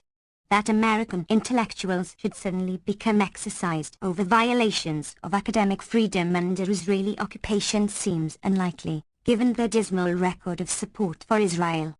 There was, however, a statement of protest by 200 Israeli academics, organized before the Schultz statement. 125 The expulsion of foreign faculty. By November, 22 had been expelled, including the president of Al-Najah University in Nablus, and many more had been banned from teaching and were facing expulsion, is particularly harmful, since many talented West Bankers educated abroad are unable to get Israeli work permits. 126. One aspect of the problem, noted by David Richardson, is illustrated by the case of Mohammed Shadid, an American-trained political scientist at Al-Najah University, one of those banned from teaching and facing expulsion. He lost the right to return to the West Bank, where he was born, because he happened to be out of the country studying when a census was taken in 1967. Requests by his family to allow him to return under a family reunion scheme were simply ignored, and he is now an American citizen. Richardson observes that what the civil administration is trying to do is to suppress the local intelligentsia, and to make political use of the signed statements as part of the effort to undermine support for the PLO. Israel and Palestine, historical backgrounds. 155. In the occupied territories. Furthermore, a degree for a West Bank student is a passport to emigration, since most of the young graduates cannot hope to find employment in their own society as Israel is reconstructing it. 127. In fact, Israeli policy in the occupied territories has clearly been designed to remove elite groups, either by direct expulsion, moderates have been a particular target, or by eliminating the possibility of meaningful employment, in the hope that no nationalist or cultural leadership will remain. 128 After Schultz's protests, the anti-PLO pledge was technically withdrawn, in fact transferred in virtually the same terms to the General Work Permit. 129. Mohammed Shadid is no unique case. President Saleh of Al-Najah University, who was expelled in October, is also a native of the West Bank, born in Nablus, who was studying abroad in 1967 and is therefore considered a foreigner by the Israeli government. In its brief story on the expulsion, the New York Times refers to him as a Jordanian national, technically correct but missing a rather important point. In a press conference on the morning of his expulsion, and reported here to my knowledge, Dr. Saleh stated that Israel's strategy is to destroy the infrastructure of the universities, as it is to destroy the infrastructure of Palestinian society. This started with the municipalities. Now they've come to a second attempt after the first one failed. Their ultimate aim is to destroy any Palestinian infrastructure in the homeland. 130. Danny Rubinstein reports that most of the foreign lecturers at the university are not really foreigners, but rather Palestinians, natives of the West Bank, who do not have Israeli identity cards from the military administration, so that the authorities can revoke their residence permits and expel them from the country. He also notes that harassment of the West Bank universities, of which the latest expulsions are only a part, elicits little interest in the Israeli academic community. The same is true of Israeli journalists with regard to restrictions on Arab colleagues, publishers with regard to censorship, lawyers with regard to legal issues, and so on. At a time when the academic community in Israel went on strike over wages, no academic organization raised any question about the regular harassment. 156. Noam Chomsky. Of the West Bank universities, those who have been concerned are very few and without influence on the course of events. 131. The former acting president of Al-Najah University, W.F. Abashi, a professor of political science at the University of Cincinnati, faced continual harassment, he reports, alleging that his protest over similar practices on an earlier occasion at Birzeit University had led to beating by Israeli soldiers. From his experience, he believes that it is impossible to run a Palestinian university under Israeli occupation and that generally, life in the West Bank has become almost unbearable, particularly for the students who are constantly subjected to harassment, including arbitrary search and arrest, imprisonment, beating, and sometimes even severe physical abuse. The worst has been since the takeover of the civil administration by Professor Menachem Milson. The Mideast maverick praised her for his advocacy of a Palestinian role in the affairs of the West Bank. See pages 65 to 66. Abashi says that perhaps over 1/3 of our student body had been in Israeli jails, where they were routinely beaten. Like much of the faculty and administration, most of the so-called foreign students at Al-Najah were in fact Palestinian Arabs who had lost their right of residence because they were out of the area when the 1967 census was taken.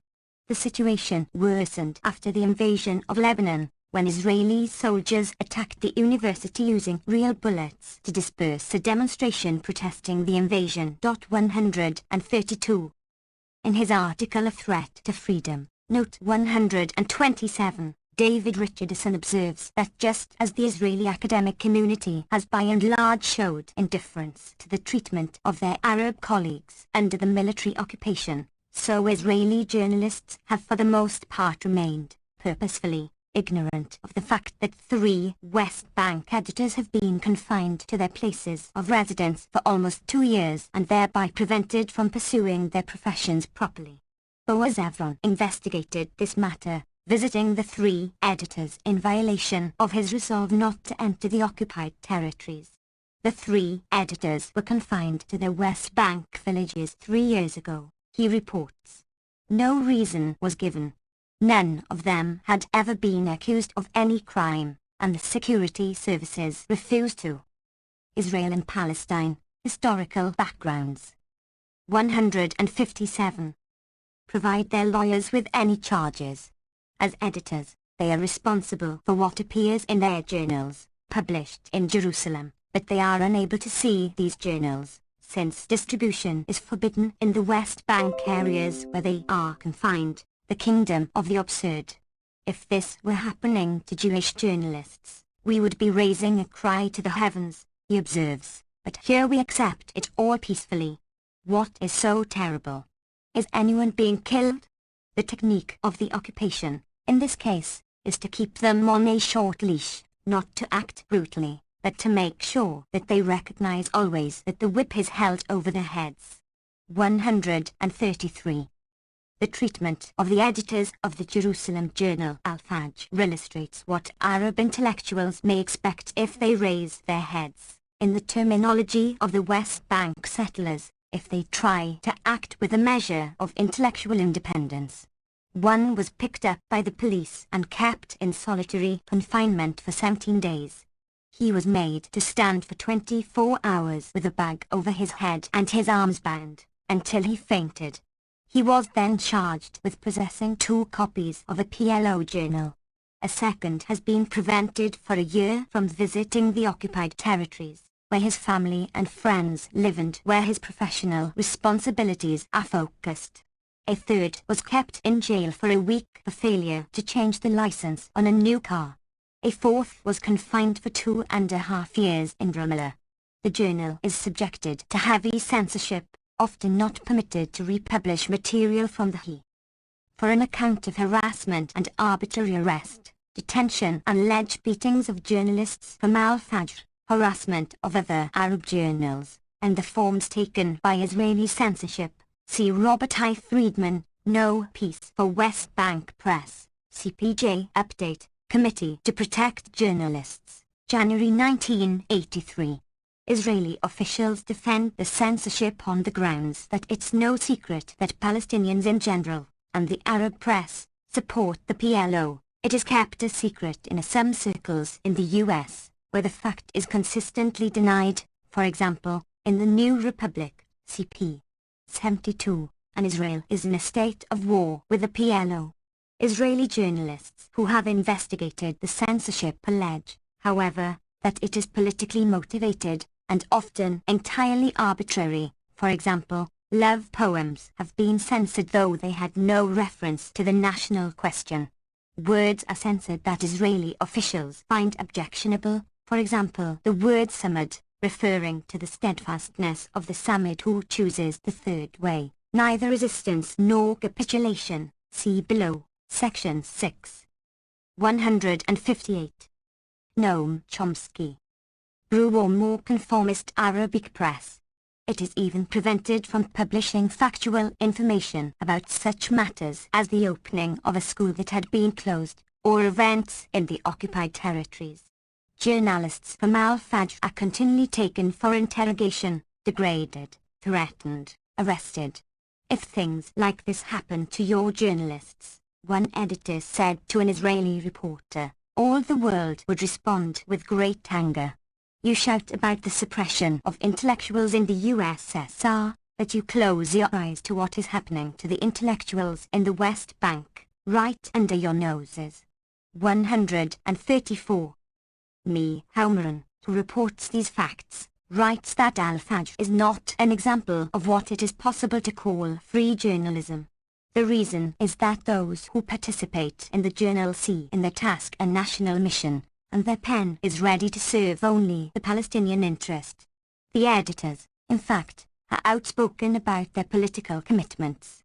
One states to Maran that we see in the PLO a sole representative, and therefore we support its point of view. We are in favor of the establishment of a Palestinian state alongside of the State of Israel. Perhaps some might see in this a justification for the constant harassment of a journal that does not really merit the appellation free press. One might ask how such a stand differs in principle from that of Soviet authorities with regard to Zionist publications within the USSR. Or we might ask just what one should expect of honest journalists working under military occupation and living in what they, and virtually the entire world, including the US government, regard as occupied East Jerusalem. Other questions arise as well. While Maran was disparaging Al-Fajr because of its commitment to the Palestinian interest, the Jerusalem Post, highly regarded within Israel and elsewhere, was celebrating its Jubilee. Editor Erwin Frenkel published an article in the Jubilees issue just a week before Maran's article on Al-Fajr appeared, in which he explained that the goal of the paper today is the same as it was from the start 50 years ago, the fulfillment of Zionism. Its predecessor, the Palestine Post, was founded under the British mandate for a purpose that was political, and under conditions far less onerous than those faced by the Arabs under Israeli occupation. Israel and Palestine, Historical Backgrounds. 159. It maintained this purpose, even after the state was founded. The journal also exercised self-censorship. Readers of the Israeli press can hardly fail to notice that the English-language Post is more cautious in what it publishes than is the Hebrew press. The reasons are obvious, and editor Frenkel states them clearly, both within the newspaper and without. It was generally presumed that Hebrew was a private language of the Jews, in which they addressed only each other. English, on the other hand, was public. It enabled access from the outside, the Gentile world, the Arab foe. In short, what could be written in Hebrew could not necessarily be exposed in English. Frenkel claims that this posture was modified in the 1960s, that the old constraints of English were abandoned and English would no longer inhibit expression. 135. I do not believe that this is true, judging by my own limited exposure to the Hebrew and English language press, and I would guess that a systematic investigation would support this conclusion. But even if the earlier constraints were dropped, the journal by its own admission remains subject to the critique that Moran applies to Al-Fajr, and surely did even more so before the alleged abandonment of the old constraints, without the justification that it is attempting to survive with extremely limited resources under a harsh military regime where it attempts to express the aspirations of a conquered and oppressed people. A few days earlier, the Congress of Jewish Journalists from the Diaspora opened, with 60 journalists from 14 countries. The deputy chairman of the Zionist Congress in Israel, Yitzhak Karen, informed the gathering that anti-Semites today blamed every Jew, wherever he might live, for Israel's actions, and that it was therefore extremely important for the Jewish press to show Israeli policies in a positive light. 136. The constant and sometimes almost fanatic harassment of West Bank intellectuals and educational institutions, along with a general fear of permitting independent cultural expression, suggests that Israel's leaders may be recalling some lessons from their own history, to which they frequently appeal. Every Israeli schoolchild knows the story of Rabbi Jochanan ben Zakkai, who foresaw the destruction. 160. Noam Chomsky. Of the temple in 70 AD when Jerusalem was under Roman siege. He opposed the final resistance and sought a way to save his people from destruction by an appeal to the Roman commander. Not being permitted to leave Jerusalem by its defenders, he had his disciples pretend that he was dead and carry him out in a coffin for burial. He reached the Roman camp and was granted his request to open a school in the small town of Yavne.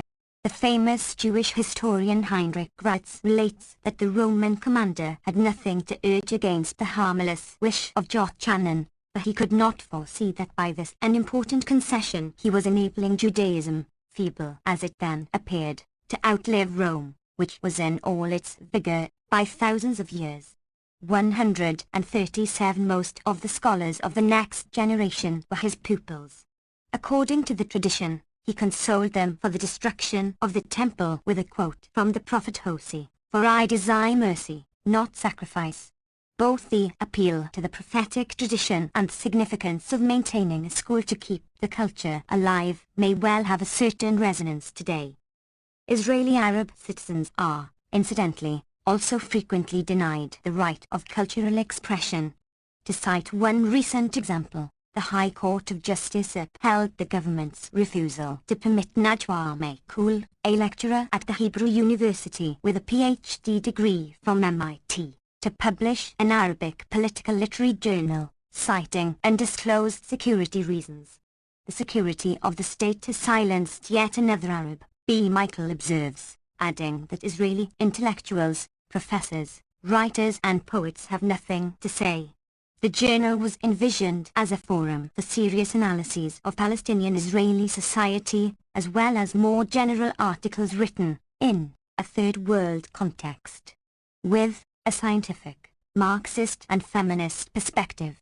It would have been the only publication based in the Galilee, where most Israeli Arabs live, and not connected with a political party, and would have provided jobs for Arab university graduates. No small problem in Israel. 138. This scandal was not reported in the US to my knowledge, and at the time of writing has evoked no protest, though the facts have been known for many months to individuals and organizations devoted to intellectual freedom throughout the world. The security reasons are no. Israel and Palestine, historical backgrounds. 161. Doubt comparable to those used by other states to prevent groups that are marginal to the nation, in Michael Waltz's phrase, from having an independent cultural and political life. As for the lack of interest here, that should be no more surprising than the fact that there is no protest when the well-known Palestinian poet Mahmoud Darwish, invited to take part in a UNICEF poetry reading, is denied a visa under a section of immigration law that allows the State Department to bar people for certain ideological reasons, as the State Department confirmed. If an Israeli poet were denied entry to the United States for ideological reasons, assuming this to be possible, there would be no limits to the outrage and indignation, the charges of the return of Nazism, etc. In this case, there is no response at all. Similarly, when Israeli censors banned the play The Patriot by the Hebrew writer Hannah Levin, there was considerable protest in Israel, widely reported here as further proof of the deep commitment to democratic principles in Israel. A few months before, the police banned a play by a Druze writer, Salman Nato, describing the life and opinions of a young Israeli Arab, and arrested the director. There was virtually no protest in Israel, and nothing was reported here. The same was true in early 1983 when an Arab from Nazareth was arrested for publishing a newspaper without permission for information leaflets. He appealed to the responsible Israeli government authority in the Galilee, Israel Koenig, but his petition was rejected. 139 examples are numerous. The silence here is unbroken. 5.4 The opportunity to work in Israel. As one might expect, the experiences of those who enjoy the opportunity given to them to work in Israel, Sasson Levi, CP. 127, are also not entirely delightful. One problem that they face is that they are not permitted to spend the night within Israel.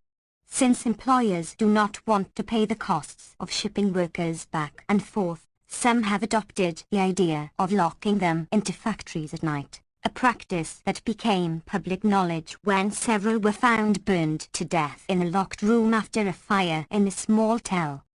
162. Noam Chomsky. Aviv Factory. Others have been kept under armed guard behind barbed wire in factory detention camps, including one owned by Histadrut, the socialist trade union. These practices aroused some protest in Israel where, for example, Natan Dunvitz wrote in Haaretz that it is unacceptable to treat Arab workers as black slaves were treated in American cotton fields. There was no mention here, to my knowledge, apart from a letter of mine, 140, and the facts were not considered worthy of notice by those who were celebrating Israel's advance towards democratic socialism. One might ask, incidentally, what the reaction would be if it were learned that Jewish workers were burned to death in a locked room in a Moscow factory or kept in factory detention camps because they are not permitted to spend the night in Russian areas. Praise for Russia's march toward democratic socialism and its high moral purpose, perhaps? The same regulation leads to other problems.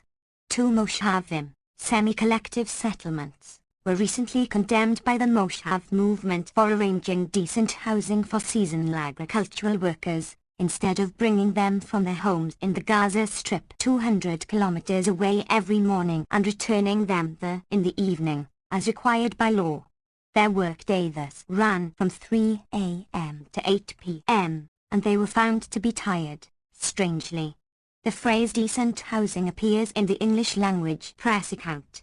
The Hebrew press tells a different story, with pictures to illustrate. The decent housing consisted of barns, storehouses, abandoned buildings where they are crammed into rooms, old buses, The headline in Halem Hayes reads, "Too far away for any eye to see, hidden in the orchards, there are the sheep pens for the servants, of a sort that even a state like South Africa would be ashamed of." Amos Harder, Secretary General of the Moshav movement, strongly opposes providing housing for the workers, which is in any event illegal. If they are given housing, he says, after a short while the workers from the territories will bring their families and house them in camps. That would be Arab settlement on land of the Jewish National Fund. That cannot be. Journalist Hira Rubinstein adds sarcastically, his children will help with the picking and his wife will clean the masters. Israel and Palestine, historical backgrounds. 163. House. Hadar is asked whether he agrees to the use of Arab labor, but only on condition that they will live in subhuman conditions, degraded, and not under human conditions, more or less. Correct, he answers, conceding that really, there is a difficult question here. There is no choice but to employ Arabs, he says. They must be brought from Gaza in the morning and returned there in the evening. It is hard, it is costly, it is problematic from an economic standpoint, but there is no other solution, if Jews in the state of Israel are unable to pick the oranges and grapes. Another officer of the Moshav movement concedes that hired labor troubles him, but I am troubled far more by the fact that we, with our own hands, are establishing settlements for Arabs within the Green Line, the pre-June 1967 borders. As for the problem of bringing in workers from such a distance, he asks, what are 200 kilometers in comparison with the loss of the justice of our struggle for the land? Especially when others are doing the traveling, with a workday from 3 a.m. to 8 p.m. But the problem will apparently soon be resolved, since the border guards have been ordered to evacuate the Arab workers from the camps set up for them. 141 further steps towards the democratic socialist hope. This only skims the surface. There is also, for example, the issue of child labor, of children aged 6 or 7 trucked in by labor contractors at 4 a.m. to work on private or collective farms for a meager subsistence wage, though often they are cheated on that. Again, the matter has not been discussed in the United States, to my knowledge. And there is the matter of Arab trade unions, long a target of repression, again with little notice here from democratic socialist supporters of Israel, American union leaders who tell us how much they love Israel, CP 14, or others. To cite only one recent case, the club of the Ramallah Trade Union was closed by orders of the military governor in December 1982. All written materials were seized, and its secretary, Bassem Barghouti, was arrested, held for a month and then sentenced to 2 months in prison on charges of possessing forbidden material of political significance, including, according to the charges, some that was literally obscene, a publication that included 164. Noam Chomsky.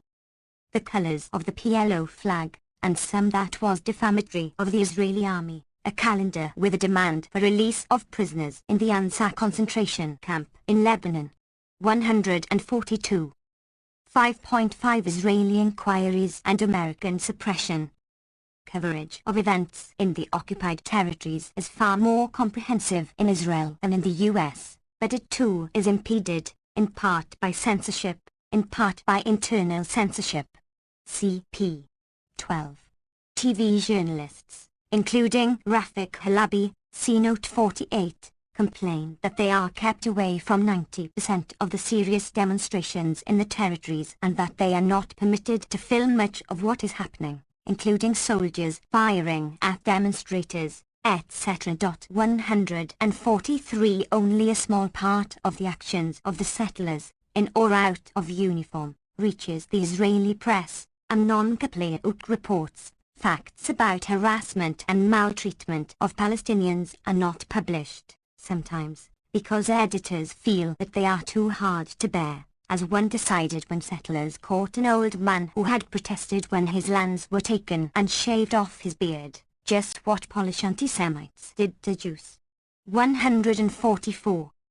A great deal of information about human rights violations, particularly in the occupied territories, has been made available by the Israeli League for Human and Civil Rights.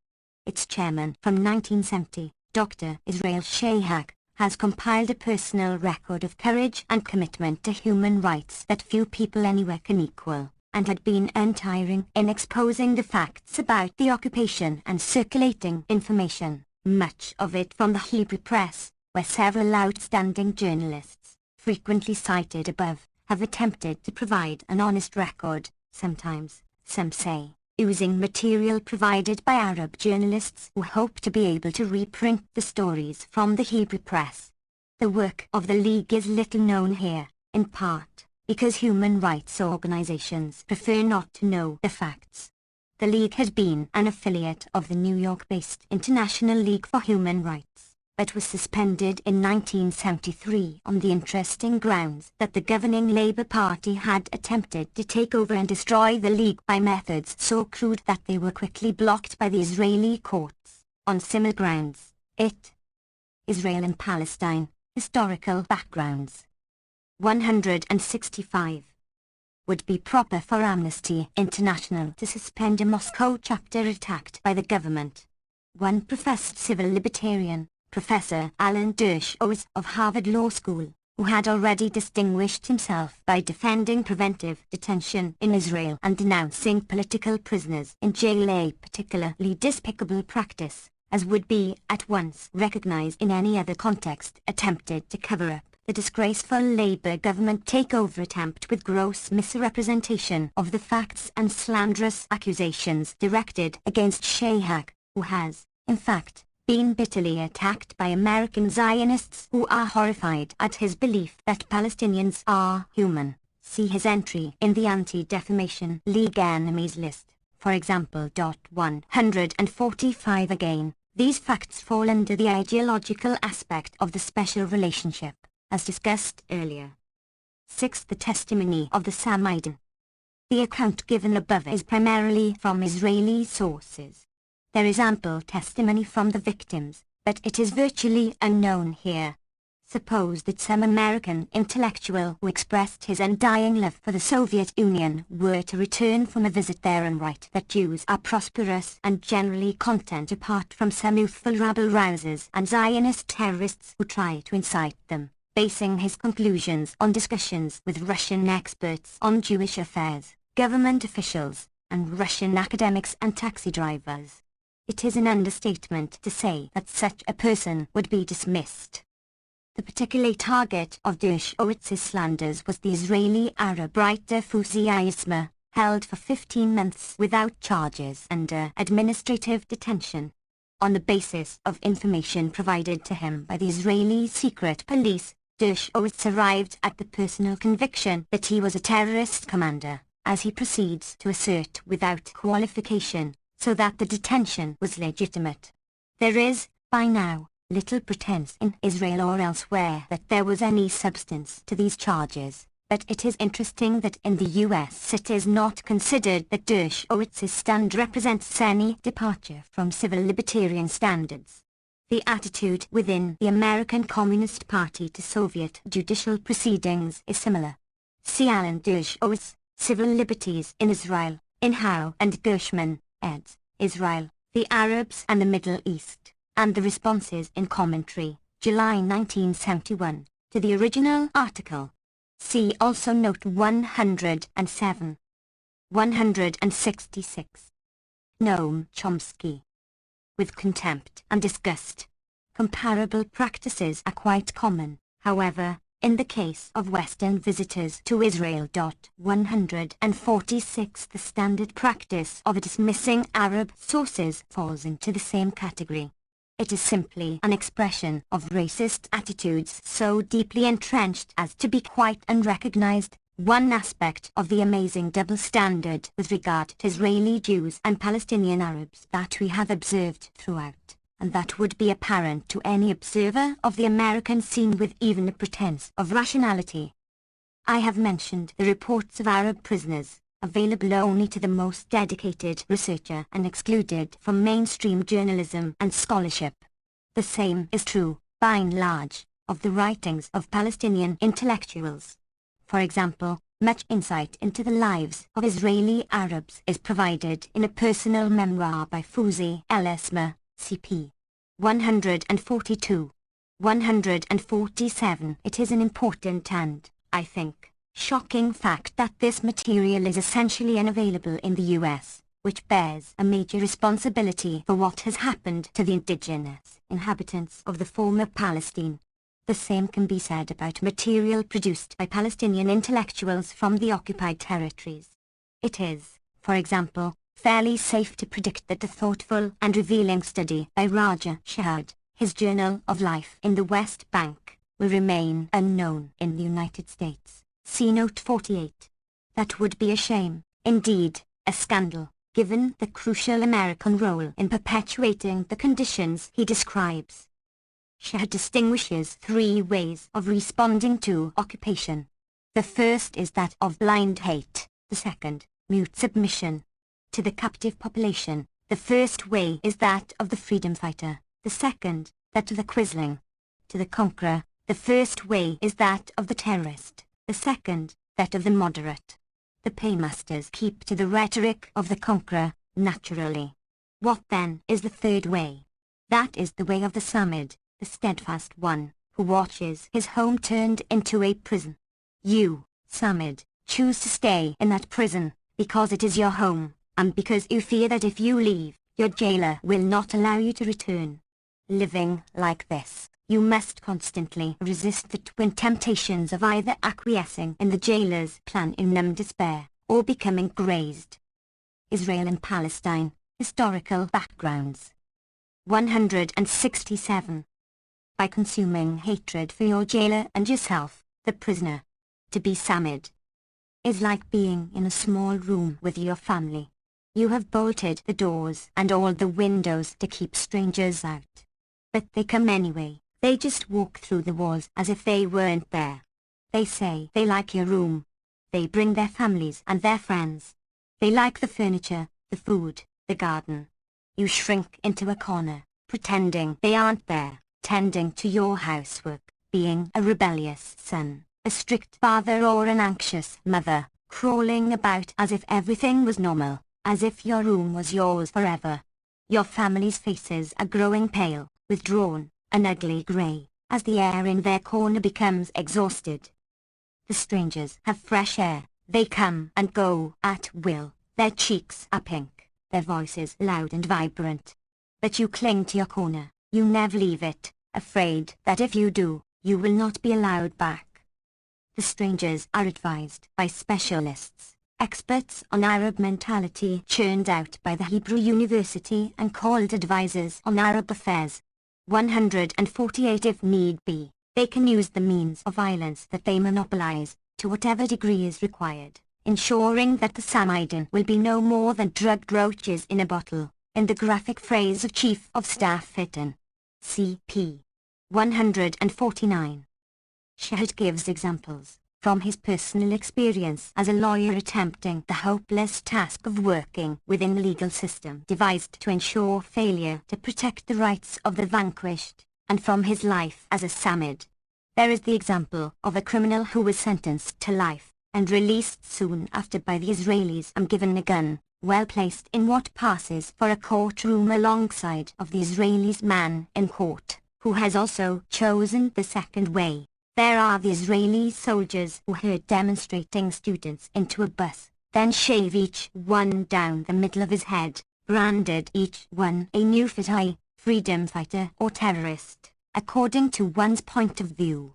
And the soldiers who find slogans painted on a wall, who wait until night and then wake up all the people on the street and make them whitewash the wall, mainly old people wrapped in dressing gowns, shivering, bewildered, some cursing after the soldiers have broken into the houses to get them out.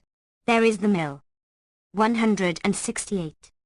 Noam Chomsky, Atari governor who closes an exhibition of Palestinian art, plays, fashion shows of Palestinian dress at Birzeit College on the grounds that expressions of Palestinian culture are dangerous political acts.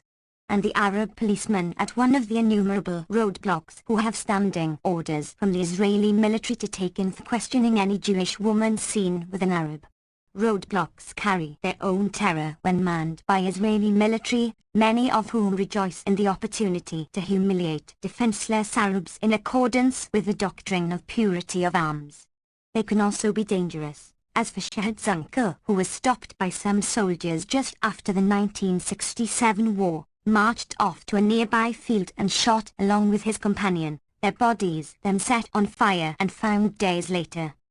There is also the case of the Arab lawyer who was engaged to contest the sale of land of a nearby village to the Jewish National Fund, whose representatives had frightened an old woman into signing documents selling the land, purchased by charitable tax-deductible contributions by Americans, and then reserved for Jewish use. He was warned by the military government to keep off the case, and when he refused, was arrested on suspicion of driving without a license and sentenced to 6 months in prison and a fine of 7,500 Israeli pounds. The Jewish National Fund is represented by a West Bank lawyer, one who has chosen the second way, so that it can never be said that the land was taken against our will, an important consideration for Americans called upon to explain why all of this is right and just.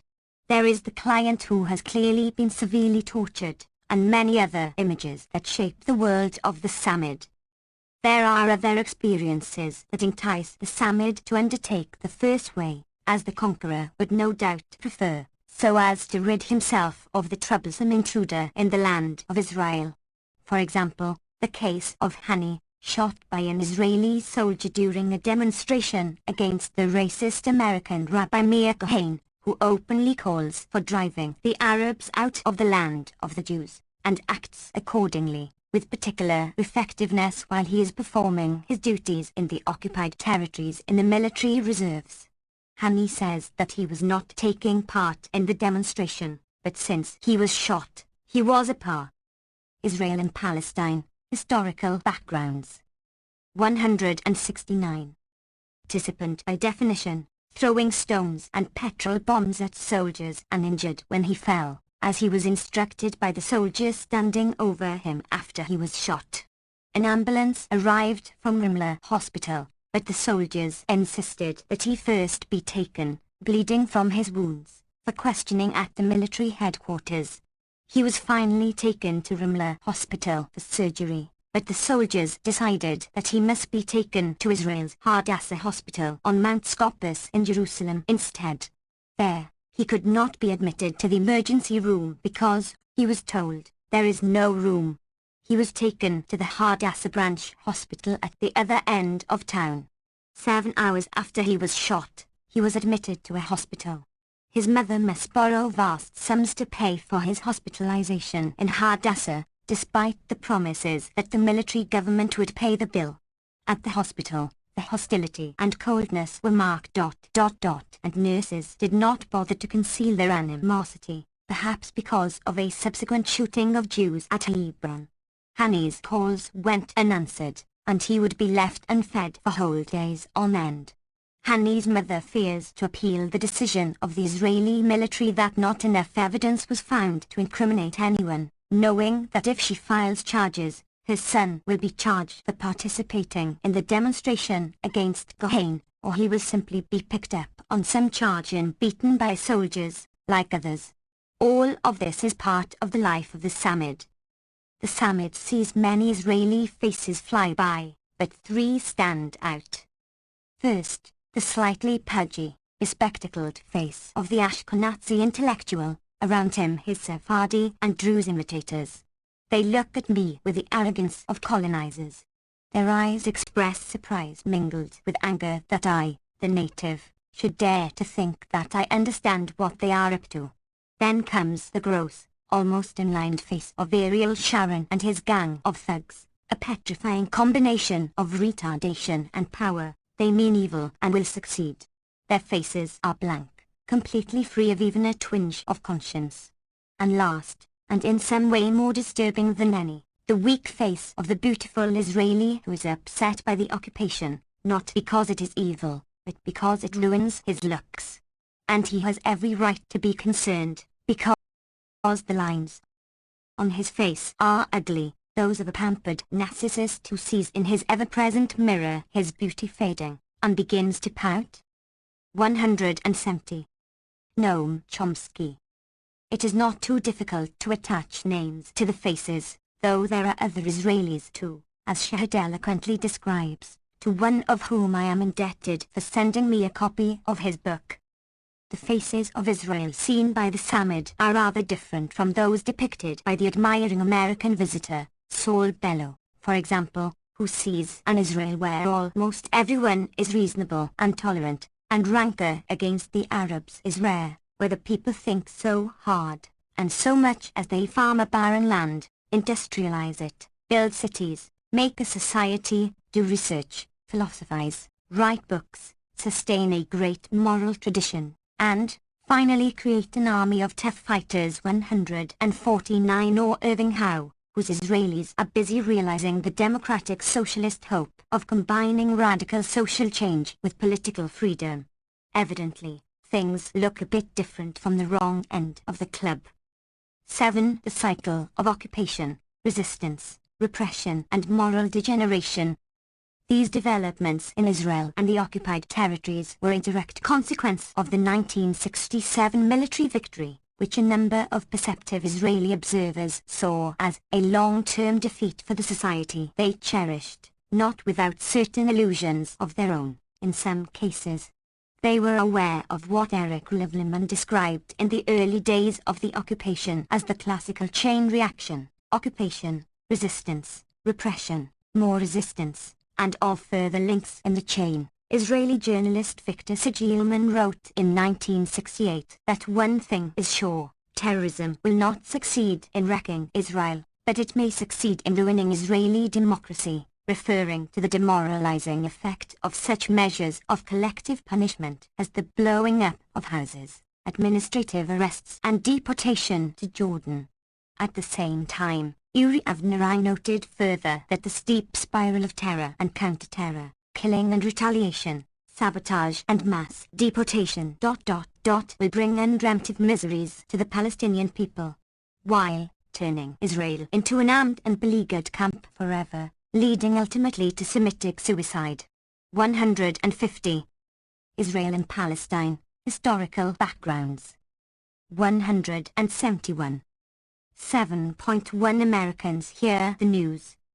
Similar warnings have repeatedly been voiced through the years by Israelis and others who called for an end to the occupation. By late 1982, the message had even reached the New York Times. Editor Max Frankel noticed that Israeli dissenters fear endless cycles of Palestinian terror and Israeli war, and the degradation of Israeli society as it grows dependent on the manual work of ... a permanent guest population. 151. Those who had been making the same point for 15 years had been given short shrift by the Times, which was extolling the occupation as a model of future cooperation, an experiment in Arab-Jewish coexistence. Editorial, May 19, 1976, as the spiral of violence and repression mounted ever more steeply. Others too had begun to hear the news by mid-1982. Irving Howe, who for years had been berating the bearers of unwelcome tidings as elitist, anti-democratic, subject to the pathology of authoritarianism, and worse, reviewed Rafik Halabi's West Bank story, see Note 48, in the New York Times Book Review, discovering to his sorrow that all was not well, primarily because of Menachem Begin. 152. His comments caused much distress in Israel, even eliciting an article in the Labour Party journal Kol Hair reporting that the former diplomat Zvi Fayach recently returned from the US, quite shaken, bringing with him the issue with Howe's review. The journal comments, a bit unfairly, that in fact Howe had little to say in criticism concerning the new book. He only knew how to speak and weep about himself. But the matter is serious. The article continues, since only with difficulty did he find a good word to say about the country that he loves. And Howe is no ordinary admirer of Israel. All America recognizes Howe, and knows that he is a lover of Israel. When no more supporters of Israel will remain in the United States, he will still be waving the blue and white flag. Who else will we lose because of you, Likud government? The Right Elements. 153. In his review, Howe writes that Halaby's commentary on life under the military occupation, though open to dispute at some points, is strong enough to disturb even the most hardened supporters of Israel. At least, it disturbed this one. The book fills me with a deep diss. 172. Noam Chomsky. Let me be candid and say pessimism, even when we correct for Halaby's exaggerations, as when he says that the occupation has a corrupting effect on the moral and social fiber of Israeli society. Let us be a little cautious and say instead a coarsening effect. Howe learned from the book that the Begin government's intention has been the gradual takeover of the West Bank and that its vision of autonomy is little more than an enforced Arab docility. This, in May 1982. He suggests instead that Israel should announce its readiness to withdraw, provided satisfactory security arrangements are worked out, but fears that this policy cannot be adopted as long as Mr. Begin remains in office. Equally, it could not be adopted if the Labour opposition that Howe supports were in office, as the record of the past 15 years, and Labour's current positions, make crystal clear. Howe also learned that Labour had stumbled into error in its occupation policy, and that Labour's incoherence was replaced by Menachem Begin's coherence. But in fact Labour's rejectionism and pursuit of the Allen Plan were clear from the start and were not in the least incoherent to those who chose to look at the facts. And the brutal and repressive character of the occupation in the West Bank was clearly apparent under the Labour government, a fact well recognized by Israeli devs in the late 1960s, as we have seen, not to speak of the repression in the Gaza Strip in the early 70s or Labour's brutal treatment of the Sinai Arab farmers at the same time, CPP. 117f. The kind of ardent support that Howe was providing, in particular, his personal attacks on those who knew what he is now beginning to learn, Daniel Berrigan for example, was a not insignificant factor in helping to establish the errors that he is now beginning to perceive with dismay, exactly as Israeli devs and others have been pointing out, with little effect, for many years. It might have been in place for Howe to address this point, which he heard years ago. Howe is concerned that Begin's policies will threaten the Jewish character of Israel. Would we have similar concern about the Islamic, or Christian, or white character of some state? In the same context, he speaks of the underpopulated Galilee, to which development funds should be allocated instead of the West Bank. The concept an Israel and Palestine, historical backgrounds. 173. Depopulated Galilee is common in Israel, with a particular interpretation. There is a large population of Arab citizens, but there are too few Jews there. Recall that many Arabs fled or were expelled from the Galilee in 1948, and that thousands more were expelled during the 1956 attack on Egypt, CP. 105. The many Arabs, Israeli citizens, are excluded from the national lands reserved for Jews. Their own lands have often been expropriated for Jewish settlement. They are unable to build for their expanding populations because of restriction of land use to Jews, and they have therefore been compelled to find work in Jewish enterprises. There is much concern in Israel over their land robbery, over the invasion of national lands by Israeli citizens of the wrong ethnic affiliation. It was for such reasons that the Jewish Agency, under the Labour government, established the program of Judaization of the Galilee, to reverse this specific form of underpopulation.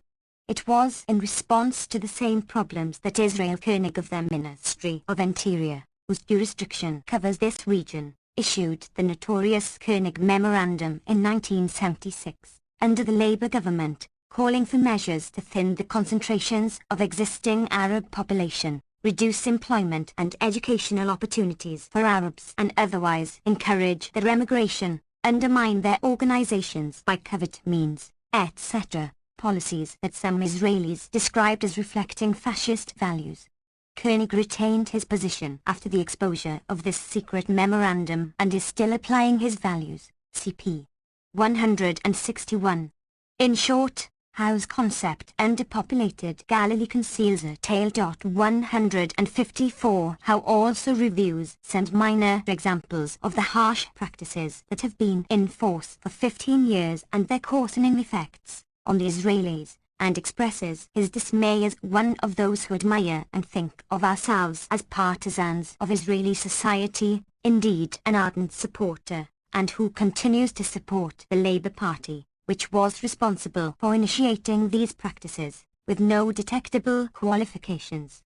It is not entirely clear how to reconcile Howe's self-description as an ardent supporter, still less the picture presented in Kolher, with his earlier account of his stand. I have never been a Zionist. I have always felt contempt for nationalist and chauvinist sentiments.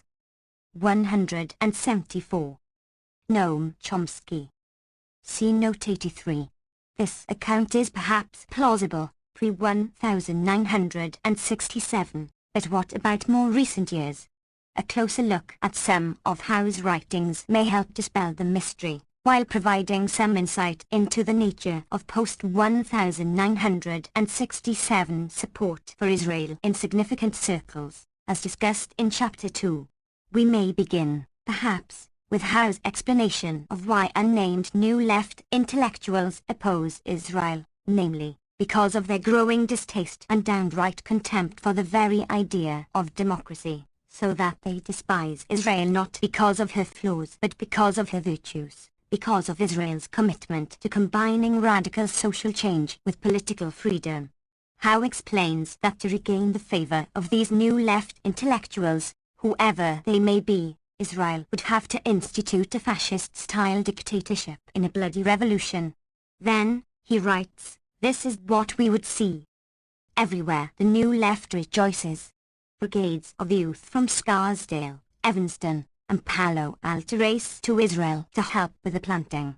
The New York Review plans a special issue. And Jean-Paul Sartre and D'Urberville take the next plane to Israel, prepared to write 1,000 pages in 4 weeks on the achievements of the Israeli Revolution, while getting the street names of Tel Aviv wrong. 155. In fact, Sartre was honored by the Hebrew University in recognition of his support for Israel. The New York Review has always been strongly pro-Israel, and the mainstream of the New Left tended towards the positions of Israeli doves. But facts are really irrelevant here, which is why Howe feels free to ignore them in his writings on this topic. The point is to destroy one's enemies, relying on a useful convention of political discourse, slander and abuse are quite legitimate, and argument and evidence are superfluous when the targets are activist elements of popular dissident movements. It is convenient to have one's political enemies committed to the destruction of Israel and bloody fascist revolutions, so they are, whatever the facts. Note that Israel is really irrelevant to this drama, except insofar as the overwhelming support for Israel is used as a stick to beat the student movement, the New Left, peace activists, etc. Hence the possibility that someone who has never been a Zionist might appear to be such an ardent supporter of Israel, perhaps even to himself as well, after. Israel and Palestine, historical backgrounds. 175. Only a few years of playing the role that he will still be waving the blue and white flag when everyone else has deserted the cause. From 1967, many others have adopted the same device, which has proven a useful and highly effective one. See Chapter 2 and references cited for further discussion of the phenomenon illustrated here, which is of some significance in the development of the special relationship in the 1970s, particularly in its ideological aspect. 7.2 The rise of religious chauvinist fanaticism.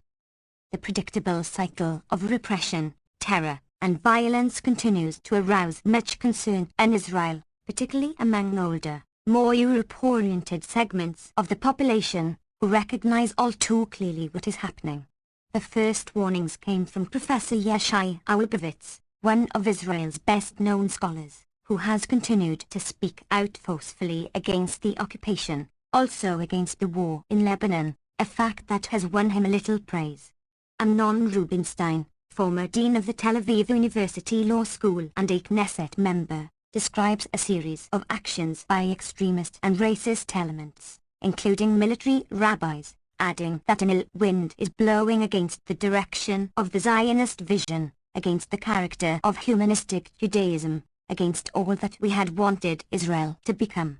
Perhaps the worst sign of this, he adds, is that it is becoming hard to distinguish between the lunatic fringe and the mainstream of our political life. He describes anti-Arab terrorism by student leaders at the Hebrew University who threatened the university authorities with violence if they were disciplined, attacks by unknown cowardly inhabitants of Kiryat Arba, the religious settlement at Hebron, on the house of an Arab widow, the failure of the authorities to react, the refusal of a construction company to rent an apartment in Jerusalem to a Christian couple, the sentiment among youth that the Arabs must be expelled, etc., concluding that what we are witnessing is not the action of minor and marginal fringe movements. As internal conflict intensified in Israel in the wake of the Lebanon War, Rubinstein, among many others, warned in still clearer terms of the consequences of the Nazi stormtrooper. 176. Noam Chomsky. Style of the agents of criminal violence, now fortified by a political ideology of violence with tacit government support and overt support from Gasheminim rabbis who publicly incite to kill Arab civilians. Again he described how right-wing students use their fists to control the campuses of the Jerusalem and Tel Aviv universities, using not only fists but clubs and iron chains, and threatening violence if their university were to attempt disciplinary action. Large areas of Israel are simply closed to anyone who is not from the Likud because of the violence of the supporters of Begin and Sharon, which they make no attempt to control. CP 137. Those who oppose the Likud are threatened with murder, or silenced by shouting, screaming and threats, and are attacked if they attempt to distribute their materials. Perpetrators of overt violence are rarely caught. He warns of a sorry fate if these tendencies continue. 156. What Rubinstein and others fear is a virtual civil war, in which elements of a fascist character are increasingly visible, a fact that they do not disguise. But quite apart from the scale of the verbal and physical violence and its socio-economic, ethnic and religious cultural roots, there are other indications to support Rubinstein's judgment that the ill wind is a serious phenomenon, not confined to the lunatic fringe. 157. The Director General of the Israel Broadcasting Authority, Radio and the Television, who is a long-time admirer of South Africa and a frequent visitor there, wrote an emotional article in 1974 expressing his preference for South Africa over Black Africa, complete with citations of research proving the genetic inferiority of blacks, a view which seems to reflect the feelings of many in the Israeli elite. The Journal of Mapam, the left wing of the Labour alignment, is capable of publishing an explanation of the superiority of Israeli pilots, based on American research which has proven that blacks, including, apparently, Arabs, are inferior in complex, cognitive intelligence, which is why American blacks succeed only in short-distance running. The same journal also devoted 2 full pages to racist idiocies tracing genetic differences between Jews and Gentiles to Abraham, and explaining the alleged cultural ascendance of the US over Europe in terms of the change in the proportion of the Jewish population. Israel and Palestine, Historical Backgrounds. 177.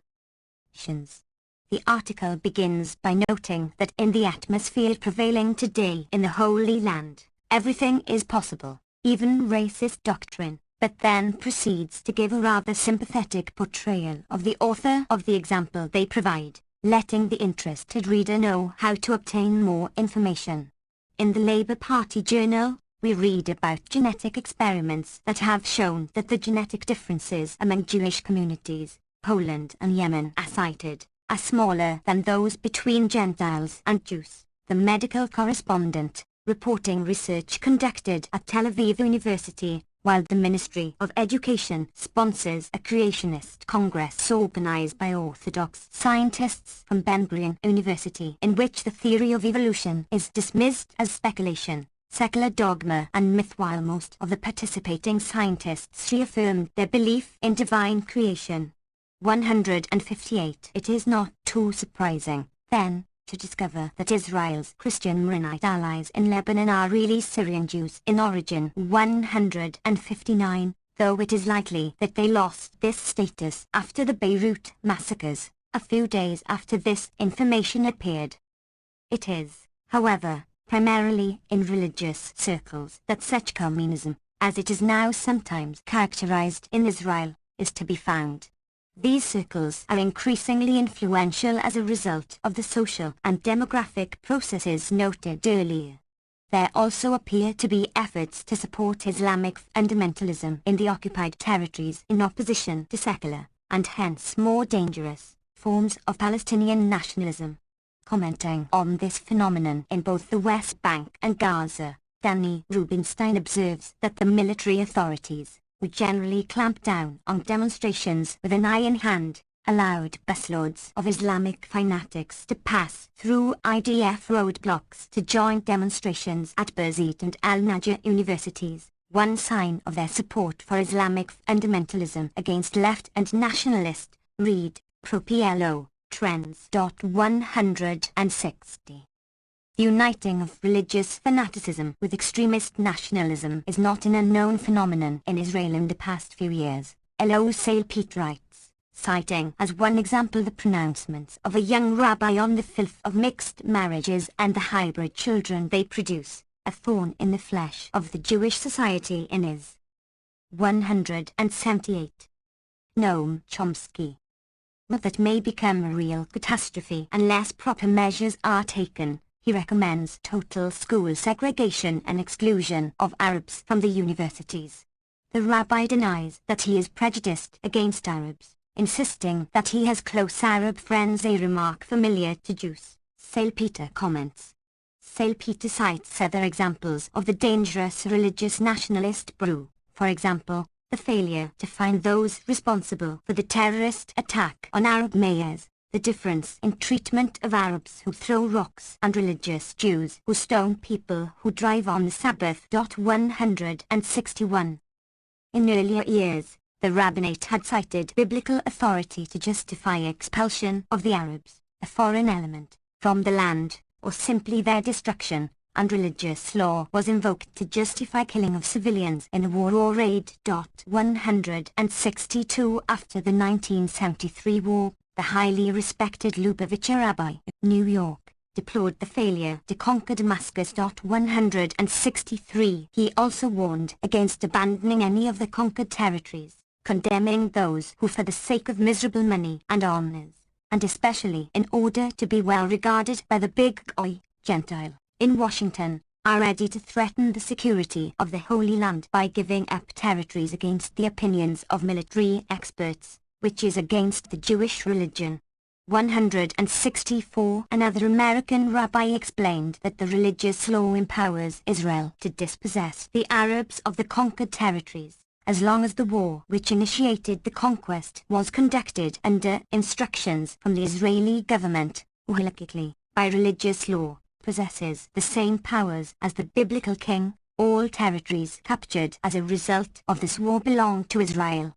As for the argument that by not surrendering the territories, we might be heightening the possibility of a future war, this is not valid under religious law, which indicates that, on the contrary, we must start a war to prevent even the possibility of permanent settlement nearer our borders than heretofore.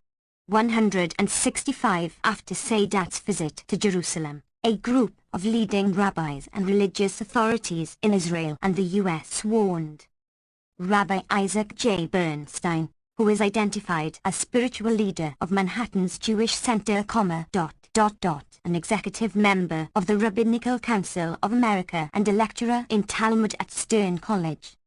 Israel and Palestine, Historical Backgrounds. 179. The government that it is forbidden to return any territories of the land of Israel, 166, and the Supreme Rabbinical Council of Israel later reiterated this judgment, citing biblical obligations and religious law. 167. The chief rabbis also gave their endorsement to the 1982 invasion of Lebanon, declaring that it conformed to the halakhic, religious, law and that participation in the war in all its aspects is a religious duty. The military rabbinate meanwhile distributed a document to soldiers containing a map of Lebanon with the names of cities replaced by alleged Hebrew names taken from the Bible, along with the explanation that much of Lebanon belonged to the Hebrew tribe of Asher. They also provided a strategic analysis of the Lebanon War under the heading Joshua son of Nun to the clearing of the nests of the enemies in Lebanon, referring to the biblical account of the conquest of the land of Canaan. 168. The phrase clearing the nests of terrorists is now a standard way of referring to operations against Palestinian vermin.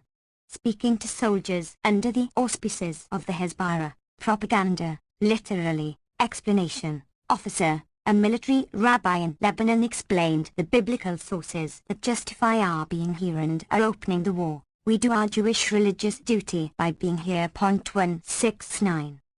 Such pronouncements are by no means novel, and since 1973 at least, they have been taken seriously in significant circles.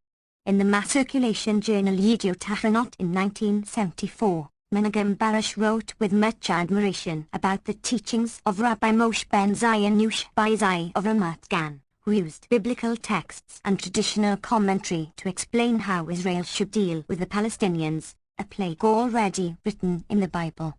With a sharp scalpel and convincing logic, the rabbi uses the writings of the greatest sages to elucidate the commandments, still binding today, as to how to inherit the land that was promised by God to Abraham.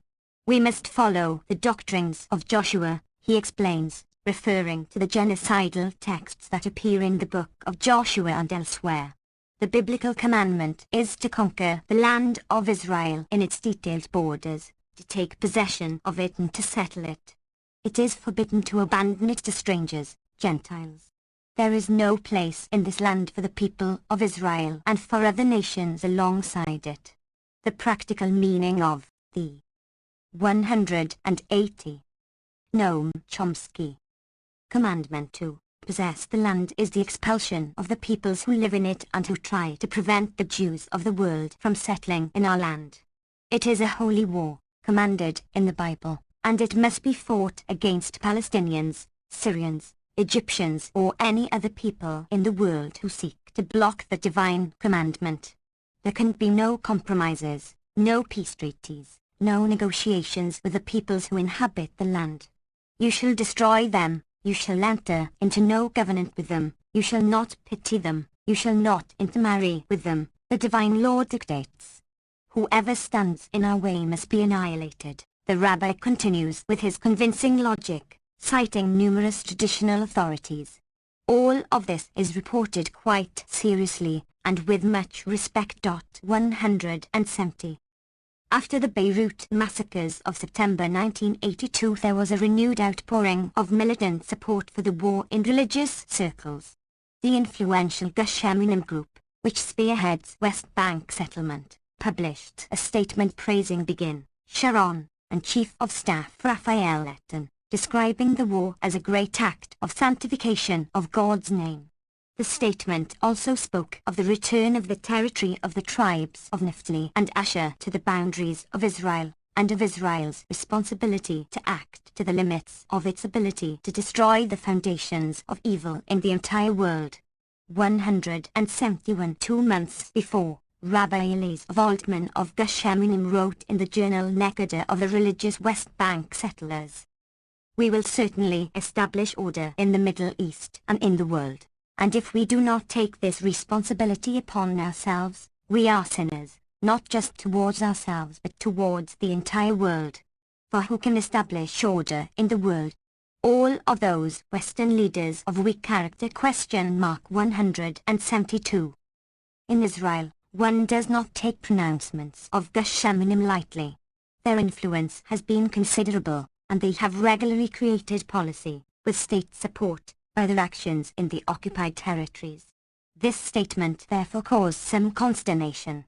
One of the founders of the movement, Yehuda Ben Meir, sharply denounced it, stating that according to Gesheminim, we must conquer not only Syria and Turkey but with the blood of our children we must become the guardian of the entire world. 173. It may seem odd that such ludi. Israel and Palestine, historical backgrounds. 181.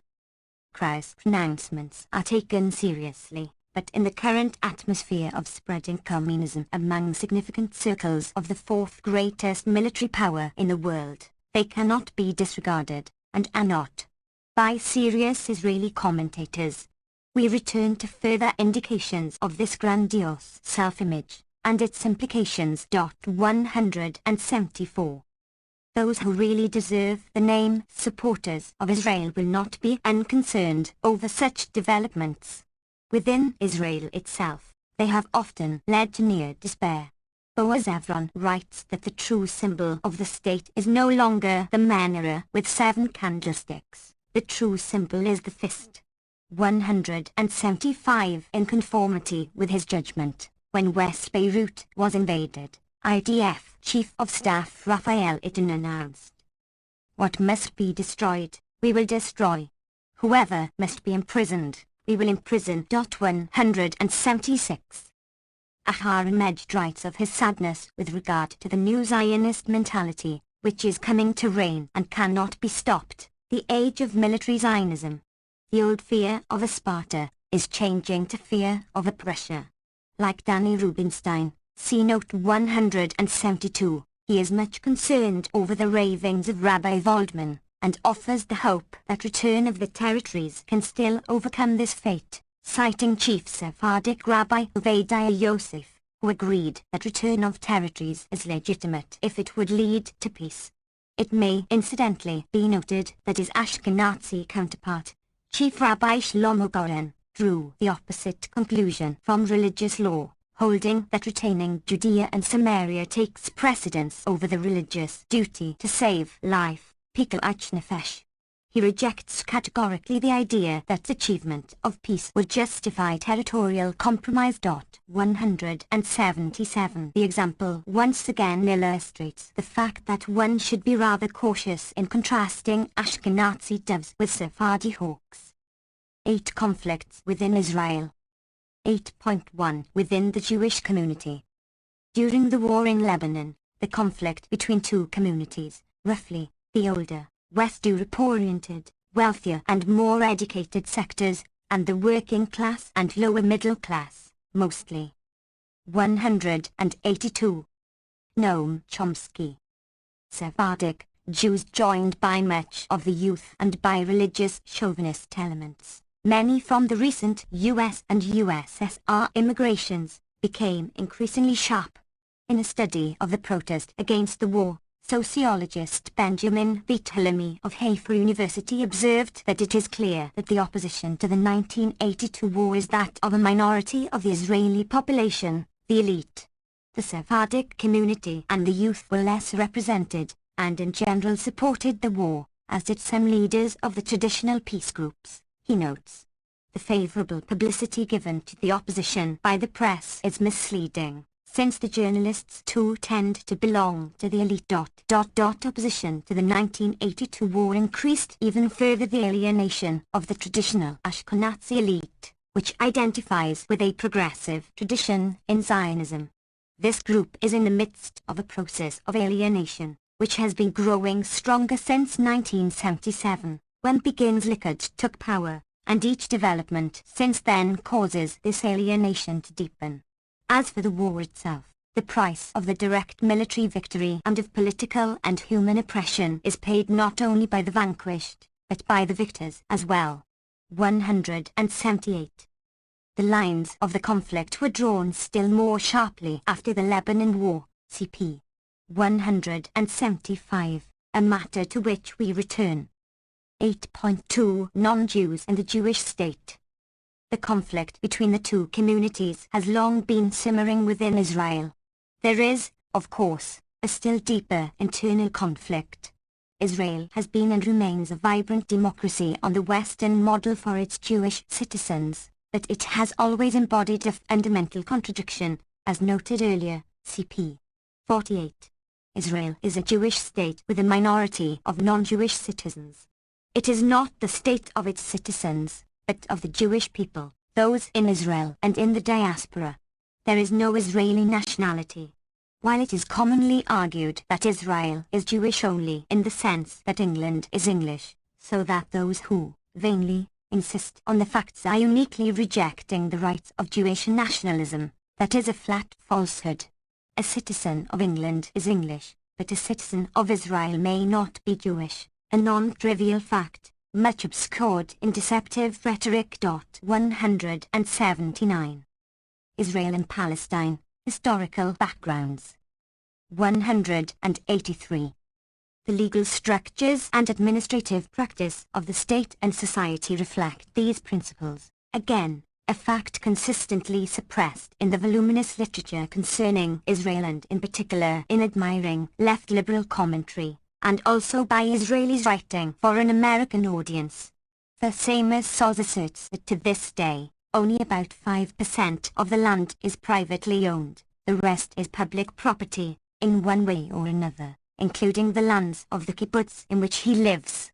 He presents this fact, the actual figure appears to be about 8%, as one indication that Israel could have become an exemplary state, an open, argumentative, involved society of unique moral standards and future-oriented outlook, a small-scale laboratory for democratic socialism, or, as the old-timers liked to put it, a light unto the nations. But at that point, when everything seemed ready for such an emergence, crisis set in. 180. The vision is being lost, though it may still be resurrected by a growing tendency on the part of young Israelis, mythical, to judge by available evidence, to recover the ideological, ethical and political propositions of the early Zionists. But Oz and others who advance such arguments do not present accurately the propositions of the early Zionists, for example, the transfer proposals discussed earlier, or the one way or another in. In the US, Oz is regarded as a spokesman for the peace forces in Israel. See, for example, Hayden, The American Future, or Oz's interview with Eugene Goodhart, Partisan Review, No. 3, 1982. Here he recommends that Israel make a generous proposal which will no doubt be rejected by the Palestinians right now. What it should be, he does not say.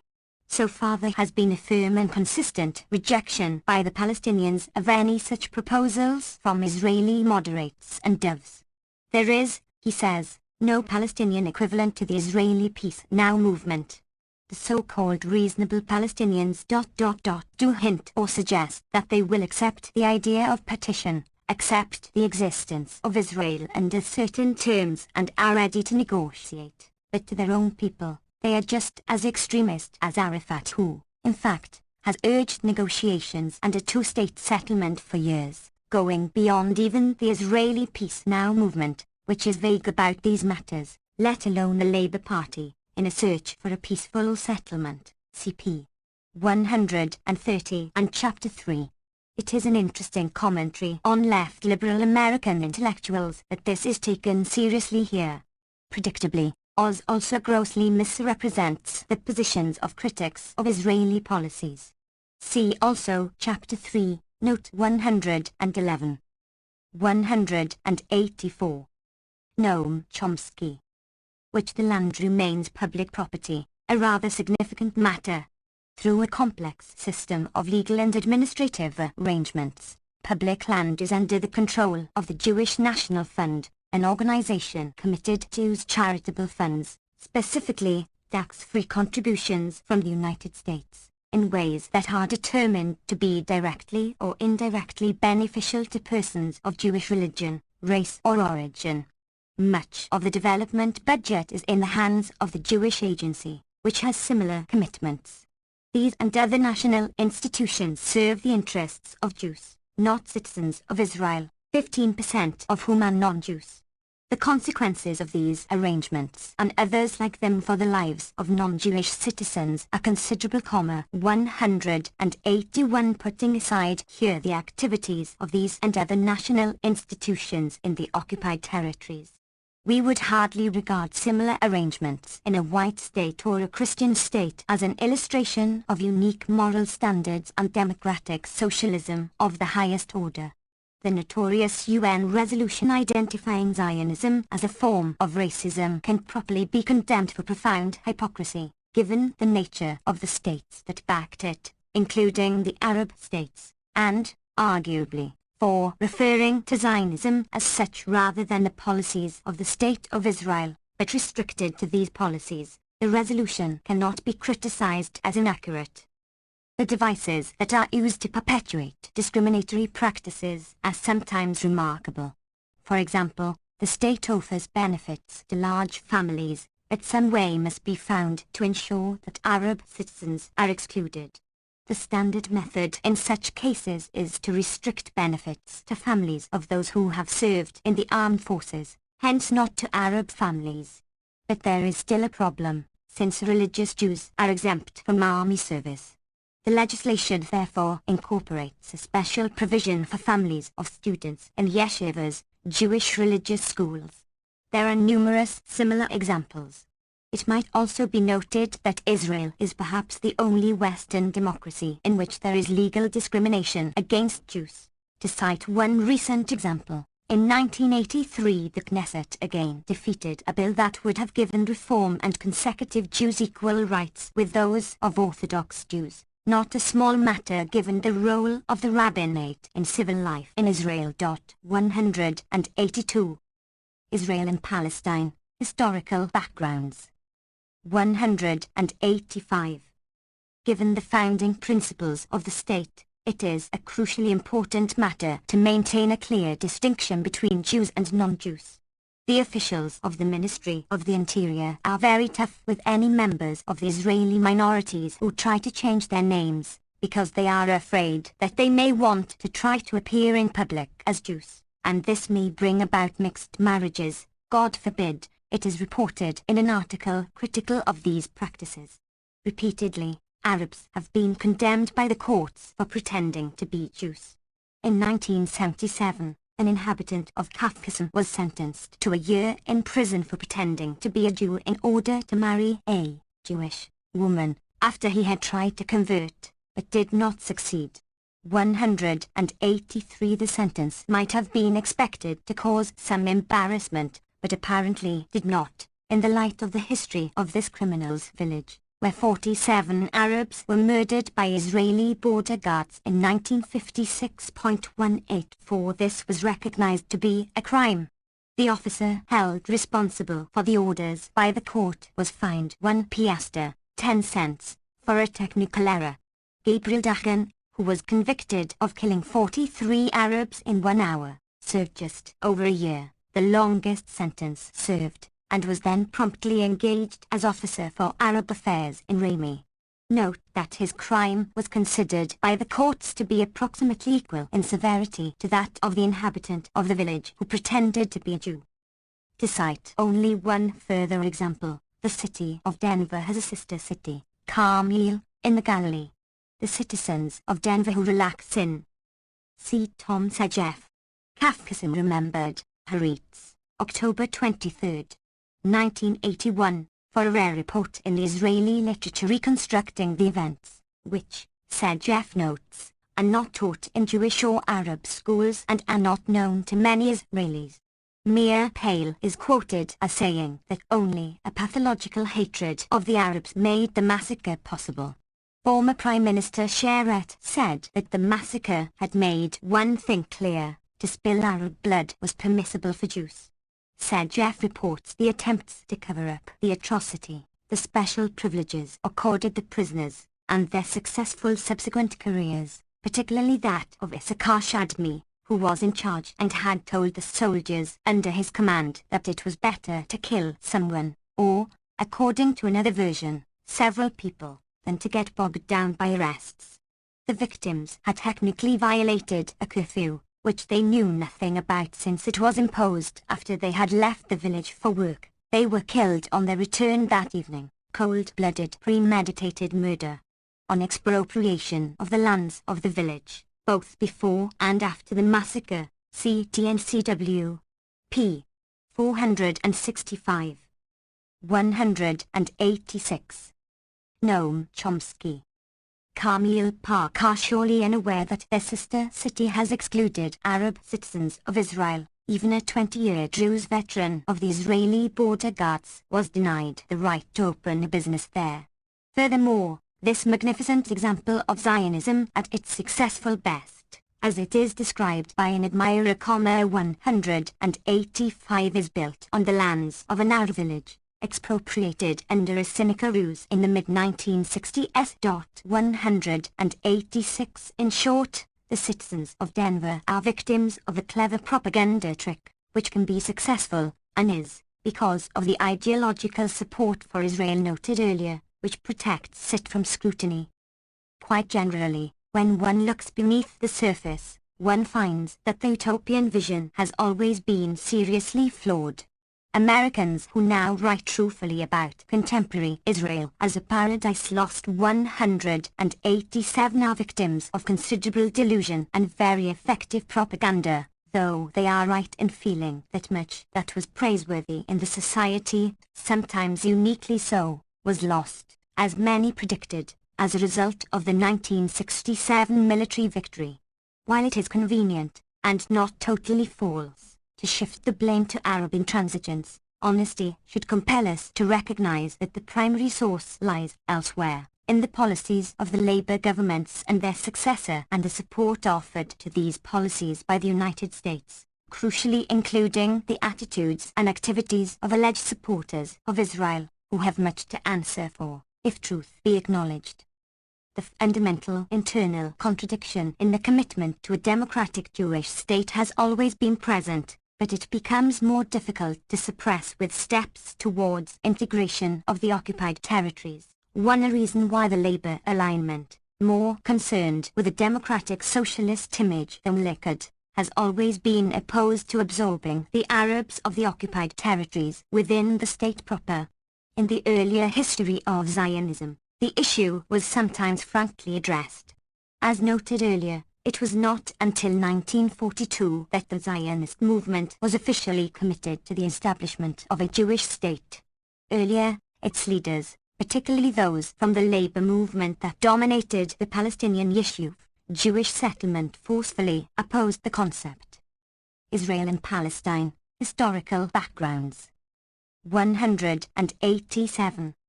Of a Jewish state on the explicit grounds that the rule of one national group over the other is illegitimate. David Ben-Gurion and others declared that they would never agree to a Jewish state, which would eventually mean Jewish domination of Arabs in Palestine. 188 With the coming of the war and the Nazi genocide, these currents were reduced to a minority, though they persisted until the UN Partition Resolution of November 1947. Since the establishment of the State of Israel, the issues have generally been suppressed, while the prospects feared have been realized, and in the US, they have been concealed by means that hardly do credit to those responsible. 9. The Zionist movement and the PLO. In the pre-state period, the nuclei of the two present political groupings were in often bitter conflict, in part, class conflict. The Labour Party was a party of Jewish workers, NB, not workers. In fact, it opposed efforts by the mandatory government to improve the conditions of Arab workers while urging a boycott of their labour and produce. 189 While the revisionists, the precursors of Begin Harut, were in fact an offshoot of European fascism, with an ideology of submission of the mass to a single leader, strike-breaking, chauvinist fanaticism, and the rest of the familiar paraphernalia of the 1930s. 190. Few leaders of the pre-state Labour Party were so concerned with justice for the Arabs as Chaim Malosarov, who was assassinated in 1933 by revisionists, Labour alleged. It is therefore interesting to consider his views on this matter. In a 1932 memorandum to Chaim Weizmann, he wrote that a major problem was that the British administration was considerate of the sensibilities of the Arabs and Muslims, and it would be very hard for them to depart from this practice to the extent of becoming responsive to our demands. Another problem was that the mandatory authorities might promulgate regulations from the protection of tenant farmers, etc., all harmful to the Zionist enterprise. He therefore proposed a transition period during which the Jewish minority would exercise organized revolutionary rule. On the powerful influence of Bolshevik ideas on the Labour Party, particularly its leader David Ben-Gurion, see Imperi, Between Ballots and Bullets. The left wing of the Labour alignment, Mapam, was predominantly Stalinist until the mid-1950s. 188. Noam Chomsky. 9.1 The boundaries of Zionist aspirations. The two factions also differed in their political tactics when the prospects for a Jewish state became realistic. Supporting a British partition proposal of 1937, Labour Party leader David Ben-Gurion stated that the acceptance of partition does not commit us to renounce Transjordan. One does not demand from anybody to give up his vision. We shall accept a state in the boundaries fixed today, but the boundaries of Zionist aspirations are the concern of the Jewish people and no external factor will be able to limit them. 191. Ben-Gurion, and the large majority of the Zionist movement, reacted with similar pragmatism to the partition proposal of 1947. In contrast, even after the state was established in 1948, Menachem Begin declared that the partition of the homeland is illegal. It will never be recognized. The signature of institutions and individuals of the partition agreement is invalid. It will not bind the Jewish people. Jerusalem was and will forever be our capital. Eretz Israel, the land of Israel, will be restored to the people of Israel. All of it. And forever. 192. Echoes of these conflicting positions remain today. It might be noted that the boundaries of Zionist aspirations in Ben-Gurion's vision were quite broad, including southern Lebanon, southern Syria, today's Jordan, all of Cisjordan, and Sinai. 193. This was, in fact, one of Ben-Gurion's constant themes. In internal discussion in 1938, he stated that after we become a strong force, as the result of the creation of a state, we shall abolish partition and expand to the whole of Palestine. The state will only be a stage in the realization of Zionism, and its task is to prepare the ground for our expansion into the whole of Palestine by a Jewish-Arab agreement. The state will have to preserve order not only by preaching morality but by machine guns, if necessary. The agreement that Ben-Gurion had in mind was to be with King Abdullah of Jordan, who would be induced to cede areas of Cisjordan under his control, while many of the Arab residents would leave. 194. Earlier. Israel and Palestine, historical backgrounds. 189. Ben-Gurion had explained to Arab interlocutors that our land included Transjordan, and that it extended from the Sinai to the source of the Jordan. 195. In internal discussion, he urged that we do not suggest now to announce the final aim, which is far-reaching, even more so than the aim of those who were opposing partition. I am unwilling to abandon. The great Jewish vision, the final vision, he added. This vision, here unspecified in scale, is an organic, spiritual and ideological component of my Jewishness and my Zionist aspiration, Ben-Gurion explained. 196. Zionist leaders were sometimes quite open about the matter in public discussion. The 20th Zionist Congress at Zurich in August 1937 took the official position that the scheme of partition put forward by the Royal Commission, the British Peel Commission, is unacceptable, but, nevertheless, the Congress indicated a degree of support for the idea. In particular, Ben-Gurion and Wiseman favoured it. In a press interview concerning the deliberations at the Congress, Ben-Gurion explained, "The debate has not been for or against the indivisibility of Eretz Israel. No Zionist can forego the smallest portion of Eretz Israel. The debate was over which of two routes would lead quicker to the common goal. The two routes were